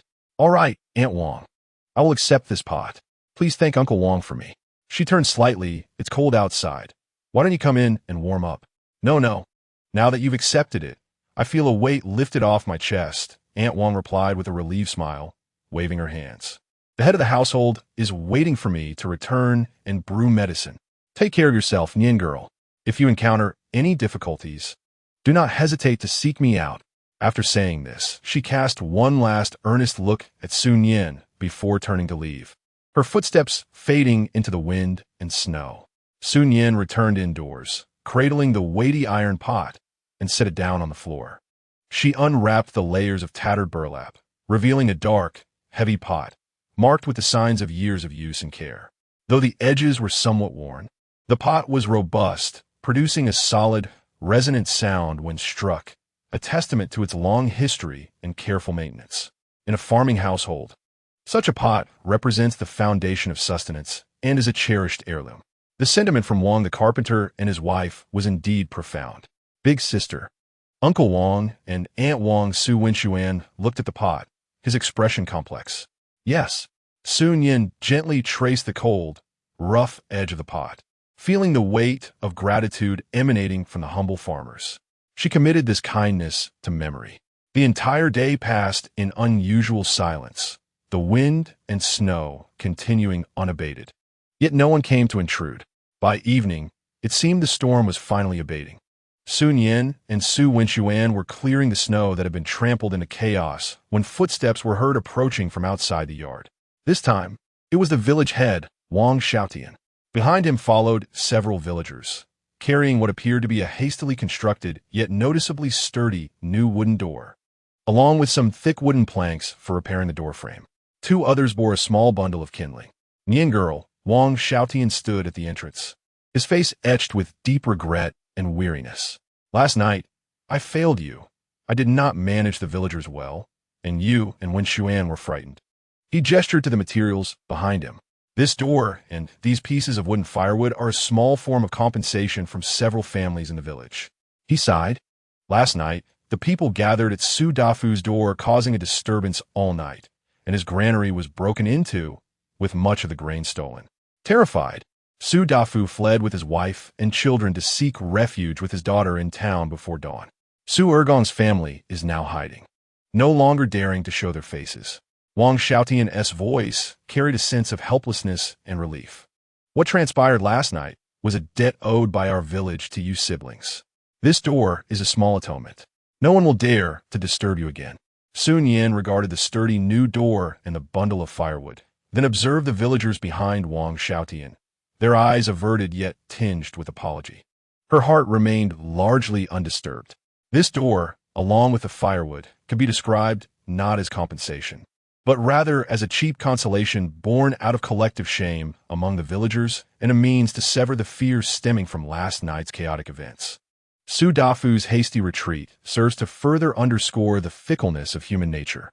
She displayed little emotion, simply stating, "Thank you for your concern, Uncle Lijing. Just leave the items by the door." Wang Xiaotian, sensing her icy demeanor, recognized that the events of the previous night had deeply wounded this child, rendering any further words inadequate.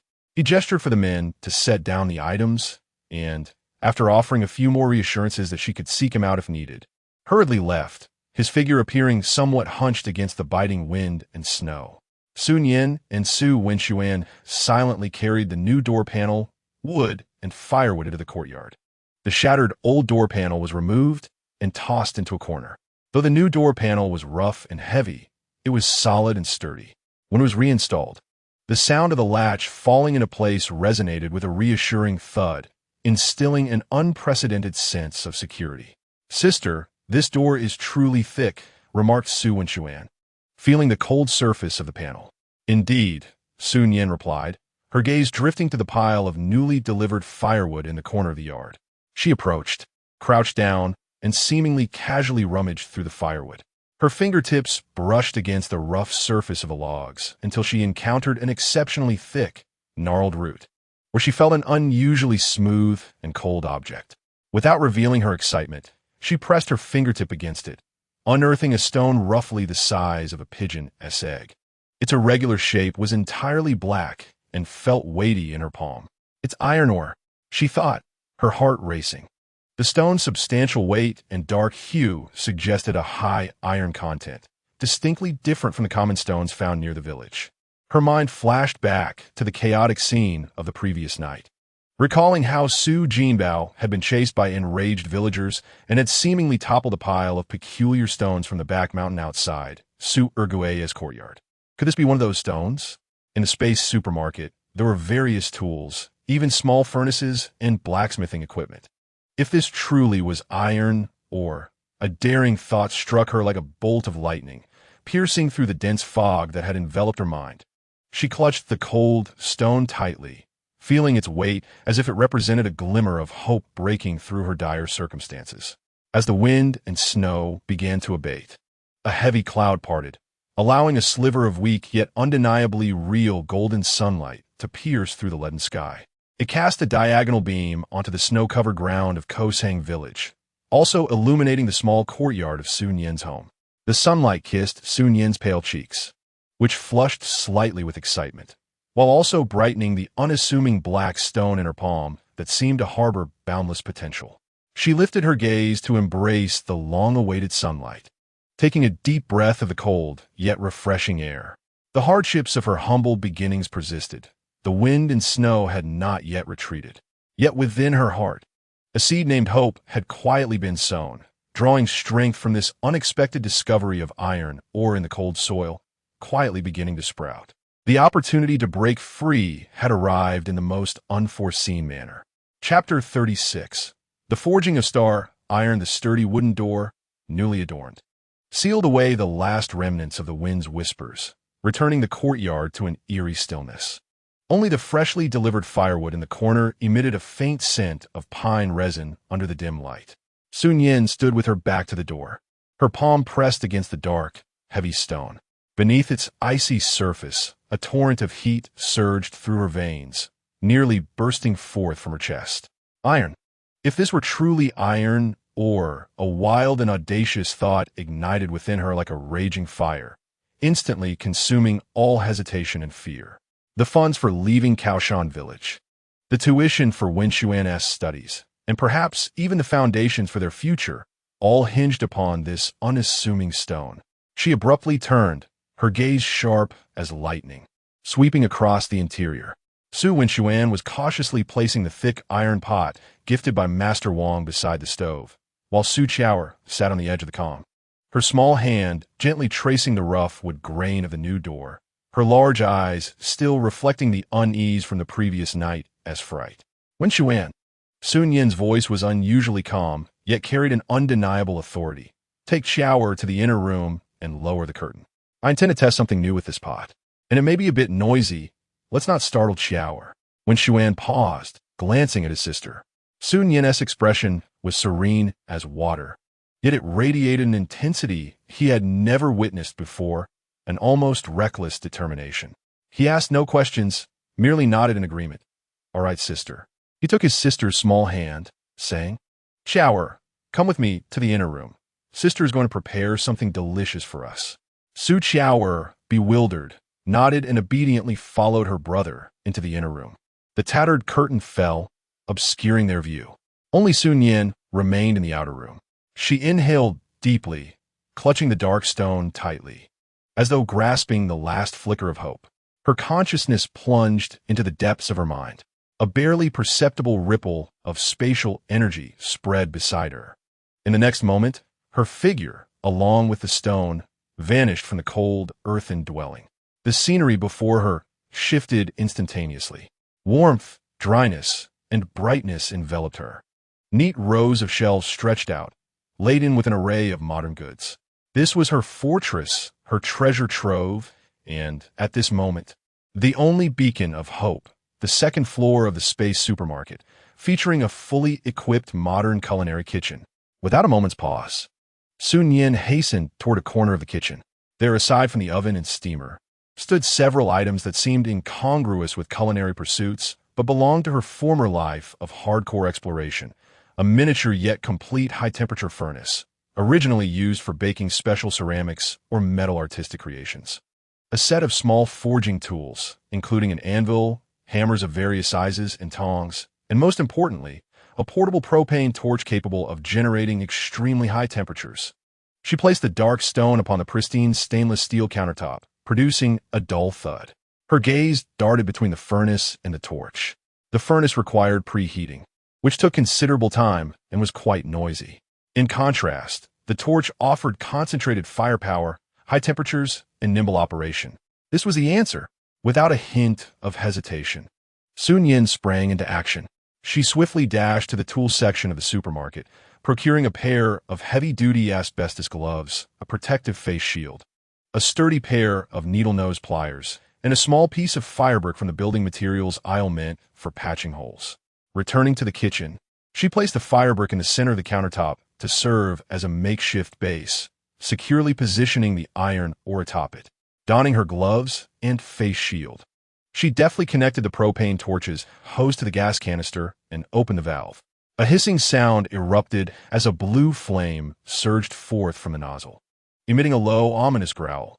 Su Nian carefully adjusted the flame's intensity until it stabilized into an almost blinding incandescent state. The nozzle no longer expelled mere fire. It unleashed a column of energy, concentrated to an extreme degree, radiating an alarming heat.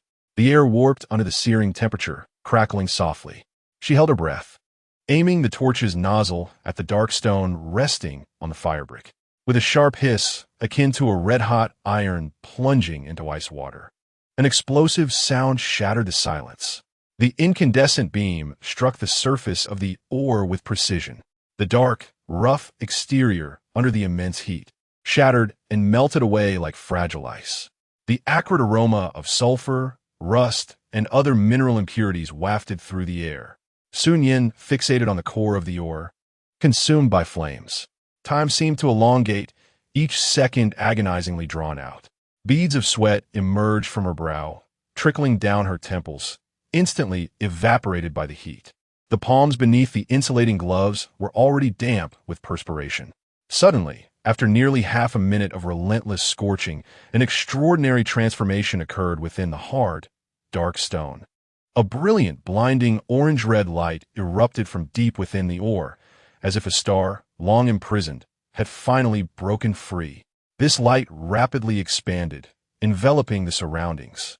The rock's exterior melted away like wax, flowing and peeling, revealing a mesmerizing core of viscous, molten metal, radiating astonishing heat and dazzling golden-red luminosity. Iron water. It was indeed molten iron. Ecstatic joy surged through Su Nian like an electric current, nearly causing her to drop the heavy torch. She fought to steady her trembling arms, carefully maintaining the flame's output, ensuring that the golden-red liquid metal remained in a molten state under the intense beam. Impurities were further burned away, vaporized, as the surface of the molten droplets gradually became more purified and luminous, resembling flowing liquid gold. Now was the moment. Su Nian abruptly shifted the beam of the torch. The heat vanished in an instant, yet the molten iron still retained its astonishing temperature and fluidity. Without hesitation, she seized the needle-nose pliers with her left hand and, like lightning, deftly clamped onto the walnut-sized mass of molten metal, which radiated terrifying heat. The moment the pliers met the iron water, a fierce, sizzling sound erupted. Even through the thick asbestos gloves, an overwhelming wave of heat penetrated, causing Su Nian's fingers to retract momentarily. Yet, she gritted her teeth, refusing to retreat.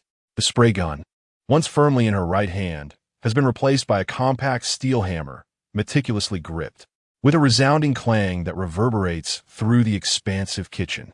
The harmonious clash of metal fills the air. A crimson-hued iron block, still in a semi-fused state and firmly held by pliers, is forcefully struck against the unyielding stainless steel countertop. Sparks fly like fireworks bursting in the night sky.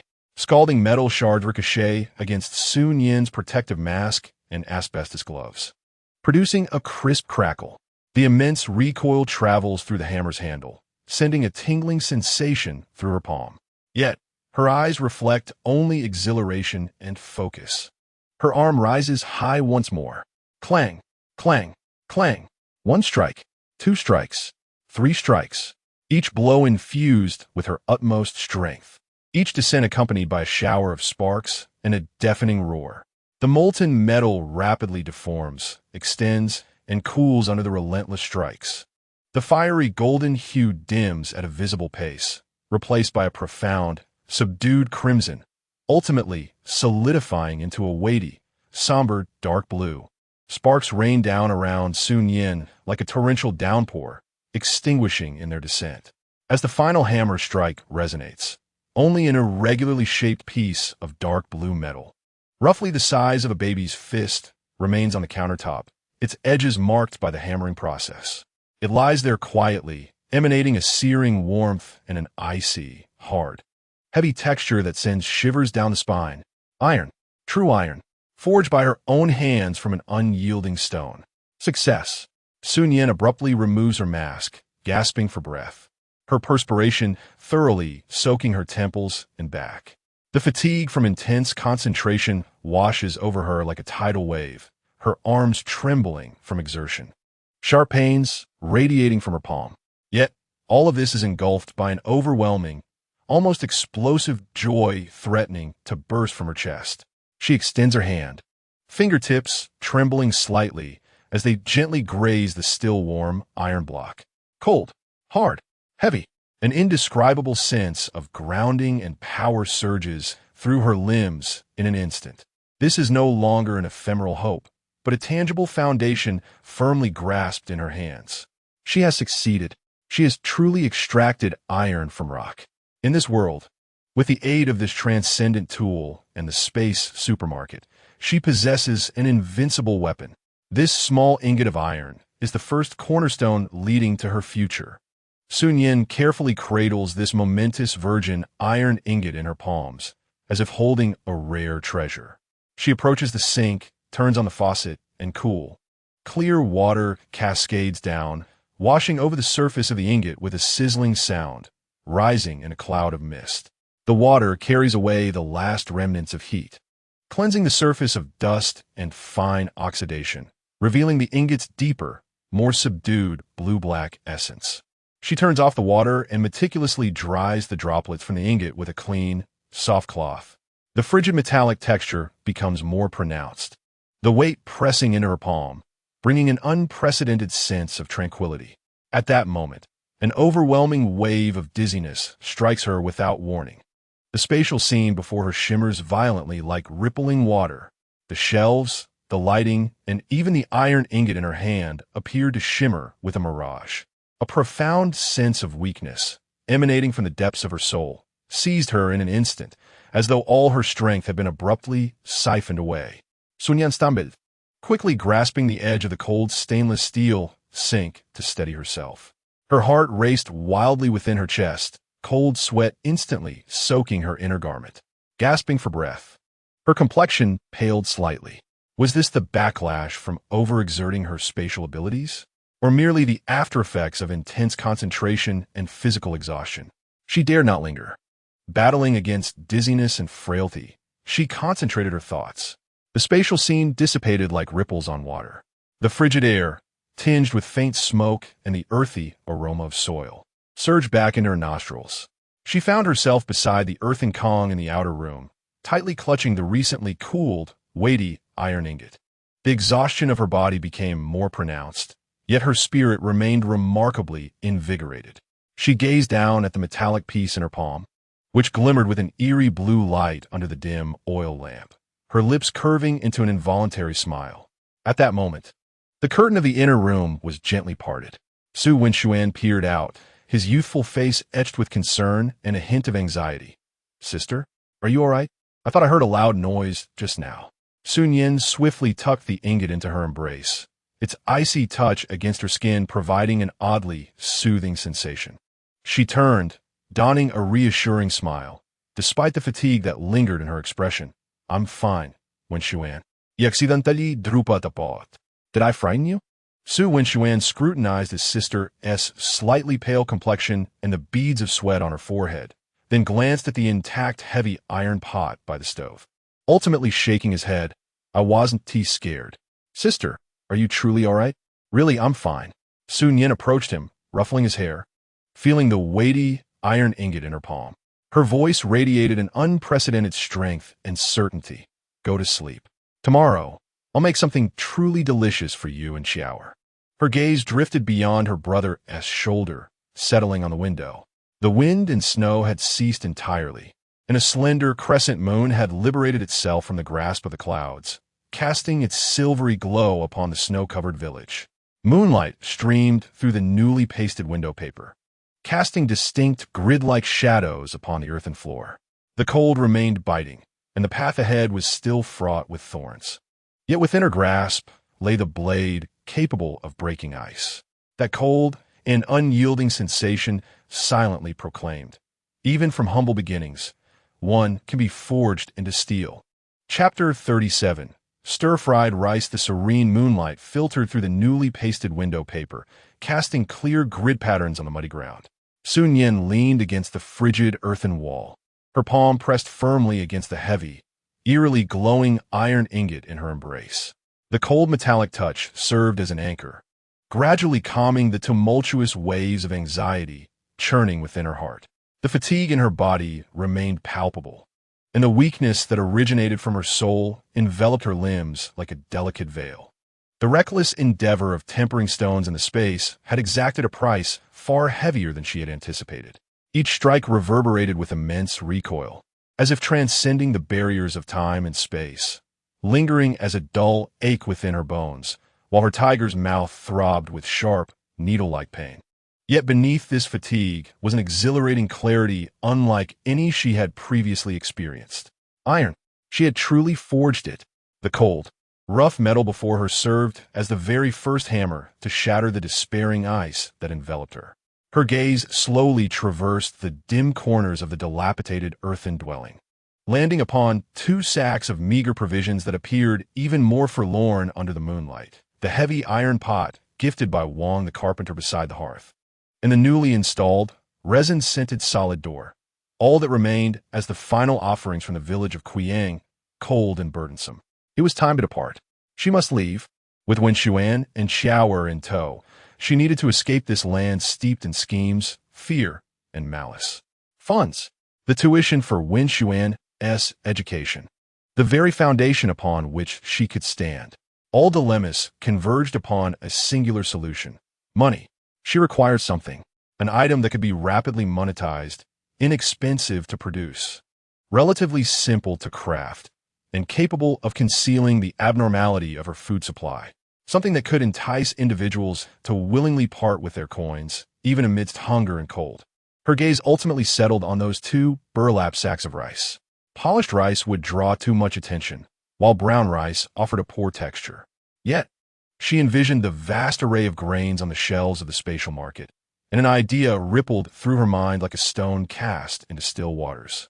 Fried rice.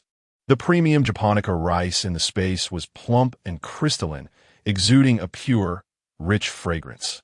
If it were to be fried until golden and crispy, the aroma would be irresistible, easy to preserve and transport. A handful could be popped into one's mouth, crisp and crackling, the robust rice scent flooding the palate, swiftly replenishing energy while providing immense satisfaction. In this season of scarcity and biting cold, what could comfort a growling stomach more than a handful of fragrant, warm, in spirit fried rice? Cost. Virtually negligible. The rice from the spatial realm was inexhaustible. Tools? That heavy iron pot stood as the finest vessel. The only aspect requiring discretion was the rice's astonishing quality and aroma.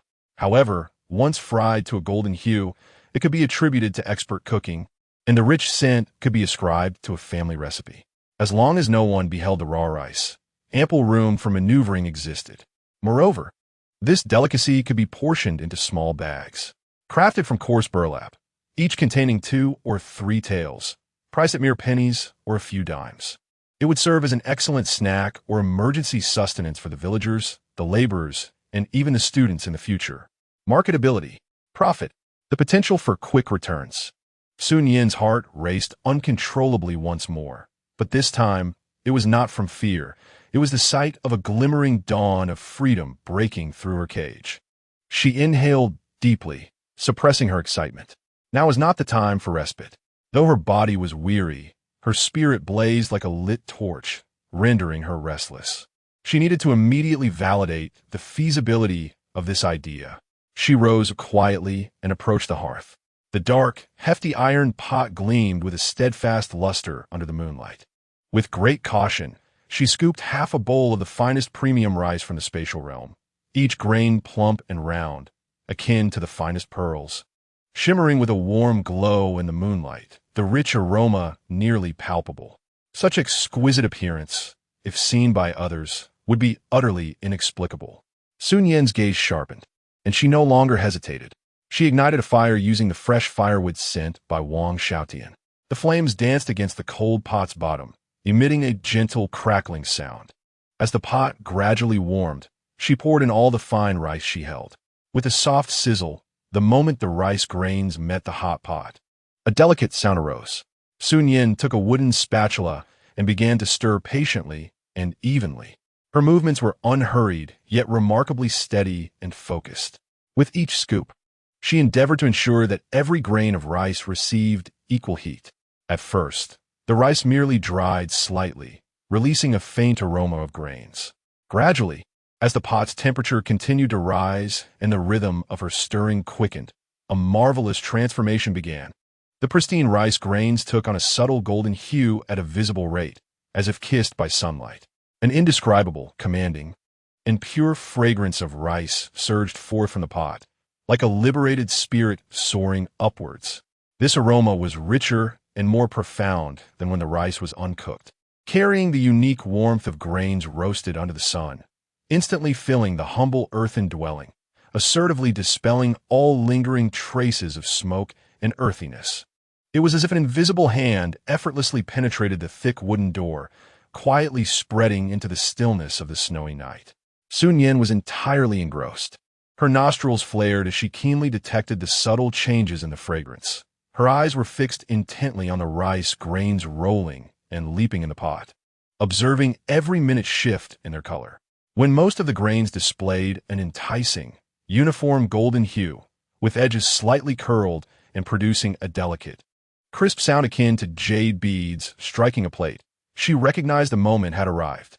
She abruptly removed the majority of the firewood from the stove, leaving only a few embers for warmth. Yet her spatula never paused, continuing its swift and even stirring, harnessing the residual heat of the pot. She allowed the rice to perfect its golden crispness, ensuring it would not burn while maximizing moisture retention to guarantee a delightful crunch. As the last trace of excessive heat dissipated, the pot was left with a dazzling golden hue. Each grain resembled a tiny golden bean, plump, crisp, exuding an intensely rich aroma that sent shivers through her very soul. It was complete. Su Nian carefully scooped a small handful of the fried rice with her spatula. The golden grains rolled gently in her palm, their texture dry and crisp. She pinched a few grains and brought them to her mouth. With a crunch, her teeth met, and the grains shattered at once. An indescribable, pure explosion of rice fragrance erupted in her mouth. The crisp texture carried a wonderful airy quality, with the roasted aroma perfectly balanced, devoid of any bitterness, revealing the most authentic and rich sweetness of grains that blossomed on her tongue. As the warm heat slid down her throat, instantly dispelling the chill of the winter night. Perfect in terms of color, aroma, and texture, it far exceeded her expectations. The combination of premium rice and her meticulously honed control over the heat created a flavor unparalleled in this era. The fragrant aroma wafted through the air as the curtain of the inner room was gently lifted, revealing Su Qiao's little head peeking out. Her bright eyes sparkled in the dimness, resembling two twinkling stars, while her small nose eagerly sniffed the delicious scent that enveloped the space. Her face radiated pure astonishment, captivated by the delectable allure. What could be so fragrant? It's as if it has been kissed by the sun in a granary. Following closely behind was Su Nian, who also seemed entranced by the overpowering fragrance. His handsome features reflected surprise and curiosity as his gaze fixated on the steaming pot on the stove, from which enticing wisps of heat escaped, revealing a tantalizing golden hue. "Sister, is this rice? Why does it smell so wonderful?" Su Nian observed her younger siblings, momentarily entranced by the aroma and forgetting the fears of the previous night, and a warm current surged through her heart. She smiled and beckoned them, "Come, try the snacks I've just made." She took 2 small handfuls of fried rice and placed them into her brother's and sister's hands. Unable to contain her excitement, Su Qiao quickly popped a small handful of the golden grains into her mouth. With a delightful crunch, The crisp sound echoed through the stillness of the night. Her large eyes widened in astonishment as she chewed rapidly, her cheeks bulging, and a radiant smile of satisfaction blossomed on her face. Wow, it's so fragrant, so crunchy, so delicious, sweeter than candy. Su Nian carefully picked up a few grains and tasted them, as the rich rice flavor and crispy texture enveloped his palate. A spark of surprise ignited in his eyes. Sister, is this really made from rice? It's absolutely delightful. He savored each bite, relishing the pure sweetness of the grains and the comforting fullness they provided. His gaze towards his sister brimmed with admiration. Sister, how did you manage this? It's even more aromatic than the pastries from the town's confectionery. Seeing her siblings indulge in sheer delight, Su Nian's smile deepened. She understood that this first step was firmly established. This is called fried rice, she explained, her voice laced with a barely perceptible excitement. It's rice that has been slowly roasted over a fire. It's fragrant, crispy, filling, and easy to store. When Yuan shower, what do you think? If we package this fried rice in small cloth bags, perhaps 2 or 3 taels each, and take it to the village or even to the town later on, do you think people would buy it? Those who are working and feel hungry, or children looking for snacks? Absolutely.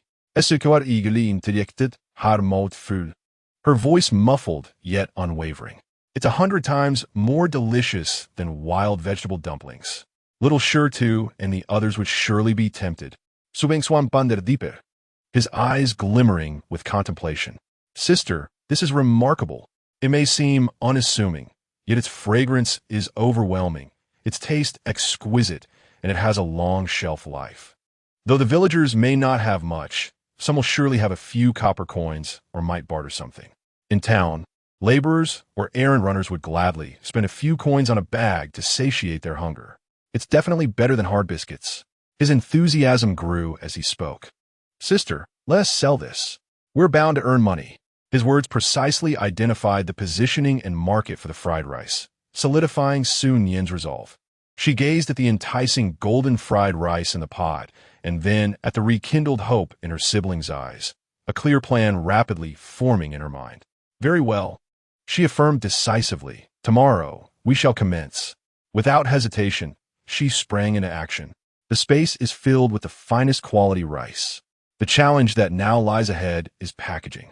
Coarse burlap emerges as the optimal choice, both economical and breathable, effectively concealing the astonishing appearance of the rice grains within. She rummages through her home, uncovering a few relatively clean scraps of old burlap, and gathers needles and thread from the sewing section of the space supermarket. When Yuan, shower, come lend a hand. Su Nian calls out as she cuts the fabric into uniformly sized rectangular pieces. When Yuan, with your steady hand, you will stitch the bags, ensuring the seams are tight to prevent any grains from escaping. Shower, please assist me by letting the freshly fried rice cool down. The trio gathers around the dim glow of an oil lamp, immediately immersing themselves in their tasks. Although it is Wen Xuan's first foray into sewing, the young man displays a meticulous and composed nature, deftly handling the needle and thread with surprising skill, stitching with great care and precision. Meanwhile, Chower cautiously spreads the warm fried rice onto a clean winnowing basket to cool, her bright eyes sparkling with enthusiasm for this new endeavor. Su Nian takes charge of the frying process, rekindling the fire in the stove and heating the iron wok once more. Spoonfuls of glistening premium rice are poured into the pan, transforming into enticing golden flakes under the deft movement of the spatula, all while maintaining the perfect cooking temperature, releasing a rich and warm aroma. This fragrance, like invisible tendrils, seeps through the cracks of the door, quietly permeating the stillness of the snowy night in Kaoshan village. Pot after pot, the moon gradually dips in the west, and the light from the oil lamp begins to wane. Yet, the 3 siblings remain wide awake.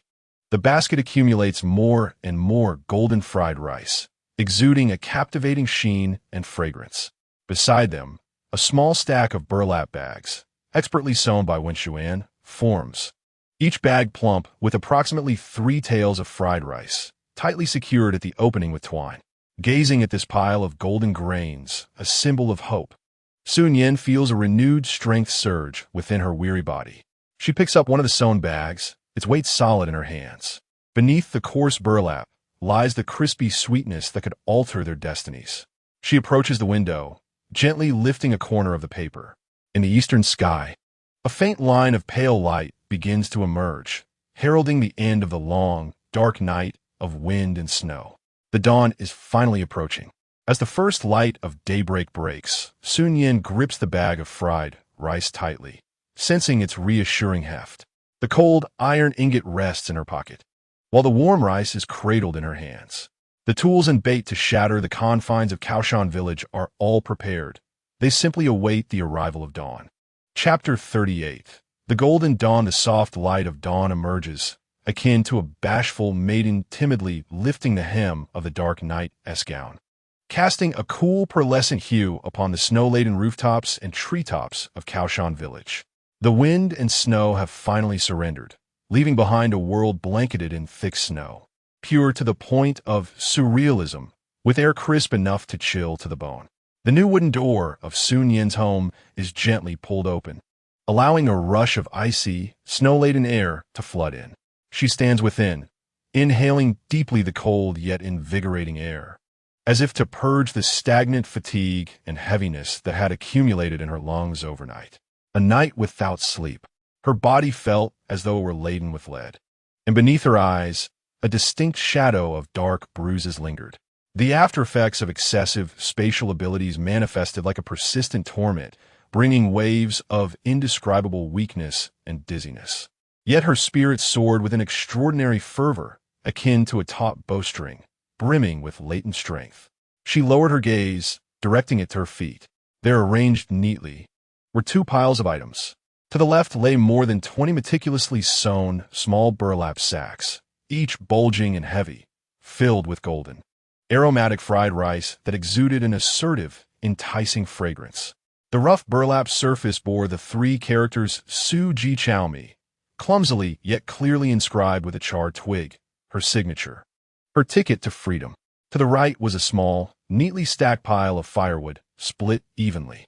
This was the heartfelt offering from the carpenter couple, who braved the wind and snow to deliver it the previous night, an expression of their unpretentious gratitude. Her gaze lingered between the 2 piles for a moment, but Su Nian hesitated not a second. She bent down and embraced the precious small pile of firewood. The unique, resinous aroma of the freshly cut wood mingled with the crisp chill of the snow, filling her nostrils. Cradling the firewood, she stepped forward, crossing the threshold into the knee-deep snow. The crunching sound of her footsteps resonated in the stillness of the early morning. She trudged towards the neighboring carpenter's house, where a similarly closed wooden door awaited her. Gently placing the firewood beneath the eaves of the carpenter's home, she arranged it neatly. After completing this act of kindness, she did not knock, but instead softly called through the door, "Aunt Wong, the firewood is at your doorstep." Her voice, though soft, pierced through the wooden barrier with clarity. Inside, a muffled gasp and the sound of hurried footsteps seemed to echo back. Without lingering, Su Nian turned and returned to her own home, bearing the weight of over 20 sacks filled with hope. Setting down the burlap bags, she refrained from immediately hawking her wares. Instead, she picked up the large broom leaning against the wall and began to diligently sweep away the snow that had been trampled into disarray before her door. The broom glided over the hardened surface of the snow, producing a monotonous yet forceful sound that carried far into the silent village. This sound served as a silent proclamation, declaring that this household had not been vanquished by the tempest and malice of the previous night. They continued to live resiliently and methodically. As the sweeping continued, some early risers among the villagers, either roused by the commotion of the night or driven by hunger to seek firewood, began to cautiously open their doors, peering curiously outside. When their gazes met the slender yet upright figure of Su Nian, alongside the small pile of bulging burlap sacks, their expressions became notably complex. They bore remnants of shame, deep unease, curiosity, and a flicker of instinctive desire stirred by the faint, tantalizing aroma wafting through the air.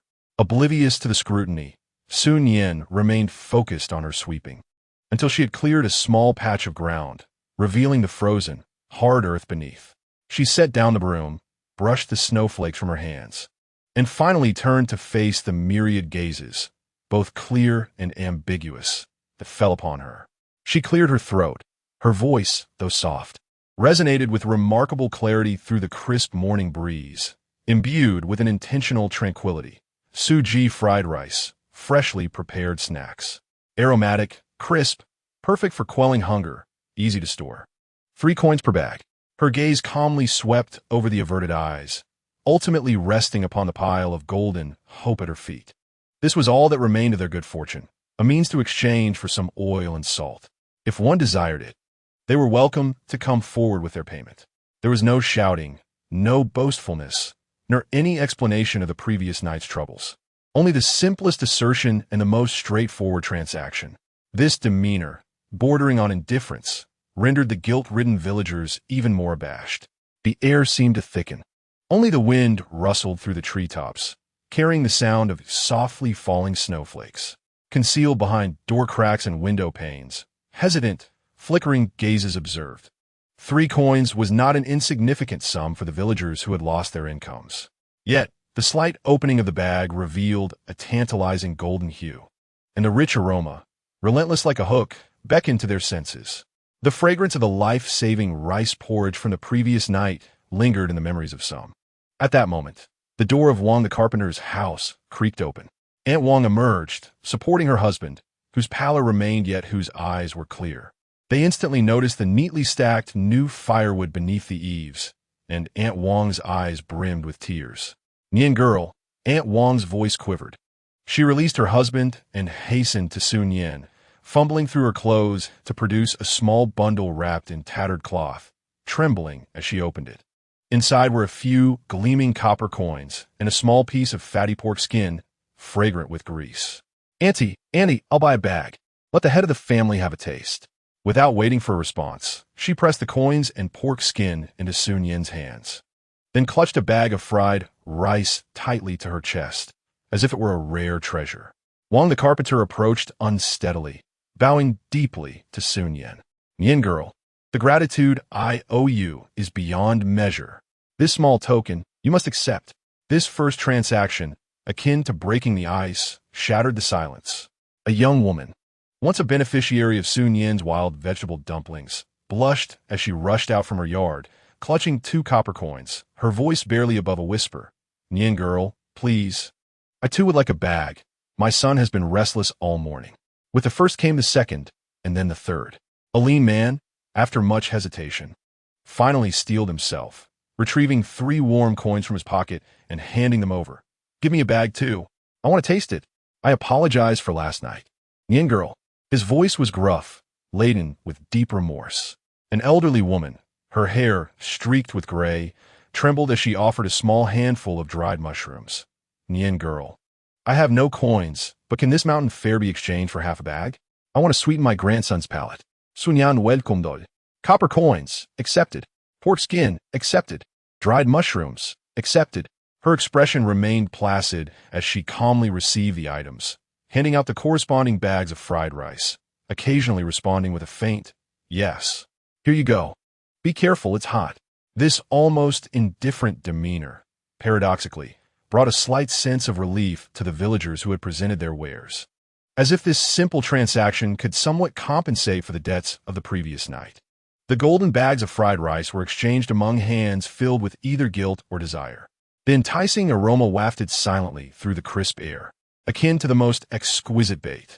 Just as the trade was gaining momentum, and several bags of fried rice had changed hands, a coarse voice filled with malice and jealousy suddenly erupted. Bah! What a worthless trinket! Who dares to sell a few burnt grains for 3 pennies? You deceitful scoundrel! Trying to swindle the hard-earned money from our fellow villagers. Su Jinbao, who had been chased by the villagers the night before, appeared at the fringes of the crowd, his face marred by bruises, his eyes filled with venomous resentment as they fixated on the pile of golden bags at Su Nian's feet, saliva nearly spilling from his mouth, yet his words were laced with vile slander. The crowd fell silent in an instant, the atmosphere once again thick with tension. The momentary relaxation was shattered by this sudden malice. Su Nian lifted her gaze, her icy stare piercing like a poisoned arrow, directed straight at Su Jinbao, Nian's twisted face. Contorted by jealousy, she uttered not a word but picked up a bag of fried rice, leisurely untying the hemstring before him. With a flourish, a handful of glistening, crispy fried rice spilled forth, dancing in her palm. That exquisite, domineering aroma, pure to the utmost, surged forth like an invisible shockwave, overwhelming Su Nian's vile words and striking every villager's nostrils. Delicious. By the heavens. It smells divine. The rice is perfectly fried. So golden. Not a bit burnt. Just looking at it makes me crave. The villagers around her could not restrain their low gasps of astonishment and admiration. The dual impact of sight and smell proved more potent than any argument. Su Nian pinched a few golden grains of fried rice, and, under Su Nian's almost fiery gaze, slowly brought them to her lips. Crunch! The crisp sound of her bite resonated clearly in the tranquil morning air. She savored it delicately, her face reflecting sheer delight in the exquisite taste, before turning to the ashen-faced Su Nian. Her voice, calm and unperturbed, dripped with a disdainful superiority. Sour grapes, are we? Su Nian, is that all you amount to? You.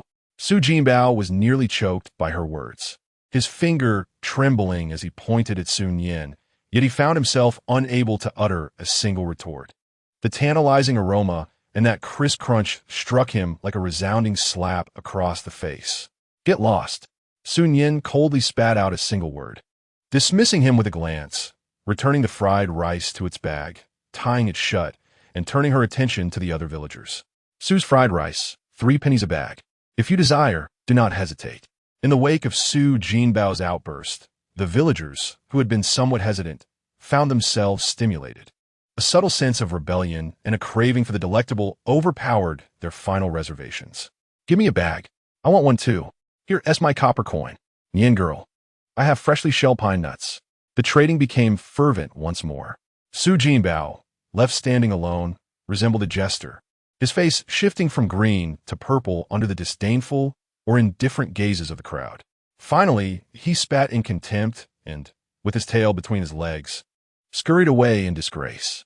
In less than half an hour, 20 bags of fried rice were completely sold out. In the final moments, some individuals were even willing to offer 4 or 5 coins in a fervent scramble for the last few bags. In Su Nian's arms, she held a small heap of heavy copper coins, a piece of fragrant pork fat, a handful of dried mushrooms, and a precious packet of pine nuts. Grasping these items, still warm from human touch, she felt their substantial weight. Yet her heart was devoid of exuberance, replaced instead by a sense of grounded resolution. This marked her first pot of gold. Though meager, it symbolized the inception of her thorny journey. She tidied her belongings, preparing to turn back towards the house. Just then, the village head, Wang Xiaotian, hurriedly approached, his face a mixture of embarrassment and complexity. Nian girl, wait, he called out, rubbing his hands together, his gaze fixed on the now barren ground, a hint of discomfort evident in his demeanor. Is there any fried rice left? Uncle would like to buy a couple of bags for my wife and grandson to taste. He paused, lowering his voice slightly. Last night, it was my fault for not handling things well, and I regret that you were wronged. These 2 bags of rice are a small token for me. Su Nian observed the ingratiating and apologetic expression on Wang Xiaotian's face and understood his intentions. It was both a gesture of goodwill and a means of severance. Her expression remained neutral as she replied coolly, there are none left. They're all sold out. A flicker of disappointment and frustration flashed across Wang Xiaotian's face. However, Su Nian shifted her tone, and from the small bag of fried rice she had reserved for her younger sibling's breakfast, she divided out approximately half and wrapped it in a clean cloth, handing it to Wang Xiaotian. Here, uncle, take this back to try. No need for money. Wang Xiaotian was momentarily taken aback. Then gratitude surged across his face as he hurriedly accepted the small cloth bundle, its warmth and the rich aroma immediately filling his senses. How can I accept this, Nian girl? He stammered. Su Nian interrupted him, her voice remaining calm. Let bygones be bygones regarding last night. There is no need to inform me of village matters in the future. With that, she turned away from Wang Xiaotian's complex expression, cradling her weighty haul, and stepped through the sturdy new wooden door of her home, gently closing it behind her. Inside, The door shielded her from the myriad of complex gazes outside. Su Nian and Su Qiao had long been waiting just beyond the door, their small faces brimming with excitement and anxiety. "Sister, did everything sell out?" Su Nian's voice trembled with disbelief. "Yes," Su Qiao exclaimed, dashing forward, her large eyes sparkling with wonder. "I just peeked through the crack in the door. So many people were scrambling to buy. Sister, you are amazing." Su Nian carefully placed her belongings on the edge of the column. The clinking of the copper coins created a harmonious sound as they piled together, while the pork fat, dried mushrooms, and pine nuts were tangible rewards of her efforts. She handed the half bag of fried rice to Su Qiao, saying, "Qiao, take this to share with your brother." Then, she picked up an empty bowl and meticulously placed each copper coin, imbued with the scent of earth, into it one by one. The crisp clinking echoed throughout the small earthen house, resembling the most exquisite melody in the world. Su Nian and Su Qiao held their breath, their eyes fixed intently on the bowl as it gradually filled with gleaming coins. A total of 67 copper coins stacked into a small, resplendent hill within a coarse earthen bowl gleamed under the soft morning light streaming through the window, scintillating with a tantalizing glow, aptly named hope. 67 coins. Su Nian's voice quivered with excitement as he delicately lifted a coin, savoring its cool touch and substantial weight. "Sister, we have money." Su Nian gazed at the amount of coins, then at the pure, almost overflowing joy and hope reflected in her younger sibling's eyes. The fatigue of the previous night seemed to dissipate under this radiant light. She picked up a small piece of pork fat, inhaling its savory aroma deeply, the enticing scent causing her empty stomach to emit a soft growl. "Nian," she said, handing the pork fat to her brother, her tone imbued with a newfound buoyancy and assurance. "Go stoke the fire in the stove and render the fat. Sister will make you scallion pancakes." "Scallion pancakes?" Su Nian and Su Qiao exclaimed in unison, their eyes wide with disbelief as they gazed at Su Nian. "Pancakes? Those were a rare delicacy reserved for the new year." "Yes." Su Nian nodded emphatically, a relieved smile blooming on her face, warm like the first gentle breeze of spring thawing the icy grip of winter. "With money we've earned ourselves, we can buy oil. Enough for all." In that modest earthen dwelling, an atmosphere filled with the essence of hope and warmth enveloped them. The flames in the stove danced back to life, casting a glow upon Su Nian's slender yet resolute profile, and illuminating the golden glow of the coins, a symbol of dawn's first light and the foundational stone leading towards freedom. Chapter 39. A heap of golden rice, the rendered fat from the pork, crackled vigorously in the sizzling iron pan, releasing an assertive yet comforting savory aroma. This scent mingled with the toasty fragrance of freshly fried rice, along with the invigorating essence of scallions awakened by the hot oil, weaving together an intoxicating tapestry of flavors that filled the small room, creating a sensation that constricted the throat and swelled the heart. Su Nian's movements were swift and deft. With a flick of her wrist, she rolled a small, smooth ball of dough into a thin sheet, evenly sprinkling it with finely chopped scallions and a pinch of precious salt. Hot pork fat was drizzled over the dough, which was quickly rolled, coiled, and flattened repeatedly, until the layers became distinct, infused with the savory richness. Finally, she rolled it into a perfect circle, giving her wrist a shake, allowing the pancake to land securely in the pan, where it met the bubbling oil in an intimate embrace. Sizzle. The sound of the oil intensified. The edges of the pancake rapidly puffed up with tiny bubbles, acquiring an alluring golden brown hue. The intoxicating aroma of scallion oil burst forth, overpowering all other scents in an instant. Su Qiao, like a little cat entranced by the fragrance, leaned eagerly over the stove, her wide eyes fixated on the pancake, which was transforming into a crispy golden delight, while her little nose inhaled deeply, nearly drooling in anticipation. Su Nian crouched in front of the stove, carefully regulating the heat, the flames reflecting his own eager visage. As the pancake turned golden on both sides, its edges slightly curling and exuding an irresistible allure, it was lifted from the pan and placed upon a chipped earthen plate. Su Qiao could no longer contain herself, reaching out her small hand, only to recoil with a hiss as the heat stung her fingertips. "Slow down. Be careful, it's hot." With a cheerful smile, Su Nian tore the oil cake into 3 portions, handing the largest piece to Su Nian, while she blew on a smaller piece before placing it into the eager mouth of Su Qiao. So fragrant, so crispy. Sister, you are amazing." The hot oil mingled with the pungent aroma of scallions, and the rich scent of flour erupted in her mouth, causing Su Qiao to squint her eyes in delight. Her cheeks puffed up as she mumbled her appreciation. Su Nian, undeterred by the heat, took a hearty bite, the crisp outer layer crumbling between his teeth, while the soft interior absorbed the savory oil. The scallion flavor was robust, yet not overwhelming, filling him with an immediate sense of pure contentment that coursed through his entire being. This was oil, the satisfaction derived from genuine fat, a tangible fullness earned through hard work. The boy's eyes sparkled with excitement and pride as he looked at his sister with admiration, exclaiming, "Sister, this is so delicious, even better than I dreamed." The 3 siblings sat closely around the cool edge of the Kong, basking in the residual warmth from the stove, sharing this hard-won breakfast brimming with hope. Each bite of the crispy oil cake felt like a stone shattering the gloom of the past. In a coarse earthen bowl, 67 glimmering copper coins quietly sparkled in the morning light, silently narrating the strength of dawn, with their bellies full and warmth enveloping them. The fatigue of the previous night seemed to dissipate significantly. Su Nian showed no signs of pause. The desire to earn money simmered within her, like boiling oil. "Winshuan Qiao," she said, placing down her bowl and chopsticks, her gaze sweeping over her siblings' equally determined faces. "Let us prepare more rice today." The objective was clear, all engines firing. The premium rice in the space resembled an inexhaustible river.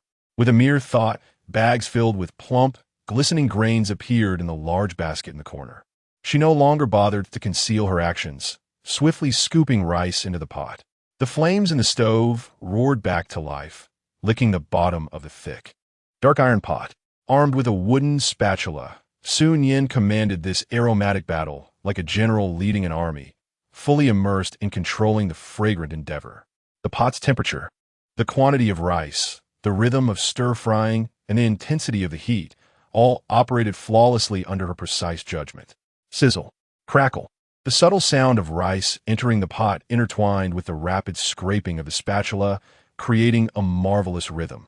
The pure white grains quickly transformed under the heat, taking on a sun-kissed golden hue, and the overpowering, delightful aroma rose pot after pot.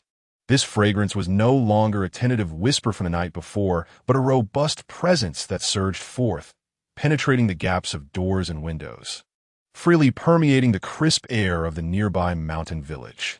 Su Nian managed the logistics, tirelessly scooping rice from the magically appearing bags to replenish the large bowl beside his sister. He also tended to the fire, ensuring it remained strong and steady. Sweat soon drenched his forehead, yet the boy remained oblivious, focused and nimble in his movements. Meanwhile, Su Qiao busied herself as the most industrious little packager. Sitting on a small stool, she was surrounded by neatly cut pieces of coarse burlap and needle and thread. Despite her tender hands, she was exceptionally earnest, clumsily yet diligently stitching the fabric into small pouches, her uneven stitches surprisingly sturdy. Whenever my sister finishes frying a pot of rice and spreads it out on a bamboo sieve to cool, she immediately scoops up the warm, golden grains with her small hands and carefully packs them into the cloth bag she has sewn herself. Once filled to about 3 taels, she tightly secures the bags, opening with hemp twine, then mimicking my sister's actions. She uses a charred twig to meticulously inscribe the words Su Ji fried rice on the surface of the bag. Though her writing is crooked and resembles a wriggling earthworm, it carries a sense of sacred duty. One pot after another, one bag after another. Inside our humble earthen dwelling, the fire blazes fiercely, and the aroma wafts through the air. The mingling scents of sweat and rice, the focused breaths, the clattering of the spatula, and the rustling of the needle and thread create a symphony of hope and strength in our daily lives. The golden fried rice in the sieve has piled up into a small mountain, alongside which stands an even more magnificent hill of fried rice bags sewn by Chiaoer. As the midday sun filters through the paper-covered window, casting clear shadows on the ground, Su Nian finally extinguishes the last flicker in the stove. 50 bags of gleaming, hefty suji fried rice are neatly arranged on a clean straw mat, resembling golden soldiers awaiting inspection. The rich, toasty aroma nearly lifts the roof off. 50 bags. Su Nian counts them, his voice tinged with uncontainable excitement and a hint of incredulous fatigue. Sister, Chiaoer has sewn 28 bags. Su Chiaoer lifts her small hand, slightly reddened from the needle pricks, her face glistening with sweat and pride, her large eyes shining brilliantly. Su Nian gazes at the golden mound, symbolizing the path to freedom. Then, at her exhausted yet spirited siblings, and a wave of immense accomplishment and warmth washes over her. She rubs her sore arms, walks to the water jar, scoops up a ladle of cool water, and takes several hearty gulps. The icy liquid soothes her throat, alleviating her bodily heat. Let's take a break. She calls to her siblings. This afternoon, we shall sell. After a brief respite, Su Nian, cradling those 50 bags of heavy hope, stands once more at her doorstep. This time, there is no need for sweeping or calling out. The intoxicating aroma serves as the finest advertisement. Villagers who had savored the taste and inhaled the fragrance the previous day are now restless with anticipation. As Su Nian's figure appears at the entrance, 7 or 8 eager individuals are already waiting, their eyes fixed on the bags in her arms. Miss Nian, you finally come. Save me 2 bags. I want 3 bags. The one from yesterday was snatched away by my son. He hasn't had his fill. Miss Nian, here's the money. 3 per bag, right? Here. The transactions are nearly instantaneous, the enthusiasm far surpassing that of the previous day. Yesterday's hesitant trials driven by guilt have transformed into a pure desire born from culinary delight. The golden fried rice bags swiftly diminish, while the coarse cloth bag in Su Nian's arms, filled with coins, visibly swells and becomes heavy. At that moment, Aunt Wang arrives, supporting Wang the carpenter, who appears slightly better than the day before. Although still weak, there is a spark of vitality in his eyes. Miss Nian, Aunt Wang beams, her voice resonant, exuding a sense of triumph. Give me 5 more bags. The one from yesterday was so satisfying that my husband slept soundly through the night. The aunt took it to the neighbors, allowing them to savor this delightful treat. As she spoke, she pressed a small string of 15 copper coins, neatly tied with grass rope, into Su Nian's hands. Wang the carpenter nodded with a beaming smile, his gaze towards Su Nian brimming with gratitude and admiration. This extravagant purchase, akin to a droplet of water splashing into hot oil, instantly ignited the atmosphere. Wang the carpenter proclaimed it a good choice. It surely cannot go wrong. Nian girl, add another bag for me. I want some too. Save some for me. The remaining fried rice was swiftly snatched up. The last few bags even incited a minor frenzy, with prices soaring to 4 and 5 won. As Su Nian returned home, cradling an empty winnowing basket and a heavy money pouch, the copper coins cascaded from the coarse cloth bag, forming an even more magnificent mound atop the column. 1, 2, 3. Su Nian's voice trembled with excitement. His fingers, imbued with a touch of reverence, counted each coin meticulously.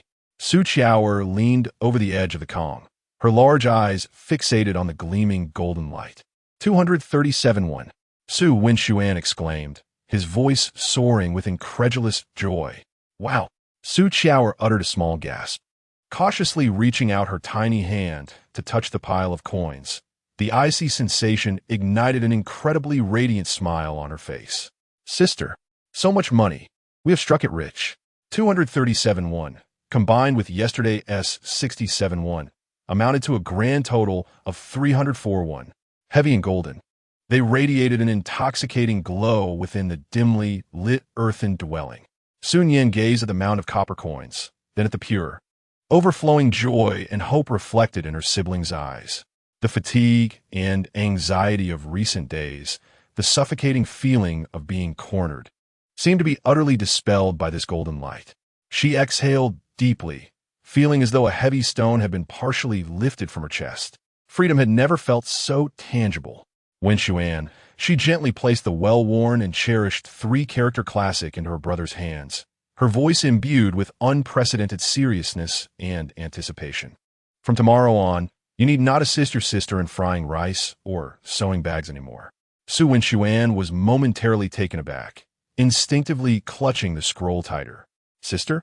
Su Nian's gaze swept over the pile of coins before settling on her brother's youthful and eager face, her words strikingly clear. Sister will support your education. Go to the town and find a teacher at the school for enlightenment. The tuition is prepared by sister. Boom! It was as if a thunderclap erupted in Su Xuan's mind. The youth abruptly lifted his head, his clear eyes widening in astonishment, waves of shock and elation surging within. Unbelievable joy, and a heavy, almost overwhelming sense of responsibility. Education, enlightenment, to the town. These words, like a magical key, instantly unlocked the deepest desires within him. It was a dream long buried, almost unthinkable since the passing of their parents, the expulsion from their ancestral home, and the struggles against hunger and bullying. Yet, at this moment, it was laid out before him so clearly and definitively by his sister, paved with the golden, fragrant coins from the fried rice. The immense shock rendered Su Xuan momentarily speechless, his lips quivering slightly, and his eyes instantly reddening. The fingers gripping the scroll turned pale from exertion. Su Nian, understanding the gravity of the situation, beamed with excitement, clapping her small hands. Brother is going to study. Brother is going to become a scholar. As Su Nian observed the glimmer of tears and the fiery determination surging in her brother's eyes, her heart swelled with warmth. She firmly patted his shoulder, her voice resolute. Yes, go study, make something of yourself. Bring honor to me and Xiaoer, and also to our parents. Su Xuan nodded vigorously, as if expending all his strength. A muffled sob escaped his throat, and the scorching tears finally cascaded down, splattering onto the three-character classic in his hands, creating a small dark stain. Those were not tears of sorrow, but a wellspring of hope, a surge of strength breaking through the earth. At that moment, a hesitant knock echoed from outside the courtyard. Su Nian furrowed her brow slightly, signaling for Su Xuan to dry his tears, and she approached the door. Who is it? Nian girl, it's me, Wang the carpenter. A weak yet gentle voice came from outside. Su Nian opened the door to find Wang the carpenter standing alone, holding a worn, rolled up old leather scroll. Uncle Wang, what brings you here?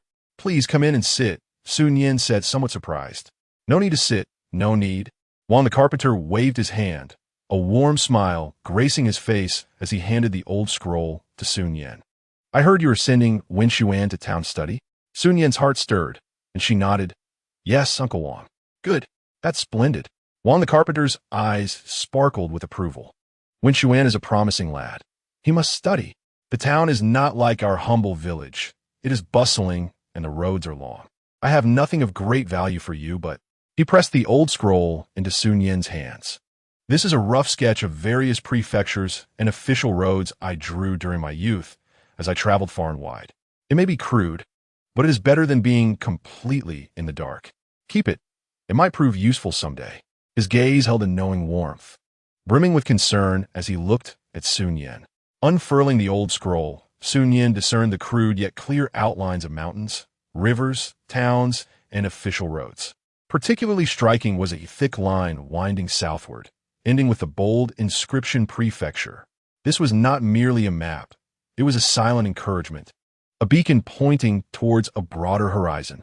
Thank you, Uncle Wang. Warmth surged within Su Nian, her voice tinged with emotion. Take it, child.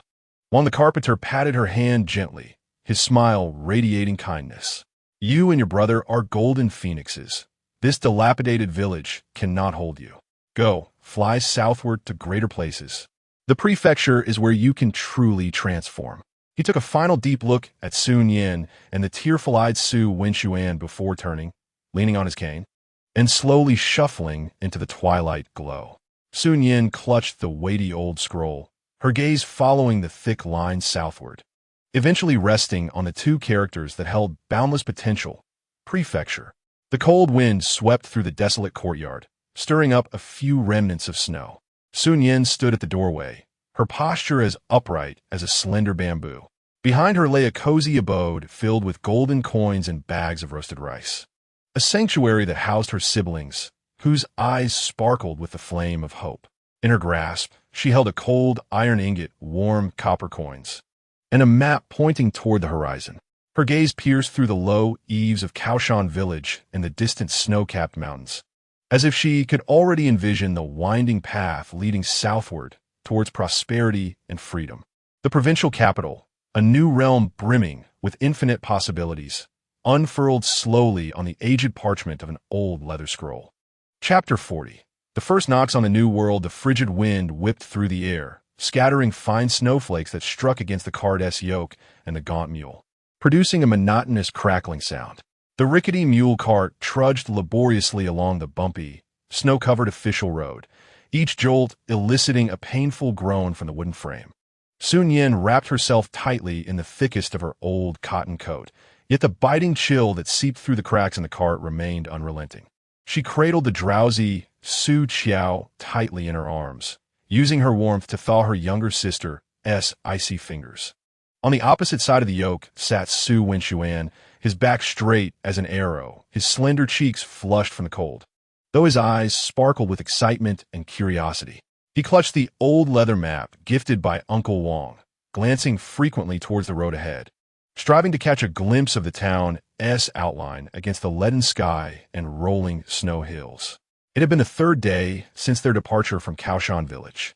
The 304 heavy copper coins had dwindled to 181, barely sufficient to hire the village's only dilapidated mule cart willing to traverse the distance to Qingyang town.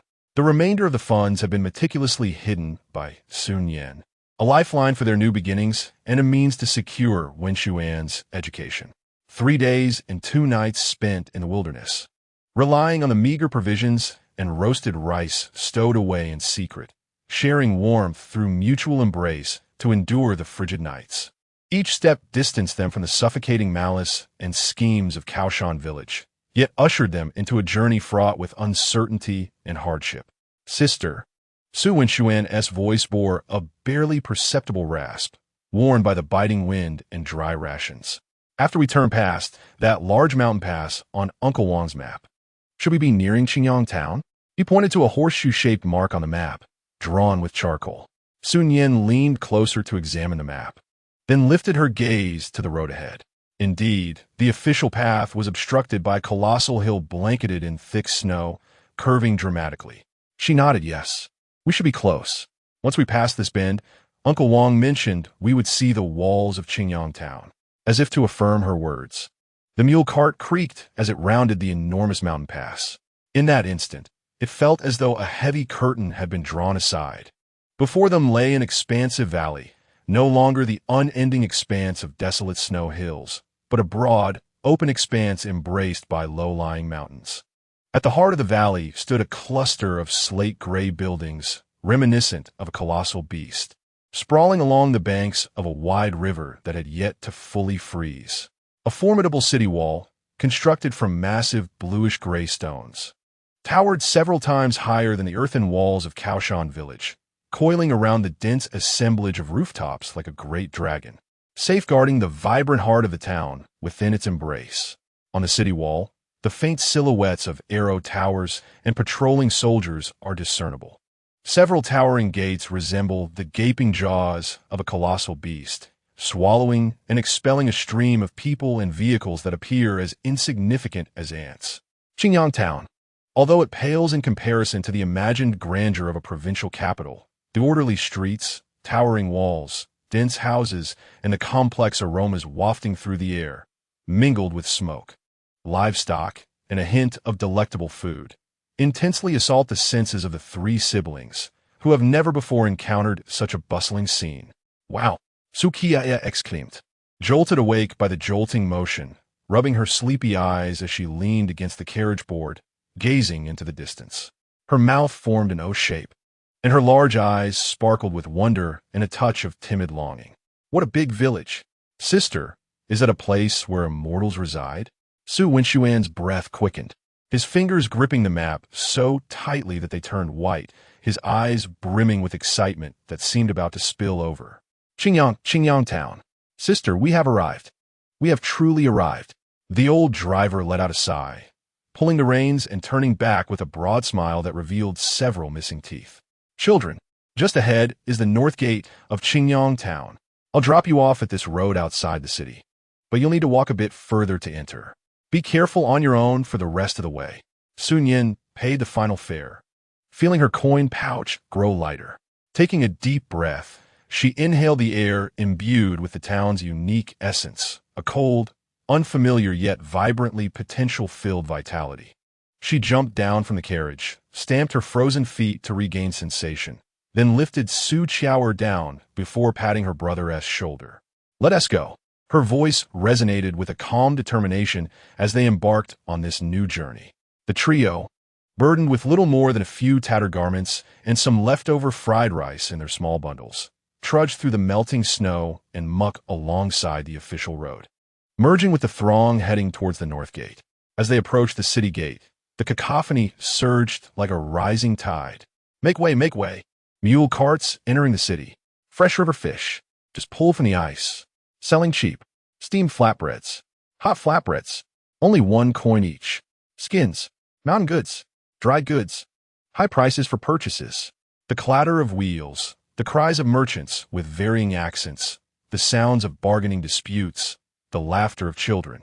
And the braying of livestock all melded into a colossal din, rich with the vibrant atmosphere of the marketplace, assailing their ears and causing their eardrums to buzz. The air was saturated with a medley of scents, the pungent odor of livestock, the fishy smell of freshly caught fish, the scent of sweat, the stench of low-quality grease, the steam of cooking food, and the faint whiff of decay emanating from a pile of refuse in the corner, all starkly contrasting with the crisp, monotonous, and somewhat despairing atmosphere of their mountain village. Instinctively, Su Nian tightened her grip on her sibling's hands. Su Nian made a concerted effort to straighten his back. Yet his gaze revealed a blend of anxiety and curiosity akin to that of a newcomer in a grand garden as he surveyed the bustling surroundings. He observed women clad in thick cotton jackets, hurrying by with baskets in hand, men pushing wheelbarrows piled high with firewood or mountain goods, and gentlemen in silk-long gowns, leisurely traversing the streets accompanied by their servants. He also noted the soldiers at the city gate, dressed in dark uniforms, scrutinizing the throngs of people entering the city with sharp, piercing eyes. Beside him, Su Qiao clung tightly to her sister's side, her small hand gripping the hem of her sister's garment, her large eyes wide with timid wonder, yet irresistibly drawn to the vibrant scenes unfolding around her. The line for entering the city moved slowly. When their turn arrived, a soldier with a stern countenance and a scarred face assessed the 3 ragged, pallid children before him, his gaze lingering particularly on Su Nian and Su Qiao, imbued with scrutiny. Where do you come from? What business do you have in the city? The soldier's voice was gruff, devoid of warmth. Sir, we siblings hail from Kaoshan village, Su Nian replied, lowering her head slightly, her voice clear and steady, laced with a touch of appropriate deference. I am sending my younger brother to a school in the town, and we seek a place to settle temporarily, to earn a modest living. As she spoke, she discreetly produced 2 warm copper coins, quickly slipping them into the soldier's hand. The chill of the coins softened the soldier's hardened demeanor slightly. His gaze swept over the tattered 3-character classic in Su Nian's arms, and then back at the mature composure in Su Nian's eyes, which belied her age. He waved his hand, granting them passage. Proceed. The city is bustling. Keep a watchful eye on your sister, and avoid causing any trouble. Thank you, sir. Su Nian inclined her body slightly, grasping her siblings' hands as they hurried through the heavy, cold archway of the city gate. As their feet finally touched the smooth, cobblestone streets of Qingyang town, an inexplicable sensation, a lang of novelty, tension, excitement, and a hint of bewilderment, overwhelmed the trio. Before them lay a broad main street, flanked by a myriad of shops, varying in height and arrangement. Cloth shops, grain stores, General goods shops, blacksmiths, apothecaries, tea houses, and small eateries stood side by side, their signs fluttering in the chilly wind. The throngs of pedestrians jostled one another, adorned in diverse attire, their expressions ranging from hurried to leisurely. A cacophony of sounds, aromas, and colors enveloped them, akin to a vast, clamorous whirlpool swallowing them whole. Here, there was none of the suffocating despair and raw malice that characterized Kaoshan village. Instead, an invisible and more intricate pressure loomed. The feeling of unfamiliarity washed over them like icy tides, quickly dousing the excitement that had just ignited. "Where shall we go, sister?" Su Nian's voice bore a trace of barely perceptible confusion as he instinctively tightened his grip on the map in his possession, as if it were their sole anchor. Su Nian's gaze flitted across the vibrant yet alien thoroughfare, ultimately resting upon the narrow, deep alleys that branched off the main street like capillaries. It was there that they might find a place within their modest means. "Let us seek accommodation," Su Nian's voice rang with calm assurance, laced with a vigilance cultivated in unfamiliar territory. "We shall find the cheapest lodgings, preferably at the town's edge." She guided her siblings, steering clear of the thronging crowds on the main street, and turned into a relatively secluded alley, where dirty snow accumulated between the cracks of the stones. On either side of the narrow alley stood low, crowded residences, their walls mottled and peeling, revealing patches of yellow clay beneath. The air was thick with a faint mustiness and the acrid scent of coal smoke. Occasionally, a woman clad in tattered garments would emerge, carrying a wooden basin to fetch water, or ragged children would chase each other playfully, casting curious glances at the three unfamiliar intruders. Su Nian's keen gaze swept across the doors and walls flanking the alley, searching for any hint of available accommodations. At last, in the depths of the alley, around a corner, she spotted a weathered wooden sign, nearly illegible from the elements, hanging askew on a dilapidated door, with the word rent faintly scrawled in charcoal. This was the place. Approaching, Su Nian knocked on the rickety door, which creaked open to reveal the face of an elderly woman, gaunt and sallow, her skin lined with deep wrinkles. Her murky, watchful eyes resembled two dusty glass beads, scrutinizing the trio outside, lingering particularly long on Su Nian and Su Qiao, her gaze rife with unmasked judgment and appraisal. "Who are you looking for?" The old woman's voice rasped like sandpaper, dry and hoarse. "Granny," Su Nian replied, lowering her head slightly, her tone gentle. "I noticed the for rent sign hanging outside and was wondering if you have any vacant rooms available." "Rent?" The old woman's cloudy eyes darted around, assessing them once more, particularly noting their faded, patched cotton jackets and the muddy, worn-out shoes they wore. A hint of disdain curled at the corners of her mouth. "There is indeed a room. Just one. No heating, only a rickety board bed. It's 300 coins a month, with a deposit of 1 month and 3 months' rent in advance." Her voice carried a tone of testing. 300 coins. A deposit of 1 month and 3 months' rent. That amounts to a total of 1,200 coins. Su Nian felt a heavy weight settle in her chest. This price would nearly deplete all the coins she had. Moreover, the old woman's demeanor instilled an instinctive discomfort within her. "Granny, could you lower the price a bit?" Su Nian ventured to negotiate. "We are new here and—" "Too expensive?" The old woman interrupted sharply, her eyes narrowing, her voice rising with a sharp edge. "If you think it's too high, then leave. Do you really think you can afford to live in town with your shabby appearance? This is the price here. Rent it or don't." She moved as if to shut the door. At that moment, a similarly dilapidated door across the alley creaked open. A woman, dressed in a somewhat worn dark blue cotton coat, her hair tied up neatly, appeared, perhaps in her early 30s. Her expression was gentle, marked by the weariness of labor. Yet her eyes shone with clarity and warmth. Having evidently overheard the exchange, she turned her compassionate gaze towards Su Nian and her siblings. "Granny's son," the woman spoke softly. "That room of yours has been empty for half a year. The window paper is all torn. In this bitter cold, it's not easy for these 3 children. Could you possibly lower the price a bit? Let them stay. At least they will have a place to shield them from the wind and snow." She looked at Su Nian, her eyes filled with kind inquiry. The mention of her vacant room caused Granny's son to shift uncomfortably, glaring sharply at the kind woman across the alley before turning back to Su Nian with a huff. "Oof, Widow Zhang, you're just too kind-hearted. Very well, very well." She waved her hand impatiently, as if dismissing a beggar. "For the sake of Widow Zhang, 281 per month. 1 month's deposit and 3 months' rent. Not a single one less.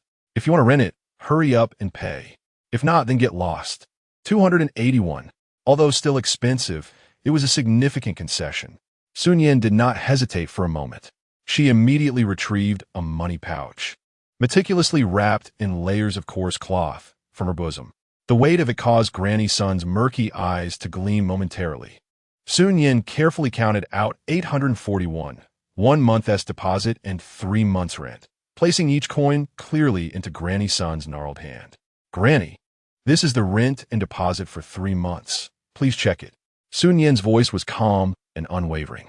Granny Sun quickly counted the coins, a wry smile creeping across her sallow face. She turned and rummaged behind the door for a rusted key, tossing it to Su Nian. "Here's the key. The innermost room. Go and have a look. The well is in the southwest corner of the yard, and you'll need to chop your own firewood. If anything is damaged, the deposit will not be refunded." With that, she turned away and slammed the door shut. Holding the cold, rust-scented key, Su Nian glanced at the kind-hearted Zhang woman across from her and slightly bent her knees. "Thank you, Aunt Zhang, for your kind words." Aunt Zhang smiled gently and waved her hand. "We're neighbors. It's only right. The place may be a bit shabby, but it can at least shield you from the wind. Go on in and take a look, it's cold." As Su Nian pushed open the creaking door of the ramshackle room, a strong musty odor mixed with dust assaulted them, causing Su Qiaoer to cough a couple of times. The room was narrow and low, dimly lit. The sole window was covered with tattered, oiled paper, and cold winds rushed in. Cobwebs clung to the corners, and the floor was uneven, made of muddy earth. A bed constructed from broken wooden planks and bricks leaned against the wall, topped with a patch of dark, suspiciously stained straw. Aside from that, there was nothing else. Cold, dilapidated, and barren. Su Nian looked at the desolate scene before him, even more forlorn than the dilapidated house in Kaoshan village, and the excitement in his eyes faded, replaced by a shadow of despair. Su Qiaoer clung tightly to her sister's leg, her large eyes filled with fear and grievance. However, there was no trace of disappointment on Su Nian's face. On the contrary, her gaze was extraordinarily bright, radiating an almost fervent glow. She walked to the center of the room, her eyes slowly scanning the narrow, run-down space, finally resting on the drafty, broken window. The cold wind rustled through the gaps, tousling her hair. Qiaoer, her voice rang out in the frigid air, imbued with unwavering determination and resolute conviction. "This is our new home." She turned to face her siblings, her eyes ablaze, each word carved into the icy air. "From this day forward, there will be no more Su Nian from Kaoshan village, only Su Nian from Qingyang town. This broken window cannot obstruct our path. This dilapidated house cannot confine our spirits. Here, we will let the aroma of Su's fried rice waft throughout all of Qingyang town. Here, we will earn enough for Wenxuan's education and ensure Qiaoer has a stable childhood. We must strive to earn our dignity and future, living uprightly as siblings." Her voice, though not raised, resonated with a penetrating force that ignited hope, echoing through the dilapidated and frigid room. The gloom clouding Su Nian's eyes was instantaneously dispelled by her fervent words, replaced by a flame ignited with fervor. He nodded vigorously, clenching his fists. "Sister, I will follow your lead." Though still somewhat bewildered, Su Qiaoer was likewise moved by her sister's empowering words, tightly embracing her sister's leg, her small face reflecting determination. Su Nian cast her gaze once more towards the broken window. Outside lay the overcast sky of Qingyang town and the low, cramped rooftops. Yet her gaze seemed to penetrate beyond, envisioning distant horizons. A new battlefield was unfolding, and the Su family's banner was about to flutter defiantly in the cold wind of this unfamiliar land. Chapter 41. The smoke of cooking in the narrow alley. The cold, musty air, laden with dust, stagnated in the low, dilapidated room. Su Qiaoer clutched her sister's clothing tightly. Her large eyes filled with fear of this unfamiliar environment and disappointment in their new home. Su Nian stood silently at the doorway, his slender figure appearing frail in the dim light, his gaze reflecting a heavy confusion and the burden of a youth confronting the world's realities for the first time.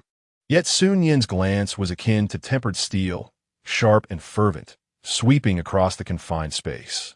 Broken windows letting in the wind, muddy, uneven floors, an emptiness devoid of possessions. These hardships, which had long been familiar in Kaoshan village, were now but insignificant specks of dust in her eyes as she faced a new journey ahead. Nian, her voice shattered the silence, carrying an undeniable command that reverberated within the small confines. Fetch a bucket of water from the well in the yard and wash the floor. Kia, take the old clothes from the bundle, tear them into strips, and block the largest hole of the window first. I will gather some firewood. The orders rang out like war drums, instantly dispelling the haze of confusion. Su Nian straightened, responding promptly. Yes, sister. He turned and dashed out the door. Su Qiao, feeling reassured, nodded vigorously and swiftly untied the bundle. Su Nian hastened to the southwestern corner of the yard, where the well lay covered in a thin layer of ice. The well rope felt damp and stiff. The windlass emitted a harsh, creaking sound. Gritting her teeth, she summoned all her strength to turn the windlass, drawing up a bucket of icy well water. The biting cold seeped from her fingertips up her arms, yet she remained oblivious, carrying the heavy bucket back inside. Splash! The frigid well water poured onto the muddy floor, stirring up dust and mildew. Su Nian followed with another bucket, mimicking his sister's actions as he splashed the water with vigor. The siblings worked tirelessly, one bucket after another, using the icy water to wash the floor repeatedly. The muddy water flowed out through the low spots, leaving behind a damp, yet considerably cleaner surface. Su Qiao tiptoed, clumsily yet earnestly stuffing the largest holes in the window with the torn cloth. The cold wind was largely blocked, although the room remained chilly. It no longer bore the piercing howls that cut through it. Su Nian wiped the sweat from her brow, unsure if it was from fatigue or the chilling air. She walked to the corner, her gaze settling upon the stack of firewood that Wang Xiaotian had sent, which had jostled along with them on their journey.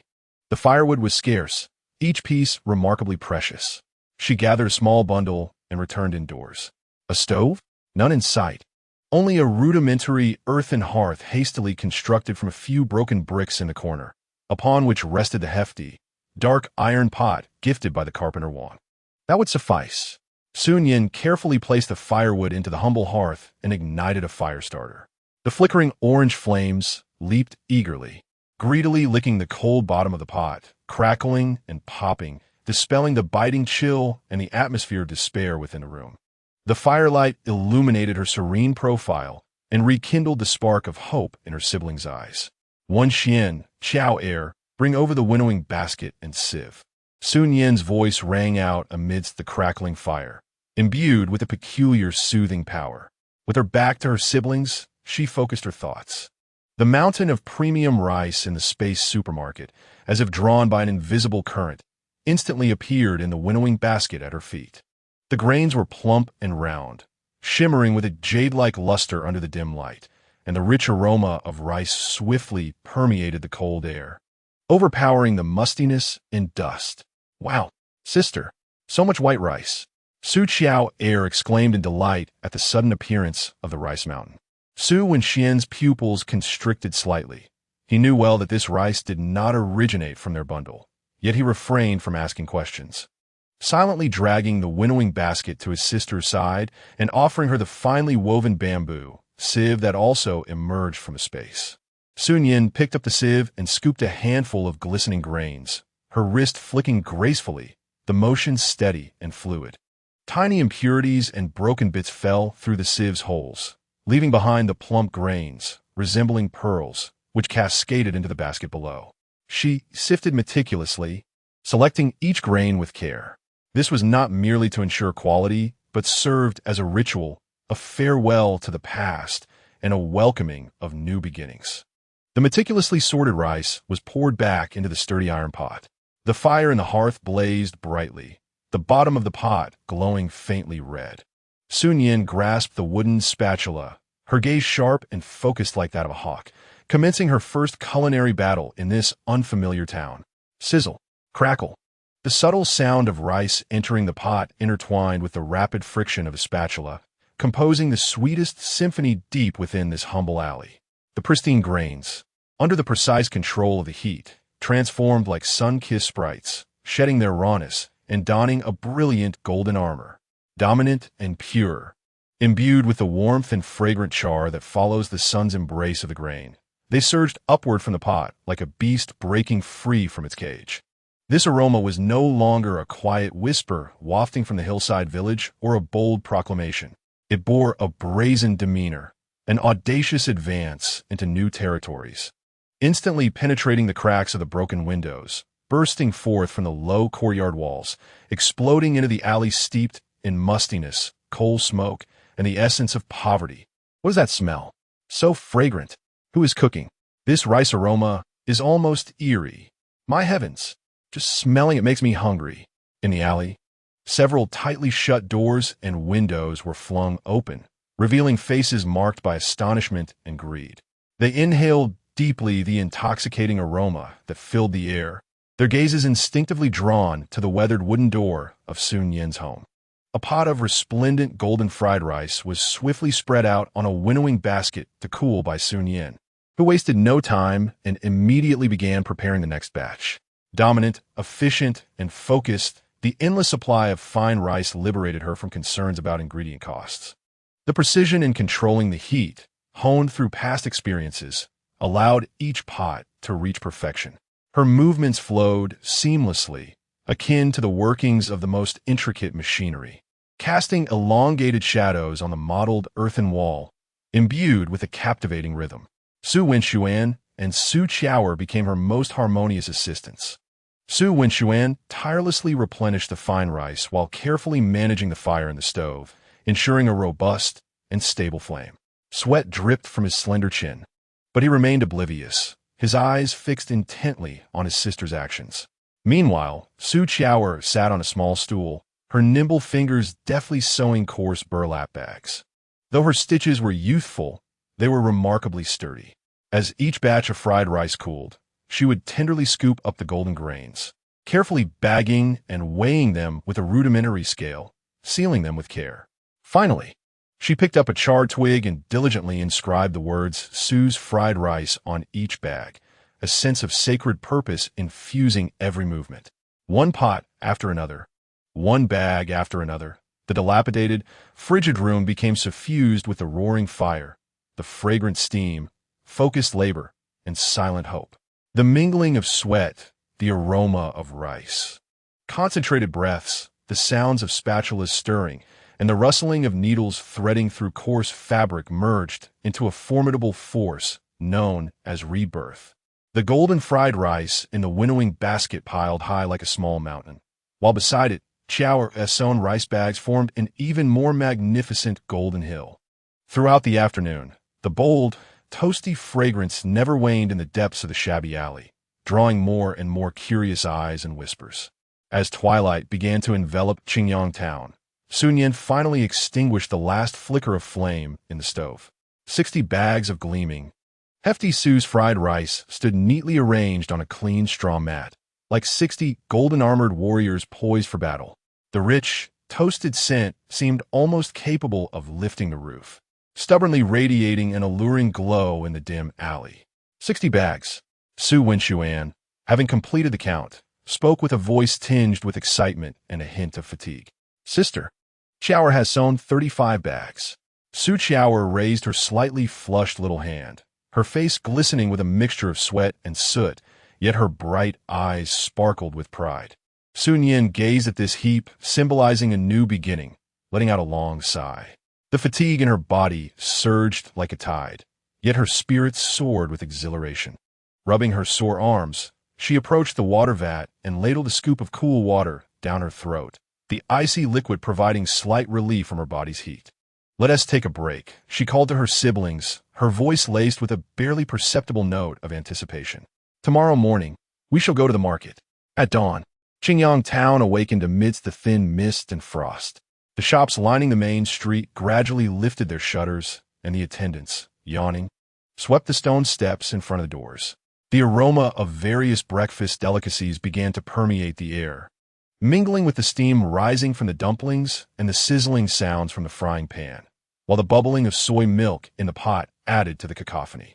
However, when Su Nian and her two siblings stepped into the largest open-air market in the southern part of the town, burdened with their heavy packages, they were profoundly astonished by the scene before them. This was no mere market. It was a seething sea of humanity. The expansive area was densely packed with stalls selling vegetables, meats, poultry, seafood, mountain goods, sewing supplies, textiles, and utensils. The clamor of vendors shouting their wares, the haggling of customers, the cackling of chickens and quacking of ducks, and the cries of children all melded into a colossal, deafening wave of sound that crashed over them. The air was thick with a medley of pungent odors, fishy, meaty, sweaty, cheap perfumes, and decaying vegetable leaves, creating a suffocating atmosphere. The throng was relentless, with people jostling for space. Women clad in colorful cotton jackets carried baskets, their keen eyes scanning the stalls. Men with burdens and push carts navigated the crowd with great difficulty. Elegantly dressed gentlemen strolled leisurely with their servants, and ragged beggars extended their tattered bowls, all converging into a surging torrent brimming with the vitality of the marketplace. Su Nian instinctively tightened his grip on the strap of the sack containing the fried rice, his handsome face etched with tension and vigilance. Su Qiaoer clung tightly to her sister's leg, her small face pale with fear, daunted by the unfamiliar clamor and crowd. Su Nian's heart raced, but she forced herself to remain composed, her gaze sharp as a hawk's, scanning the bustling stalls and the throng of people. It was imperative to find a suitable foothold, one that was conspicuous yet affordable in terms of rent. Her eyes traversed the boisterous vegetable and meat vendors, ultimately settling on a relatively quieter corner at the back of the market, where the foot traffic was less intense but still considerable.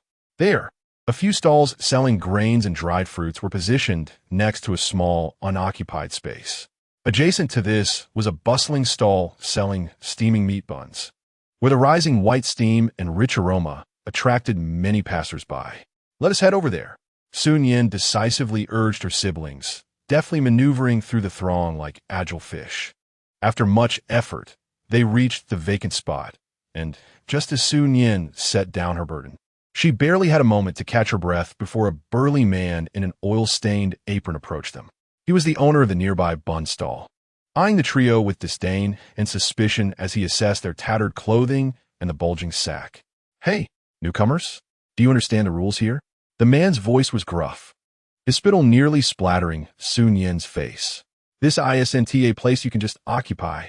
If you want to set up shop, you need to pay the market manager for a stall, 21 a day. If you can't afford it, then get lost. Don't block my business." 21 a day. It felt like highway robbery. Su Nian's heart sank, but her expression remained impassive. She was acutely aware that in such a place, showing weakness would only lead to being utterly devoured. She straightened her back slightly, her gaze meeting the imposing stare of the burly man with calmness. "Brother, we are newcomers and unfamiliar with the rules. We are willing to pay the stall fee. Might I inquire where the overseer is?" The man clearly did not expect this seemingly petite girl to be so composed, even offering to pay. He paused for a moment, then impatiently pointed towards the entrance of the market. "Over there, the tent with the market flag. Hurry up, don't dawdle." With that, he turned away, resuming his loud calls for his buns. Without any hesitation, Su Nian instructed Su Nian to keep an eye on their bundles and Xiao air, and briskly made her way to the wooden stall marked by the flag. Inside sat a lean man dressed in a somewhat new silk cotton coat, sporting a goatee and squinting small eyes, leisurely sipping tea. "Overseer," Su Nian approached, slightly lowering her head, her voice clear. "This young lady wishes to set up a snack stall beside the grain stall in the south for a day. Here is 21. She gently placed the warm copper coins on the table before the man. The overseer lifted his eyelids, glanced at the coins, then scrutinized Su Nian, his gaze lingering on her faded cotton coat for a moment. Slowly, he sipped his tea. "The south? Next to the grain stall?"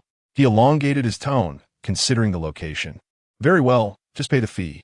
He waved his hand, signaling a nearby assistant to collect the money, and tossed Su Nian a wooden plaque inscribed with Nanbingqi. Take care of that plaque. If it gets lost or inspected, don't say I didn't warn you, the overseer said lazily, then turned his attention elsewhere. Holding the slightly greasy plaque, Su Nian hurried back to the stall. Su Wenxuan and Su Qiao air visibly relaxed upon her return. Sister, how did it go? Su Wenxuan asked anxiously. All settled, Su Nian replied, hanging the plaque on a makeshift wooden stick prominently at the stall. Taking a deep breath to quell her nervousness and the thrill of entering this new venture, she quickly retrieved the bags of fried rice from their bundle, arranging them neatly on an old piece of burlap with the labels facing outward. As the golden bags of fried rice made their debut in the slightly dim corner of the market, their overpowering aroma burst forth like droplets of water hitting hot oil, instantly igniting the atmosphere around. Hey, what is that smell? So fragrant. Is it fried rice? But this aroma is so overpowering. Look over there. A new stall. What is in that bag? It's so golden. Curious gazes rapidly converged. The crowd that had been heading towards the bun stall was now drawn in by this sudden, more enticing fragrance, turning their heads, slowing their steps, and some even veering directly towards Su Nian's stall. Little girl, what are you selling? A woman carrying a vegetable basket, her nose twitching with interest, couldn't help but ask, her eyes fixated on the golden bags. Su Nian looked up, her face breaking into a perfectly timed smile, a blend of shyness and confidence. Auntie, this is Su Ji fried rice, prepared using our family's traditional method. Fragrant, crispy, satisfying, and easy to store. 3 in a bag. Would you like to try? As she spoke, she picked up a bag and, in a public display, untied the twine with a flourish. With a delightful rustle, a small handful of golden, plump, and crispy fried rice spilled forth. The sheer purity of its essence, imbued with the sun-kissed aroma, surged forth like an invisible shockwave, forcefully invading the nostrils of everyone nearby. The dual assault on both sight and smell instantaneously vanquished all skepticism. Fragrant, it was undeniably intoxicating. A man tending to firewood could not suppress a swallow. It appeared delectably crisp, golden, and perfectly cooked. Atriflinksum, not at all exorbitant. I'll take a bag. Let me have one too. With the first brave soul daring to taste, the transaction ignited in an instant. The bags of golden fried rice dwindled rapidly, while the coarse cloth pouch in Su Nian's arms visibly swelled, becoming heavy with coins. Hey, fried rice vendor. A somewhat arrogant voice rang out. A boy, perhaps 12 or 13 years old, clad in a brand-new satin cotton jacket, pushed through the crowd of attendants to the stall. Clearly drawn by the enticing aroma, he glanced at the worn attire of Su Nian and her brother, his expression tinged with the disdain and fastidiousness characteristic of a privileged youth. Is your fried rice truly that fragrant? Don't tell me you're trying to deceive me. Let me have a taste first. A burly attendant behind him stepped forward, reaching out to grab the open fried rice from the stall. Su Nian's eyes narrowed, and with the speed of lightning, she tapped the back of the attendant's hand lightly with her spatula. Ouch! The attendant recoiled in pain. Maintaining her smile, Su Nian's voice, however, carried an unmistakable chill. Young master, you may sample it. But first, payment is required. Caught off guard by Su Nian's swift action and her candid gaze, the satin-clad boy instinctively accepted the handful of fried rice. He scrutinized it suspiciously, then brought it to his nose for a whiff. The overwhelming aroma compelled him to swallow. Finally, he cautiously placed the fried rice into his mouth. Crunch! The crisp sound resonated.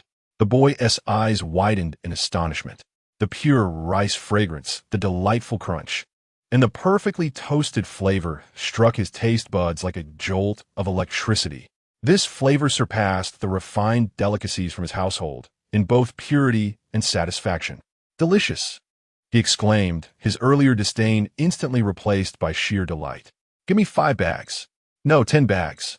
He swiftly produced his coin pouch, spilling forth a small pile of copper coins, totaling over 30 pieces. This extravagant display of generosity and unabashed praise served as the most resounding advertisement, instantly igniting the enthusiasm of the surrounding crowd. If the young master finds it delicious, it must be good. Nian girl, give me 2 more bags. I want 3 bags. Money. The remaining fried rice was swiftly snatched up. Su Nian collected the coins with nimble fingers, her smile unwavering and demeanor composed, efficiently tallying the transactions. As the last few bags were eagerly taken away by a woman who cradled them as if they were treasures. Only empty burlap and a pile of gleaming copper coins remained at Su Nian's stall. The 3 siblings gazed at the small mountain of their harvest, almost unable to believe their eyes. Su Nian's face flushed with excitement, while Su Qiaoer clapped her small hands in delight. At that moment, the large man selling steamed buns nearby wore a sullen expression, his demeanor dark enough to drip water. His stall stood almost deserted, as all the patrons had been lured away by the tantalizing aroma of fried rice. He glared at the pile of glimmering coins on Su Nian's stall, then cast a glance at the gradually cooling buns in a steamer, his eyes brimming with jealousy and resentment. With a sudden motion, he slammed his greasy cloth onto the counter, producing a sharp crack that cut through the bustling market with unrestrained malice. Bah! What a wretched fried rice. Just some worthless brown rice burnt to a crisp with a touch of flavoring to deceive the gullible. It reeks. Beware of diarrhea if you indulge too much. Only a pauper would purchase such rubbish. The coarse, venomous roar of the bun seller erupted like hot oil splashing into ice water, instantly igniting a reaction in the crowded market. Spittle nearly hit Su Nian's face, carrying the pungent scent of rancid meat and inferior oil. The atmosphere seemed to freeze momentarily. The crowd, which had been eagerly purchasing and captivated by the fragrance of fried rice, suddenly appeared as if someone had pressed the pause button. Numerous eyes shifted in unison from the mound of gleaming coins at Su Nian's stall to the bun seller's scowling visage, and then back to the 3 siblings. Doubt, astonishment, and hesitation spread through the throng like a plague. Flavoring? A woman, who had just paid and clutched a bag of fried rice, turned pale and instinctively pulled the bag away. Burnt brown rice? Surely not. It looks golden. Yet, the butcher Wang had a point.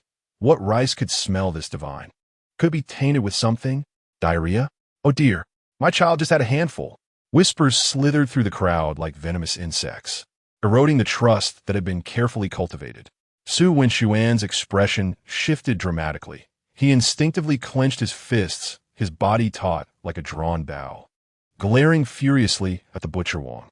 Su Qiaoer, frightened, turned pale and hid behind her brother, clutching his garment tightly, her wide eyes filled with terror. Seeing the impact of his words, the butcher Wang's eyes gleamed with satisfaction, and he raised his voice further, spitting with fervor. Look at this little girl. How old is she? What ancestral skills could she possibly possess? I suspect she is merely peddling some dubious concoction. The scent is suspect. It must contain something harmful. Otherwise, how could it smell this good? What honest fried rice smells like that? Don't be gluttonous.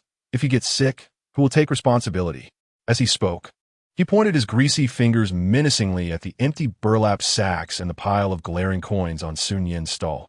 Just look at how many people have been deceived. Such a black heart. The malicious slander pierced Su Nian's heart like a venomous ice pick, igniting a flame of fury within her. The hope she had painstakingly nurtured and guarded was on the brink of being obliterated by the mere words of this shameless scoundrel. Absolutely not. Su Nian drew a deep breath, forcefully suppressing the fury and cries that threatened to erupt from her throat. Anger would not resolve the issue. It would only fall into the trap set by her opponent. Her gaze instantly turned cold and sharp, akin to the profound ice at the bottom of a frigid pool, piercing directly towards the self-satisfied butcher, Wang. The calm and penetrating nature of her stare momentarily stifled Wang's arrogant demeanor. Wang, my voice may not be loud, Su Nian spoke. Yet her words cut through the surrounding clamor with an extraordinary clarity, imbued with a peculiar and heart-stirring tranquility. Do you claim that my fried rice contains additives that could harm others? Without waiting for Wang's response, she abruptly turned, her eyes sweeping across the crowd of onlookers, whose faces bore expressions of doubt and whispered conversations like a cold searchlight illuminating the truth. Her gaze was open and clear, emanating an undeniable strength. Dear neighbors, uncles, and aunts, Su Nian's voice suddenly rose, resonating with a metallic clang reminiscent of clashing iron. I, Su Nian, have fled from Kuaishan village with my young siblings, seeking refuge here, with nothing to my name, relying solely on the ancestral skill of frying rice. I aim to carve out a living in Qingyang town, to earn my brother's tuition for school, to secure a steady meal for my sister. Her voice bore no whimpering. Instead, it conveyed a heavy, blood-stained truth that struck at the hearts of the common folk. Holding up an empty bag, she pointed to the crooked characters spelling Su's fried rice, her tone resolute. The method I employ is the secret passed down through generations. I fry only the finest, clean, plump rice. Not a grain of salt, not a drop of oil, and certainly no additives that you may have heard of, which I cannot afford. Her words struck with conviction, carrying an undeniable openness. The crowd quieted, their doubts somewhat assuaged by her forthright demeanor. As for the fragrance, a faint, icy smirk graced Su Nian's lips as her gaze once again turned sharp. Like the edge of a blade. Wang, you use fine white flour and fresh meat for your steamed buns, which exude a delightful aroma. That is skill.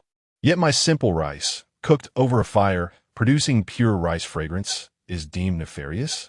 Is this the rule of Qingyang town, or merely your personal decree? Her incisive rebuttal carried a formidable logical weight. Why should Wang's fragrant meat buns be considered a talent while a young girl's fried rice was dismissed as something sinister? The murmurs within the crowd began to shift direction. What she says makes sense.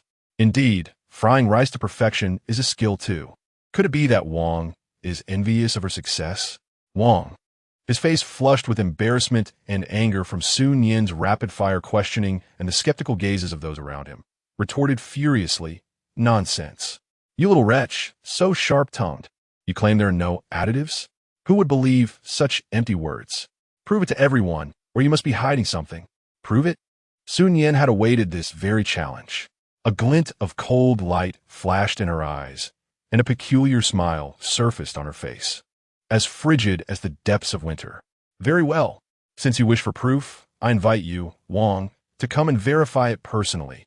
She suddenly bent down, retrieving a pristine earthenware bowl from beneath the stall, which was, in fact, a hidden space. She then picked up a bag filled with freshly fried rice and, with a flourish, poured an abundant helping of golden, aromatic fried rice into the bowl, its enticing fragrance wafting through the air. The pure essence of rice immediately enveloped the surroundings once more. "Boss Wang," Su Nian declared, presenting the bowl of fried rice before the butcher, her gaze sharp as a blade.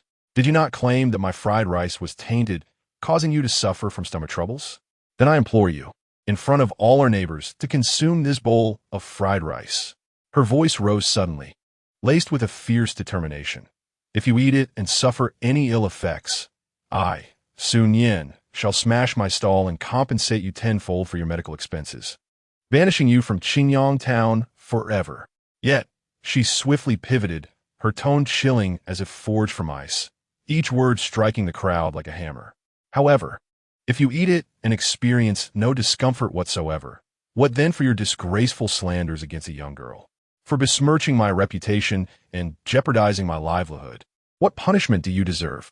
Should you not kneel and beg for forgiveness from my siblings and me, and then roll up your belongings and depart from this market, never to return?" Boom! The declaration resonated like thunder among the crowd. Everyone stood in stunned silence at Su Nian's audacious, all-or-nothing retort. An open tasting, a gamble of fate, a plea for repentance, a demand to leave the market. This was not merely a rebuttal from a frail and solitary girl. It was a fierce confrontation akin to a street brawl, infused with a wild tenacity that defied the odds. The flesh on Wang the butcher's face froze in disbelief. His once smug, slanted eyes widened in shock. He glanced at the enticing bowl of golden fried rice, and then at Su Nian, whose icy gaze seemed capable of freezing souls, and an inexplicable chill raced from his feet to the crown of his head. Would he dare to eat it? Certainly not. He knew well that the so-called additives causing stomach issues were merely the malicious fabrications born from his envy of her success. This fried rice was irresistibly fragrant. Yet who could ascertain its true nature? What if, by chance, there was something amiss? After all, he had spent a lifetime building his reputation in Qingyang town. How could he let himself be outmaneuvered by a mere girl? To kneel publicly and beg for forgiveness? That would be more torturous than death. Cold sweat drenched Wang the butcher's greasy back. His flesh twitched, lips quivering as he pointed an accusatory finger at Su Nian. "Ew, you little wretch. You dare, idare." Su Nian interrupted fiercely, advancing with the bowl, her eyes glinting like a predatory beast. "Boss Wang, please, in front of the overseer and all our neighbors, consume it. Let us ascertain the truth. Allow everyone to witness whether my fried rice is indeed poisonous or if your heart is darker than ink." "Yes, Wang the butcher, you eat." Su Nian pressed further. "Weren't you quite vocal just moments ago? Prove to everyone that you are not guilty. To hesitate now is to reveal your own treachery. Eat, quickly."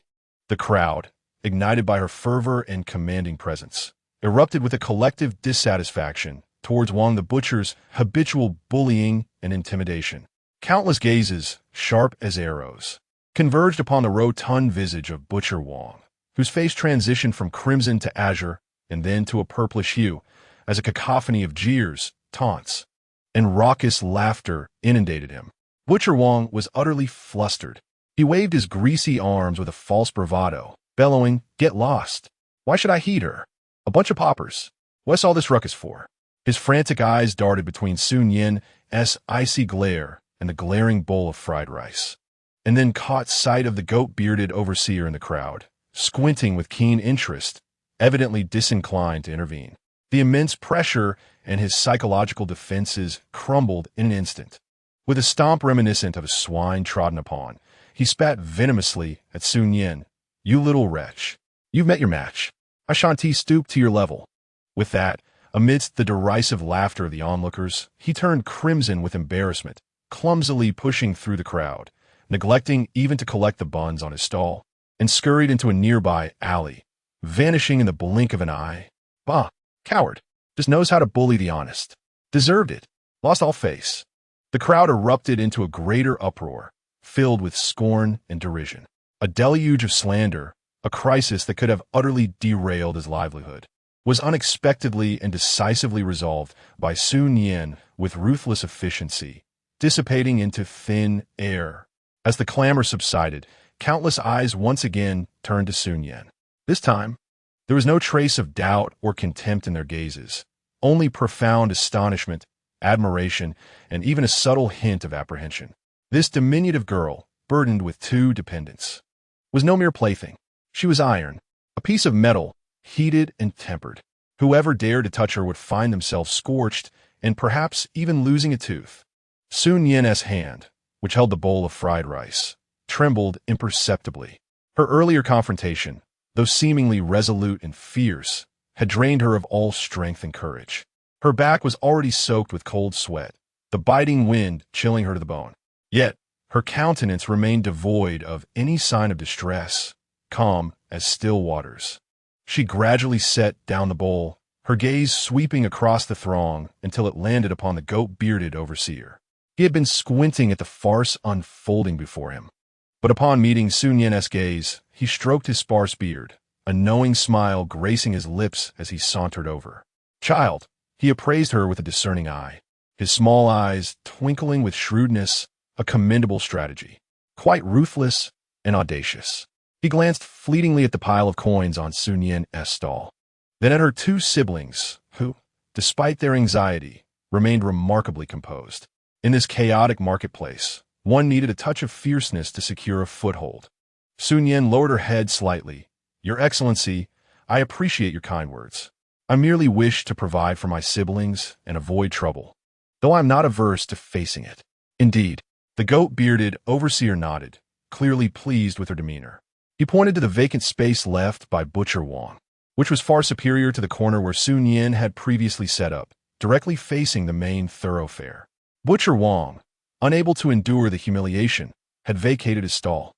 "That spot is quite decent. 30 coins a day. Will you rent it?" 30 coins. It was 10 coins more than before. Yet the location was incomparable. Su Nian exhibited no hesitation. Location equates to profit. She promptly counted out 30 warm copper coins and handed them over with both hands. "Rent." "Thank you, Manager Xia, for your attention.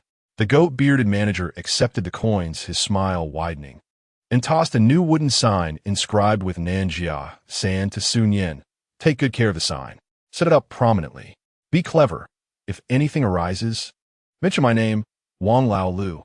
With that, he strolled leisurely back to his shed. With the dust settled, Su Nian grasped the oil-stained sign that symbolized her promising new position and led her siblings to the stall vacated by the butcher Wang. The stall's countertop was greasy, and the steamer still emitted faint wisps of steam. Undeterred, Su Nian hung the Nan Jia San sign prominently in the most visible spot. She turned to face the myriad curious gazes, inhaling deeply the mixed scents of the bustling market.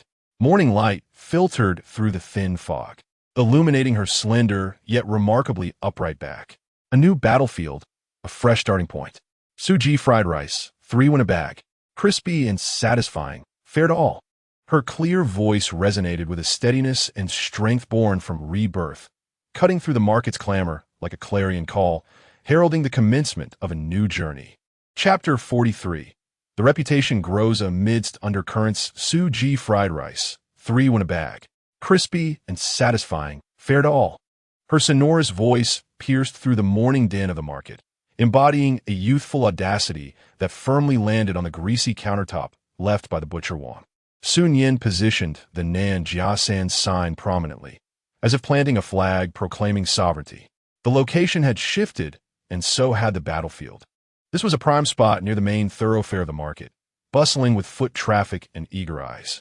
Without the shelter of a corner, the 3 siblings found themselves under the spotlight, every gesture scrutinized by countless gazes. Su Nian took a deep breath, suppressing the lingering excitement and fatigue within her. Swiftly, she extracted the bags of fried rice, arranging them neatly with their labels facing outward on the freshly wiped countertop. The golden bags shimmered enticingly in the morning light. As soon as everything was arranged, several figures crowded around the stall. Nian girl, we finally found you. It was the woman with the basket who had been the first to buy fried rice yesterday, accompanied by 2 or 3 similarly curious women. The fried rice you sold yesterday has become a treasure for my little one. He stuffed a handful in his pocket and played all day without complaining of hunger. Now, some of my old friends have heard about it and insisted on coming to try. Exactly. Nian girl, hurry, give us each a bag. The women clamored, their eyes eagerly fixed on the golden bags. Su Nian beamed sincerely. All right. A moment, aunts. She efficiently collected the money and handed over the goods.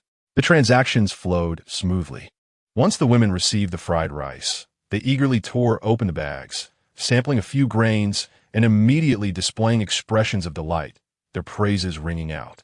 This served as a signal, igniting the enthusiasm of the onlookers around. Give me a bag, too. I missed out yesterday.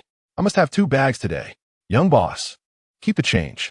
Thanks to the elevation of their position and the fierce reputation earned from yesterday's grueling battle, today's business has surpassed that of the previous day. The sounds of inquiries and purchases echoed, and soon a crowd gathered around the small stall.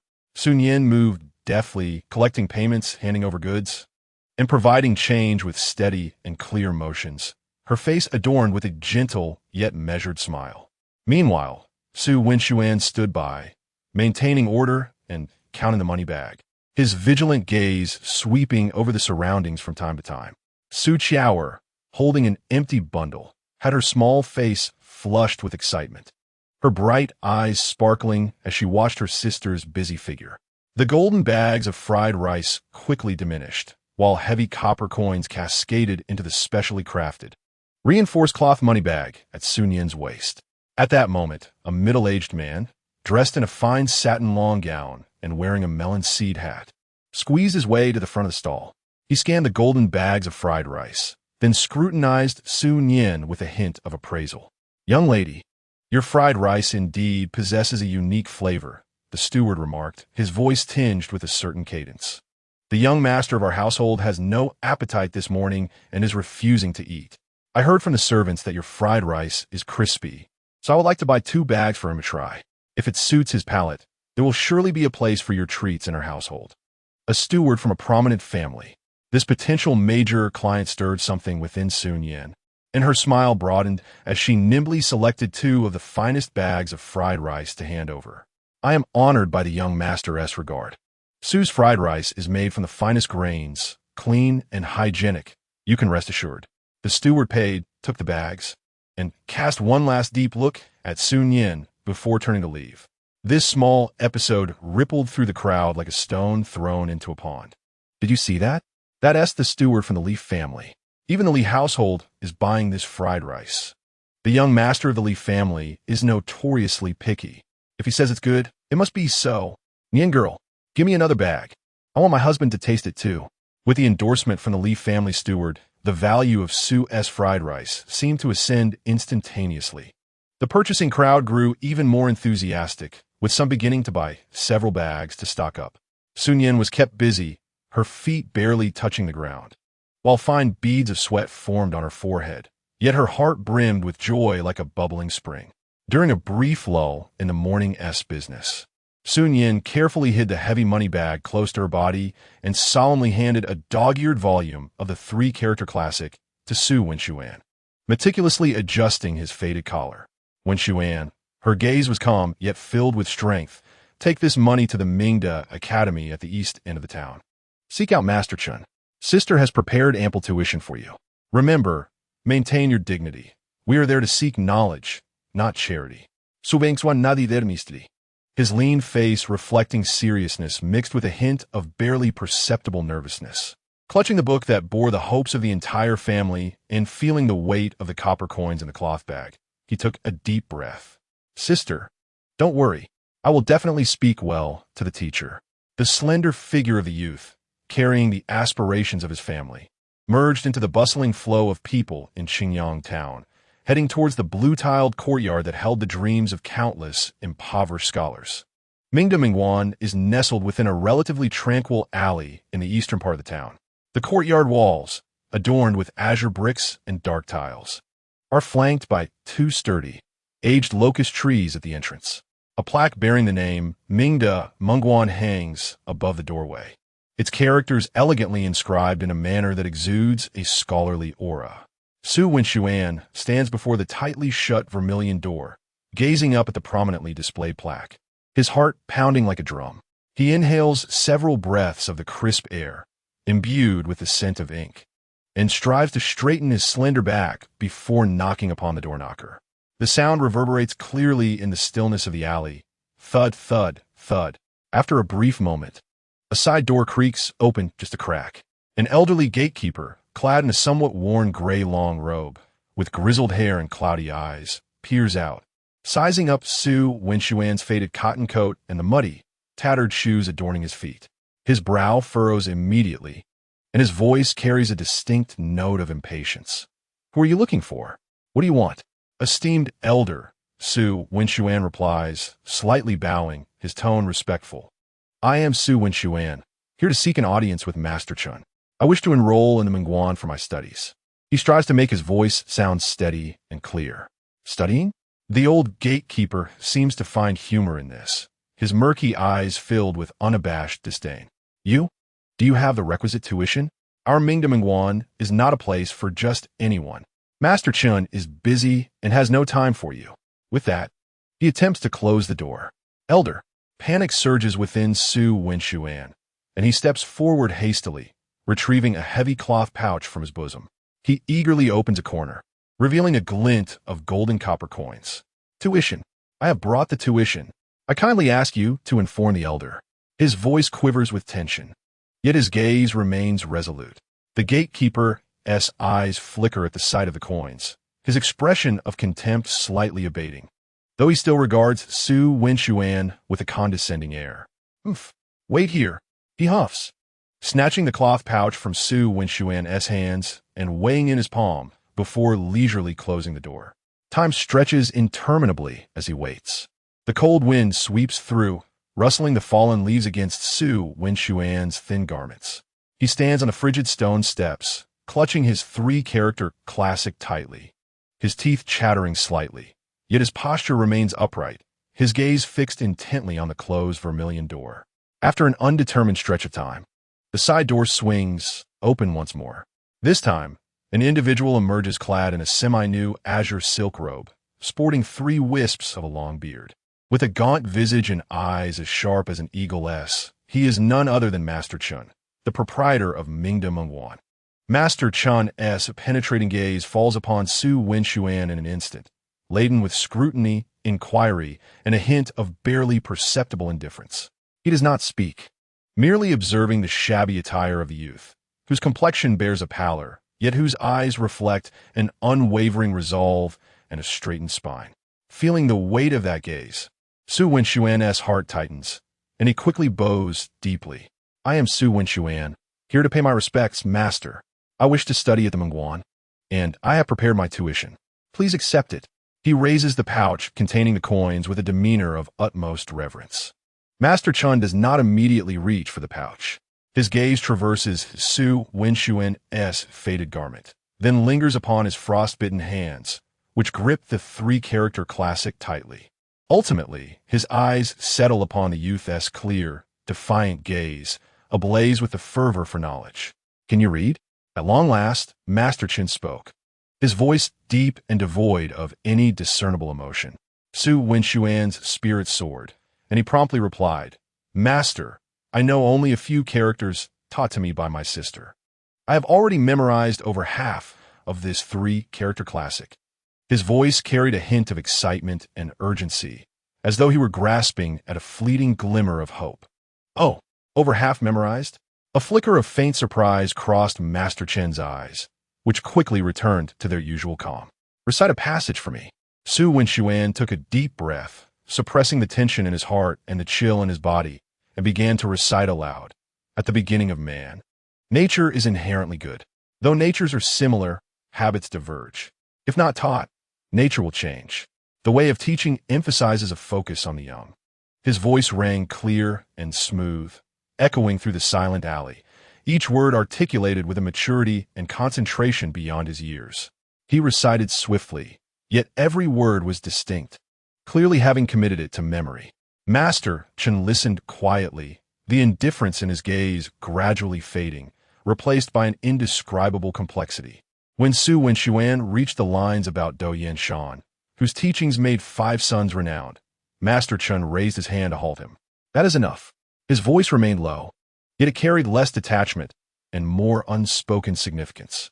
He gazed at the young man, standing resolutely against the cold wind, eyes ablaze with passion, as if he were seeing his own youthful self toiling in a dilapidated temple. The tattered garments, the red hands frozen in the cold, the tightly grasped scrolls, and that unwavering desire for knowledge burning bright amidst hardship lingered in his memory. Finally, Master Chun spoke again, his tone infused with a heavy sigh, yet tinged with a hint of fragile hope.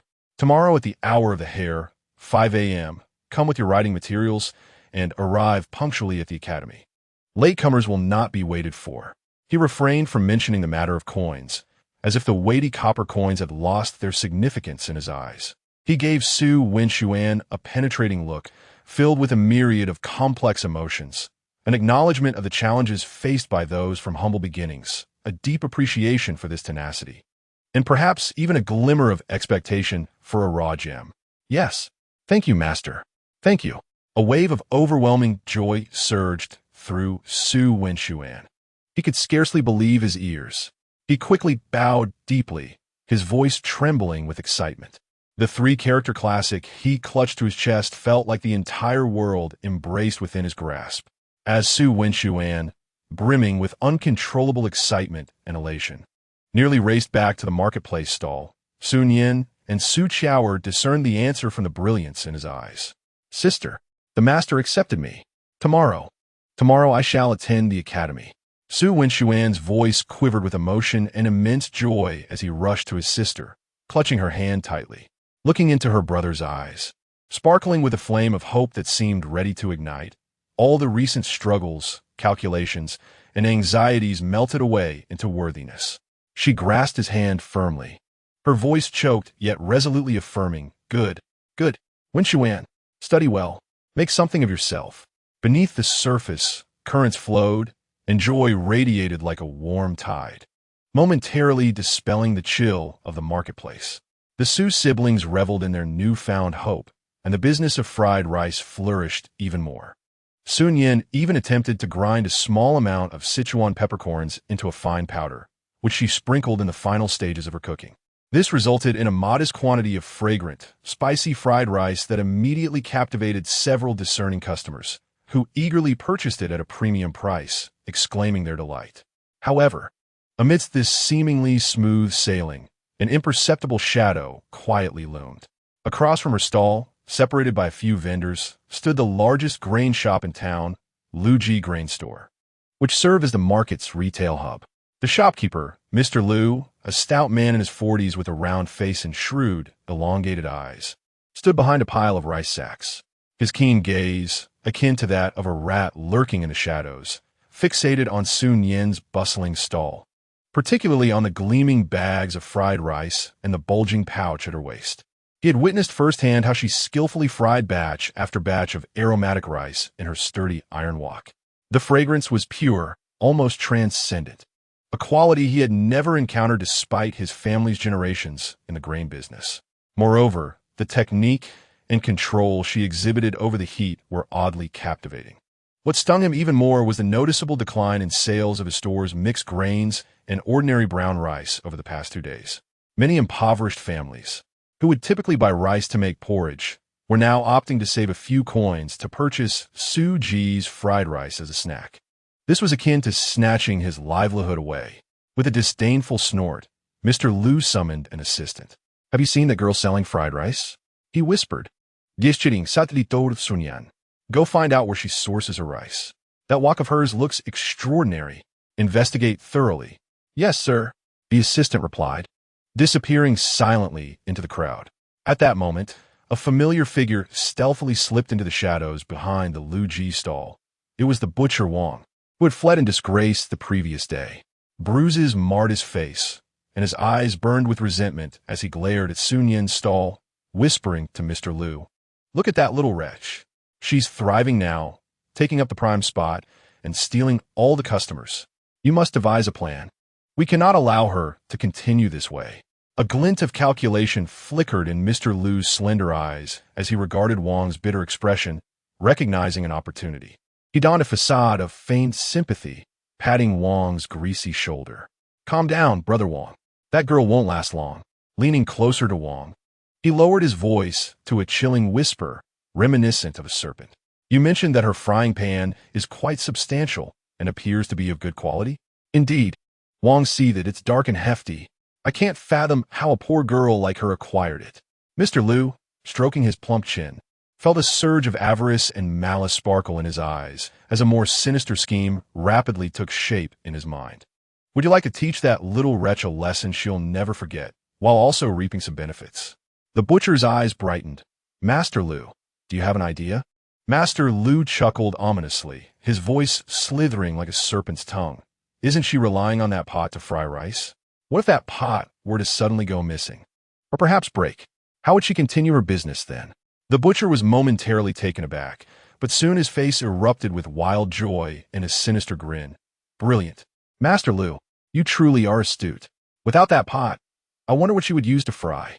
At that moment, he could almost envision Su Nian's expression of despair, eagerly rubbing his hands together. That pot was indeed made of fine iron. Once acquired, it could be easily sold. "Hush!"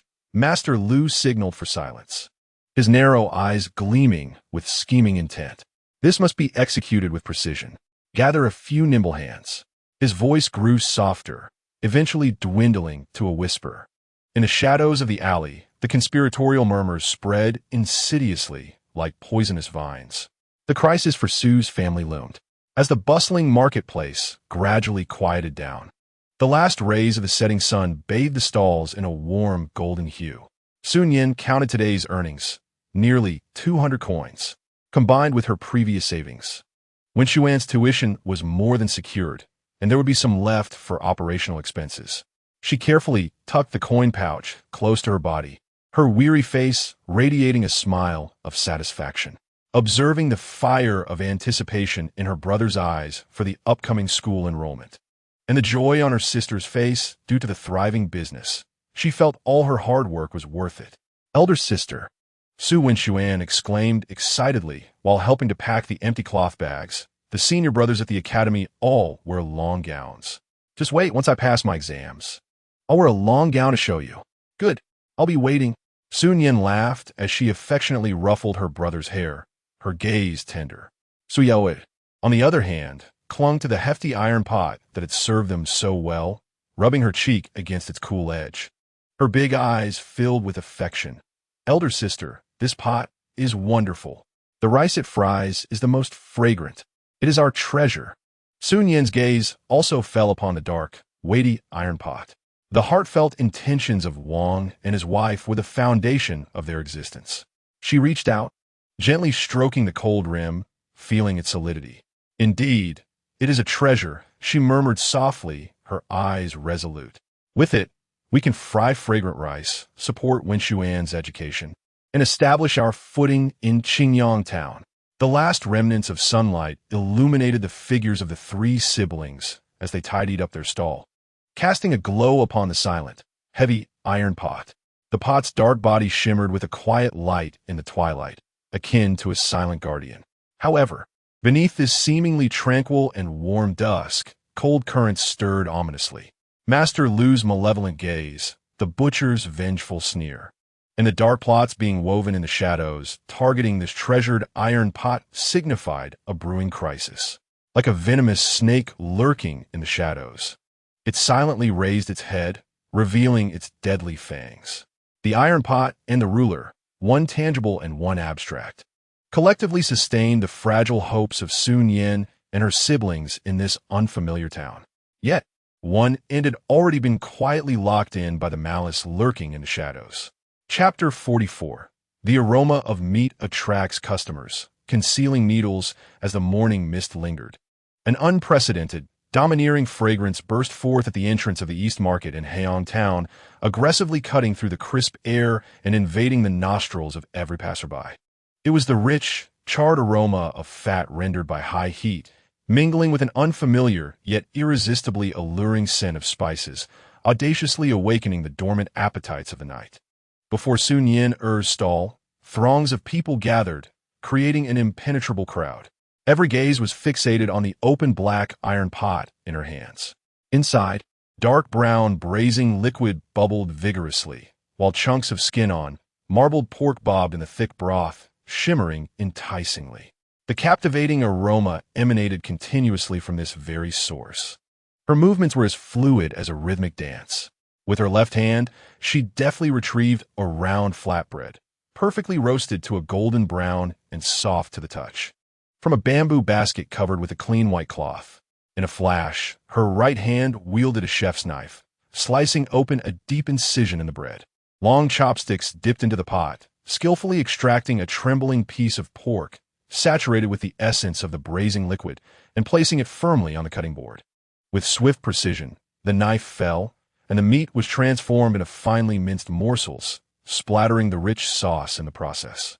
A small spoon then ladled a dollop of the steaming, glossy, braising liquid, drizzling it evenly over the minced meat. Finally, this delectable pile of meat was carefully stuffed into the split bread, bulging with the succulent juices that even slightly soaked the crispy outer layer. Freshly made, 8 coins each.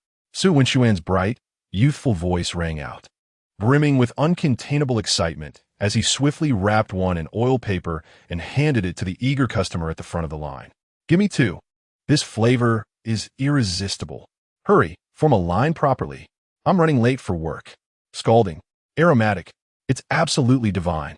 Worth every coin. Exclamations of admiration, urgent requests, and satisfied slurps intertwined, as copper coins clinked and fell into the increasingly stuffed pouch at Su Nian's waist. A smile of concentration and satisfaction played at the corners of her mouth, her hands never pausing in their work, disregarding the beads of sweat forming on her brow. Su Qiao, like a vigilant little rabbit, nestled closely beside her sister, clutching a small wooden box for money, her round, dark eyes fixed intently on every hand that reached to pay. The business was more bustling than ever, nearly overwhelming the small stall. Oh, isn't this the little stall from Su's renowned chef family? What divine meat are they selling to attract such a long queue? A brash voice interjected, laced with unmasked malice. The crowd was forcibly parted, revealing Zhang Biao, the son of the butcher, his face a mask of gluttony, swaggering over with two similarly carefree companions. His beady eyes surveyed the bubbling pot and the long line, finally landing on Su Nian's industrious figure and the bulging pouch of coins. A glimmer of greed fleetingly appearing before he donned a confrontational expression. Zhang Biao, what brings you here? Su Nian continued her actions, her eyelids unflinching, her voice calm, yet as piercing as ice. Is there something amiss? Zhang Biao scoffed derisively, delivering a forceful kick to the wooden stand supporting the stall, causing the broth within the pot to tremble. You owe my father for the meat you've taken on credit. It's time to settle up. The interest has accumulated quite significantly. He extended his stubby fingers, emphasizing an exaggerated figure. The crowd stirred uneasily, many revealing expressions of fear and retreating a step back. It was well known that Zhang Biao was notorious in the town, leveraging his father's butcher business and his own brute strength to engage in various acts of intimidation. At last, Su Nian paused her slicing, raising her head. Her delicate face bore no trace of fear, only an icy tranquility. She fixed her sharp gaze upon Zhang Biao, her eyes cutting through to the core of his being. Zhang Biao, one must speak with integrity. Your father, the butcher, is a man of fairness. I, Su Nian, have always paid in full for my meat, regardless of the hour, never once defaulting. The neighbors can attest to this. How dare you come here today, brazenly slandering me with accusations of debt and interest? Is it because you see me, a solitary girl caring for my younger siblings, as easy prey? Or do you believe your family's reputation, painstakingly built by your father over decades, is worth nothing more than your baseless assertions? Her voice, though not raised, was clear and resonant, carrying an undeniable authority. The crowd fell silent, a multitude of eyes converging on Zhang Biao, reflecting skepticism, disdain, and a burgeoning support for Su Nian's words. Who could forget that the butcher valued his reputation above all? Zhang Biao's actions were tantamount to tarnishing his own family's name. Zhang Biao, taken aback by the barrage of her accusations, felt his face flush with humiliation, especially at the sting of Su Nian's remark regarding his father's hard-earned reputation.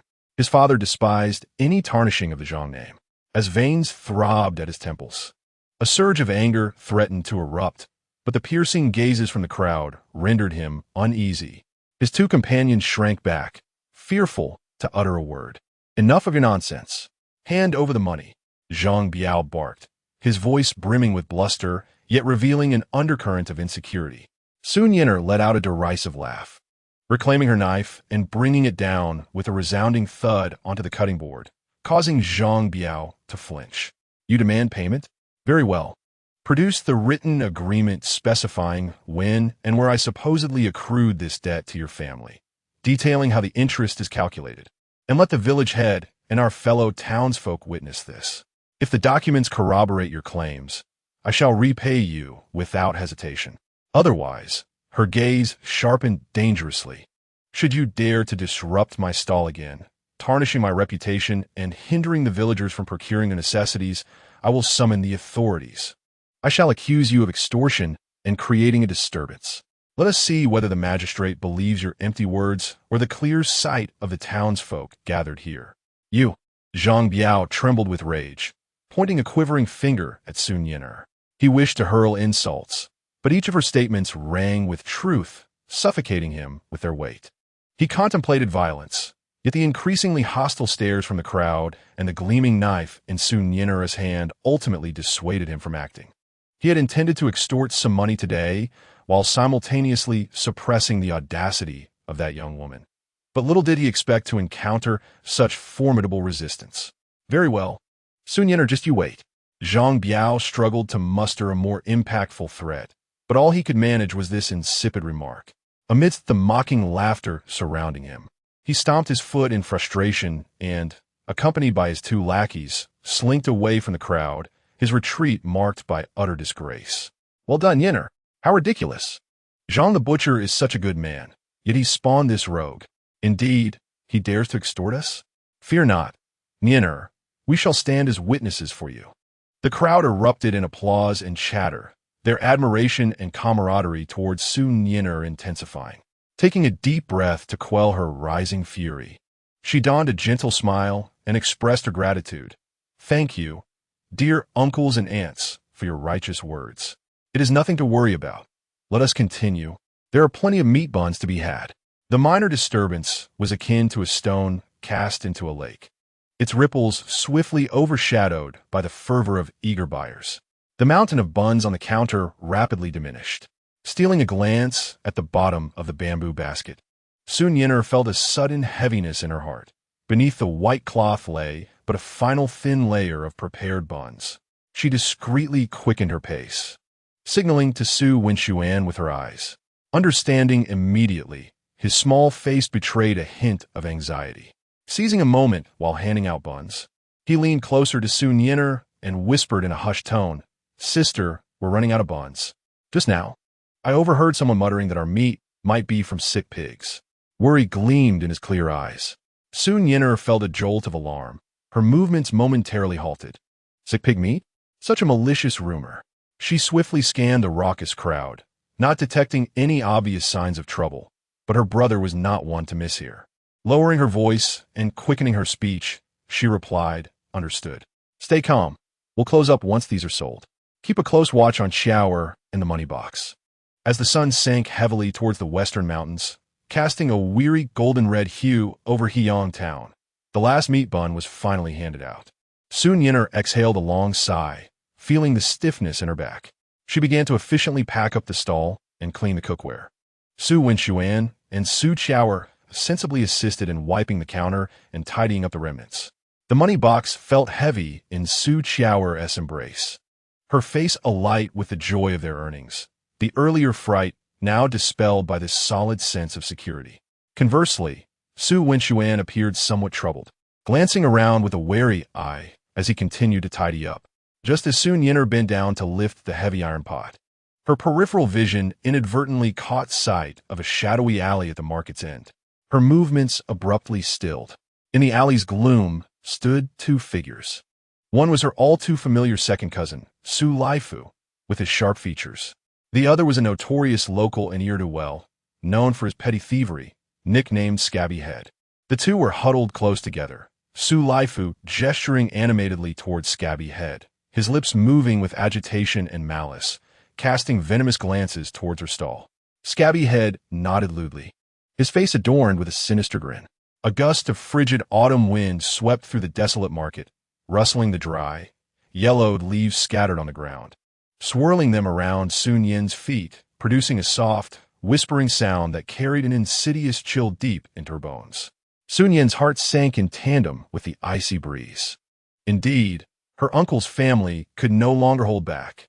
Zhang Biao's provocations were merely an appetizer. The true trouble loomed like ominous clouds in late autumn, pressing down with a heavy foreboding. She straightened her back, her gaze sharp as a blade, silently meeting the two malicious stares at the alley's entrance. The actions of packing up intensified, imbued with a tension akin to the gathering storm. As twilight enveloped the surroundings, the last vestiges of daylight were swallowed by a dense, grayish-blue haze. In the dilapidated courtyard, a solitary oil lamp flickered on the stove, casting Su Nian's busy silhouette into elongated shadows upon the mottled earthen wall. Resembling a silent guardian, she vigorously shook the nearly empty flour sack. The coarse burlap bag hung downwards as Su Nian bit her lip, her wrist infused with a defiant strength as she pounded the bottom of the sack. Fine flour dust trickled down in the dim light, resembling a desperate snowfall, ultimately accumulating into a pitifully thin heap upon the countertop. This scant amount of flour was hardly sufficient to support the bustling meat sandwich business the following day, let alone provide her younger siblings with a decent meal of noodles. The harsh reality weighed upon Su Nian like a colossal stone, nearly suffocating her. The mountain of refined flour piled high in the supermarket now served as the most ironic backdrop, visible yet ephemeral, capable of satiating one's immediate hunger but utterly incapable of filling the gaping void carved into her life by malice. Sister, Su Qiaoer's frail voice trembled with lingering fear, her small hand tightly clutching Su Nian's garment, her wide eyes brimming with terror. Aunt Wang quietly told me that she overheard Li's wife gossiping, saying our meat is suspiciously fragrant. It might indeed be like Zhang Biao claims, tainted pork from sick pigs. She also said that if the magistrate finds out, he will surely shut down our stall and drive us out of the town.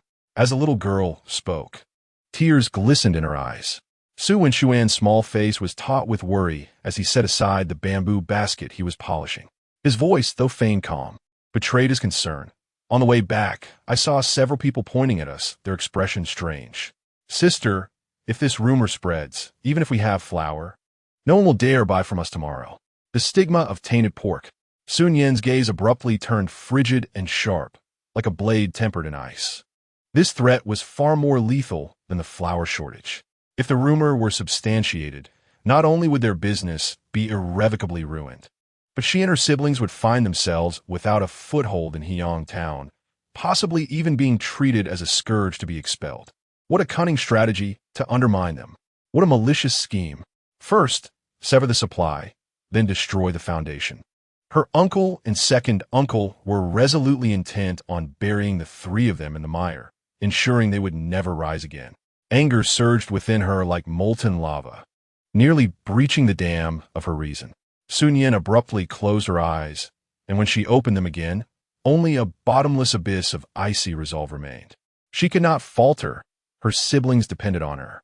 Do not be afraid. Su Nian's voice resonated with an unusual steadiness as she drew her sister Su Qiaoer into her embrace, gently wiping away the tears on her sister's face with her sleeve. Our livelihood is earned through righteous means. Should anyone dare to cast aspersions, they must be prepared for the consequences of their actions. Her gaze swept over her younger siblings, Wen Xian and Xiaoer.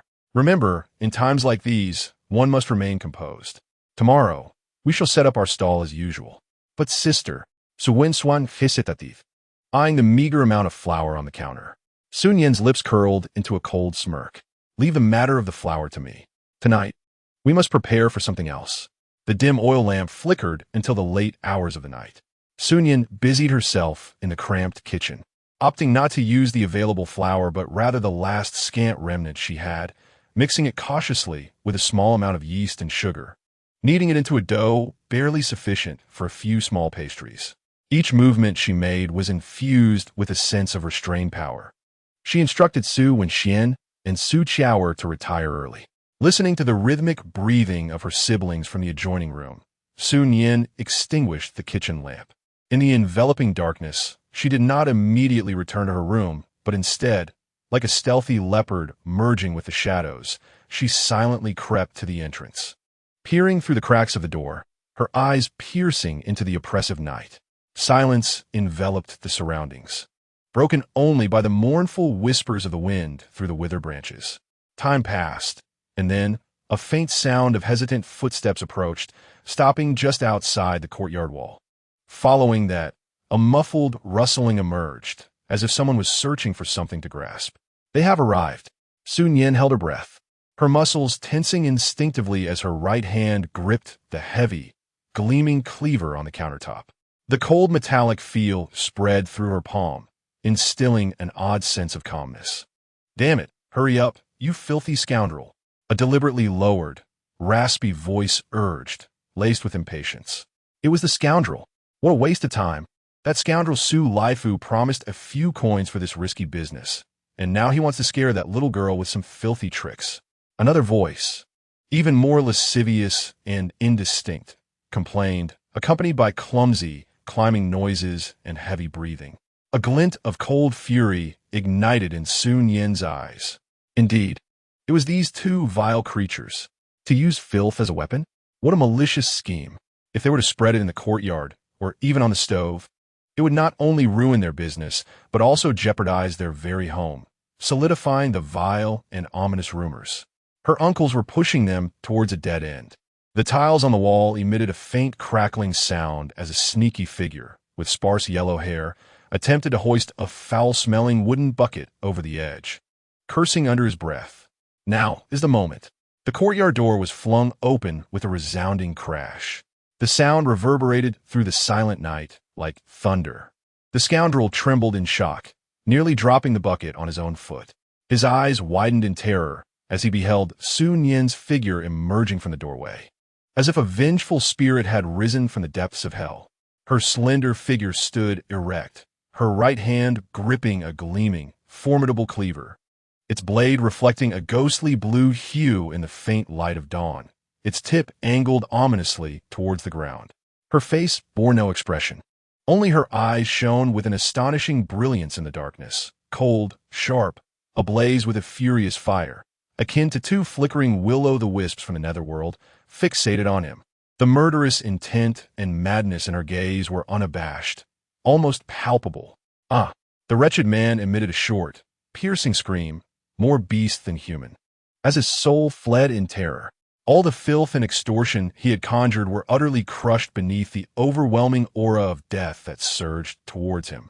A chill shot from the soles of his feet straight to the crown of his head. His bladder lost control, and warm liquid trickled down his pant leg, a foul stench accompanying it. A specter. There was a specter. Murder. He babbled incoherently, scrambling to escape over the wall, but his paralyzing fear rendered his movements grotesque. Like a clumsy sack, as he thudded heavily into the muddy ground outside, emitting a muffled groan of pain. His accomplices, caught off guard by the sudden turn of events and the wretched man's pig-like wails, were paralyzed with fear, abandoning their comrade in a panic, their figures vanishing into the inky depths of the alley, leaving the wretched man to writhe in agony in the mud. Su Nian approached the entrance of the courtyard, the blade in her hand glinting coldly as she regarded the struggling figure in the mire, as if looking down at a filthy insect. She made no move to pursue, but with a voice so frigid it could freeze souls, she pronounced with clarity and emphasis into the darkness, "Return and inform Su Laifu. Should you dare extend your claws again, I, Su Nian, shall sever the very hand that reaches out. You wish to play games? I shall match you to the end. Let us see whose heart is darker, and whose blade swifter. Begone." The final word, begone, resonated like thunder, infused with unyielding fury and infinite menace. The wretched man, terrified to his core, scrambled away, rolling and crawling, his body soaked in mud and pain forgotten, dragging a limp leg as he wailed for help, disappearing in a flurry towards the direction of his fleeing accomplices, swallowed by the obsidian night. Su Nian stood at the entrance, the night wind rustling her thin garments with a haunting melody. The cleaver remained firmly in her grasp, its blade reflecting the icy starlight. Her chest rose and fell slightly, the flame in her eyes unextinguished, instead deepening into a chilling glow that promised destruction. The feud with her uncles had reached an irrevocable point. Since they dismissed the bonds of kinship and pressed her relentlessly, she would not hesitate to wield her ruthless heart, slaying gods and Buddhas alike. She slowly turned and closed the courtyard gate. The heavy wooden bolt fell with a soft click, severing her from the tainted world outside, as if sealing off the last remnants of warmth. The dim oil lamp reignited upon the stove, illuminating her flower-dusted yet resolute profile. The night was still long. Tomorrow would unveil the true battlefield. The following morning, in the Easter market of Heian Town, the Su family stall was set up as usual. Unlike the previous day, a large earthen pot simmered at the front, emanating a fragrant steam rich with the aroma of rice. In the pot, a thick, milky porridge bubbled away, accompanied by a small dish of golden, enticing fried dough, crafted from the last precious remnants of dough by Su Nian the night before. At the meat sandwich stall, the number of flatbreads had dwindled sharply, leaving only a solitary dozen, which stood out starkly in the emptiness. Yet, Su Nian's demeanor remained remarkably composed, as if the tumult of the previous night had never transpired. She methodically attended to the scant few meat sandwiches, her movements fluid and graceful. However, an unusual tension hung in the air. The queue had noticeably thinned, and within the sparse assembly, many gazes wandered, imbued with hesitation and curiosity, their whispered conversations buzzing like pesky insects. "Have you heard? The meat comes from a pig that died of disease. While it may be fragrant, it's deadly. If the magistrate finds out, look, with only this little bread today, there must be a problem. Perhaps they're feeling guilty? Su Nian and Su Qiao maintained strained expressions, attempting to uphold their calm, though the anxiety in their eyes betrayed them. At that moment, a stir rippled through the crowd. Chun Deli, the magistrate, strode forward with his hands clasped behind his back, his face stern, accompanied by the sycophantic Su Laifu, who wore a mask of barely concealed glee. Casting a venomous glance at Su Nian. Su Nian, the magistrate's voice boomed with authority and severity, his gaze sweeping across the stall. Someone has reported that the meat you are selling may be sourced from diseased livestock. Is this true? Do you have anything to say for yourself? His eyes fell upon the few remaining flatbreads and the solitary pot of porridge, his brow furrowing deeply. The scene unmistakably suggested the impending collapse of her business. The murmurings around them surged, countless eyes fixated on Su Nian, filled with suspicion, pity, and an eager anticipation for the unfolding drama. Su Nian set down her knife and slowly raised her head. Her face bore no signs of panic, but rather an extraordinary calmness. She straightened her back, her gaze clear and resolute, meeting the magistrate's scrutinizing eyes and briefly sweeping past Su Laifu's smug countenance.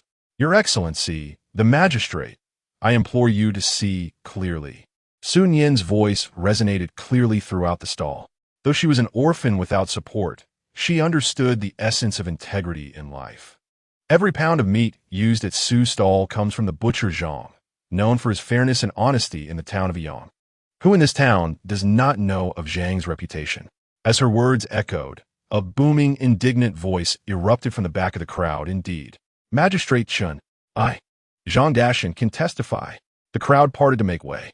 Zhang Dashan, a brawny man with a thick beard, strode forth, brandishing a half slab of fresh pork in his hand, his demeanor fierce. Behind him trailed several loyal customers who frequently purchased from his stall. Upon reaching the front, Zhang Dashan shot a fierce glare at the suddenly pallid Su Laifu, then turned to the magistrate with a respectful salute, his voice as powerful as thunder. Your Excellency, Su Nian has always paid for her meat up front, never defaulting. I have investigated the matter from yesterday. It was my wayward son Zhang Biao who was instigated to slander and extort. I have dealt with him severely and confined him at home. I, Zhang Dashan, have spent half my life selling meat, relying solely on the virtue of integrity. Every piece of meat at my stall can withstand scrutiny. Should anyone dare to slander the quality of Zhang family meat, it would be tantamount to striking my face and tarnishing my family's reputation. I, Zhang Dashan, shall not permit it. The loyal customers behind him echoed in agreement. Indeed, we have consumed Zhang the butcher's meat for many years without issue. We have witnessed Su's purchase firsthand. Surely, there are those envious of her thriving business who seek to cause harm. Zhang Dashan's staunch defense, alongside the testimonies of his longtime patrons, struck like a hammer, instantly shattering the circulating rumors. The tide of public opinion shifted dramatically, with suspicious glances now directed at Su Laifu, whose face had turned pale and was beaded with sweat. In her heart, Su Nian was resolute, though her expression betrayed a well-measured mix of indignation and grievance. She bowed deeply to Zhang Dashan and the supportive neighbors. Thank you, Uncle Zhang, and thank you to all the uncles and aunts for standing up for Su Nian. Straightening herself, she turned her gaze to the village head, her demeanor embodying the stubbornness of an orphan. Sir, the rumors are as fierce as a tiger. The scarcity of meat buns today is not due to the meat, but rather the flour. She pointed emphatically to the empty, gaping flour sack behind the stall, her voice tinged with a barely perceptible quiver, yet remarkably clear. Yesterday, upon closing, Su Nian had counted her supplies and discovered that the staple food at home, particularly the essential flour for making buns, had been stealthily pilfered. Were it not for this, how could Su Nian be left with merely a handful of buns to sell? How could she resort to cooking rice porridge and frying a few dough fritters to barely get by? Such an act, which robs one of their means to live, is akin to murder. Boom! The crowd erupted. What? Stolen flour? My goodness, this is utterly despicable. No wonder. I said just yesterday that Nianer was doing just fine. Who could do such a thing? It must be the same scoundrels who spread the rumors. Countless angry, scornful, and enlightened gazes pierced through the ashen-faced Su Lifu like arrows, all directed at him. Standing beside the village head, he felt as though he were being pricked by needles, wishing to disappear into the ground, his legs trembling uncontrollably. The village head's complexion darkened, glancing from the empty flour sack to the indignant Su Nian, and then to the enraged crowd of villagers. His gaze finally landing like a dagger on the nearly collapsing Su Lifu. Having lived for so many years, what was there left to misunderstand? Su Lifu. The village head's voice thundered with fury. Do you have anything to say regarding the theft of this flour? And are you in any way connected to the slanderous rumors? I. Su Lifu was terrified, his soul nearly escaping him, his lips quivering, unable to utter a complete sentence, his eyes darting around in fear. Searching for the ruffian, but finding no trace of that scoundrel. He felt as if the world was spinning around him. Su Nian did not spare him another glance. She turned towards the bubbling pot of porridge, grasped a wooden spoon, her voice imbued with the weariness of survival, yet unwaveringly resolute. Dear villagers, I'm truly sorry for the trust you have placed in me, as I have been subjected to this treachery. Today, the meat buns are insufficient, but this pot of rice porridge and the fried fritters shall be my humble offering, shared freely with all of you. I am grateful for your righteous support today. Su Nian solemnly vowed that as long as she drew breath, the Su family stall would never fall. Those who had wronged her would surely face the consequences of their actions. Her words resonated with conviction. The empty flour bag, the meager remaining meat buns, and the freely distributed rice porridge transformed into the most potent indictment and the most poignant declaration. Nianer, we believe in you. I shall drink this porridge. Let it infuriate those with blackened hearts. Indeed, we will partake in this free offering. Tomorrow, we will return to buy meat buns. The crowd was aflame with passion, surging towards the pot of porridge, not to seize an opportunity, but to convey a silent solidarity and a righteous anger against injustice. Chun Lijing observed this scene, then glanced at Su Lifu, who lay crumpled on the ground, pallid as a corpse. With a heavy grunt, he turned away. He knew this matter was far from over. Yet the resilience and cunning of the girl, named Su Nian, had etched itself deeply into his mind. Su Nian quietly ladled out the porridge, feeling the warmth radiating from the coarse pottery bowl in her hands, and sensing the renewed warmth and trust reflected in the gazes around her. The insidious scheme had been torn asunder in her moment of desperation. Uncle and aunt, in this round, you have lost.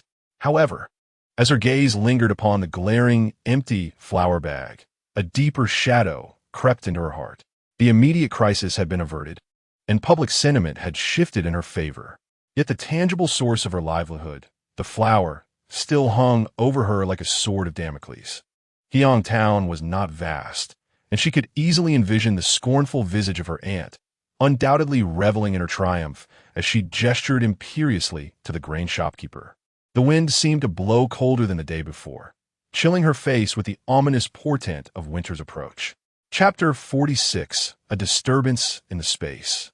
Heartstrings stirred. The winter sun reluctantly pierced the low-hanging gray clouds, casting meager patches of pale white upon the bluestone slabs of Heong Town's Easter market.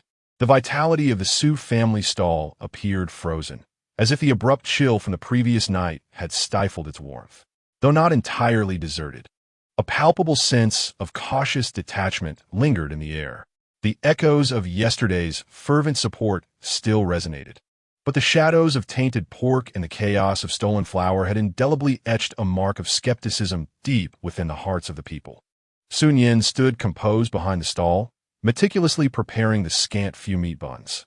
Her expression was focused to the point of rigidity, as if the probing, evasive glances around her were non-existent. Only Su Nian, closest to her, could perceive the depths of her suppressed, heavy despair. The remaining few roasted buns on the counter stood like a silent mockery. Sister Su Nian seized a moment while handing over a bun, lowering his voice. His small face etched with seriousness. I just visited the grain shop and inquired at 3 different places in town. They all said they had no extra flour to sell us. The shopkeepers were evasive, their eyes darting about. He hesitated, but the implication was clear.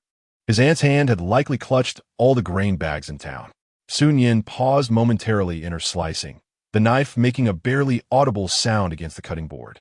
She did not raise her gaze, merely nodding slightly, acknowledging the grim reality. As anticipated, if the underhanded scheme had failed, they would simply choke off the source and sever her means of survival. Such tactics were both ruthless and effective. The frigid wrath pierced her heart like countless tiny ice needles, inflicting sharp pain and a sense of suffocating discomfort. "I understand," she uttered, her voice steady and devoid of emotion, as if merely recounting an inconsequential matter. She tended to her stall, handing the last meat sandwich to a customer and accepting 8 warm copper coins, yet her fingertips felt no warmth. The afternoon atmosphere grew desolate around her stall. Su Nian silently tidied the scarcely used cookware, washing and wiping them down. Su Qiaoer clutched the money box, now significantly lighter than the previous day. Her large eyes filled with unease as she pressed closely to Su Wenxuan.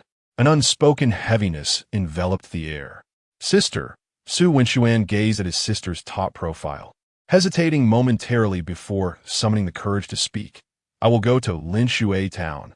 There's a market there, and the grain shop might have supplies. It's only a half-day's journey." The urgency in the boy's eyes reflected a resolve born of desperation. He could not bear to witness the gradual extinguishing of his sister's hard work.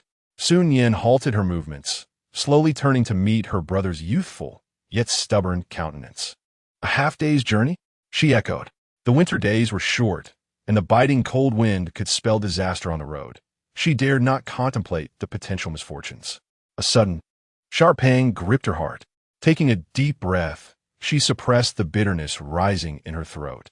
Raising her hand to gently brush aside the wind-tousled hair from her brother's forehead with her cool fingertips. "Foolish boy," her voice softened, tinged with a barely perceptible rasp. "It's freezing, and the journey is perilous. How could I allow you to take such a risk? I will devise another way regarding the flour." The warmth of her brother's skin beneath her fingers ignited a feverish heat within her heart. In this world, he and Su Qiaoer were her only remaining kin, treasures she would protect with every ounce of her being. No matter how arduous the path ahead, she could not gamble with their safety. Suan and Ian to protest. But the unwavering determination and concealed anguish in Su Nian's eyes silenced him. He lowered his head, clenching his fists tightly, his nails digging painfully into his palms.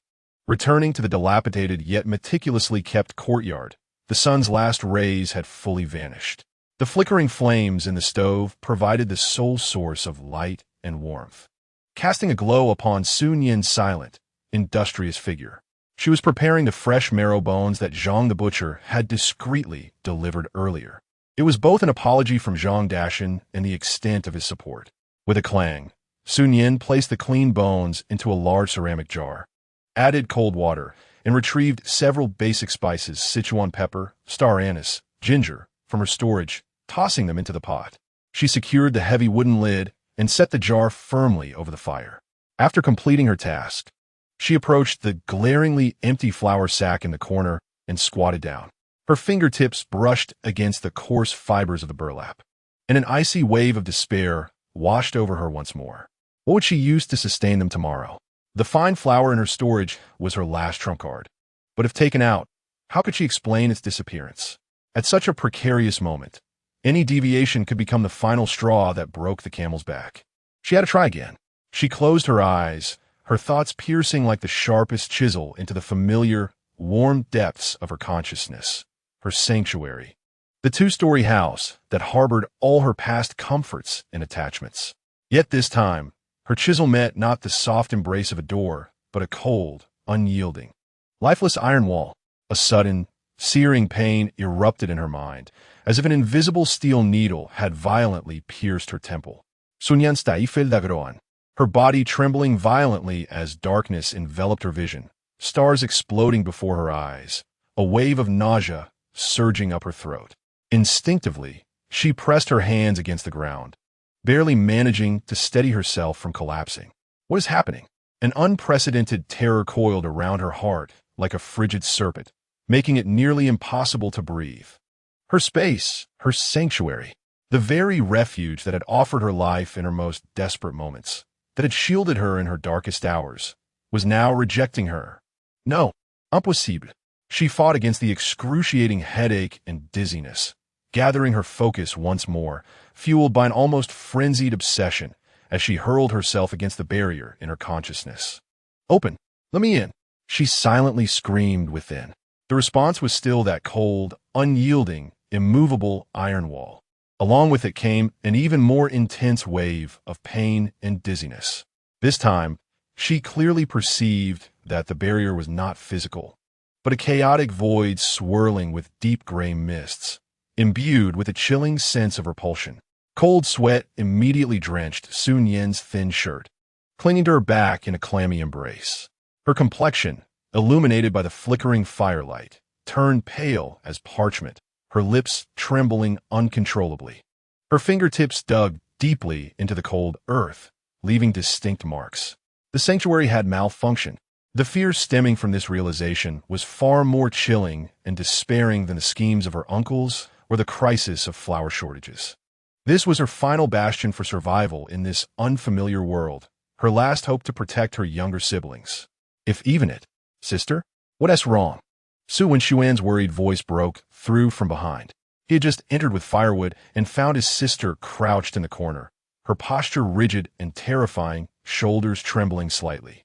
Su Nian jolted, summoning every ounce of strength to suppress the metallic taste in her throat and the urge to scream.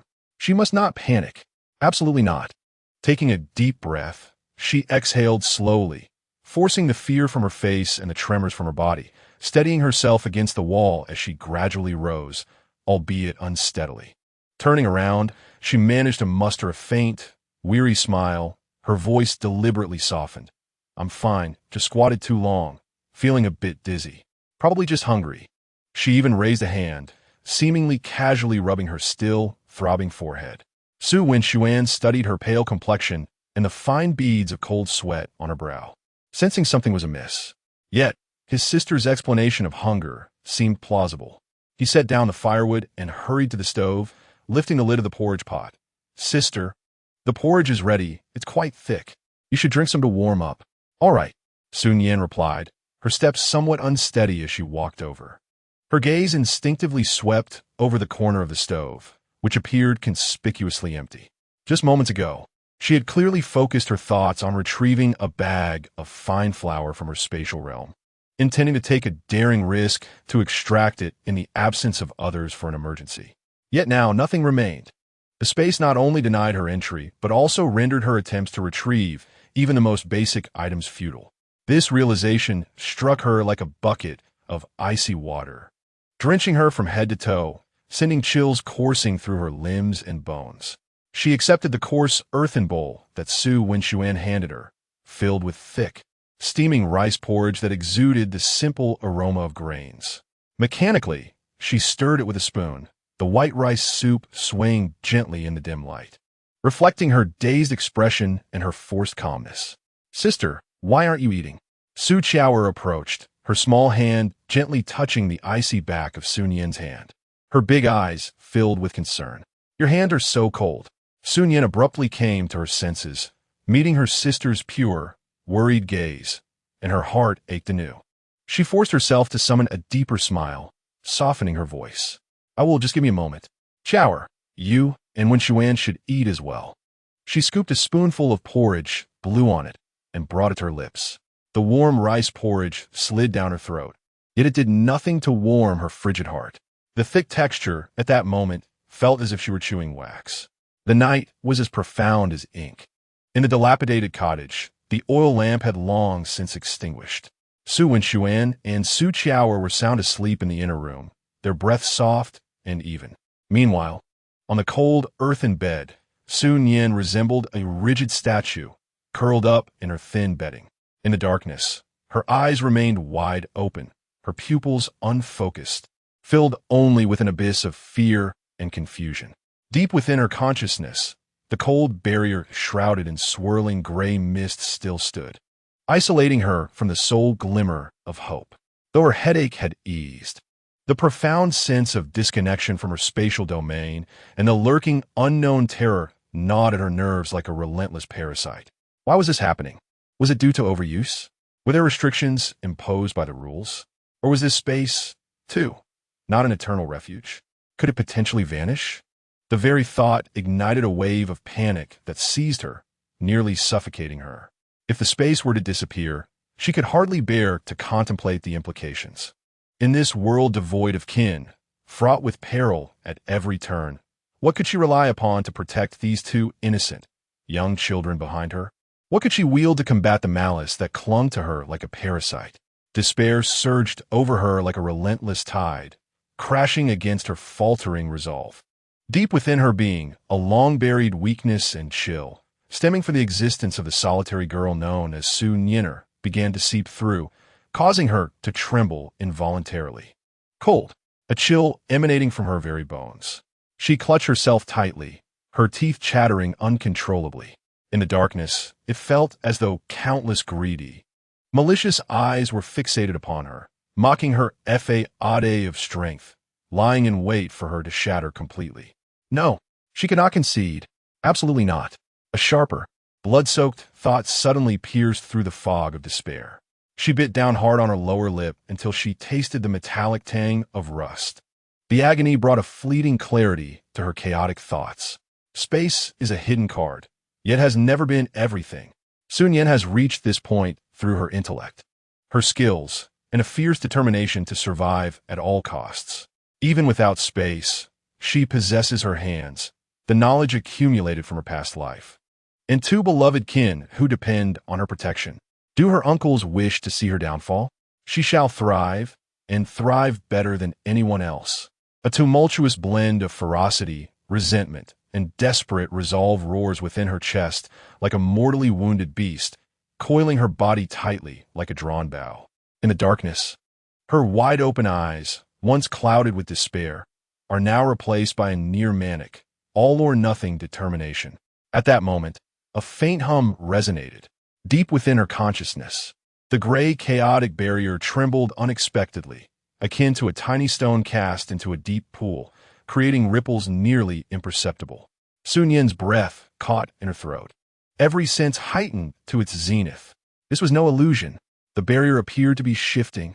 Then at the very center of the barrier, an exceedingly minute point of dazzling golden light, as small as the tip of a needle, ignited without warning.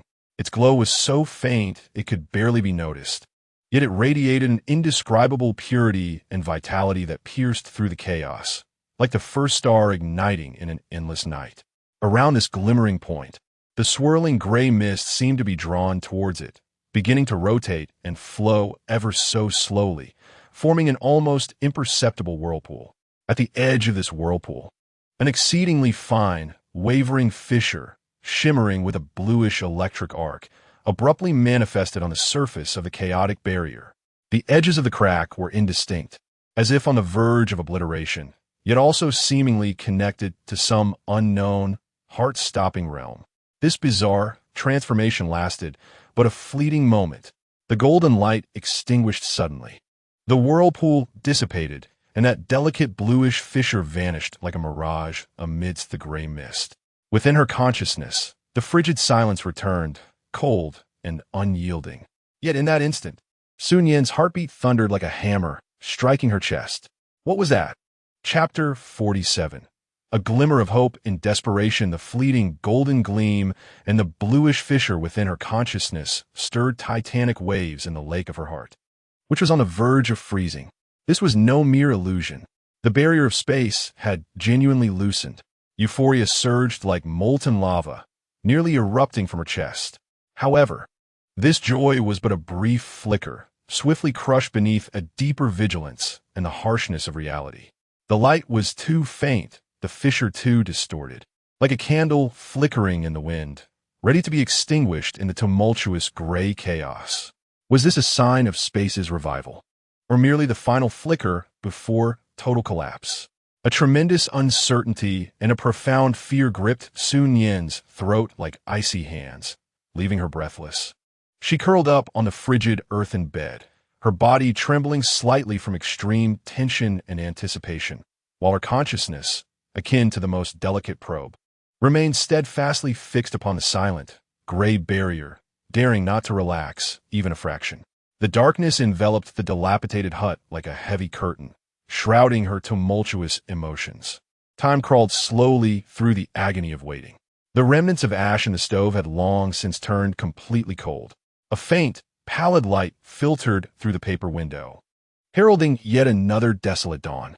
Just as Su Nian's spirit reached the brink of despair, nearly overwhelmed by the unending weight and the oppressive silence, a faint hum echoed. The barrier trembled ever so slightly once more, clearer than before. Su Nian's heart contracted sharply. It was coming.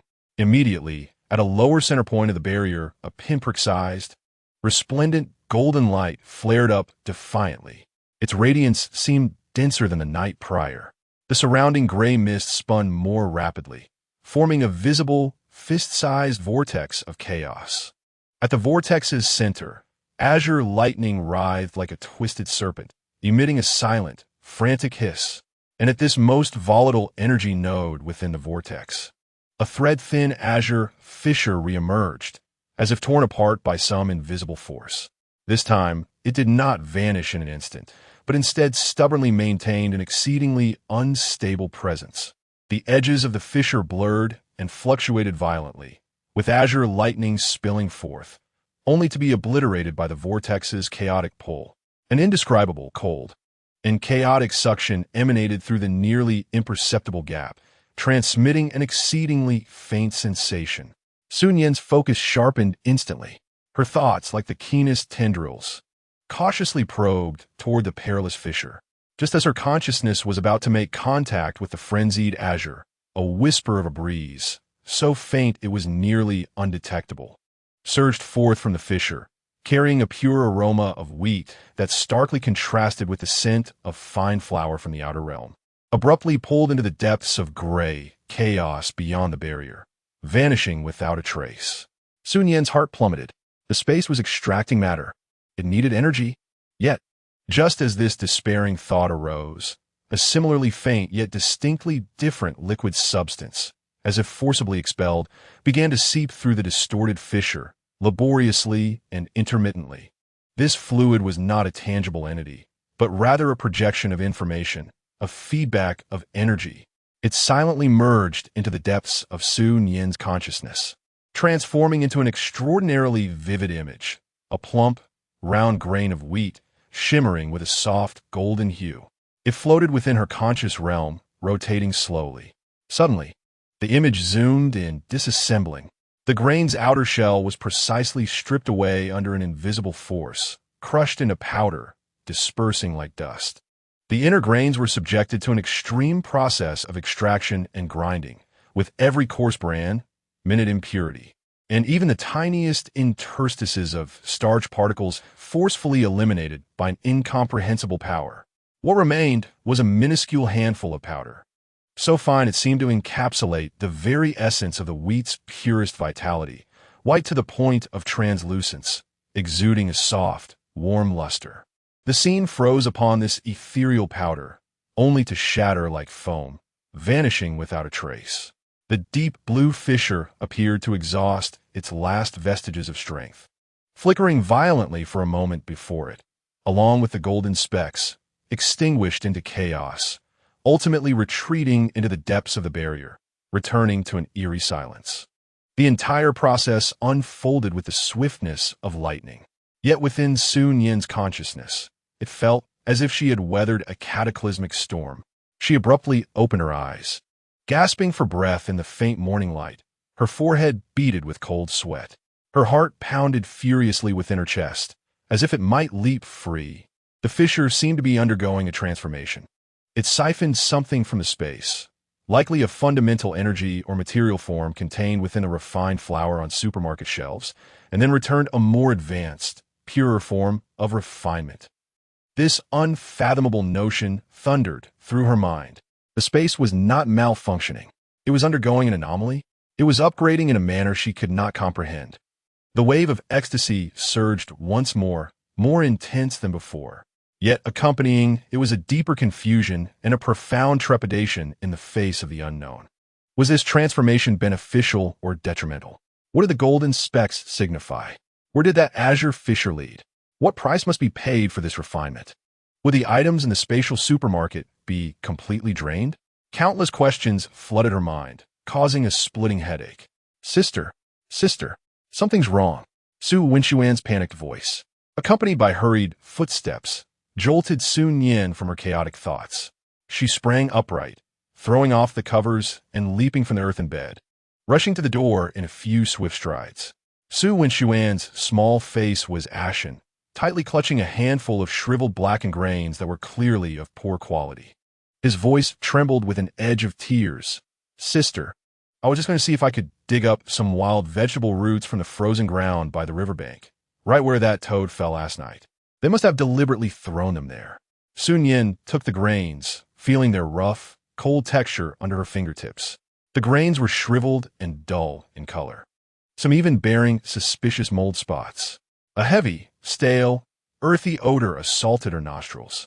These grains were unfit for consumption, even for livestock. They left a mark. Su Nian pointed to a slightly larger grain. Su Nian focused her gaze, noticing that the base of the grain had been inscribed with a crude, malicious character for plague using a sharp object.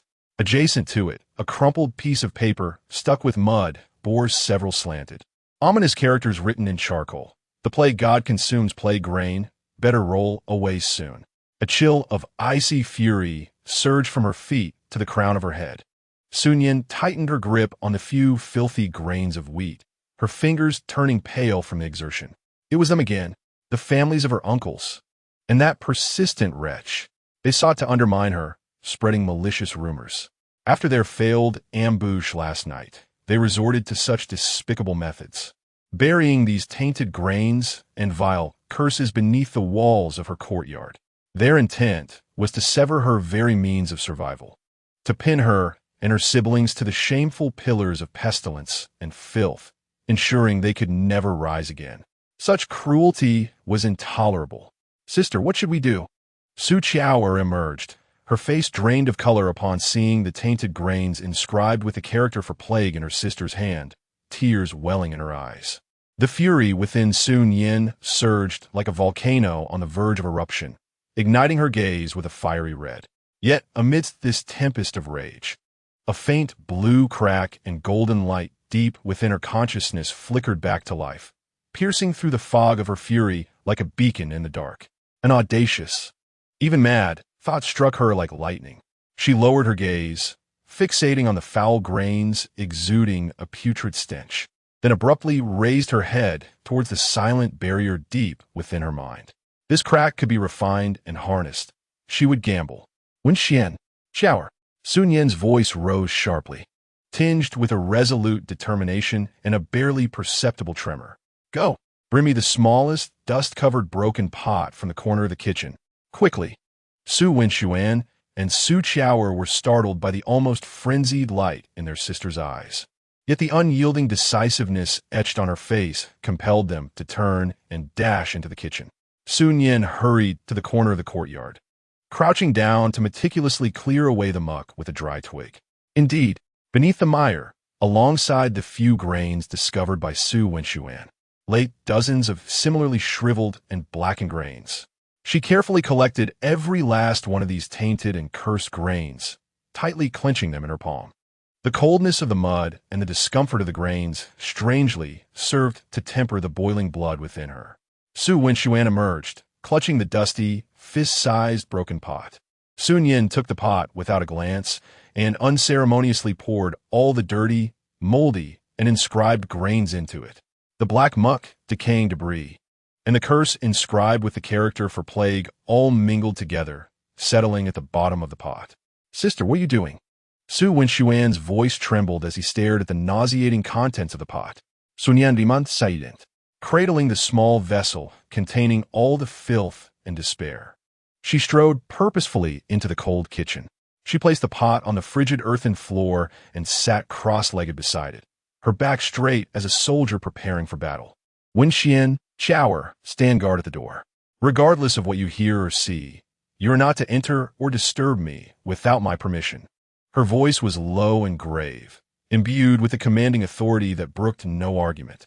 Su Nian and Su Qiao gazed at their sister, whose expression was unusually grave, even somewhat ominous.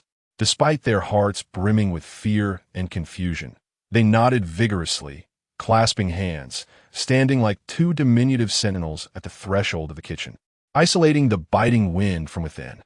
The kitchen was shrouded in dim light, with only a faint glimmer of daylight seeping through the crack of the door. The frigid air seemed to have solidified. Su Nian closed her eyes, inhaling deeply before exhaling slowly. She compelled herself to cast aside all distractions, anger, fear, despair, and anticipation, subduing every emotion forcefully. Her spirit coalesced with unprecedented clarity and purity, akin to a blade honed through countless trials. Her consciousness, like the most devout of pilgrims, descended resolutely into the depths of her mind, carrying with it a fervent plea toward that golden speck of light as it once again brushed against the cold, gray barrier. The barrier remained unyielding, silent, and unresponsive. Su Nian's heart sank momentarily, but she did not relent. Her intent flowed gently yet persistently around the barrier, conveying a potent and pure will. She needed strength. She craved vitality. She sought that distilled miracle, not for herself, but for the two cherished souls trembling in the icy wind behind her, whom she was sworn to protect. Time trickled by, each second stretching into eternity. The kitchen was eerily silent, save for the increasingly thunderous beat of Su Nian's heart echoing in her ears. Cold sweat once again dampened her temples. Just as she felt her spirit waning, on the brink of dissolution, a hum resonated. At the heart of the barrier, that brilliant golden glow, akin to a slumbering star roused from its rest, flared defiantly once more. The radiance was brighter and more stable than ever before. The gray mist whirled chaotically, forming a clearer vortex in an instant. At the center of the vortex, azure lightning crackled, and the distorted fissure was forcefully rent open once more. An even more potent and tumultuous force surged forth. Now it was the moment. Su Nian's intent surged forth like an arrow released from its bow, keenly targeting the decrepit earthen jar on the kitchen floor, filled with tainted grains. She concentrated all her will, every plea, and her last desperate gambit into a silent scream, forcefully driving it into that azure rift. Draw out, extract the filth, banish the curses, eradicate the despair. Boom! An invisible, tempestuous force suddenly descended upon the small, dilapidated jar. The jar trembled violently, emitting a low, resonant hum. Its opening seemed to transform into a miniature black hole.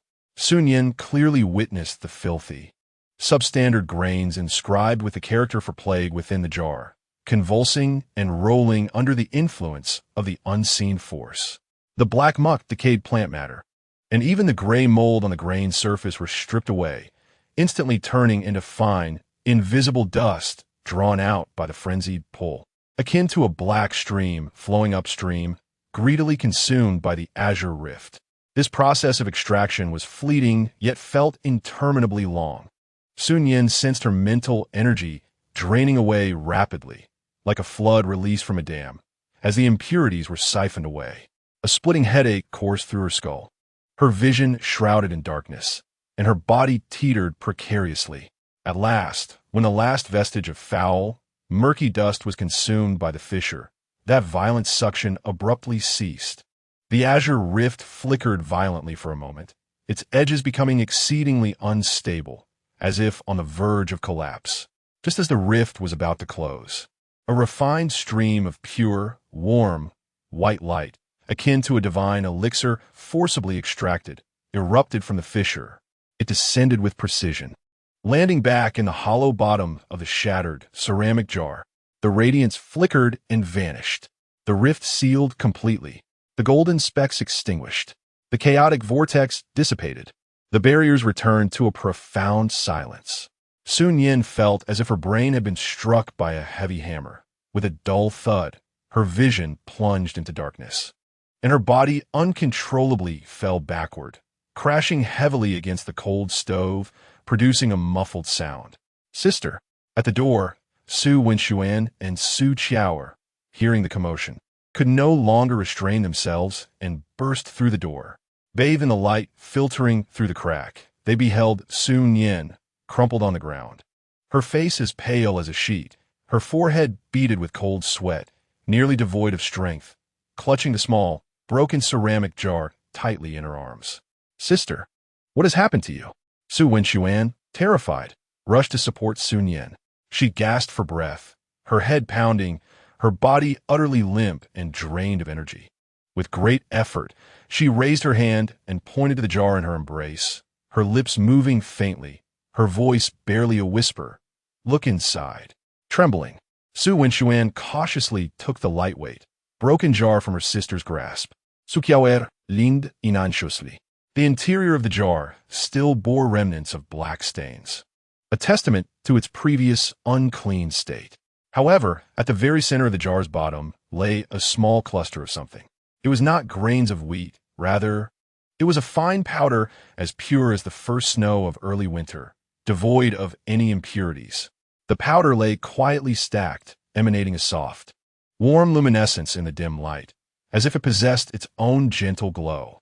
An unprecedented, supremely pure aroma of wheat, imbued with the essence of sunlight and earth, wafted from the bottom of the jar, instantly dispelling all the mold and chill from the kitchen, infusing the air with a vibrant warmth.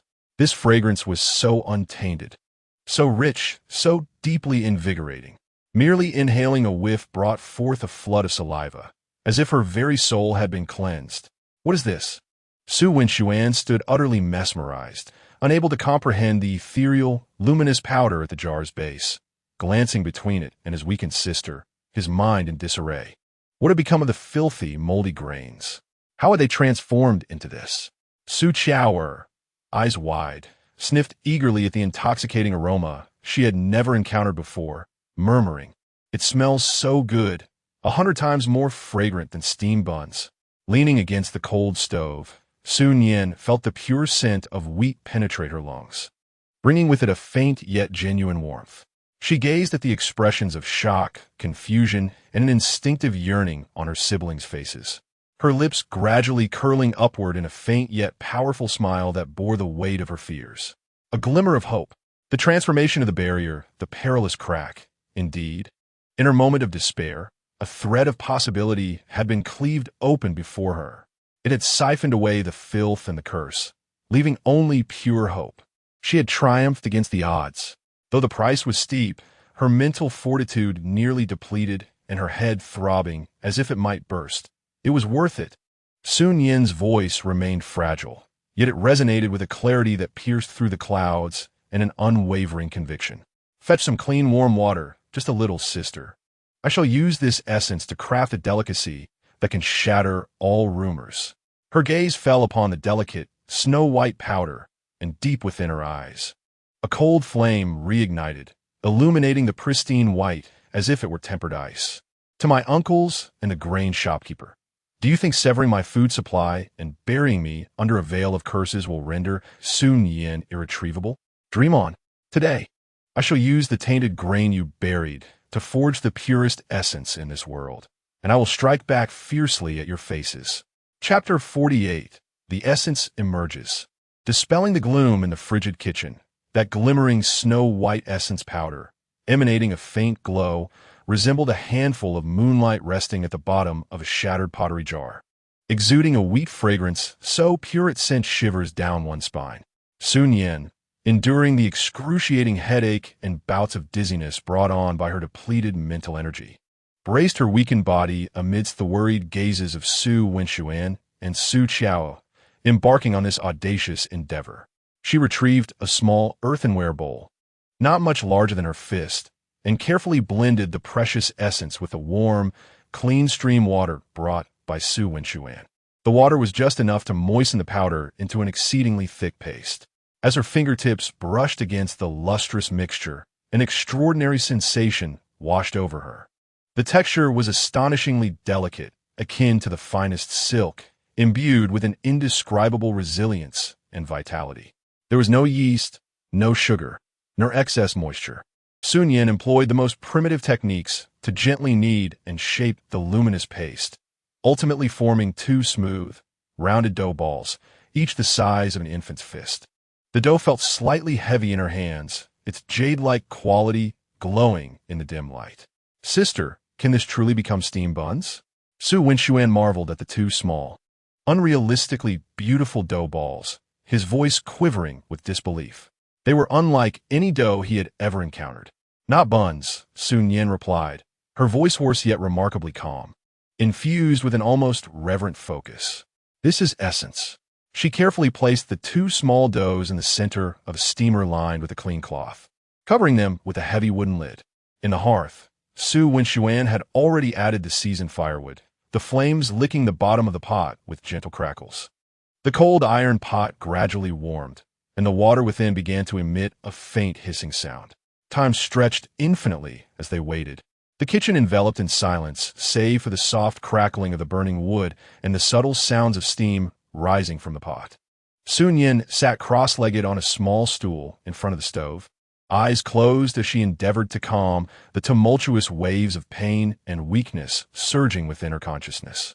Beside her, Su Nian and Su Qiao were huddled closely together, their eyes fixated on the silent steamer, their small chests rising and falling rapidly with anticipation. Gradually, an indescribable, almost tangible aroma of pure wheat began to penetrate the thick wooden lid seams, wafting delicately through the air. This fragrance was unlike the overpowering scent of the meat-filled buns from the previous day. It was clearer, more ethereal, imbued with the warmth of sun-dried wheat stalks and the rich essence of the earth's depths, as if it could cleanse the very dust from their souls. Merely inhaling this scent instilled a sense of tranquility, arousing their appetites and alleviating their fatigue. Unable to resist, Su Qiao took a deep breath. Her large eyes filled with enchantment.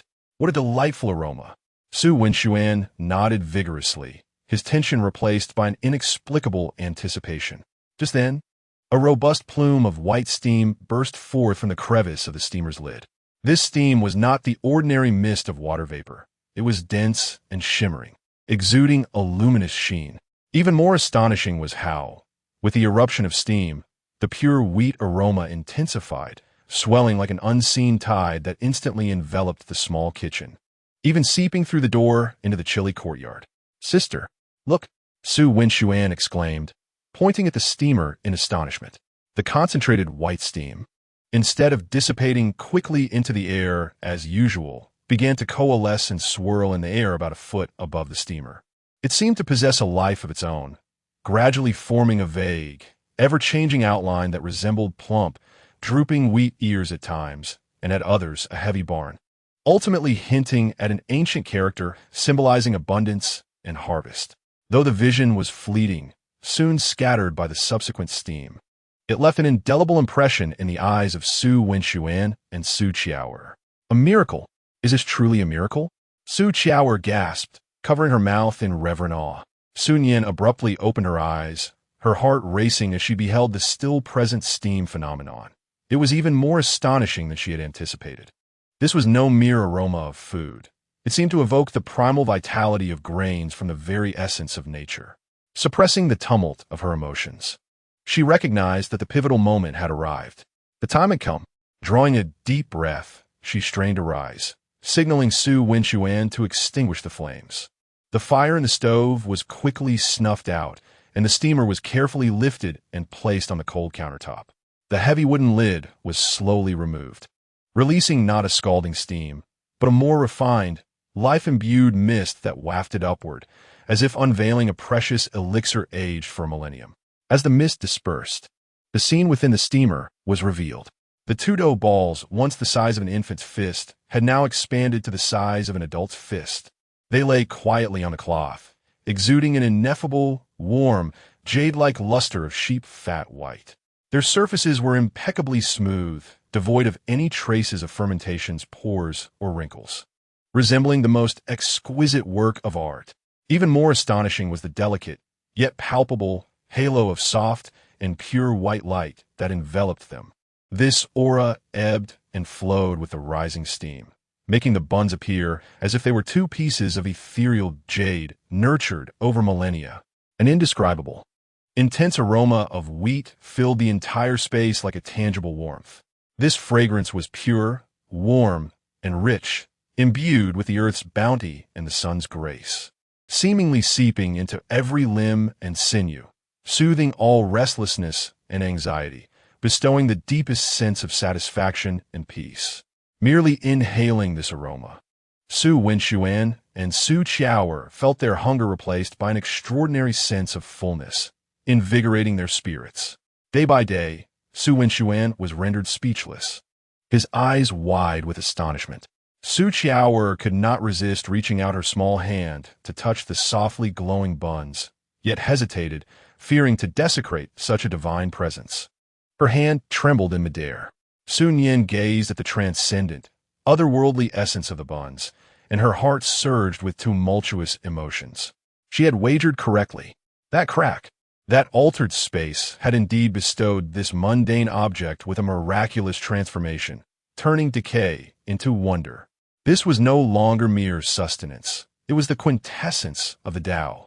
She picked up a clean knife, holding her breath as the blade cautiously approached the smooth surface of one bun. As the knife descended, it encountered no ordinary resistance of soft, elastic dough. Instead, it sliced through an exquisitely delicate, warm fat. The cross-section revealed not the anticipated snowy, honeycomb structure, but a uniform density akin to the refined texture of high-quality white jade. Pure and flawless, devoid of any bran or impurities, it possessed a subtle, warm luster. An even richer, concentrated essence of pure wheat aroma erupted with the emergence of the cross-section. This fragrance seemed to possess tangible weight, pressing heavily upon each heart, imparting a profound sense of spiritual rejuvenation. Sister, Su Nian's voice trembled with emotion, a blend of shock, excitement, and immense joy at this miraculous revival. Is this truly what we have created? Su Nian nodded vigorously, her eyes glistening with tears. She carefully cut 2 small pieces, offering them to her eagerly awaiting siblings. Give a taste. Su Nian and Su Qiao trembled as they accepted the small, glistening morsels. They cautiously placed them in their mouths, reluctant to chew forcefully. In that instant, an indescribable sensation enveloped their taste buds and souls. It was not mere softness, but an exquisite delicacy and resilience, possessing a subtle elasticity and warm texture. Without any added sweetness, it naturally evoked a lingering sweetness, pure as a mountain spring, the very essence of grain's life force. The rich aroma of wheat unfolded in layers within their mouths, as if they were immersed in a golden field of ripe wheat. Surrounded by the earth's most generous gifts under the sun, a gentle warmth cascaded down her throat, instantly spreading to every limb, dispelling all coldness and fatigue, bestowing a profound sense of inner fulfillment and an ineffable tranquility and happiness. Su Qiao let out a satisfying sigh, reminiscent of a contented kitten, her large eyes narrowing in bliss. Su Nian stood transfixed, feeling the warm current coursing through his body, as if the shocks of yesterday and the worries of today were soothed and melted away by this comforting force. This was not merely the sensation of being full. It was nourishment, a pure infusion of life energy. Watching the pure, almost reverent joy on her siblings' faces, Su Nian felt her previously taut heartstrings finally relax, followed by an overwhelming tide of exhaustion. She swayed slightly, hastily steadying herself against the stove. Sister, Su Nian immediately snapped out of his astonishment, anxiously steadying her. I'm fine, just a bit tired. Su Nian waved her hand, her gaze falling on the 2 buns radiating a warm glow, akin to divine objects. Yet, beneath her weary eyes, a fierce light ignited. Nian, Qiao, take them. We are heading to the East Market. She intended to wield this miracle from the plague food to shatter all vicious rumors. She wanted the entire Heian town to witness how Su Nian transformed despair into the miraculous. At the East Market of Heian town, the atmosphere was even more suffocating than the day before.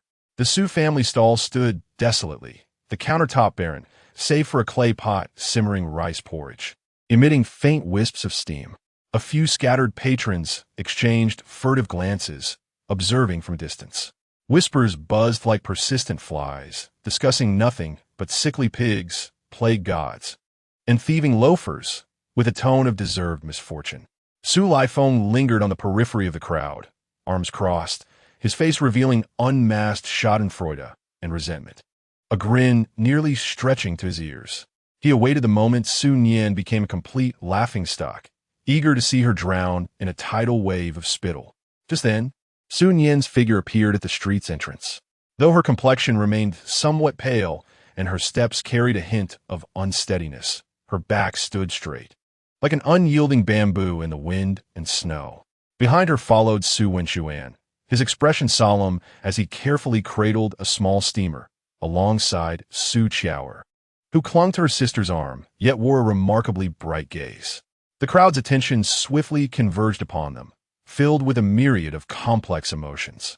Su Nian disregarded their stares, directly approaching her stall. She signaled for Su Nian to gently and solemnly place the tightly covered small steamer in the center of the countertop. Su Chef, have you switched to selling steamers today? Or perhaps there's some dubious fine meat hidden within? Su Lifeng's snide voice cut through the air, laden with malicious insinuation. The crowd erupted in a muted titter and louder murmurs. Su Nian slowly turned, her gaze as sharp and frigid as a blade, accurately piercing Su Lifeng amidst the throng. The chill and an indescribable sense of pressure in her eyes momentarily froze the smugness on his face, causing him to instinctively take a half-step back. Su Nian's voice, though not loud, pierced through the cacophony with an extraordinary clarity, imbued with a peculiar penetrating power.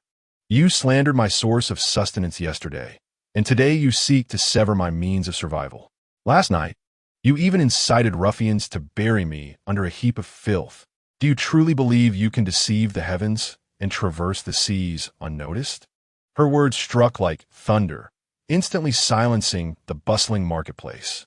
All eyes darted anxiously between Su Nian and Su Lifeng, uncertainty etched upon their faces. Su Lifeng's countenance flushed crimson, a mixture of shock and fury. You are speaking slander. Whether I speak slander or not shall be determined by the public. Su Nian interjected sharply, her gaze sweeping over the crowd until it settled on the hurriedly approaching village head, Chen Deli. Chen's face was ashen, evidently having heard Su Nian's proclamation. No longer willing to regard Su Lifeng's ridiculous antics, she inhaled deeply, her attention shifting to the small steamer on the table. Her expression grew grave, even solemn. Dear villagers, her voice rose, imbued with a resolute declaration. I, Su Nian, stand here today not as a victim of divine retribution, nor out of guilt. Rather, there are those who employ the most vile methods to sever my lifeline and endanger the lives of my siblings and me. She abruptly pointed toward the courtyard wall. They have buried moldy grains inscribed with the character for plague beneath my wall, cursing us as plague gods, destined to consume their cursed grain. A stir of disbelief rippled through the crowd. The notion of inscribing and burying grains was a wickedness unheard of. Yet, Su Nian's voice resonated like the clash of metal, imbued with a heart-stirring force. Heaven does not forsake the desperate. Today, I shall transform the very plague-ridden grain they buried into a delicacy. I implore all of you, and you, esteemed village head, to partake in this tasting. Let us witness what this cursed grain will yield. Before her words could settle in the minds of the astonished onlookers, Su Nian swiftly lifted the lid of the steamer. Boom! A rich, almost tangible fragrance of pure wheat, akin to a slumbering dragon awakening, surged forth, enveloping the entire East Market. This aroma boldly dispelled the foul stench of livestock, rancid oils, and the morning chill of winter. It carried the vitality of sunlight, dew, and fertile soil, soothing the anxiety and doubts within every heart like a gentle tide. Soon 2 buns, shrouded in steaming mist and exuding a soft, pure luminescence, appeared before the crowd as if by divine miracle. Their luster resembled that of sheep fat white jade, with a smooth, flawless surface, radiating a warm, flowing glow. The indescribable aroma, reminiscent of a soul-cleansing essence, permeated the air. The East Market fell into a profound silence. All stood agape, staring at the ethereal buns on the table, their minds blank. Could these truly be crafted from the buried play grain? How could this be possible? They were clearly divine food, a miraculous creation. Shindeli, too, was rendered speechless. In all his years, he had never witnessed such a spectacle. He instinctively took a step forward, his aged eyes fixated on the two buns, his throat involuntarily swallowing. Su Nian picked up a small knife, her movements gentle yet imbued with undeniable solemnity, as she sliced off a small piece of the bun. The cross-section, uniform and dense like the texture of congealed white jade, elicited an overwhelming gasp of astonishment. She reverently presented a small piece, radiating a warm glow and exuding an aroma so rich it seemed to envelop the senses. Cradled in pristine oil paper, extending it towards Chun Lijing. "My lord, please." Chun Lijing gazed at this food that transcended his comprehension, his fingers trembling slightly. After a moment's hesitation, he succumbed to the irresistible allure of its pure fragrance and the profound shock within him, extending his aged hand to carefully accept it. The touch against his fingertips was warm and delicate. He held his breath as he placed the small morsel into his mouth. There was no need for chewing. The essence melted instantly, transforming into a warm, pure flow that carried an exquisite sweetness reminiscent of grains, gliding smoothly down his throat. Following this, an indescribable surge of vitality and pure satisfaction washed over him, akin to a warm spring, flooding his limbs and revitalizing his very being. The weariness from the previous day's disputes, the chill of the winter morning, and even the lingering discomfort from old ailments melted away like snow under the sun. His spirit rejuvenated, feeling as if he had regained a decade of youth.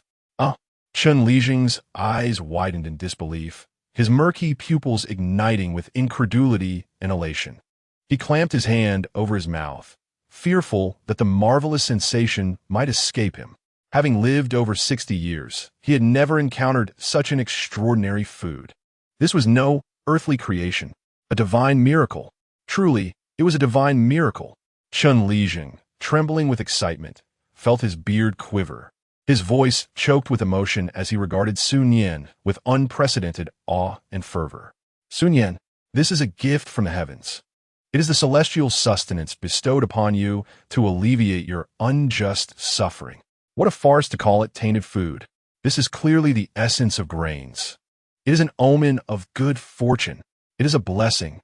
His earth-shattering proclamation detonated like cold water splashed in a hot oil, igniting the entire marketplace.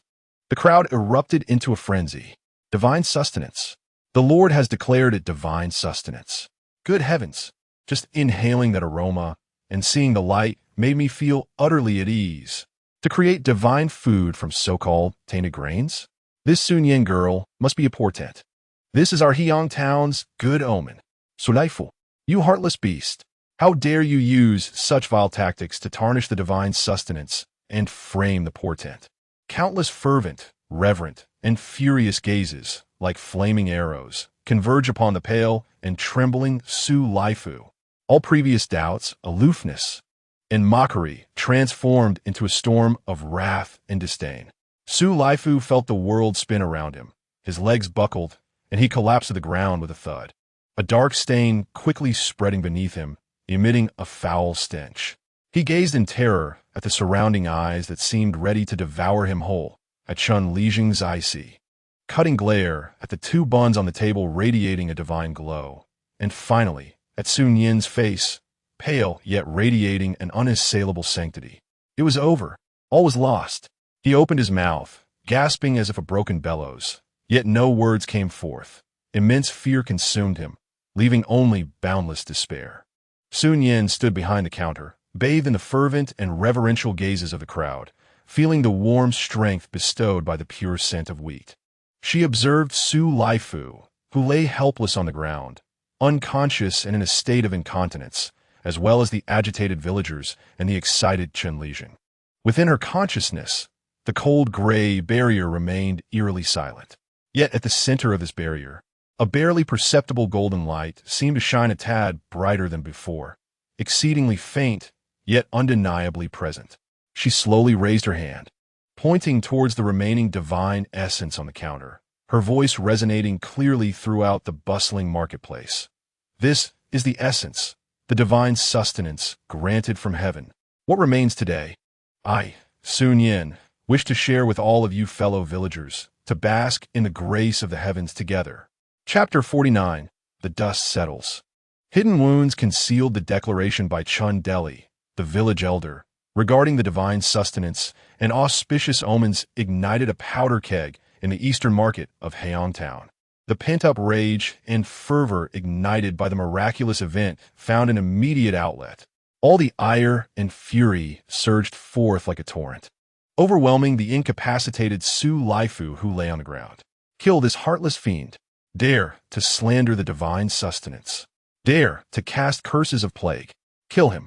The Su family is full of scoundrels. Get out of Hayong Town. The roar of anger was deafening.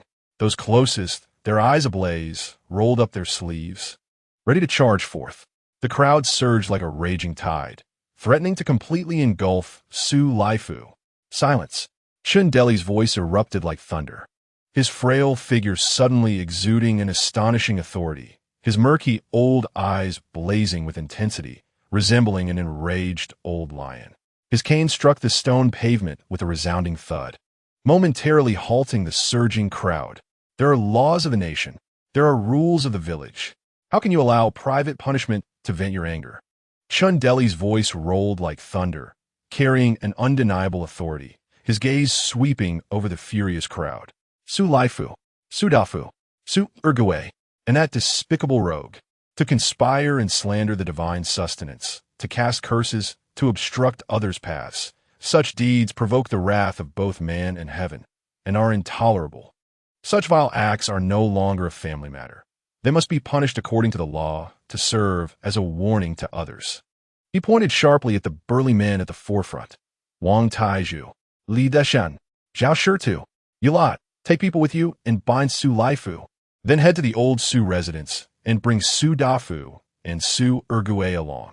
And dig 3 feet in the ground to drag that rogue out.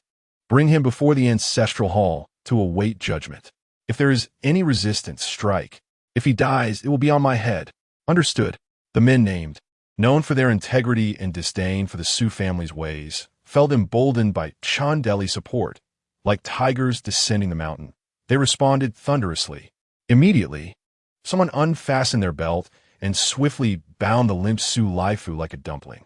Others, filled with righteous fury, charged towards the old Su residence with a dozen young men. Akin to a whirlwind, the crowd parted to clear a path, erupting in thunderous cheers. The long-repressed grievances were finally released.